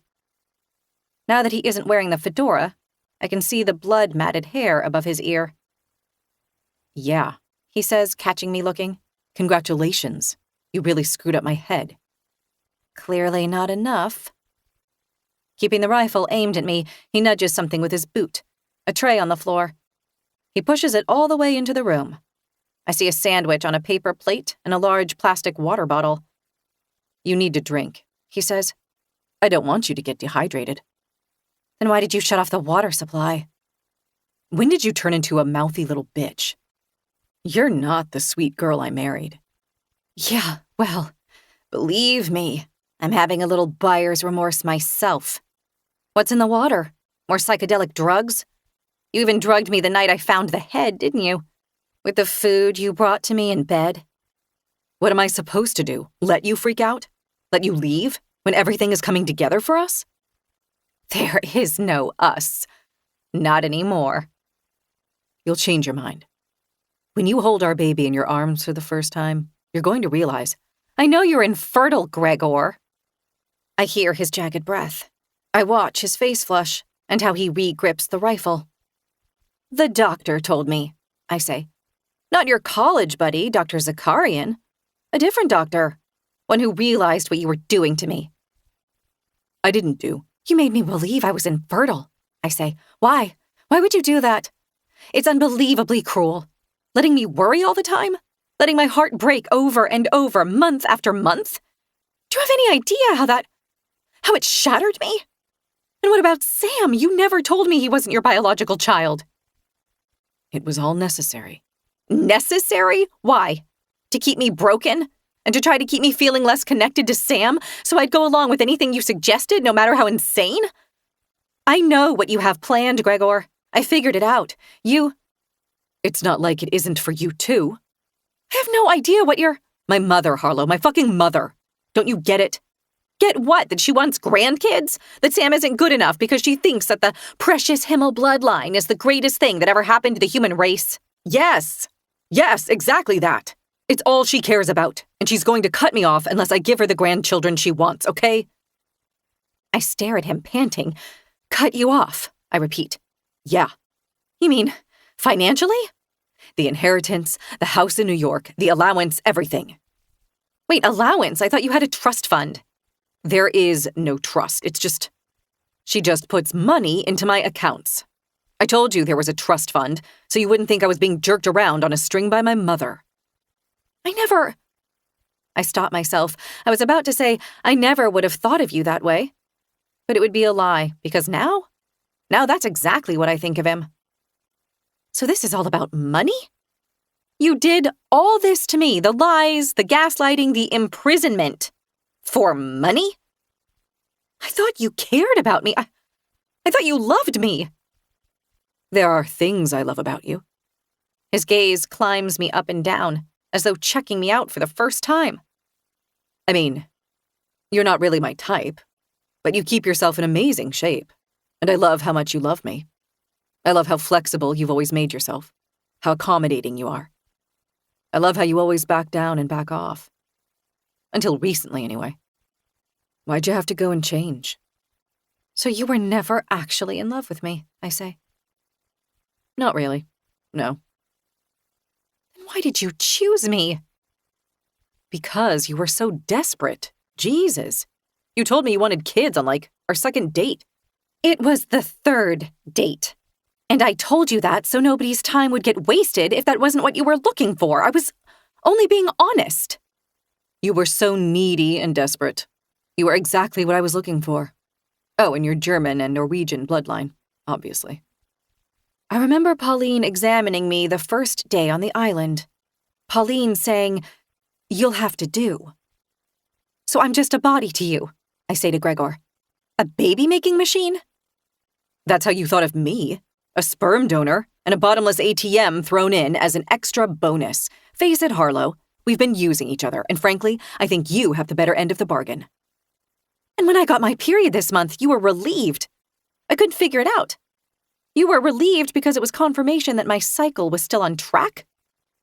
I don't think you're appreciating how tricky the timing has been, Gregor says.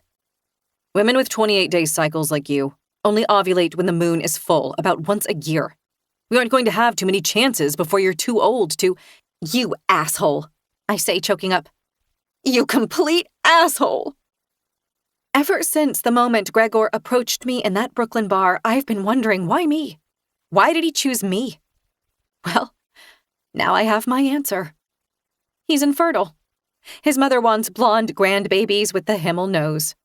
He'd wanted someone desperate enough and enough of a doormat and with the right kind of genetics to go along with his plan.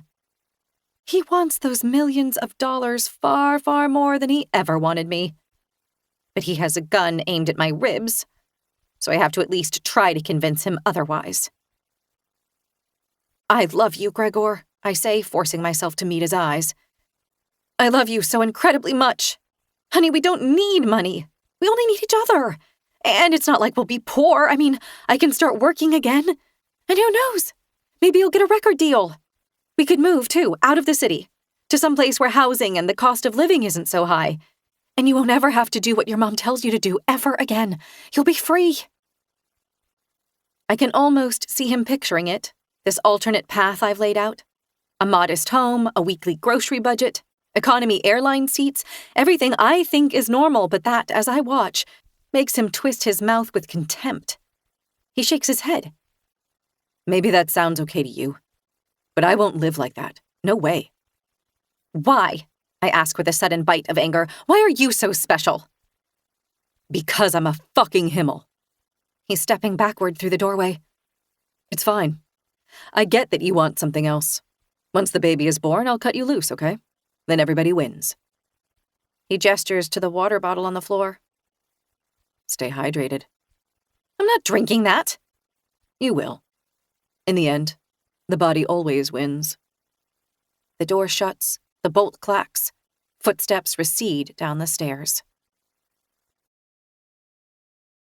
Chapter 65. I wait as long as I can. 20, maybe 30 minutes. Then I snatch up the water bottle and unscrew the lid. The water is cool, silky. It's like heaven. It's also bitter, and I know what it's going to do to me. But I drink it down, every last drop.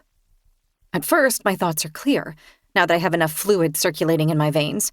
And my first thought is, wait, once the baby is born, he'll cut me loose? That's the plan? I'm going to be raped by a stranger, and then Gregor will keep me locked up in this attic for 9 months until I give birth? And then he'll take my baby away and— then what?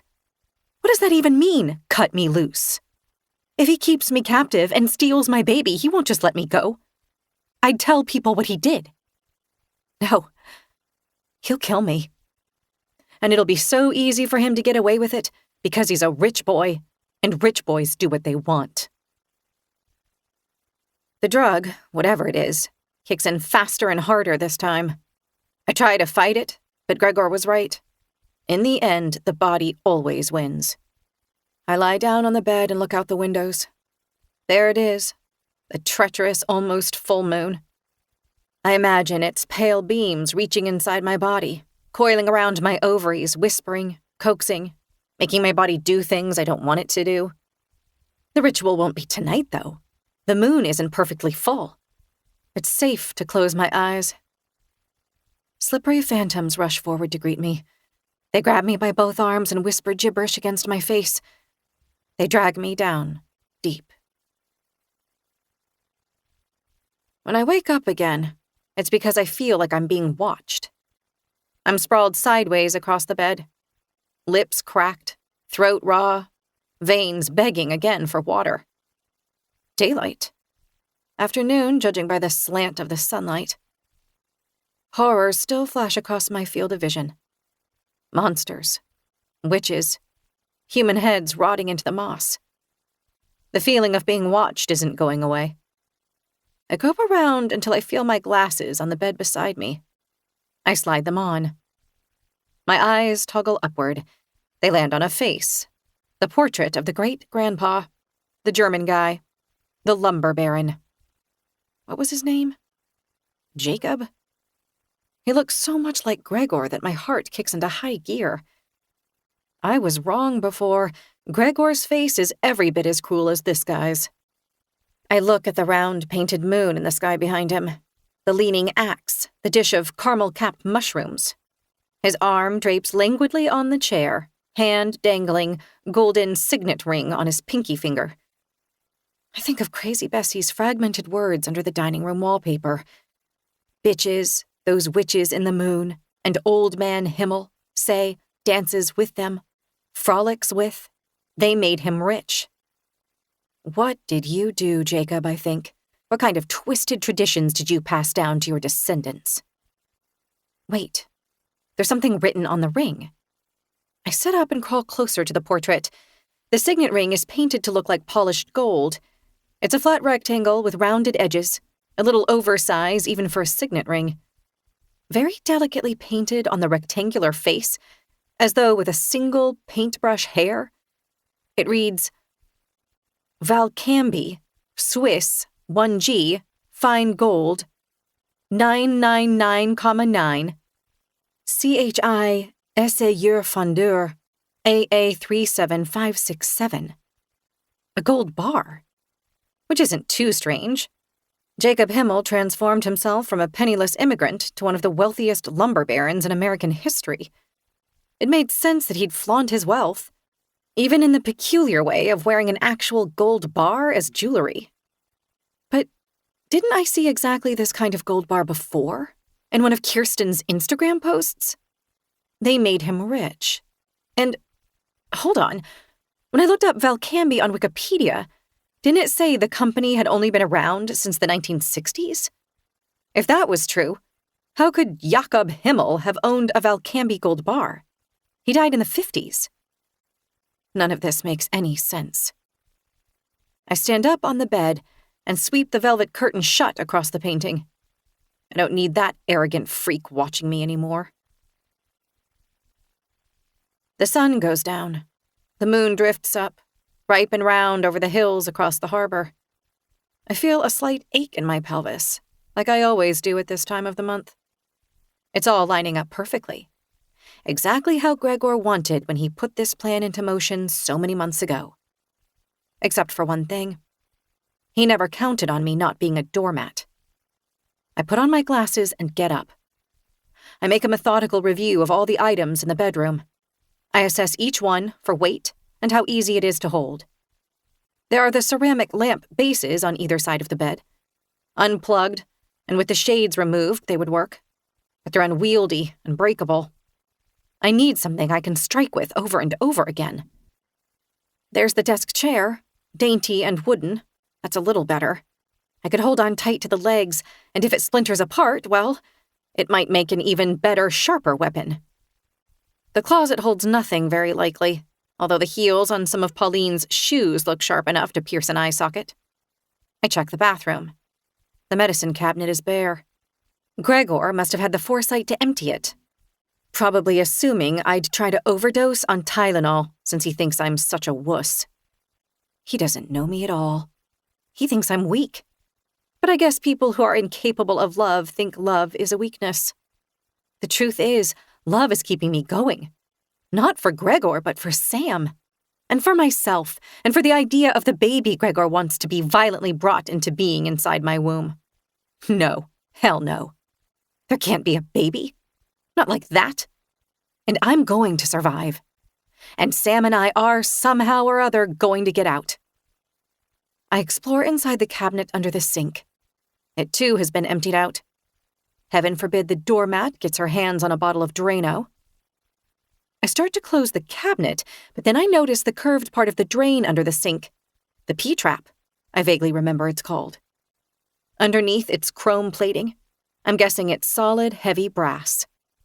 It's attached to the other portions of the drain. The part coming down from the sink, the part going into the wall, with nuts that look like you'd need a large wrench to loosen. Lefty-loosey, I think. I try unscrewing one of the nuts with my bare hands. It won't budge. I try again. It's stuck, and the skin of my palms burns. Something makes me try turning it to the right. I feel it give. My heart leaps up. For whatever reason, this nut isn't lefty-loosey. I unscrew it all the way and unscrew the other nut too. The curved pipe comes loose in my hand. I pull it free. A little water dribbles onto my hand and I lick it off. The P-trap isn't huge, but it's a solid, heavy hunk of metal that fits perfectly in my hand. You could shatter a mouthful of teeth with it. You could cave in a skull. Not that I want to kill Gregor, but things have rearranged themselves in my brain. I've shifted into primal gear. If it's my survival or his, then yeah, I'm picking mine. Chapter 66. I sit on the floor behind the bedroom door, leaning against the wall. I cling to the P-trap like it's a life buoy. Waiting feels like forever. Outside, the white bubble moon continues upward. I might have dozed off because the next thing I know, I start with a gasp. My heart hammers. What woke me? I sit rigid, listening. Footsteps. He's trying to be stealthy. He's probably hoping I've fallen asleep so he can surprise me. But I'm wider awake than I've ever been in my life. I get up stiffly. The arches of both my feet are cramping with dehydration now. I grip the cold pipe with both hands and will the cramps to pass. I crave freedom like I crave water. I feel nothing at all for Gregor. No love, no grief, not even anger. He's become a mere obstacle in my way. The footfalls stop outside the door. I think I hear him breathing. The latch slides. My pulse hisses against my eardrums. The door swings inward, a yellow fan of light spreading open across the floor. There's a long pause. I hold my breath. I can almost feel him trying to gauge where I am. He takes a step into the room. I lift the P-trap and take a step too. All I want is to sink that chunk of cold metal as deep as I can into his skull. But just as I set my foot down, my arch cramps up again hard. My foot can't hold my weight, and I thump to my hands and knees on the floor. My glasses fall off and the P-trap goes skidding across the room. Blurry boots stop right next to my hands. I try to get back up, but before I can, he twists one of my hands behind my back and then the other. Something rigid is wrapping my wrists and pulling them together tight. A plastic zip tie, I guess. My cut wrist throbs with pain under its bandage. Get up, Gregor says. It's time to go. I'm not going anywhere with you. Yeah. He's produced the rifle from the other side of the doorway. He digs its cold muzzle into my cheekbone. You are. I can't walk without my glasses, I say. Fine. Gregor snatches up my glasses and pushes them crookedly onto my face. Happy? Not really, I say. Outside, a dark landscape cowers under the moon-bathed sky. My breath appears and vanishes in pale little puffs. Cold air wraps around my legs and stretches long fingers down the back of my jacket. My face is wet because in the kitchen, Gregor dumped 2 glassfuls of water messily down my throat. He also pulled a beanie onto his head, the kind with a small built-in LED flashlight, which now casts its narrow, jostling beam in front of us. I walk ahead of Gregor, the rifle's muzzle a steady point of pressure between my shoulder blades. My hands tingle from the too tight zip tie. I scan the dark edges of the driveway. How far could I get before he felled me? I don't doubt that he'd shoot. Not lethally, of course, because he has big plans for my uterus. But he probably wouldn't even flinch about maiming me in the arm or the leg or some other body part not required for pregnancy. We're hiking all the way up there, I ask him over my shoulder. To the grove. He doesn't answer, but the rifle's muzzle digs a little deeper into my back. Who's the guy you want to rape me? I say. Who's the god of the grove? No answer. I figure it has to be one of your relatives, I say. Because your mom is so hell-bent on getting the Himl nose. Why not just tell her you're infertile? I mean, it's her fault for not getting you vaccinated for mumps. It's almost funny, actually. She didn't vaccinate you because survival of the fittest, and so she wiped out her entire precious bloodline. Here's to Charles freaking Darwin. Shut up, Gregor says, but I hear his voice waver. Aren't you sorry at all? I say. For what? For lying to me the entire time we've known each other? You chose to believe me. You were so focused on what you wanted. Okay. And did you push Anna down the stairs because she was helping me? She's a meddling little bitch. My breath catches. And you're a twisted freak. What about Kirsten? Why is she helping you? Why do you think? For the same reason anyone does anything for me. Because I'm paying her. Paying her? How much? I'm giving her the land they're renting. She's desperate to own the deed to the grove. I don't know how much it's worth. I don't really care. Once we have a baby, my mother will be willing to do anything I want her to. I doubt it, I say. She'll just think of another hoop for you to jump through. I'm done with this conversation. We go through the driveway gates and cross the road. I pray that someone will drive past and see Gregor's rifle in their headlight beams. But this is a lonely road even in daytime, and now it's the middle of the night. We walk up the Blakely's driveway. We circle their house. The kitchen windows are lit, but upstairs it's dark. Is Sam asleep up there? Is he okay? Sam, I think. Sam, as soon as I figure out how, I'm coming back for you. Gregor steers me through the tall grass at the back of the house and into the trees. Into the woods we go, to lose our minds and find our souls. Chapter 67. It's a long way up to the ravine, much farther and steeper than I remember from the 2 treks I made before. Tonight, I'm exhausted, hungry, still dehydrated despite the water I had back at the house, and coming down from back-to-back drug trips. Maybe it's the lingering psychedelics in my system that makes the forest seem otherworldly. Were the fir trees so girthy before? So black? Did their branches whisper so urgently in the wind? Did the undergrowth cling so tightly to our legs? Did the bird calls sound so alien? Somehow or other, we make it to the nettle patch at the top of the ravine. My horrible husband and I. My spine is sore from the prod of his gun. I'm sweating, and we're both breathing fast. Moonlight washes the nettles to white, but the ravine is a black abyss. Across the way, though, I see light. Yellow light, dancing and muzzy, leaking through the trees. I smell smoke.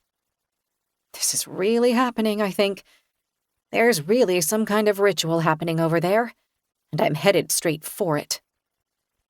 Let's go, Gregor says. Down? Where else? Down is the only way across.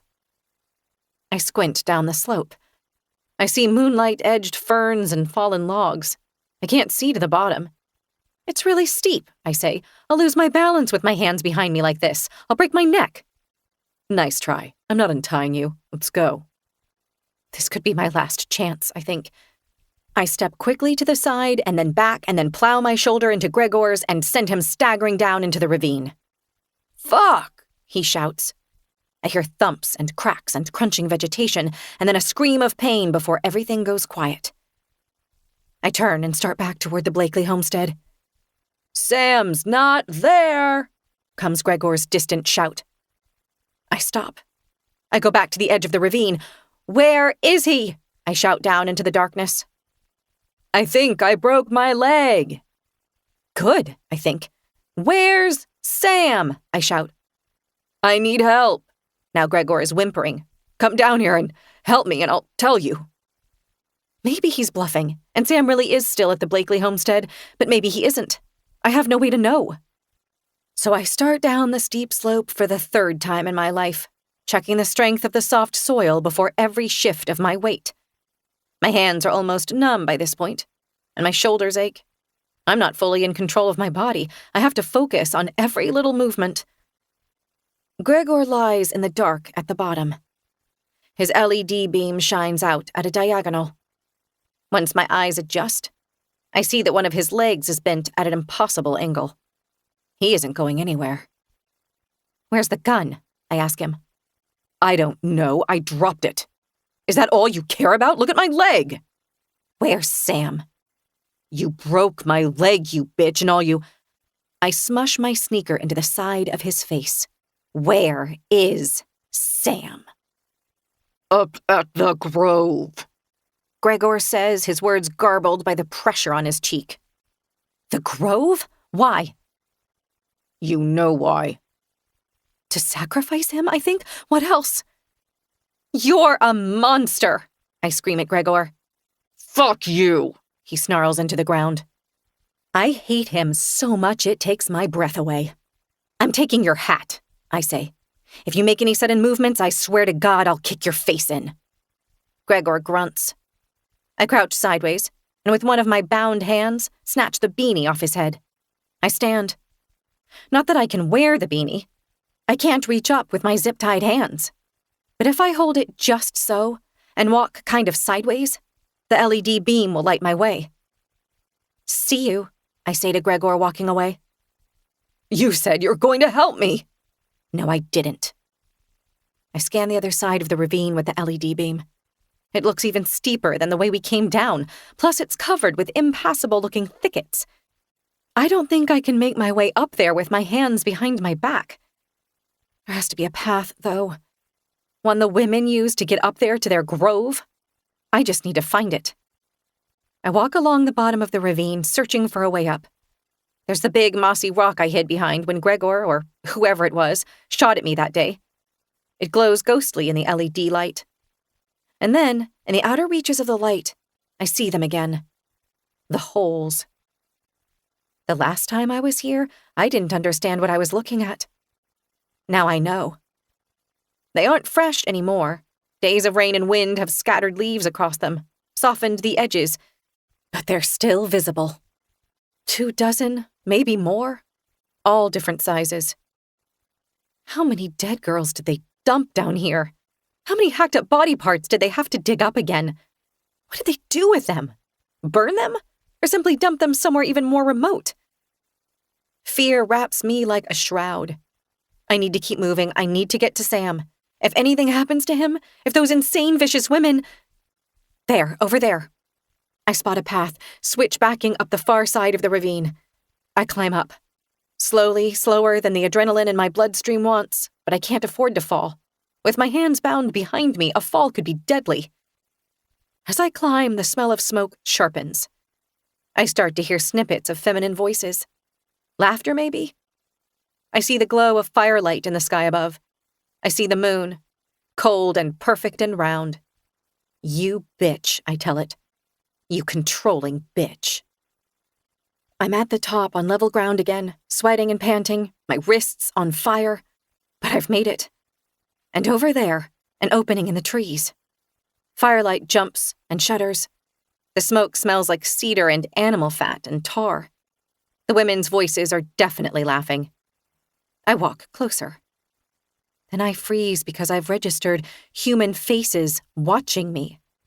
Fear zaps my mind blank. No, wait. They aren't living human faces, but faces carved on wooden poles, one on either side of the opening in the trees.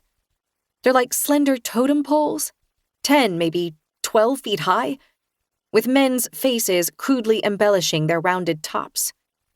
Bulging, blank eyes stare, with rough pits gouged out for the pupils. Lower down, the poles have been stripped of every shred of their bark, and all of their branches except for one each. The lone branches jut forward, carved to look like big, erect penises. A figure appears in the glowing space between the poles, Kirsten. Naked and graceful, her long pale hair hanging down over bare breasts. She's holding an axe by its handle against her shoulder. I knew you'd come for Sam, she says to me. Where is he? Somewhere else. It's human blood you want to spill tonight, isn't it? I know Sam is— You don't know anything, Harlow. You think you're so incredibly smart, but you have no idea what's coming. You're not high, are you?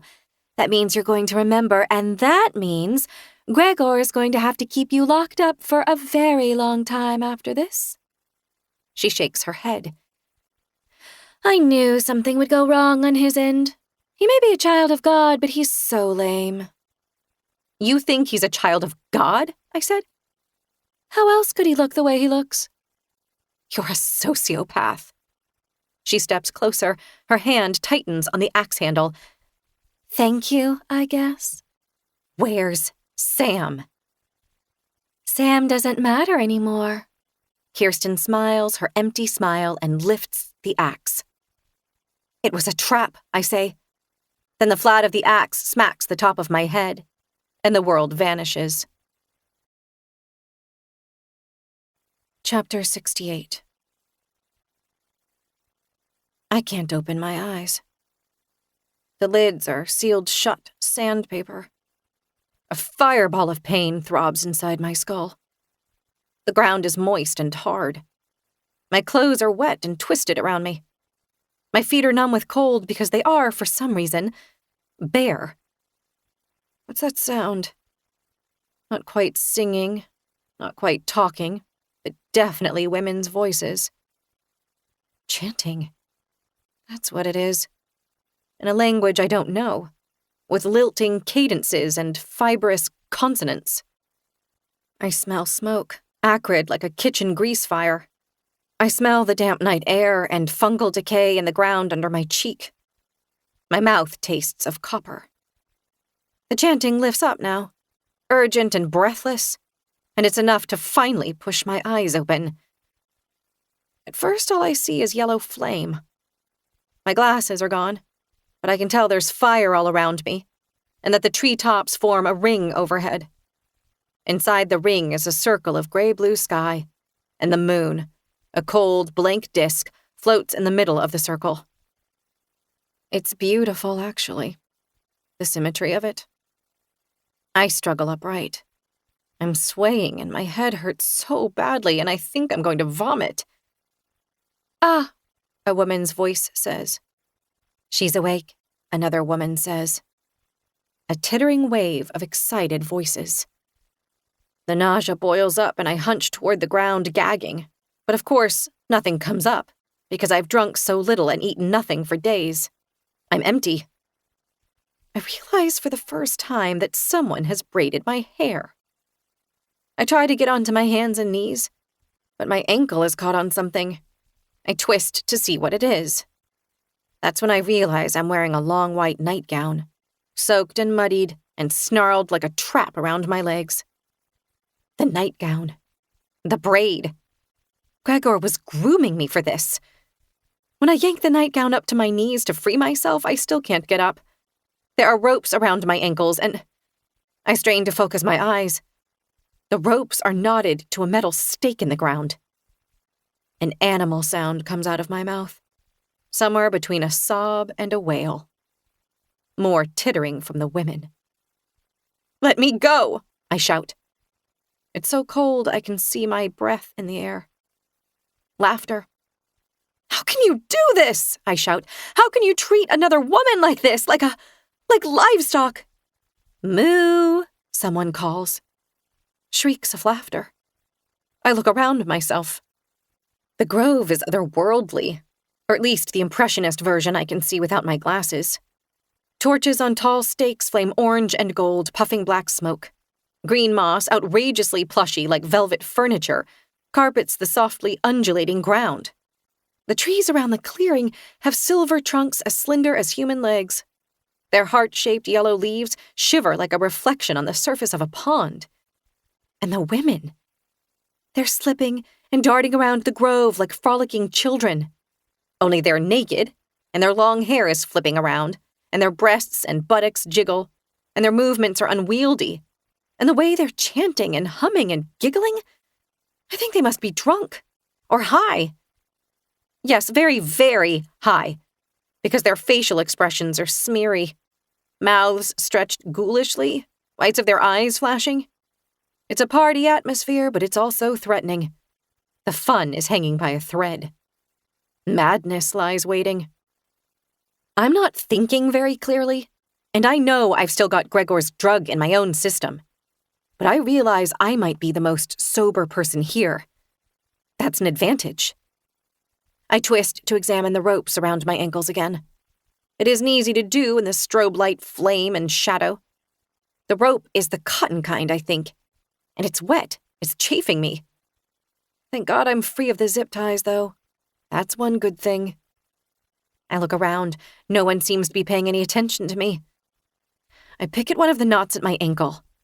It's so tight I bend a fingernail backward. "Hey!" someone says, and they lunge at me and slap my hands away from the knot and shove me so hard I fall sideways. I struggle upright again. It's Gwen standing over me, naked, breathing hard. "What's the matter with you?" she says. "Why are you so ungrateful? The rest of us would kill to be where you are right now." Someone else emerges beside her. Hildy, breathless too, but scowling.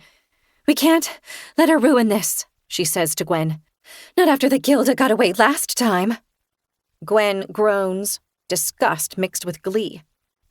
"When she turned," Hildy nods eagerly. "When the axe got her in the face. I wonder where she crawled away to die. We never found her." Bessie, I think. No, Liz. Liz was supposed to be last month's sacrificial victim, but she got away. I can hear the Kinderwild children's chatter in my head.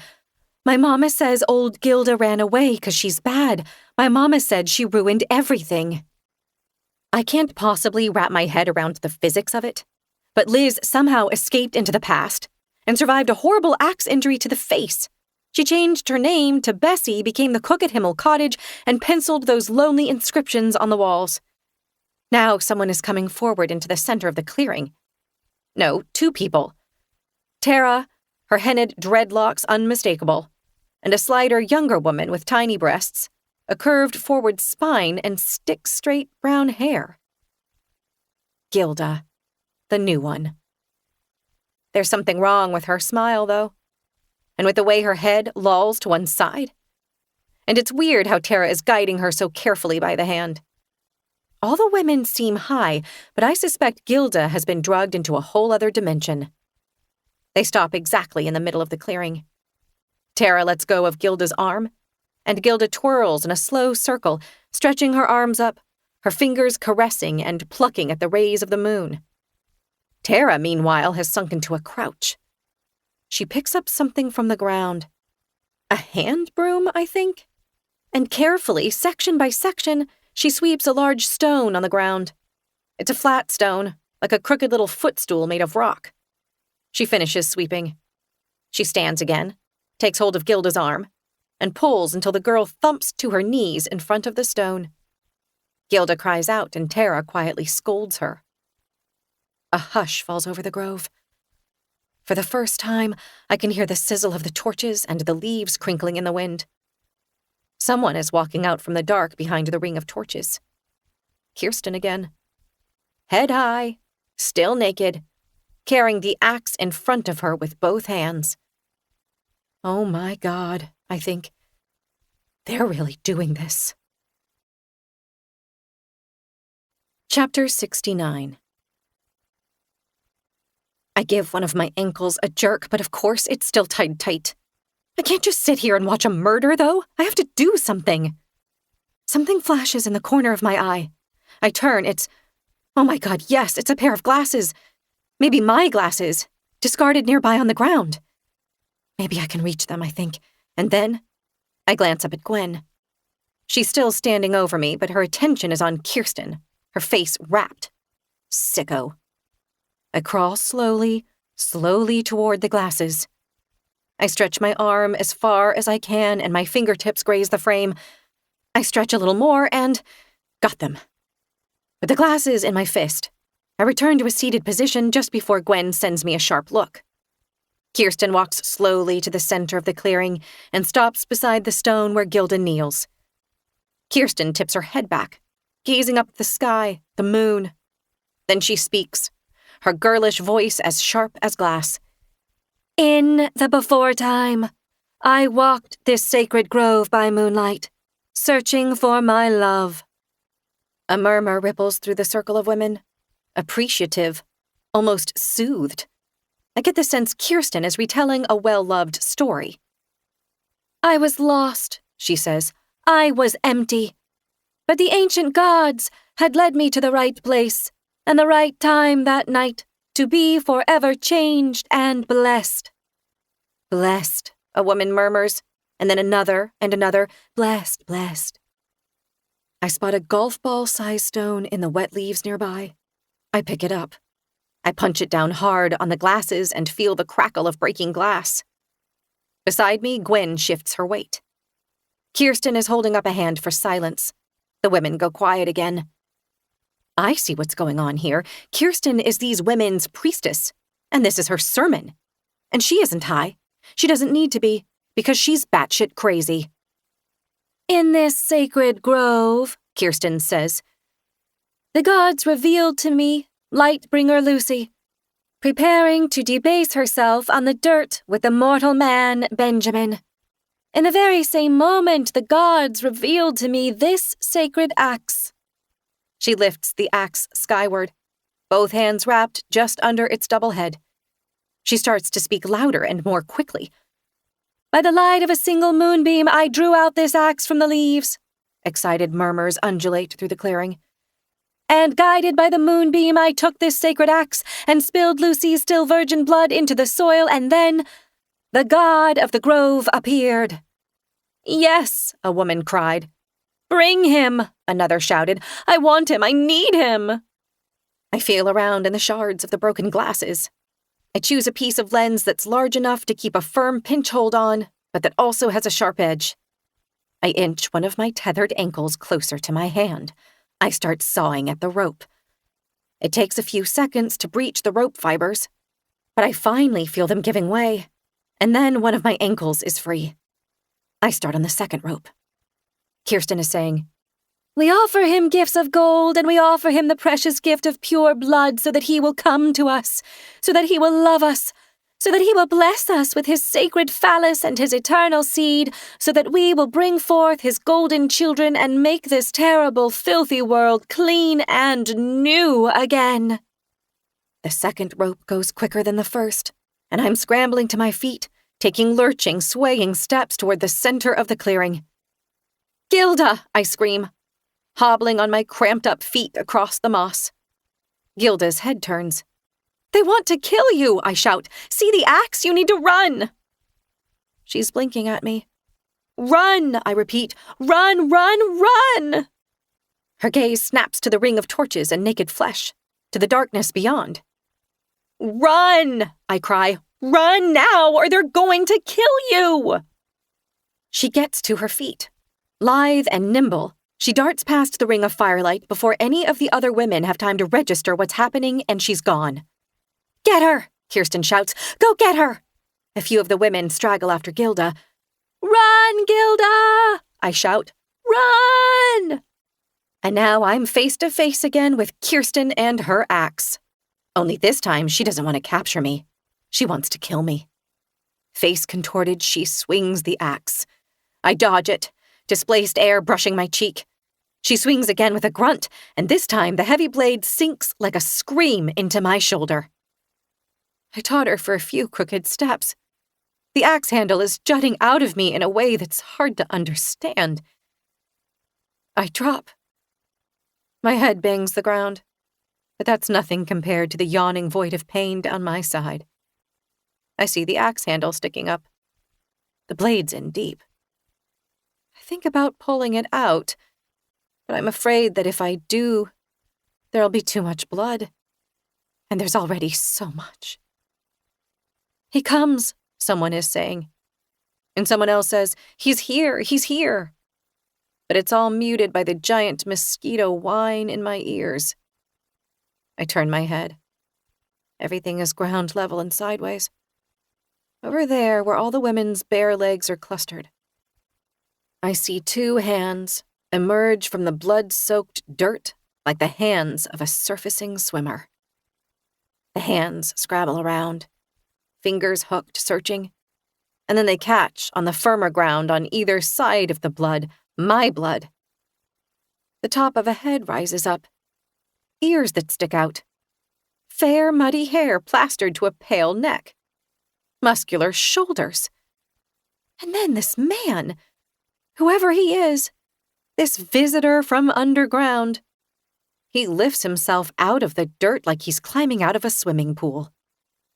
I see his back, his buttocks. Now he's kneeling, now he's getting to his feet. He's bloody and muddy and stark naked. He turns his head. I see his profile against the throbbing torchlight. Gregor, I think. The women whisper and chant and coo. They step back to give him more space. I don't know how it's possible, but somehow Gregor has crawled out of the ground, and his leg must not be broken anymore. He's seen me in the long white bloody nightgown and the braided hair that he thinks are so damn sexy. He comes toward me, his penis jutting, his mouth an expressionless line. It all clicks into place. This isn't Gregor. None of these women know who he is, but I do. He's no god. He's just a German boy from the logging camps who likes to eat strange mushrooms and frolic with witches in the woods. That's what Liz had been trying to say, scrawling her secrets on the walls of the house and that hole in the ground. That must have been her escape route. By some accident, these women figured out how to open up a tunnel through the earth that leads to the past. Maybe it's the moon. Maybe it's the blood-soaked dirt. Maybe it's the axe. I don't care. All I know is I think I can make it stop. I can undo all of it. All the killing, all the spilled blood. I know how to get rid of Gregor. And Pauline. Make it so that they were never even born. Maybe even the dead girls might be spared somehow. All the Gildas. And Liz and Anna somewhere in the folding and refolding helixes of time. Jacob Himl. A young, virile version of the great-grandfather. The traveler through time and blood and dirt advances toward me. And what kind of monster is he that he can look at me with undisguised lust when my life's blood is pumping out of my shoulder and into the ground? I'm glad he's a monster, though. It'll make this so much easier. I crouch laboriously, drunkenly. The fingers of my good hand curl around the axe's slick handle. I stand up, stagger sideways, and right myself. I tighten my grip on the axe handle and seesaw it free, and I hear screaming. It might be me. And the axe is free, and the life is flowing out of me. Jacob is 4 strides away. 3, 2. I lift the axe as high as I can. It's so heavy. But I summon all my strength and rage and grief that I have to die so soon, and I channel it into that axe blade and hurl it into the side of Jacob's skull and...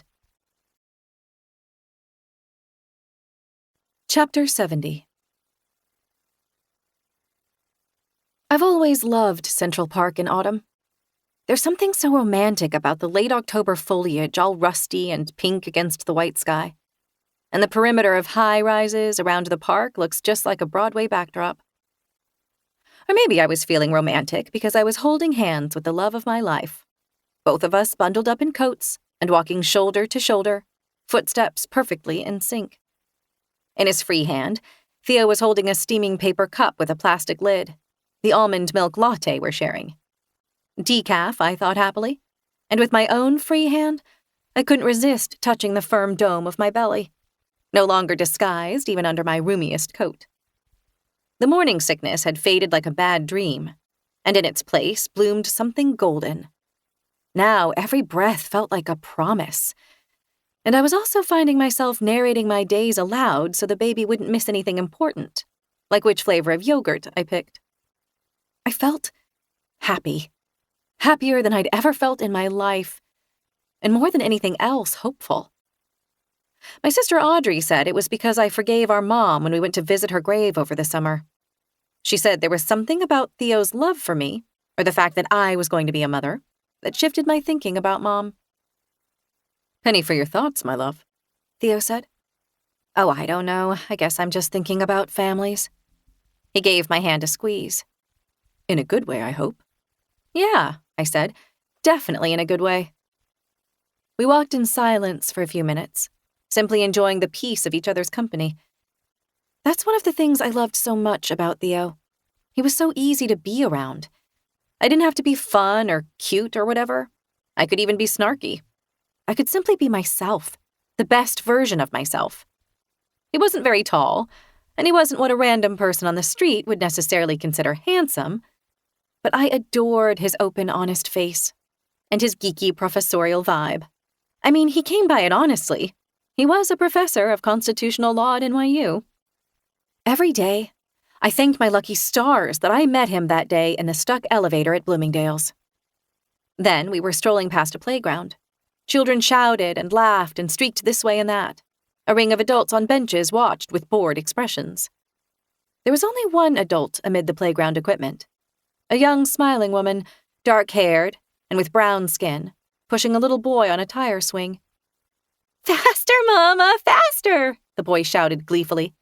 "Sam, baby, if I push you any faster, I'm afraid you'll go flying away to the moon," the woman laughingly replied. "I want to go to the moon," the boy said. "You can come with me." There was something about that little boy. I don't know what it was. He seemed not familiar, exactly, because I was sure I'd never seen him before. Nevertheless, something about him tugged at my heart in an almost painful way. When you get it right, Theo said to me softly, following my gaze. That bond, the one between moms and their kids, it's really something, isn't it? He gave my hand another squeeze. It's like the backbone of the world. Yeah, I said. I mean, it kind of freaks me out, the idea that I have zero experience being a mom and I might mess it up. But yeah, I think you're right. We started walking again. We hope you have enjoyed this Brilliance audio production. Performance copyright 2000.